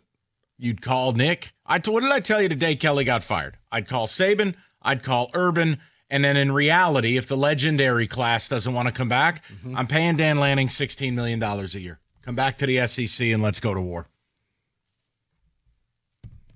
So I used to laugh every time you say, Miss Terry, Miss Terry, Miss Terry, until I saw his video this past Sunday when she brought out his birthday cake. He's laying back in the seat, and she simply yells at him, sit up. And he did it. So you're right. Miss Terry runs that household. You don't mess with her. If she doesn't want to return, he ain't returning. Exactly. That's just how it is. All right, guys, let's play a little game. Now, I think the top 4 teams will be making the playoffs. But let's start down at the bottom and work our way up to 5. I know these are the initial college football rankings, but do you think that these teams will be one of the final 12 teams? Okay? So we start off at 20th, the University of Iowa. No. At 19, any reason why, or just no? I just don't think they're good enough. Because they're Iowa. No, I mean, I think Tim Lester's done miracles with the offense. That the fact they can get in the 20s now. But they're just, this is a horrendous conference. It's the only reason they're trumped up. Okay. Now, if they were able to beat Oregon, which I don't think they're going to do, you could kind of have a different conversation. Okay. But ask yourself, in what world is Iowa a top 12 team? They have offense now. Okay, all right. Our helmets have wings. See, that's the thing, and I'll give you a real answer, Rico. Yes, you're right, Mike. If they beat Oregon, they have USC. If they do things like that, they have a chance. But I don't think they will. And you know what, David? I don't want to leave your team out of this, so let me backtrack. You can leave them out. out At of 21 is Michigan. Michigan make the playoffs. No. Okay. They're only here because they play nothing. And I know we beat OSU every year. Okay. Look, if you beat OSU this year, I'm convinced voodoo's real. It's not happening. Well, you're this not year. picking Michigan this year, so therefore, I think the reign is over. I've been right about that game every year. Mike, what did I just say? Oh, my you're bad. not. Boy, my bad. Unclench your fist, man. He did it. At 19, Southern California. No. At 18, their performance against Nebraska made me sick. But they won. They were terrible. On the road. They were terrible. At 19, we have. At 18, we have the U. ACC's a one-bid league, and it ain't going to be theirs. Nope. It's going to be disgusting when Virginia is that team. Can't wait till Duke is the representative. All right, well, I guess you've kind of answered that question, because at 17, with a record of 8-1, we have Georgia Tech. Nope. No, thank you. No. The answer is just no. Okay. That performance last week was disgraceful. Gave up 100 to NC State. I mean, I like Hollywood Smothers as much as the next guy, but good heavens. Okay, no. So we have nobody who's crashed a party yet. Yeah. At number 16 is Vandy, 7-2. Nope. Don't you get it? The sport sucks. None of these teams are any good. Okay, at some point we need 12. Do we? No, I think Vandy blew their shot. Now, there would have to be utter chaos in the next month in the SEC for somehow them to get back in position. They did make a comeback against Texas and were a fingernail from an onside kick, but no, I just don't think they got the starch to get there. Yeah, they would have to get help from Tennessee. Somehow Tennessee keeps rising, and then they beat them, and that helps them. But I don't see it. Okay. At number 15, as they stay in the great state of Kentucky, Louisville. Sitting there at 7-1, Louisville. No. Rico, I'm being serious. The ACC is one big league. Okay. So, I think it's Duke or Virginia, right? Okay. Yes, it is. Unfortunately. Correct. I'll say no to Louisville. Well, then I guess. You're right, though. Don't ever go down there and say Louisville. It's Louisville. Right. You're from the north. All right, then I guess at number 14, we have 8-1 Virginia. No, they're going to lose to Wake Forest. Why? Because that's what they deserve. Scotty Hazelton. I just know. I can't accept Virginia making it. Well, you keep saying Duke. Duke's not even in the top 25. Doesn't matter. So they're going to crash. You're saying Doesn't Duke's matter. going to crash They're the party. betting favorite in the ACC. That Okay. shows you how crummy that conference is. Duke will crash the party. At least we have somebody crashing the party. Thank you. I think it will be Virginia. Okay. They're gross. I know. At 13, at 7-2, the Utes of Utah. You'd need multi-bid league. I mean, is 2 of the following 3 getting in? Texas Tech, BYU, and the Utes. The problem for the Utes, they got 2 conference losses. I don't think a 2-loss team in the Big 12 who doesn't make the Big 12 title game is going to be allowed in. Not in favor of, brands and things and stuff like Notre Dame. And they have no way to impress the rest of the way with Baylor, Kansas State, and Kansas. So, no. All right, well, if the playoffs were to start, these teams would all be in. So will they still be there when the final polls come out at 12, 7-2, Oklahoma? No. They're terrible, too. I got a feeling the answer is just no across the board. What I'm trying to show you is there aren't enough quality teams to even fill a 12-team playoff. I understand, but you still got to fill 12 teams. You ever see the highlight where the Boomer Sooner tips over? Mm-hmm. That's my opinion of their offense. No. Next. I don't know about the people, but I'm having fun with That's this. the design. At number 11, 7-2 in the conference that just wants it more, Texas. Yes. Opened the season at OSU, lost. They have quality wins. They play in the best conference in America. Yes. Texas will still be there. David, Texas? Yeah, they will. Okay. At number 10, 6-2 record. No. Shout out to you, caller Rob. No. Notre Dame. Oh, No. you don't get it. You don't get it. This sport may as well have Bobby Heenan and Jerry Lawler announcing games. This is wrestling, baby. Oh, they want those golden helmets in this thing so bad for all the eyeballs from every East Coast Italian or Irishman. They're all the Catholics are going to be excited in Queens. Yes, Notre Dame will be there. They play nothing. You're right. And they have a brand. And then they're going to roll out the dead body of Ara Parsegian. Yeah, they're in. Bums. You're right. That's why I'm saying no, because they've beaten no one. USC, no one. Nothing. Played 2 good teams, lost to them both. Correct. Put them in. USC's ranked. Brand. At number 9, quack, quack, the Oregon Ducks. 7-1. I'm worried about them because they're not impressive. The win against Penn State doesn't look nearly as impressive. They got beat soundly by Indiana.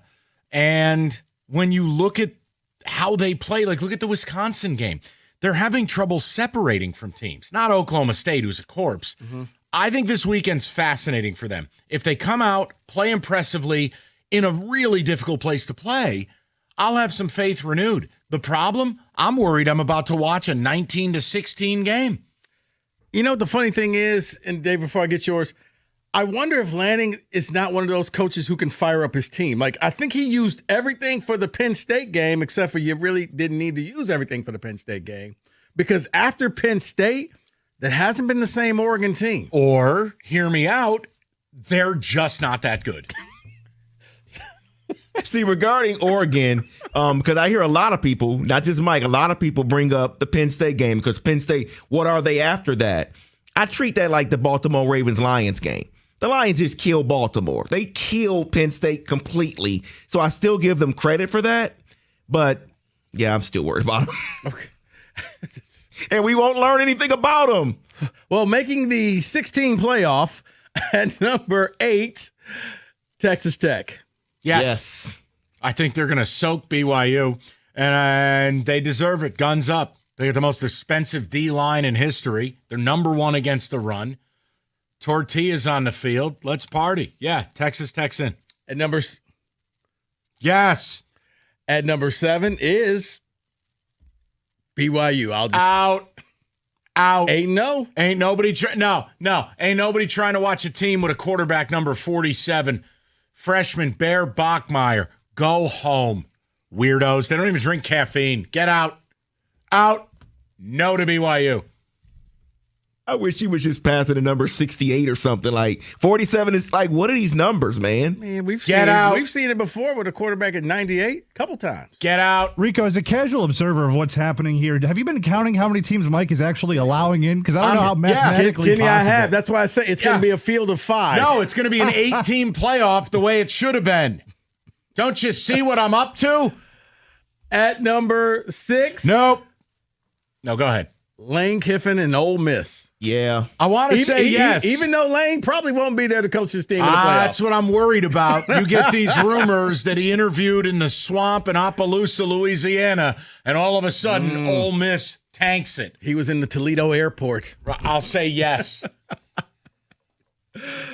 Kenny, I'll allow you for this one at number 5, the University of Georgia. No. They'd better.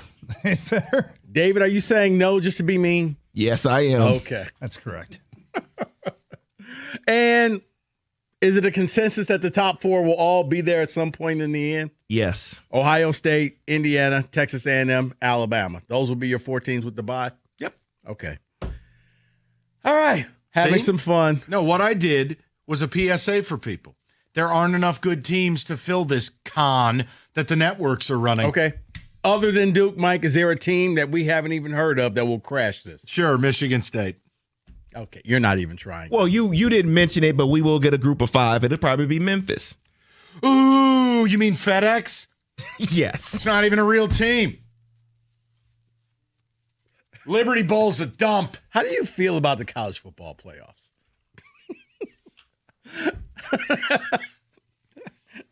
You know what, David? We're going to end it with the double I'm number 1 salutes, 97-1.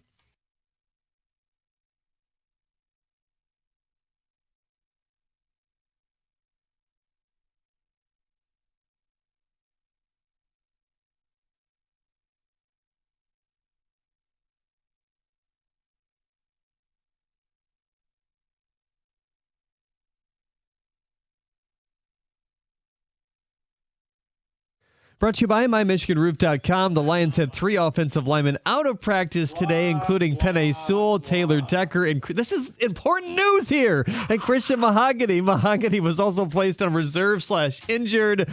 With that said, they also opened up the practice window of 5th-round draft pick Miles Frazier.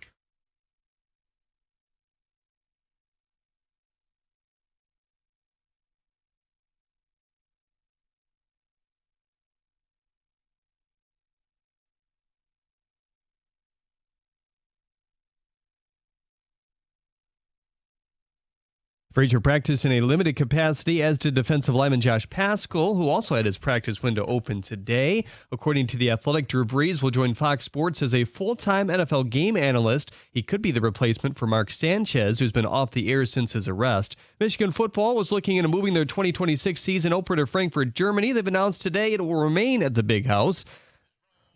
The Pistons are back at LCA tonight against the Jazz. Tobias Harris will miss with an ankle injury. Hear that 7 p.m. tip right here on 97.1 The Ticket. And according to Shams, a United States Congressional Committee is meeting with NBA officials Wednesday in Washington, D.C. in wake of the indictments of Chauncey Billups, Terry Rozier, and Damon Jones. Sources tell that'll do it. Congress. Yeah, that's the answer to nothing. At the Corwell Sports Desk, I'm Jeremy Otto. For more, go to 97.1 The Ticket or Odyssey.com. Sorry about that. We love Jeremy Otto. That was not an attack on his news. It was more my disgust. Well, Congress is on the up and up on everything. Yeah, exactly. No scandals. A real brain trust. All right. So here's what we want to do. I want to play some audio for you that has sparked a lot of conversation. And what? Nothing. What? Say it. No, I always laugh off a dead giveaway. Oh, it's great. It's one of those. It's just what I'll always laugh. I wonder where that guy is. So the conversation, this can be any GM in town, but Howie Roseman spoke, and look, just because I want my GMs to speak this way, talk this way, believe what he believes, doesn't mean you do. But with the trade deadline happening yesterday and then tomorrow free agency begins for the Tigers, the two teams that are closest to a championship, Tigers and Lions, seem like they're the most reticent to do anything. And, look, we've had a deep discussion on the Lions today where I'm not writing off their ability to win a Super Bowl, but some of the data is scary. Mm-hmm. And I presented it, and I'll present it in a moment. I want to play the Roseman audio for the 5 o'clock audience. It's like 15 seconds. But tell me if this is what you wish Brad Holmes said or Scott Harris said or Iserman. I can't say Trajan Langdon. He hasn't been here long enough. It wouldn't be fair to him. But, David, if you wouldn't mind.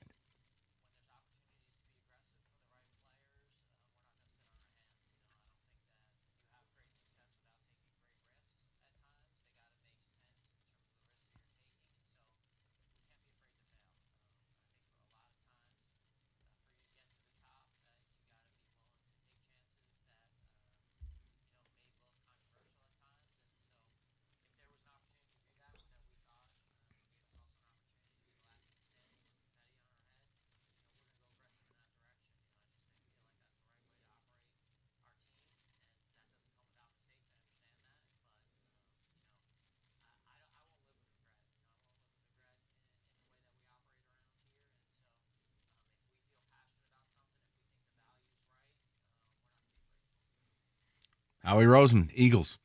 I love it. I dig that. Dude, signed every fan base. That's what you want to hear. That we're going to fight. We're going to be competitive. We're going to do whatever it takes. And we'll worry about next year. I'm paraphrasing, but that's what you heard. Juxtapose it with, and again, Brad Holmes didn't speak, but juxtapose that with what Dan Campbell had to say. And I don't like the fact that Dan had to talk for Brad. It's not fair to Dan Campbell. He's got a football team to coach. He doesn't run the player personnel department. But listen to the difference here.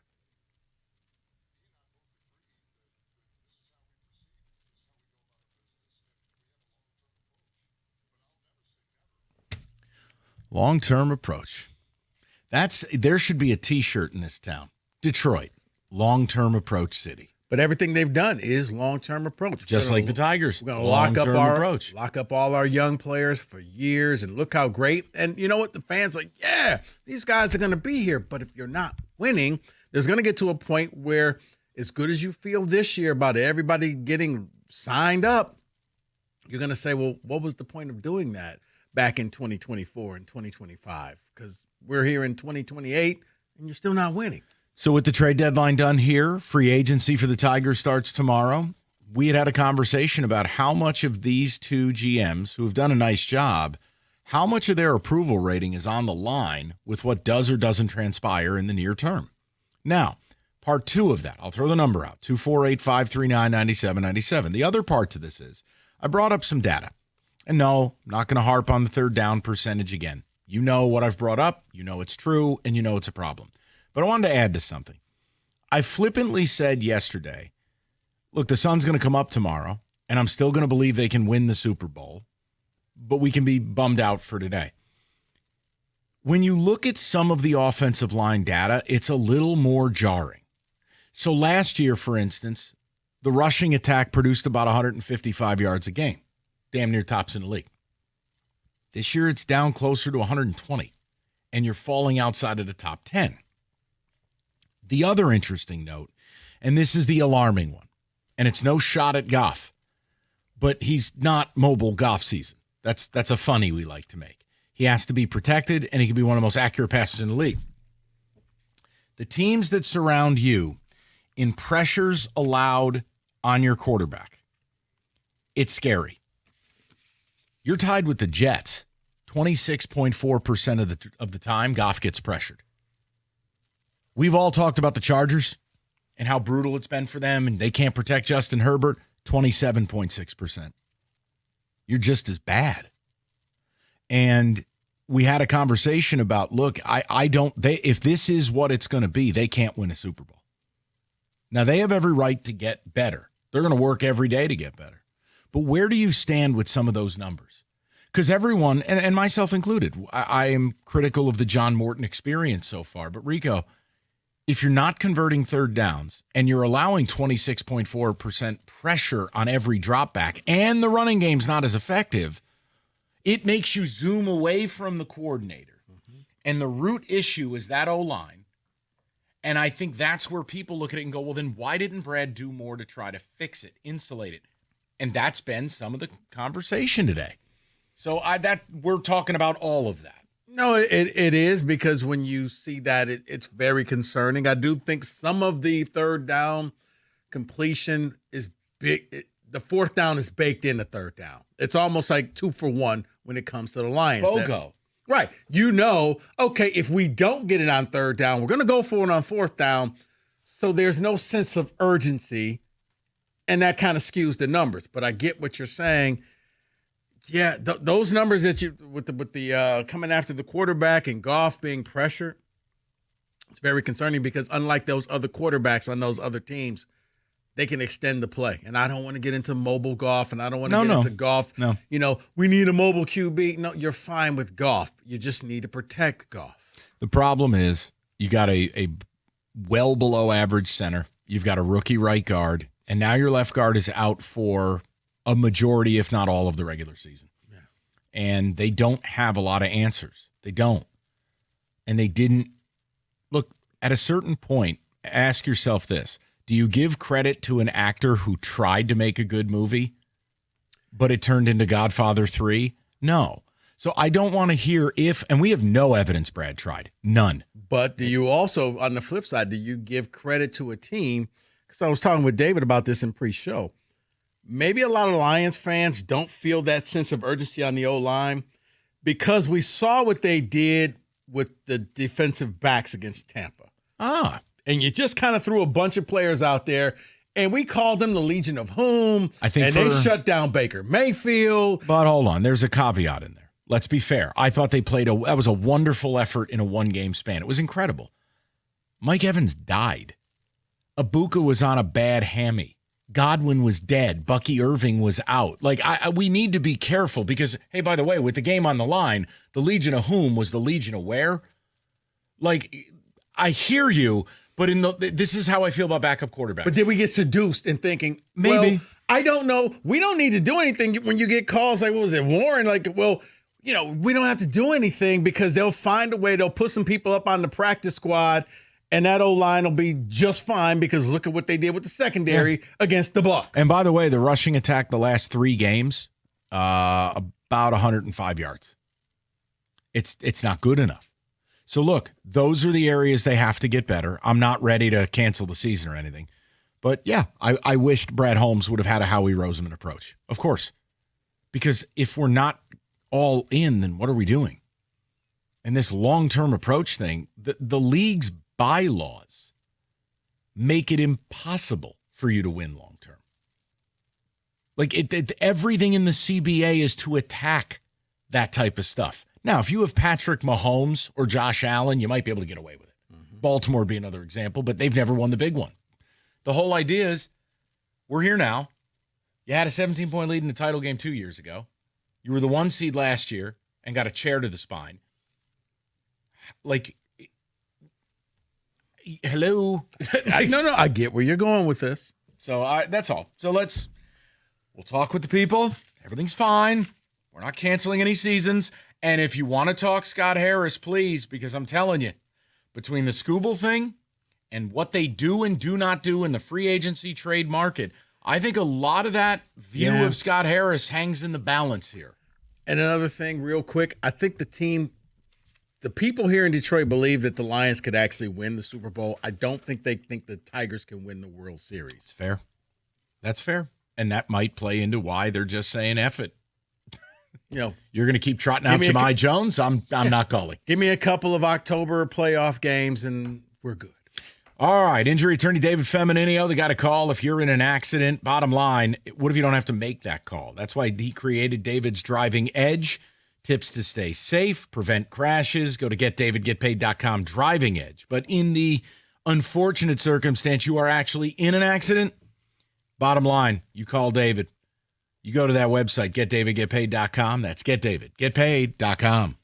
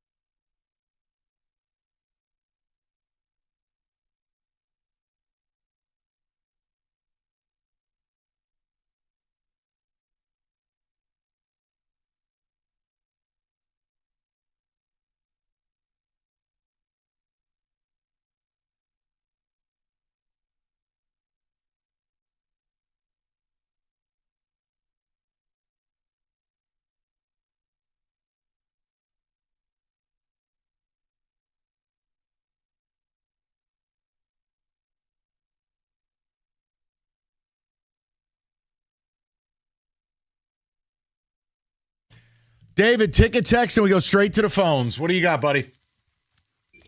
I'm sorry. I don't think there was anyone that Brad Holmes could pick up that makes me think the Lions could win the Super Bowl, so I'm not upset about it. So basically, you didn't believe they could win it anyways. Then this conversation's not for you. If you have a belief in your heart that they can't do it, this isn't the conversation for you. They are definitely good, but I think Mr. Holmes is good with just that. Shaking my head. We are not going to win a championship like this. Things need to change. Well, look, the O-line either gets better or this season's getting a lot worse. That's it.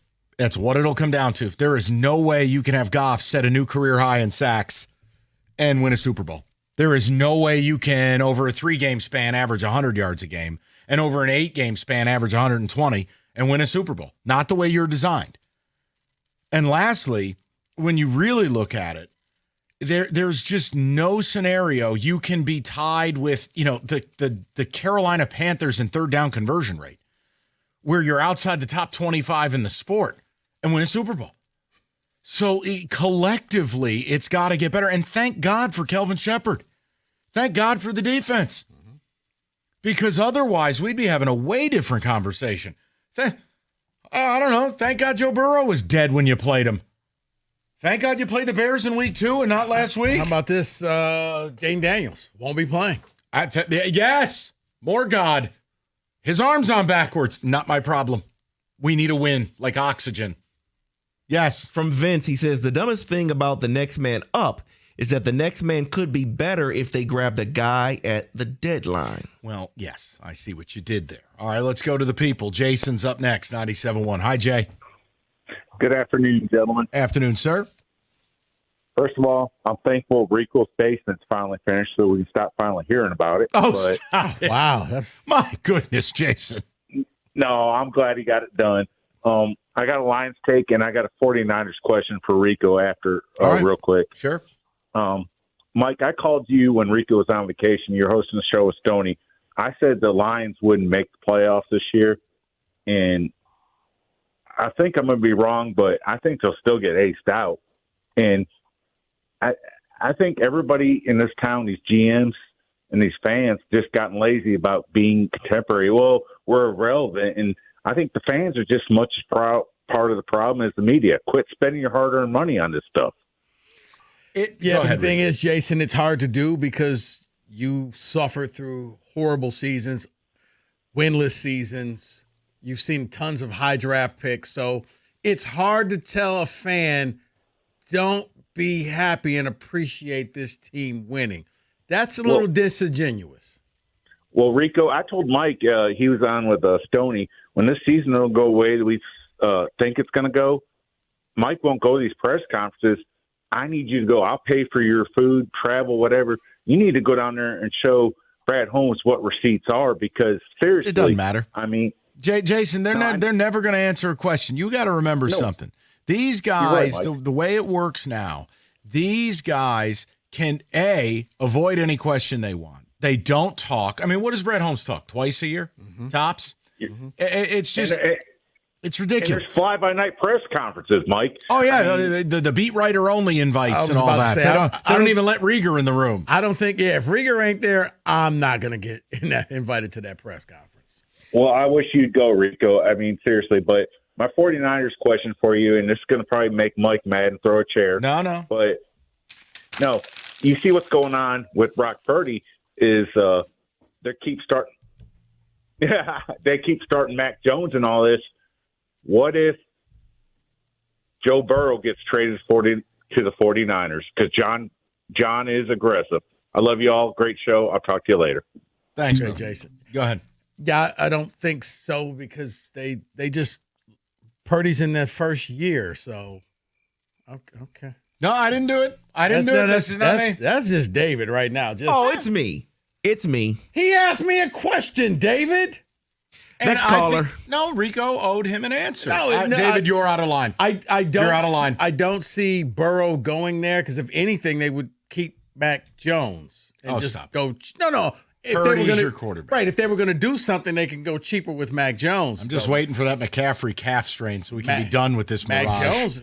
Well, he can't. I guess he can't be a giant now because you got your quarterback. Yeah, right. Go to Mark 97. Mark, what's going on, buddy? Hey guys, how you doing? Good, Mark. Sorry, I think we caught you getting out of the car. Sorry about that, buddy. Yeah, it's all right. That's all right. I'm getting back in. My thing is, so Brad Holmes in January 30th of 2021 made a blockbuster deal to send Matthew Stafford to the LA Rams when they said F them picks, right? We got Jared Goff. Yes. We're in a season where Matthew Stafford might get back to a Super Bowl for a second one. Correct. While we still ain't been there once. It's possible. Yeah, it's possible. But here's Mark. Here's the thing. So we're gonna covet our picks when they had 2 bad seasons after they won a Super Bowl, and they've been in the playoffs for 2 more years after that. I think the They're problem better than us right now. The problem in all of this, Mark. Here's your issue, pal. The problem is the seeds of where we're at now were planted in the offseason. They did not do a good job in future-proofing this O-line. Everybody with a brain knew Ragnow was thinking about retiring 2 years ago, and they didn't do anything to fix it. And then they went into this draft, and yes, I liked what they did drafting big people, right? You get Tyleek Williams, you get Ratledge. But did they go out and make a signing? Did they go out and future-proof it, even bringing in a backup center? No. And Graham Glasgow, here's the deal. I'm not going to sit here and kill this guy. He's a vet. He's not a good center. But he's out there doing his level best. It's just not good enough. The point is, they didn't, and here's the other problem I do have. Things like, and this is where Rico was right, I was wrong, Tesla. What are you doing giving 3 third-round picks up for a receiver who doesn't play? Yeah, because to me, this sounds like before you went into the draft, maybe just a courtesy phone call to Frank. Hey, Frank, are we good for this year? Look. Because it doesn't seem like, it kind of seems like, looks like he caught them off guard. Yeah, but they had to know, period. And I'm not going to blame Frank, who put his body on the line for years. Frank. Well, he left us too late. No, I'm not blaming him. I'm saying maybe a phone call. Hey, I know. Can we get one more year out of you? Actually, coach. The phone call that should have been made is to do what the Eagles did when they drafted Cam Jurgens because they knew Jason Kelce was going to leave and make bad commercials. And they future-proofed. No, you didn't do it because you were too busy using third-round picks on backup quarterbacks, big bums like Broderick Martin, and giving away 3 third-round picks for a receiver who we all want to see who doesn't play because your offensive coordinator wants to use 2 tight ends on. Well, you got to feed J-Mo. Why does it always have to come back to that? It does. I know. He's got to be happy. No, it's because the best version of this offense features him. Right. But the reason they can't get the ball to him as much is because the running game's not as good, and Jared Goff can't hold on to the ball as long because he's always under pressure. Because the O-line. Okay. Refer back to the flow chart. It's a terrible flow chart. And they still have so much talent. They're 5-3. No, I'm just saying, like, they can pull out of it. But there are 3 major concerns, and it all goes back to that O-line. Mm-hmm. They either find the answers or... And you'll catch a break this week. No Jaden Daniels, but it does lead you to wonder what happens when you get to the playoffs and you're going up against a good team. Let me help quarterback and just... So, yeah, you may rack up wins, but I don't want to do that show just yet. Here's Glasgow lining up opposite Jalen Carter. I mean, dude, you want to know what's going to happen? That's what's going to happen. Right. I just glad I didn't get crickets. All right, if you're looking for the best deals on the hottest Chevy models, only one place to go, Hamilton Chevrolet in Warren. Hamilton's leading the way. Unbeatable prices, top-notch service, and a commitment to total satisfaction. Why? Because Andrew Pavlik and his sales staff want to be your Chevy dealer. So whether you're looking for a sleek sedan, a tough truck, or a spacious SUV, Hamilton Chevrolet has the inventory, and the selection is best right now. Hamilton is stocked up and ready to get you on a road in a Chevy that will not only fit your lifestyle, but your budget as well, including the November Rico deal. You can lease a 2026 Chevy Silverado Crew Cab 4x4 for as low as $199 a month for 24 months Walk into Hamilton with $9.95 down. You'll drive off with 10,000 miles a year. You know what I say? The best deals are found at 14 Mile and Mound. Go see my guys at Hamilton Chevrolet for details, and you can find out why Hamilton is leading the way. More at HamiltonChevy.com. Chevrolet together. Let's drive.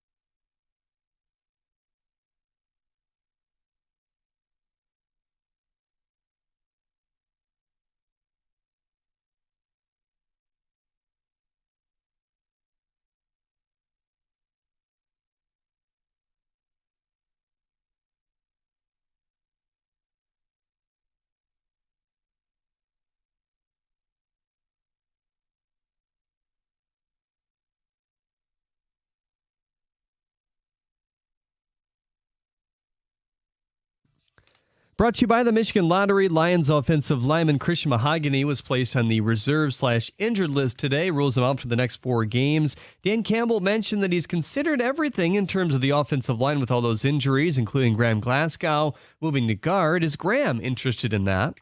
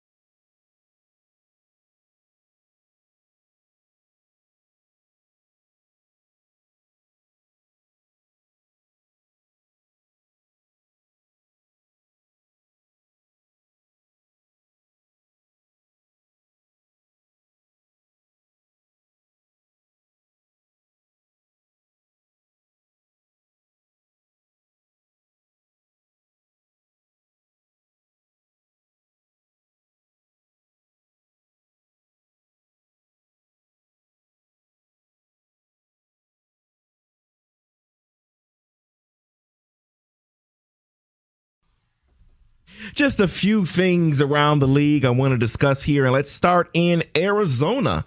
Because today in Arizona, they named Jacoby Brissett the starter. And Kyler's dead. But injured reserve. Here's the thing. Yes, they put Kyler Murray on the injured reserve, saying that it was best for him for his recovery. Does this not sound like J.J. McCarthy-esque? It sounds like Kyler Murray will be the New York Jets starting quarterback next year. He will not be in Arizona.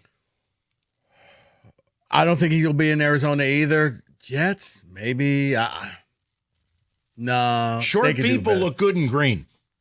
They could do better than him. It's like Santa's elves. In what do you call it? Buddy the Elf? Elf. Kyler, little hat, maybe a little lollipop or something. Get him out there. Don't know what the cap hit will be. Doesn't matter. David, go ahead. It's over with him in The cap Arizona. isn't real. How many times do I have to tell you these things? What do you mean it's not real, Mike? It's just not real. Oh, you can't overspin. Oh, okay. I have a theory on this next one here. Let me give you the story here. Okay. Jordan Schultz is reporting that the Bengals definitely did listen on Trey Hendrickson, and they considered a deal that didn't require a first-round pick, but ultimately decided not to move him. I have a theory. Trey Hendrickson is currently a Cincinnati Bengal. He won't ever be somewhere else. He will retire at the end of the year. It feels like a hostage situation. It does. I don't know Rico's take on it. Whatever the Bengals think they're doing, it's the wrong thing. They've alienated their entire defense. They've had 4 players ask for trades in the last 5 weeks. You know your season's over. Burrow's dead. And they didn't liquidate much of anything outside of Logan Wilson, who I believe had gotten benched the week prior. Yes, he did. The Hendrickson thing makes no sense to me.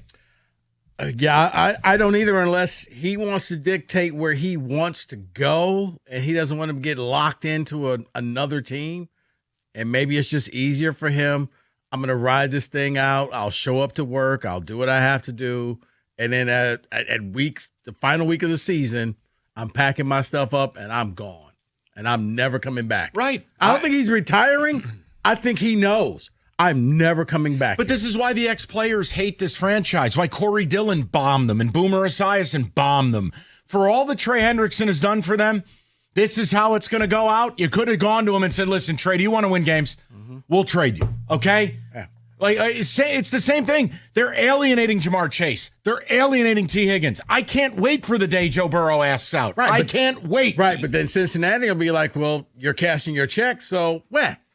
Right, that sounds like corporate America, and it doesn't work that way. They're men, not machines. I understand. Correct, as you never hear Chad Ochocinco say anything about the Bengals in his days there. What's never. there to say? Well, I'm just saying, that's another player. Why do you think the guy was taking Viagra before games?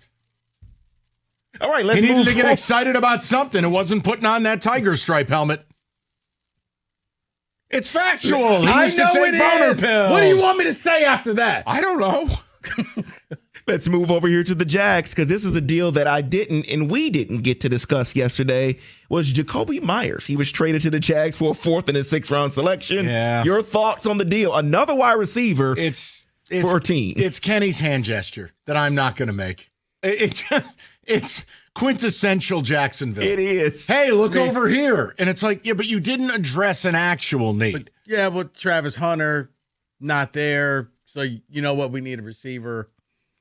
Okay. They needed one, but they need protection for their quarterback. They need defense. They need a lot of things before this. Maybe this is Lawrence saying, hey, go get me another weapon. You're right. I'm not listening to anything Trevor Lawrence tells me. I'd only make a trade if he demanded it, if he cut his hair. I've had enough. Can't take him serious anymore.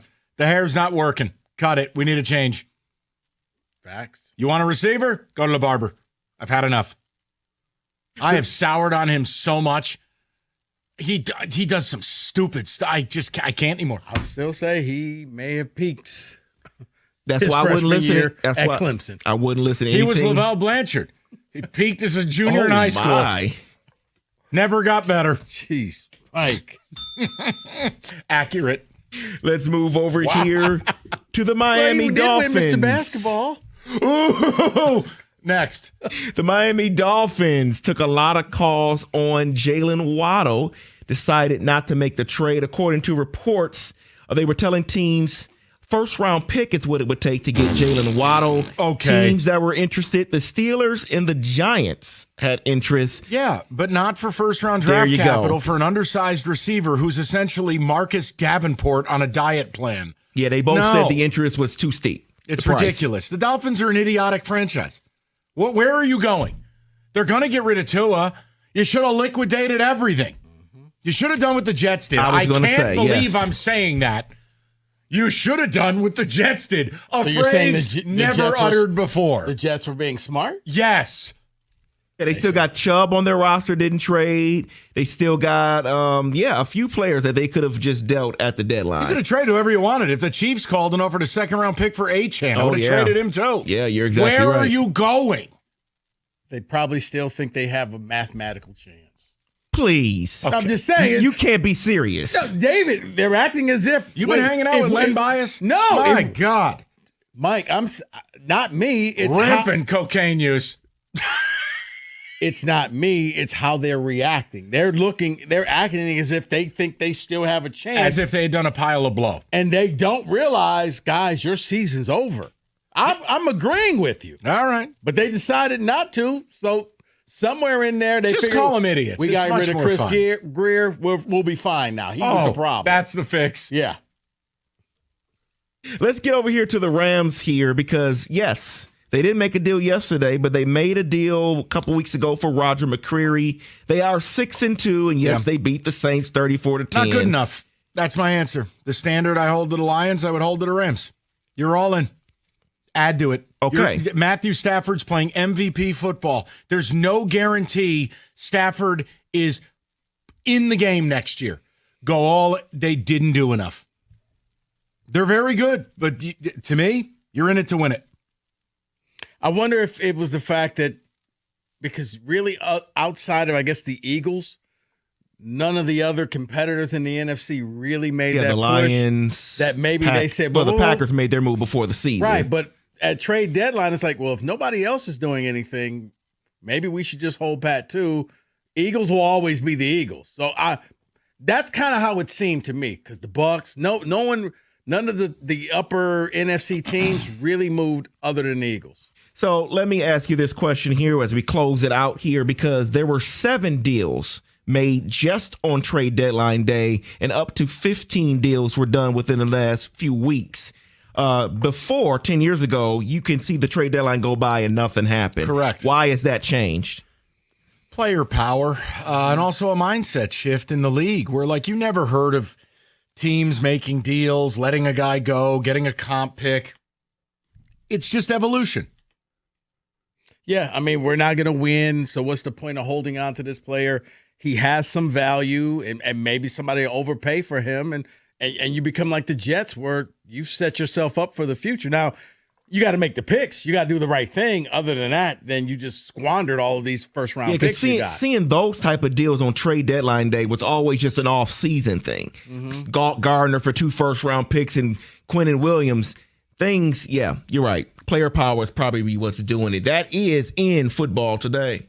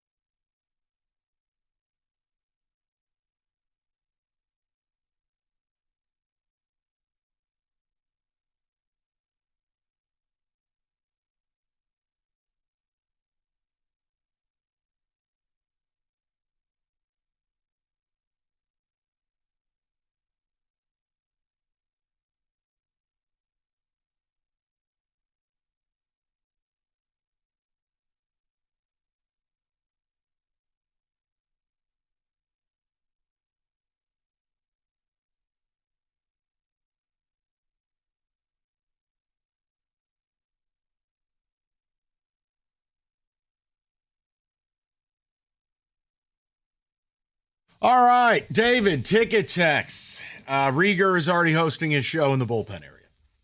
Yes, he is. It's a good show this time. Playing it safe is for losers, like Toronto Blue Jays runner at third base played it safe and cost them the World Series. Can't do that.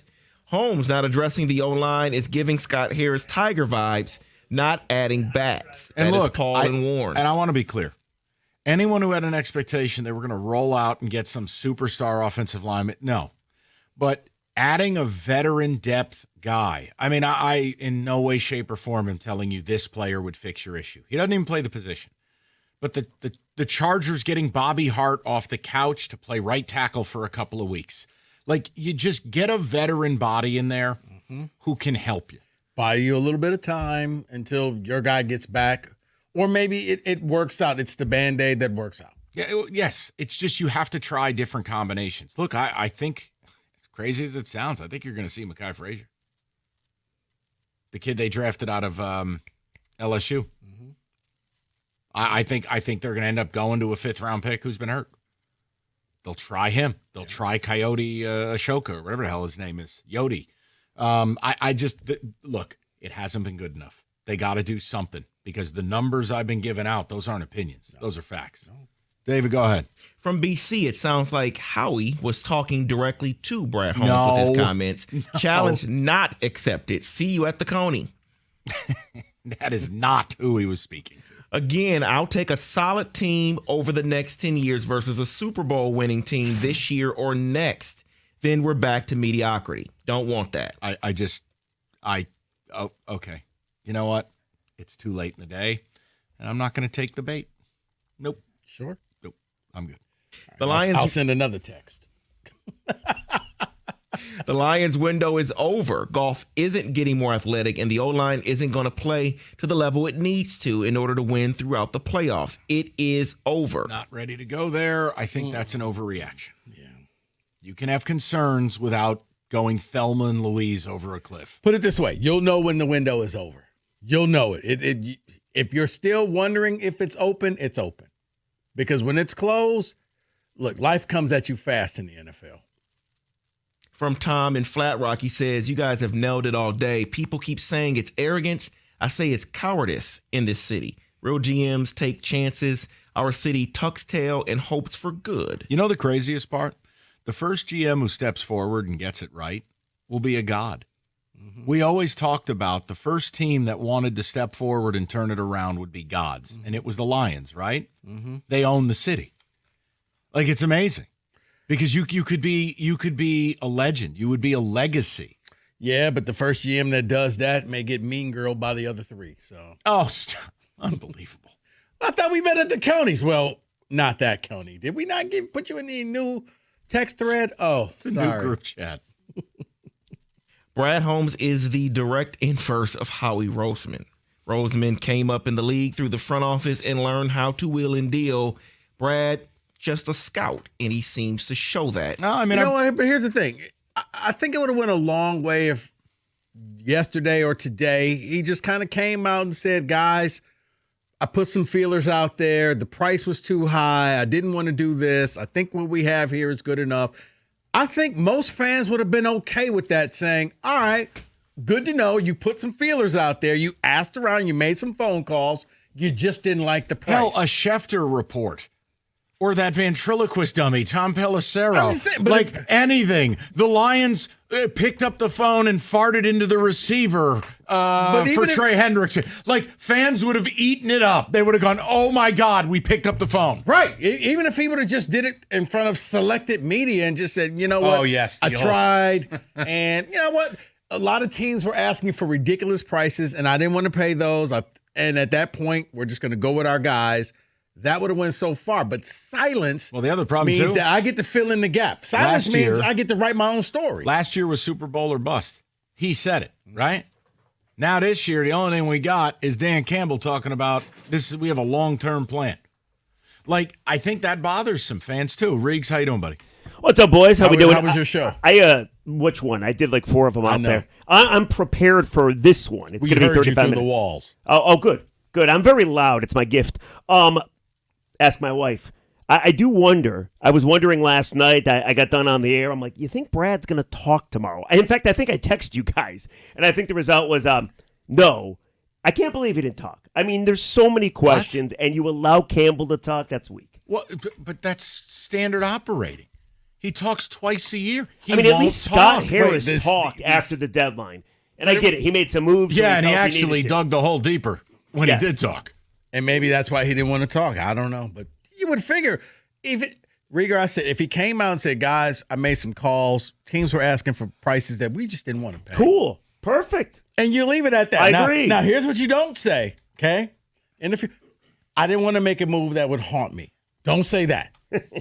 Never, ever say that again. I'll tell you this. You're not going to agree with me, but when Scott Harris started his press conference after the season, we carried it live here, and he's like, listen, every negative narrative we deserve, I kind of like that. I give myself a little fist pump. I kind of like that. I'm good with it. Show you're human. Exactly. And I think this is the one thing, and then we're out of here.